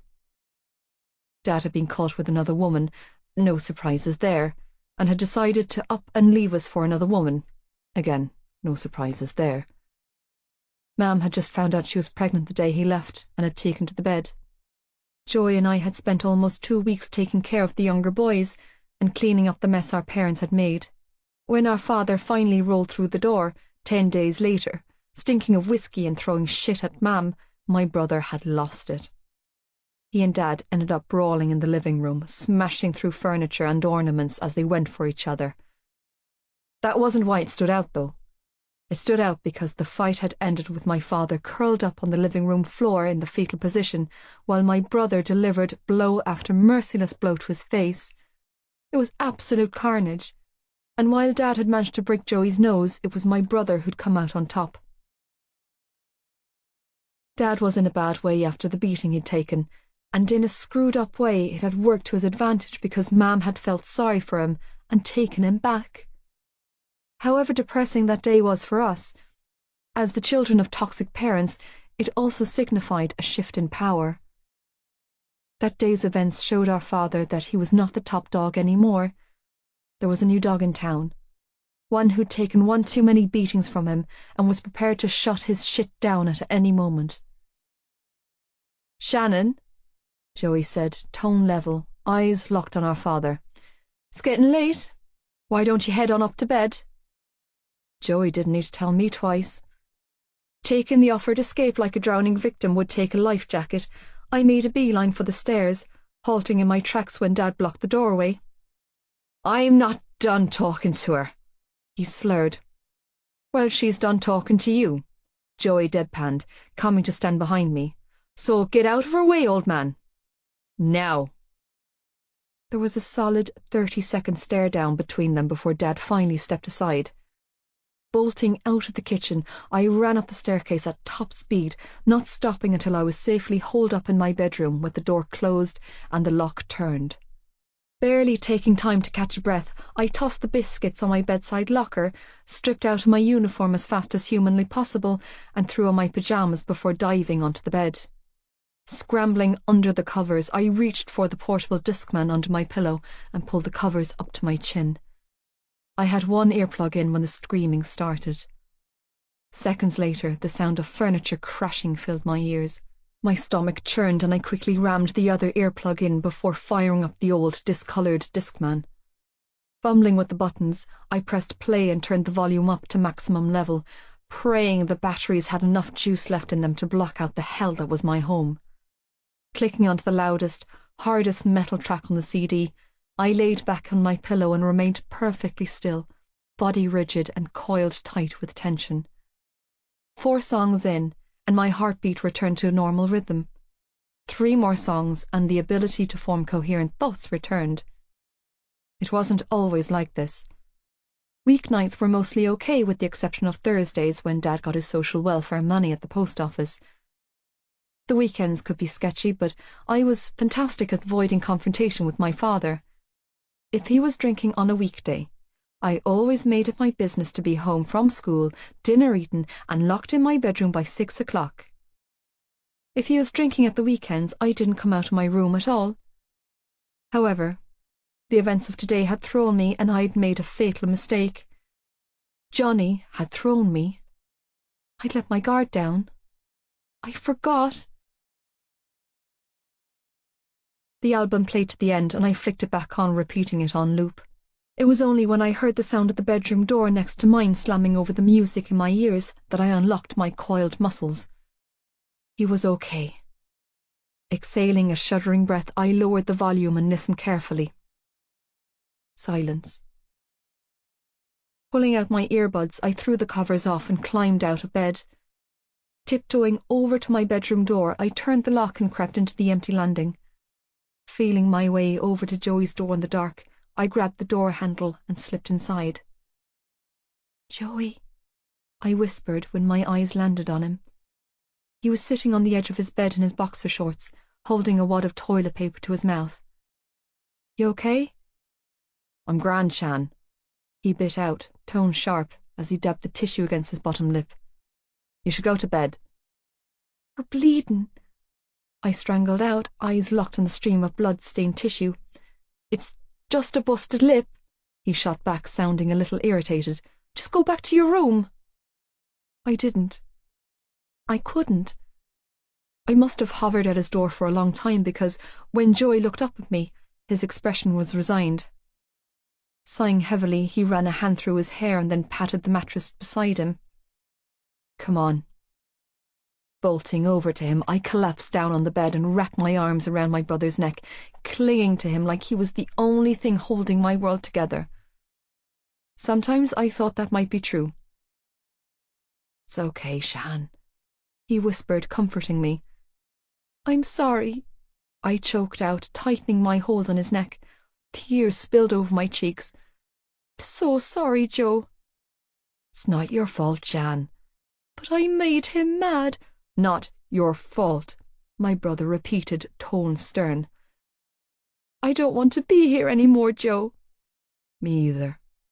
"I'm sick of feeling scared all the time." "I know." He patted my back and then stood. "One of these days Everything will be better. I promise. Walking over to his wardrobe, he pulled open the doors and dragged out the familiar sleeping bag and spare pillows. I didn't have to ask what he was doing, not when I already knew, and it made my heart squeeze tight. When Joey was finished setting up the makeshift bed on the floor, he dropped onto it. Folding his arms behind his head, he released a heavy sigh. "Turn off the light, will you, Shan?" Complying, I leaned over the bed and flicked off his lamp before climbing into the empty bed. "Thanks, Joey," I sniffled, wiping my nose with the back of my hand as I settled under the covers. "No problem." Turning onto my side, I looked down at him lying on his bedroom floor. His curtains were closed, but the street lamps on the footpath outside the house cloaked the room in a dull hue of faded colour, illuminating the shadows on my brother's face. "Hey, Joe?" "Yeah?" "Can you do me a favour?" He tipped his chin up, letting me know he was listening. "Please don't do to me what Darren did to us." Folding my hands under my cheek, I whispered, "Don't leave me." "I won't," my brother vowed, tone laced with grit and sincerity. "I won't ever leave you here with him." I breathed out a shaky breath. "Mam is never going to leave him." "Mam can do whatever the fuck she wants," Joey interrupted, tone hardening. "She made her bed when she took him back last time. She can keep popping out his offspring and put up with his bullshit for the rest of her goddamn life for all I care. But you and me? We stick together." He turned his face to me and said, "When I get out of this shithole, and I will get out, I'm taking you with me." Chewing on my lip, I asked, "What about the boys?" Joey exhaled heavily but didn't respond. Nanny Murphy, our maternal great-grandmother, picked our younger brothers up from school every day and dropped them home, fed and watered and dressed for bed around 8 p.m. Nanny had done the same for Darren, Joey, and me up until we moved on to secondary school. It was a strange arrangement considering she and my parents barely spoke, and one I had asked Nanny about. I wanted to know why, at the age of 81, she continued to help my parents when they clearly didn't appreciate her. She had raised my mother and her sister Alice when their parents passed away when they were children, but you'd swear Nanny was a stranger the way our mother treated her. Nanny told me that she didn't do it for them. She did it for us, because she loved us, and we were not to suffer for our parents' poor decisions. She had toilet-trained every one of us when our mother was working all the hours God gave her and our father wasn't interested. Nanny Murphy had stepped in when our mother and father stepped out. Nanny made it clear that she would love and nurture every child born out of their fucked-up union because we were her great-grandbabies. Tig, Ollie, and Sean were relatively protected from the tornado that was our father because we were lucky enough to have a great-grandmother who loved us. The problem was, Nanny was pushing on in life, and she couldn't do this forever. She couldn't keep wading in and saving the day. Her health was fading, old age was setting in, and money was as tight for her as it was for us. Nanny didn't have the money to feed us on top of our 3 younger brothers, and every time we ran to her with another problem, another wrinkle appeared on her face, and another doctor's appointment accrued. It was for those and many more reasons why Joey and I had scaled back our visits. "They're our brothers," I whispered, dragging myself from my thoughts. "I'm not their father," Joey croaked out. "And who knows, maybe Mam will come to her senses before they completely fuck them up like they did us and Darren. Either way, there's nothing I can do about it. I can't take care of them, Shannon. I can't afford it, and I don't have the time. I'm getting us out of here. That's the best I can do." "You promise?" He nodded. "As soon as I'm finished with school and settled in college next year, I'll get a flat. It might take some time to put together the cash and get on my feet, but I'll get out of here, Shannon. I'll get you out of here. I can fucking promise you that." "I believe you," I told him. And I did. He'd been telling me this plan since Darren walked out the door 5 years ago and left us to deal with our father's whiskey wrath alone. I believed that my brother meant every word he was saying, every promise he was making. Problem was, I could see the unimaginable sacrifices that would have to be made by my brother in order to make this work for us, and knew deep down in my heart that the probability of it actually going to fruition was slim. Either way, the child inside of me clung to the promise for all it was worth, and promises like that to girls like me were worth everything. Anyway, enough of the parental bullshit talk, Joey said, looking up in my face. Tell me how you know Johnny Kavanagh. What? I gaped down at him, startled by the sudden change in conversation. It wasn't uncommon for us to change the subject after a night like this and talk about ridiculous things. To others, it might seem strange that we were able to switch from serious, meaningful conversation to simple chit-chat, but it was the norm for us. We'd been dealing with our father's bullshit our entire lives. Changing subjects came naturally to us. It was a coping mechanism we had perfected down through the years, deflection and distraction. But asking me about Johnny? That threw me. Kavanagh, Joey confirmed, eyes sharp and searching. How do you know the guy? He goes to Tommen, I explained, grateful for the semi-darkness so my brother couldn't see how red my face had turned. He's, in 5th year, I think? I know. And I've seen him a few times at school. He's the one who knocked me out on my first day. Joey's head snapped towards me. It was Kavanagh who knocked you out. It was an accident. I quickly reeled off the familiar words I'd spoken time and again in the past month or so. He made a bad pass, or kicked the ball wrong, or something like that. Anyways, he apologized like a million times, so it's all good. I finished with a big sigh, unwilling to provide any further information on the matter. All over and done with. Well, shit, Joey mused, scratching his chest. You'd think a guy in his position wouldn't be making Mickey Mouse mistakes like that. A guy in his position, I remarked. I'm pretty sure he's not the only person in the world to kick a ball arseways. No, Joey shrugged. Still, though, I didn't think they made those kind of schoolboy errors in the academy. Academy? I exhaled a huff. It's called Tommen College, Joe, not the academy. I'm not talking about your school, Shan, Joey said. I'm talking about the academy. You know, the Institute of Further Progression.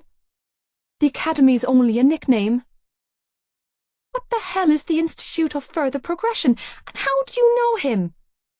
Exactly what it sounds like, an institute for further progression, he shot back sarcastically. And everyone knows who Johnny Kavanagh is. I didn't. I was baffled. Then why nickname it the Academy? Because the Academy sounds better than the Institute, Joey barked out a soft laugh.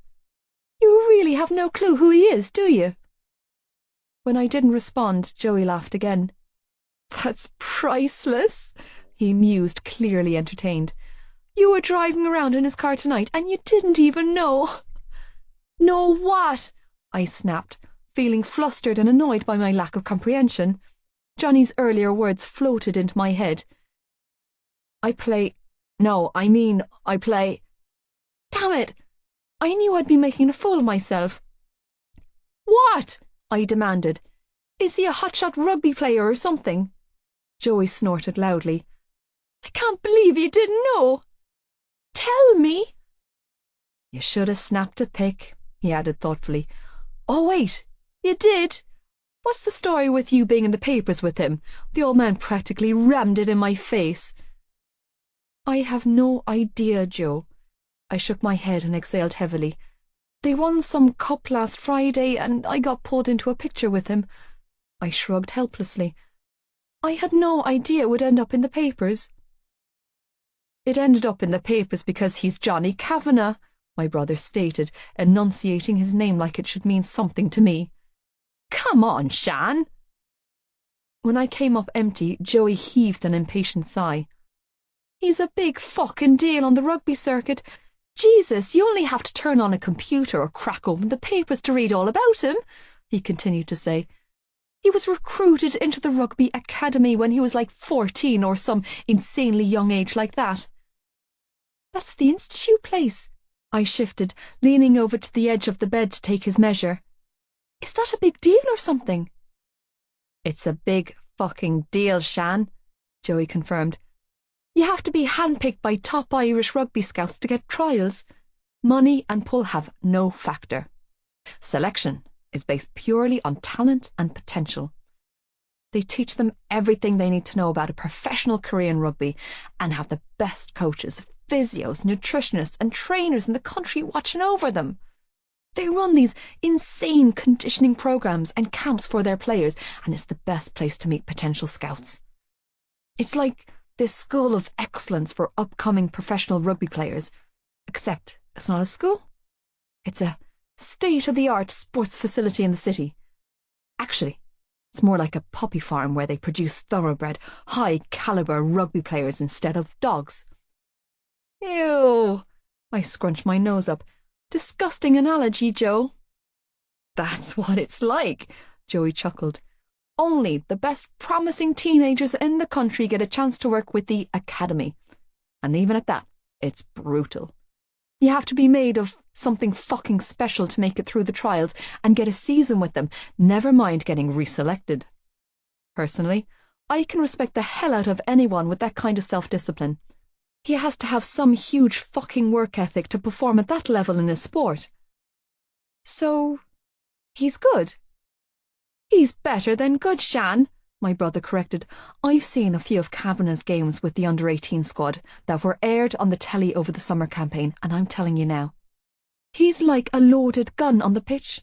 Give him a slither of opportunity and he'll expose the defence and hit the fucking target every time. Shit, the guy's only 17 and this is his second season with the Irish under-18 youth team, and he'll move right on up to the under-20s once he turns 18. After that, it'll be the senior team. So Johnny wasn't joking around when he said he played. I didn't know any of this, I mumbled, feeling like an idiot. Why didn't anyone mention this? All the girls said at school was that he was amazing at rugby and was captain for the school team. I never even heard of this academy thingy. You're blushing, Joey stated, sounding amused. It was a completely accurate assessment, one I furtively denied. I am not. He snorted. Yeah, you fucking are. It's too dark to see that, so how do you even know that I'm blushing? Joey laughed softly. So, you admit it? I do not, I bit back a curse, and I am not. He scoffed. Don't give me that shit. What shit? You let him drop you home? I gaped. Yeah? So? You don't even get in the car with Podge and he's been my best friend since nappies, Joey challenged. I've never seen or heard about you being friends with fellas. That's because I don't have any friends, I growled. Or at least, I didn't. So, you're friends with him? No, I'm not friends with him, I ground out. I missed my bus. He overheard me talking to you on the phone and offered to give me a spin home. You know this? Yeah. Well, word to the wise, he replied breezily. Don't get your hopes up with him. My hopes? Yeah. Joey yawned lazily. It won't end well. What are you? Why would I get my hopes up? I shot back, flustered. Hopes for what? Whatever shit teenage girls get their hopes up on, Joey countered, yawning again. At the risk of sounding like an overprotective brother, he's too old and way too fucking experienced for you. I'm not getting my hopes up on anyone, I denied heatedly before quickly adding, Why are you even telling me all of this? I'm not thick, Shan, Joey replied. I'm well aware of the way young ones get all hung up and go all fangirly on fellas in his position. He shifted round on his makeshift bed, stretching out. All I'm saying is, don't read into him taking a picture with you or giving you a lift home tonight. He more than likely does that with a lot of girls. I wasn't, I snapped. I didn't even know about his position until you just told me. I followed up with, and I'm well aware that him offering me a lift was an attempt to make amends for the concussion. You're sure? Of course. Are you sure you know? That's all. I balked with indignance. Yes, Joey. Well, good, he sighed. Because from what I've read in the papers, he'll be out of here after the leaving cert, so pining after him would be a bad idea. Clubs are already crying out for him, even in the Southern Hemisphere. It's only a matter of time before he's contracted out to the highest bidder. So? My tone was defensive. Why would I care? I don't even like rugby. Calm your tits, Shannon, Joey huffed. I was only trying to give you some brotherly advice. Well, it's not necessary, I grumbled, face burning. And for your information, he's actually not that great, I decided to throw out there in a disdaining tone. My earlier altercation with Johnny was still fresh in my mind, and I had an insane urge to take him down a peg or two, even if it was just to my brother. He's really moody and he drives like a maniac, and his car is a disgrace, it's so filthy. What does he drive? An Audi A3, I grimaced before reluctantly admitting, it's so sweet. Of course he does. They practically toss out top-of-the-range cars to their players. Joey blew out of breath and sounded a little fangirly when he said, Lucky bastard. Silence fell around us then as I quietly staggered through my thoughts. Reeling, I tried to dissolve the information Joey had given me. I tried to connect it to the Johnny I had met, but I couldn't. He didn't seem like a superstar rugby player to me. Okay, sure, physically he looked every inch the description of one. But he wasn't. He didn't. I shook my head, thoughts awry with confusion. Now that I knew exactly how invested he was in rugby, I could understand his irrational reaction tonight. He didn't want anyone to know about his injuries because he was scared. He hadn't admitted it, but now that I knew what was at stake for him, it made complete sense. If my future career I'd invested so much time and energy into was up in the air over an injury, I would do whatever it took to get back on track. But lying about his recovery, that seemed like a risky move to me. A dangerous move. He'd said it himself, he wasn't healing right. So why risk his body like that? What happens to a boy when he tears his adductor muscle? The question was out of my mouth before I had a chance to think it through. What, like in the groin? Yeah, I nodded. What happens? Depends on the severity of the tear, Joey replied without hesitation. But he'd be sore as fuck for a while. If it was bad, he'd probably need physio and rehab. What if it was really bad? I chewed on my fingernail and asked, what if it was bad enough that you had to have surgery down there? Shannon, stop! Joey visibly shuddered and cupped his junk. I don't want to think about it. Would it be really bad? I kept pushing. For a boy, that is. Would it hurt? Put it this way, Joey bit out, still shuddering. I'd rather break both legs than suffer that kind of trauma to my package. Would it hurt to walk and stuff? I asked. What about playing sports? Shannon, it would hurt to take a piss, Joey deadpanned. Never mind running around on a pitch. Oh, Jesus. No wonder Johnny was sore. Why? He asked then.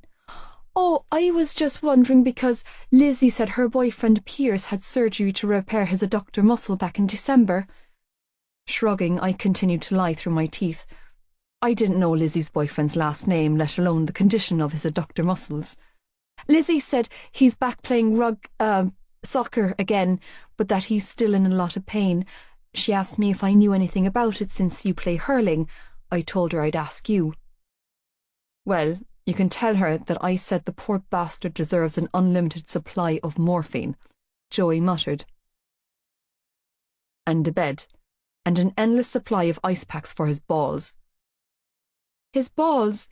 I swallowed deeply, eyes widening. Why would he need an ice pack for those? Because when the surgeons cut you open for that kind of procedure, they make an incision right below your I can't. Shaking his head, Joey snapped. I can't even think about it without going out in sympathy with the poor bastard. But what if... No, but I just... Good night, Shannon. Flopping onto his side with his back to me, Joey grumbled. Thanks for my future nightmares. Flopping onto my back, I cradled the top of my head with my hands and released a slow, steadying breath, hoping to calm my tremulous thoughts and make my mind go blank. When the sound of Joey's deep sleep snores filled my ears, several hours later, I was still wide awake. I was tired.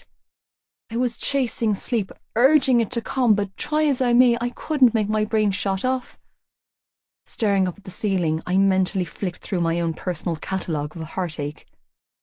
It was a sick form of self-harm because thinking about it did me absolutely no good. But still, I relived every argument, cruel comment and painful memory I'd endured, ranging from taunts in the schoolyard at the age of 4 to the comments made by my father tonight. It was the ultimate form of masochism and a ritual I always performed after a bad day. Closing my eyes didn't help matters either. Every time I allowed my eyes to flutter shut, the mental images of Johnny Kavanagh danced across my lids. I wasn't sure if I preferred it when he was just the stranger who'd knocked me out and smiled in the hallways, or the moody, overreactive asshole who'd blown hot and cold tonight. I definitely knew that I regretted learning what I had about him. Discovering Johnny was an up-and-coming rugby star with a future bright sports career was depressing for several reasons, but one particular one stuck out in my head. I had a superstar brother of my own, a can-do-no-wrong in anyone's eyes pretty boy who was praised for his performance on the pitch and rewarded with free rein of it.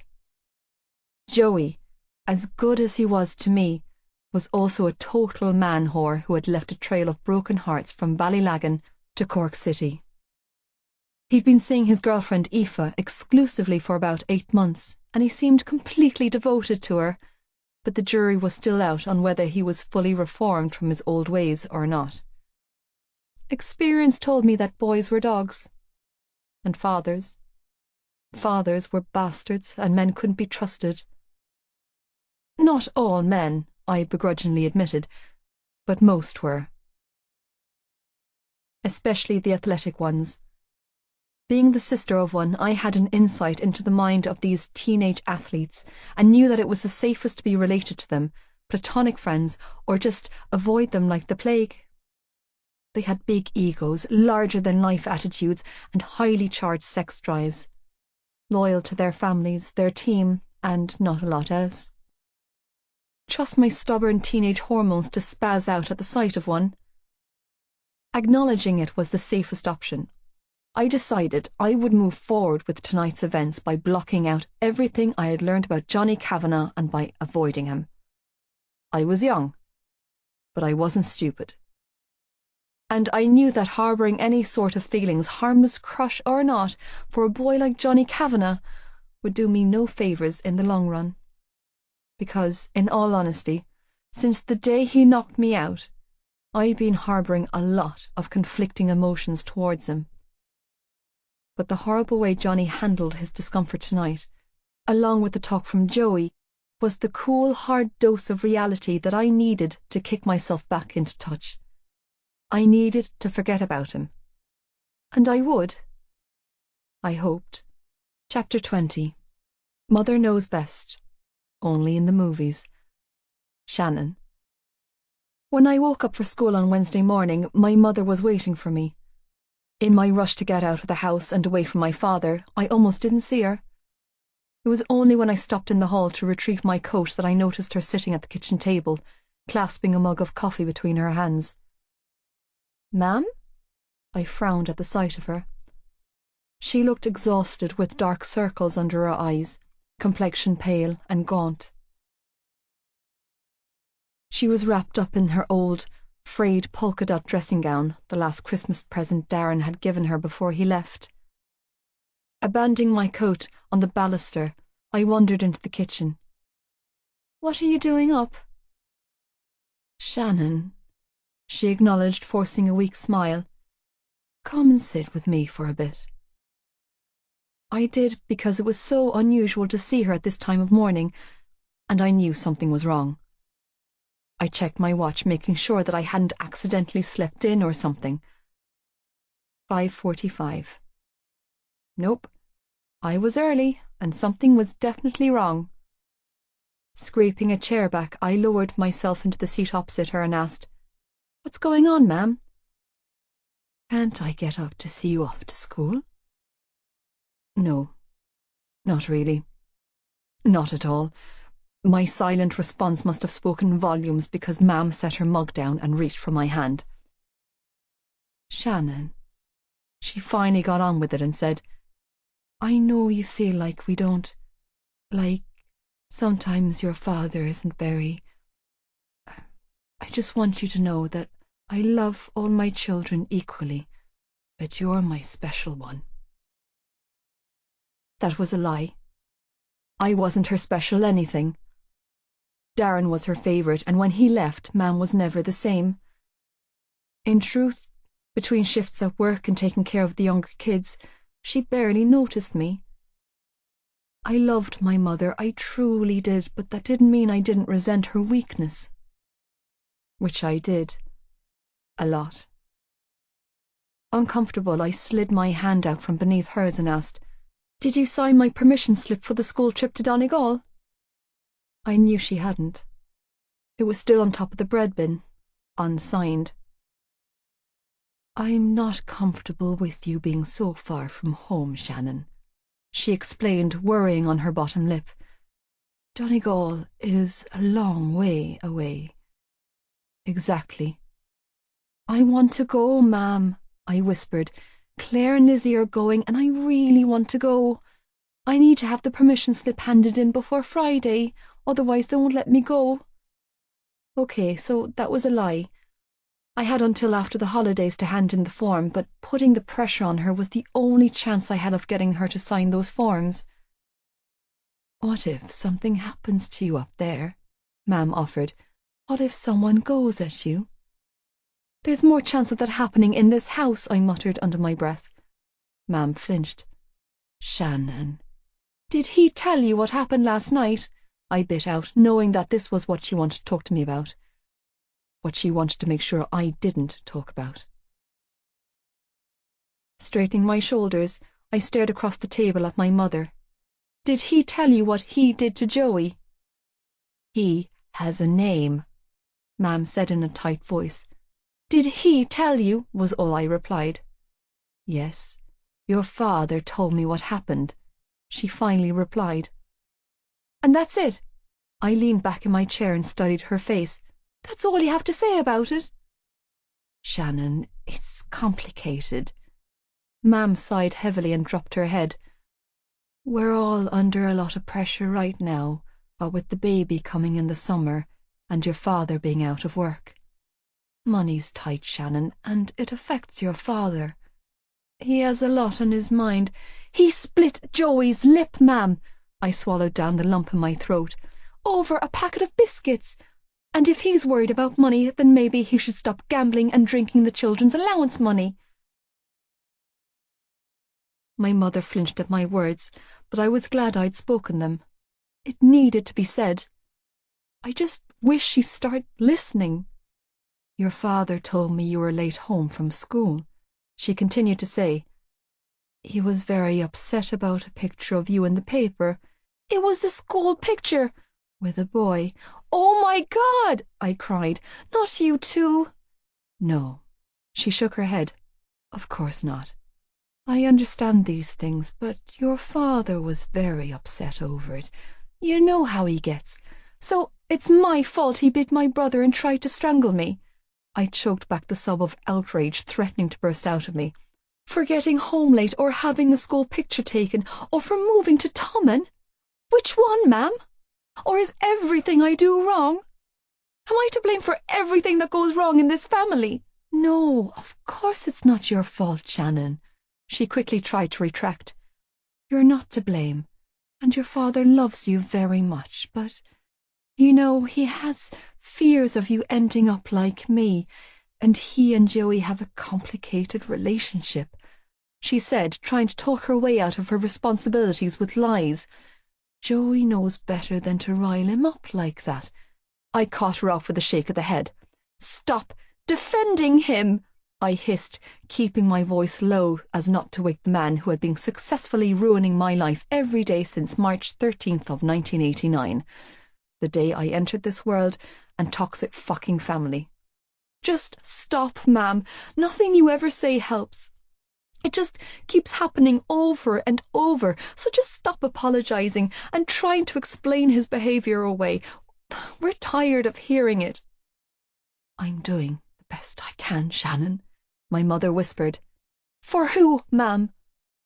Her eyes flashed with anger when she looked at me and spat. "For my family." "For him," I muttered under my breath. My mother flinched, but I didn't take my words back. They were the truth. "You can't speak to me like this," she snapped. "You have no idea how hard it is coming home every night to World War III. I didn't respond. I had nothing to say. If she truly believed that I didn't know what it felt like to live in a war zone, then she was delusional, as well as a neglectful mother. "I'm tired of this, Shannon," she said. "I'm exhausted from living like this, and I'm tired of being judged by my own children." "Well, join the club, ma'am," I bit out. "We're all tired of living like this." "Don't cheek me," she warned. "I won't put up with it, Shannon. I'm telling you now, I will tell—" "My father?" I filled in for her, tone high and pitchy. "That's what you were going to say, wasn't it, ma'am? You were going to tell him on me." "You need to show me some respect, Shannon," she growled. "I'm working myself to the bone to put you through school, and I sure as hell don't appreciate you talking to me like I'm shit on your shoe." "Well, I don't appreciate being called a whore every time I walk through the front door," I choked out, my emotions spilling over. Guilt for upsetting my mother was churning inside of me, mixing with a lifetime's worth of resentment, fear, and anger. "Because that's what he calls me, ma'am," I strangled out hoarsely. "According to my father, I am nothing but a dirty whore." "He was worried about you," she replied. "He didn't know how you got home last night." "He was worried about me, so he called me a whore?" I shook my head, appalled. "Because that makes sense." "Because you were in that picture. Have you seen the picture?" "No." "Well, if you had, you'd see that I didn't do anything wrong." Batting away a traitorous tear, I sniffled and said, "I've never even been with a boy, ma'am, and you know that. But he gets to call me a whore, and you do nothing." "I did," she defended. "I spoke to your father about it, and he's promised not to do it again. Forget it." Shoving back my chair, I quickly stood up and moved for the door, unwilling to listen to her explain away my father's actions. "Just forget it, ma'am." I'd heard enough of those explanations over the years. "I need to go," I added hoarsely. "I don't want to miss my bus again and cause any more problems." "Stop," she warned, following after me. "I haven't finished." "Yeah? Well, I have," I choked out, shrugging off the hand she placed on my shoulder. It was a gentle touch, but it hurt worse than any slap he could deliver. Ignoring my mother's protests, I stalked out of the kitchen. "How did you get home last night?" Stopping at the front door, I swung around to face her. "What?" "Your father thinks Aoife dropped you home from school last night," she said, eyes laced with concern. "But I know that's not true. She works on Tuesday nights. So how did you get home?" "What does it matter?"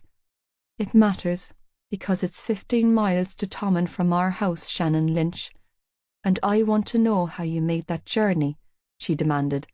"Are you having trouble again? Did you miss your bus on purpose to avoid more bullies?" No, ma'am, I'm not having trouble at school, I choked out. It wouldn't be the first time you avoided the bus, Shannon, she countered, blue eyes locked on mine. If you're in trouble, you can tell me. I can help you. I love Tom and Ma'am. I'm happy here. The words that came out of my mouth surprised me because they were true. Shockingly, I realized that I did, in fact, love my school. Then how did you get home? She repeated for the third time. Tell me. Johnny Kavanagh dropped me home, I bit out, fighting back the urge to scream. Okay? Are you happy now? He's the boy I was with in the newspaper. I had my picture taken with him last week, and then I went and got in his car and he dropped me home last night. So I suppose you can run upstairs and tell Dad that he was right all along and I'm a fucking whore. Mam's face turned deathly white. I'm calling the school. What? My eyes widened. Why? That boy is not supposed to go anywhere near you, she spat. Why not? Because he hurt you, Shannon. It was an accident. I'm phoning Mr. Toomey. Mam turned to walk back into the kitchen to get her phone, and I found myself chasing after her. Don't, Mam, don't! Give me the phone, Shannon, my mother ordered when I wrestled it out of her hands. Right this minute. You don't even know why, I cried, clutching her mobile to my chest. I don't care. Mum barked and yanked the phone out of my hands. He knows the rules. They were explained to him very clearly. He was not supposed to talk to you. He was warned, Shannon. In no uncertain terms, he should have been suspended for what he did to you. By the time I'm finished with him, he will be. Johnny is not the problem here, I strangled out. My heart was hammering in my chest. The thought of getting Johnny into trouble again was making me feel lightheaded. He apologized for what happened. He replaced my uniform. He stuck up for me at school when a boy was giving me trouble. He's been nothing but good to me, ma'am. My mother was not a big woman, but at 5'8" and 4.5 months pregnant, I felt very small in this moment. When her fingers tapped against the keypad of the phone, I reached my breaking point. I missed my bus, I screamed, panicking when she began to dial. I was scared of being late. I was scared of coming home late to him. I took the spin because I was desperate, because I knew what he'd do if I waited for the next bus. Shannon, Mam whispered, pausing mid-dial. Don't have to feel scared to come home. Don't I?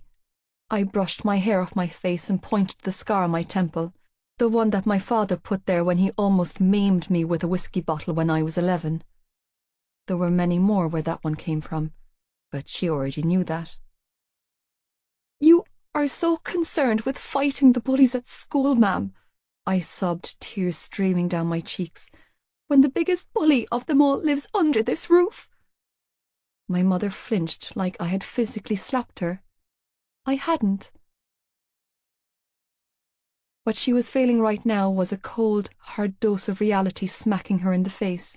You need to leave Johnny alone, I screamed at the top of my lungs, voice shrill and furious. He has done nothing wrong here, absolutely nothing. I didn't care anymore. If I woke my father, then I woke him.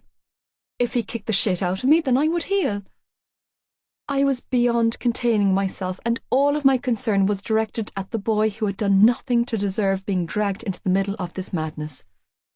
I mean it, ma'am, I warned, voice warbling. Call the school making trouble for Johnny, and I'll tell them everything you don't want them to know. Ma'am clutched her chest and shook her head. Shannon. Everything, I bit out. This time, when I turned around, I didn't turn back.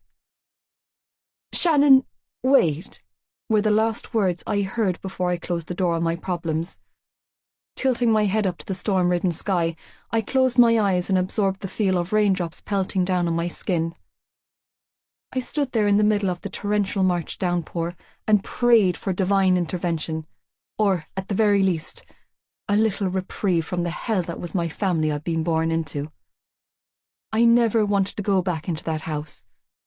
knowing that I had no choice and would have to go back was a special form of hell. For once in my life, I wanted a safe place to run to instead of from. I felt like I was slowly dying in that house, in my home, where I was supposed to lay my head, where I was supposed to feel safe. The door opened behind me, and every muscle in my body coiled tight with dreaded anticipation. He was up, and I was done for. Shannon. My mother's voice filled my ears, managing to dissipate some of the fear threatening to choke me. You forgot to take your coat. Stiff as a poker, I turned to find Mam standing in the doorway with my coat in her hands. You need your coat, she explained in a thick tone, gesturing a hand to the sky. They're forecasting another storm. Don't you ever get tired of it, Mam? I asked, voice breaking, blinking back my tears. I choked out. Don't you ever get sick to death of pretending? Her expression caved. Shannon. She took a step towards me, and I took 3 more back. I couldn't keep doing this. I couldn't keep living like this. I laid my heart out to my mother, and she was worried about a coat. Fuck my coat, I strangled out as I broke into a run towards the bus stop, desperate to put some much-needed distance between me and my family. Fuck my life.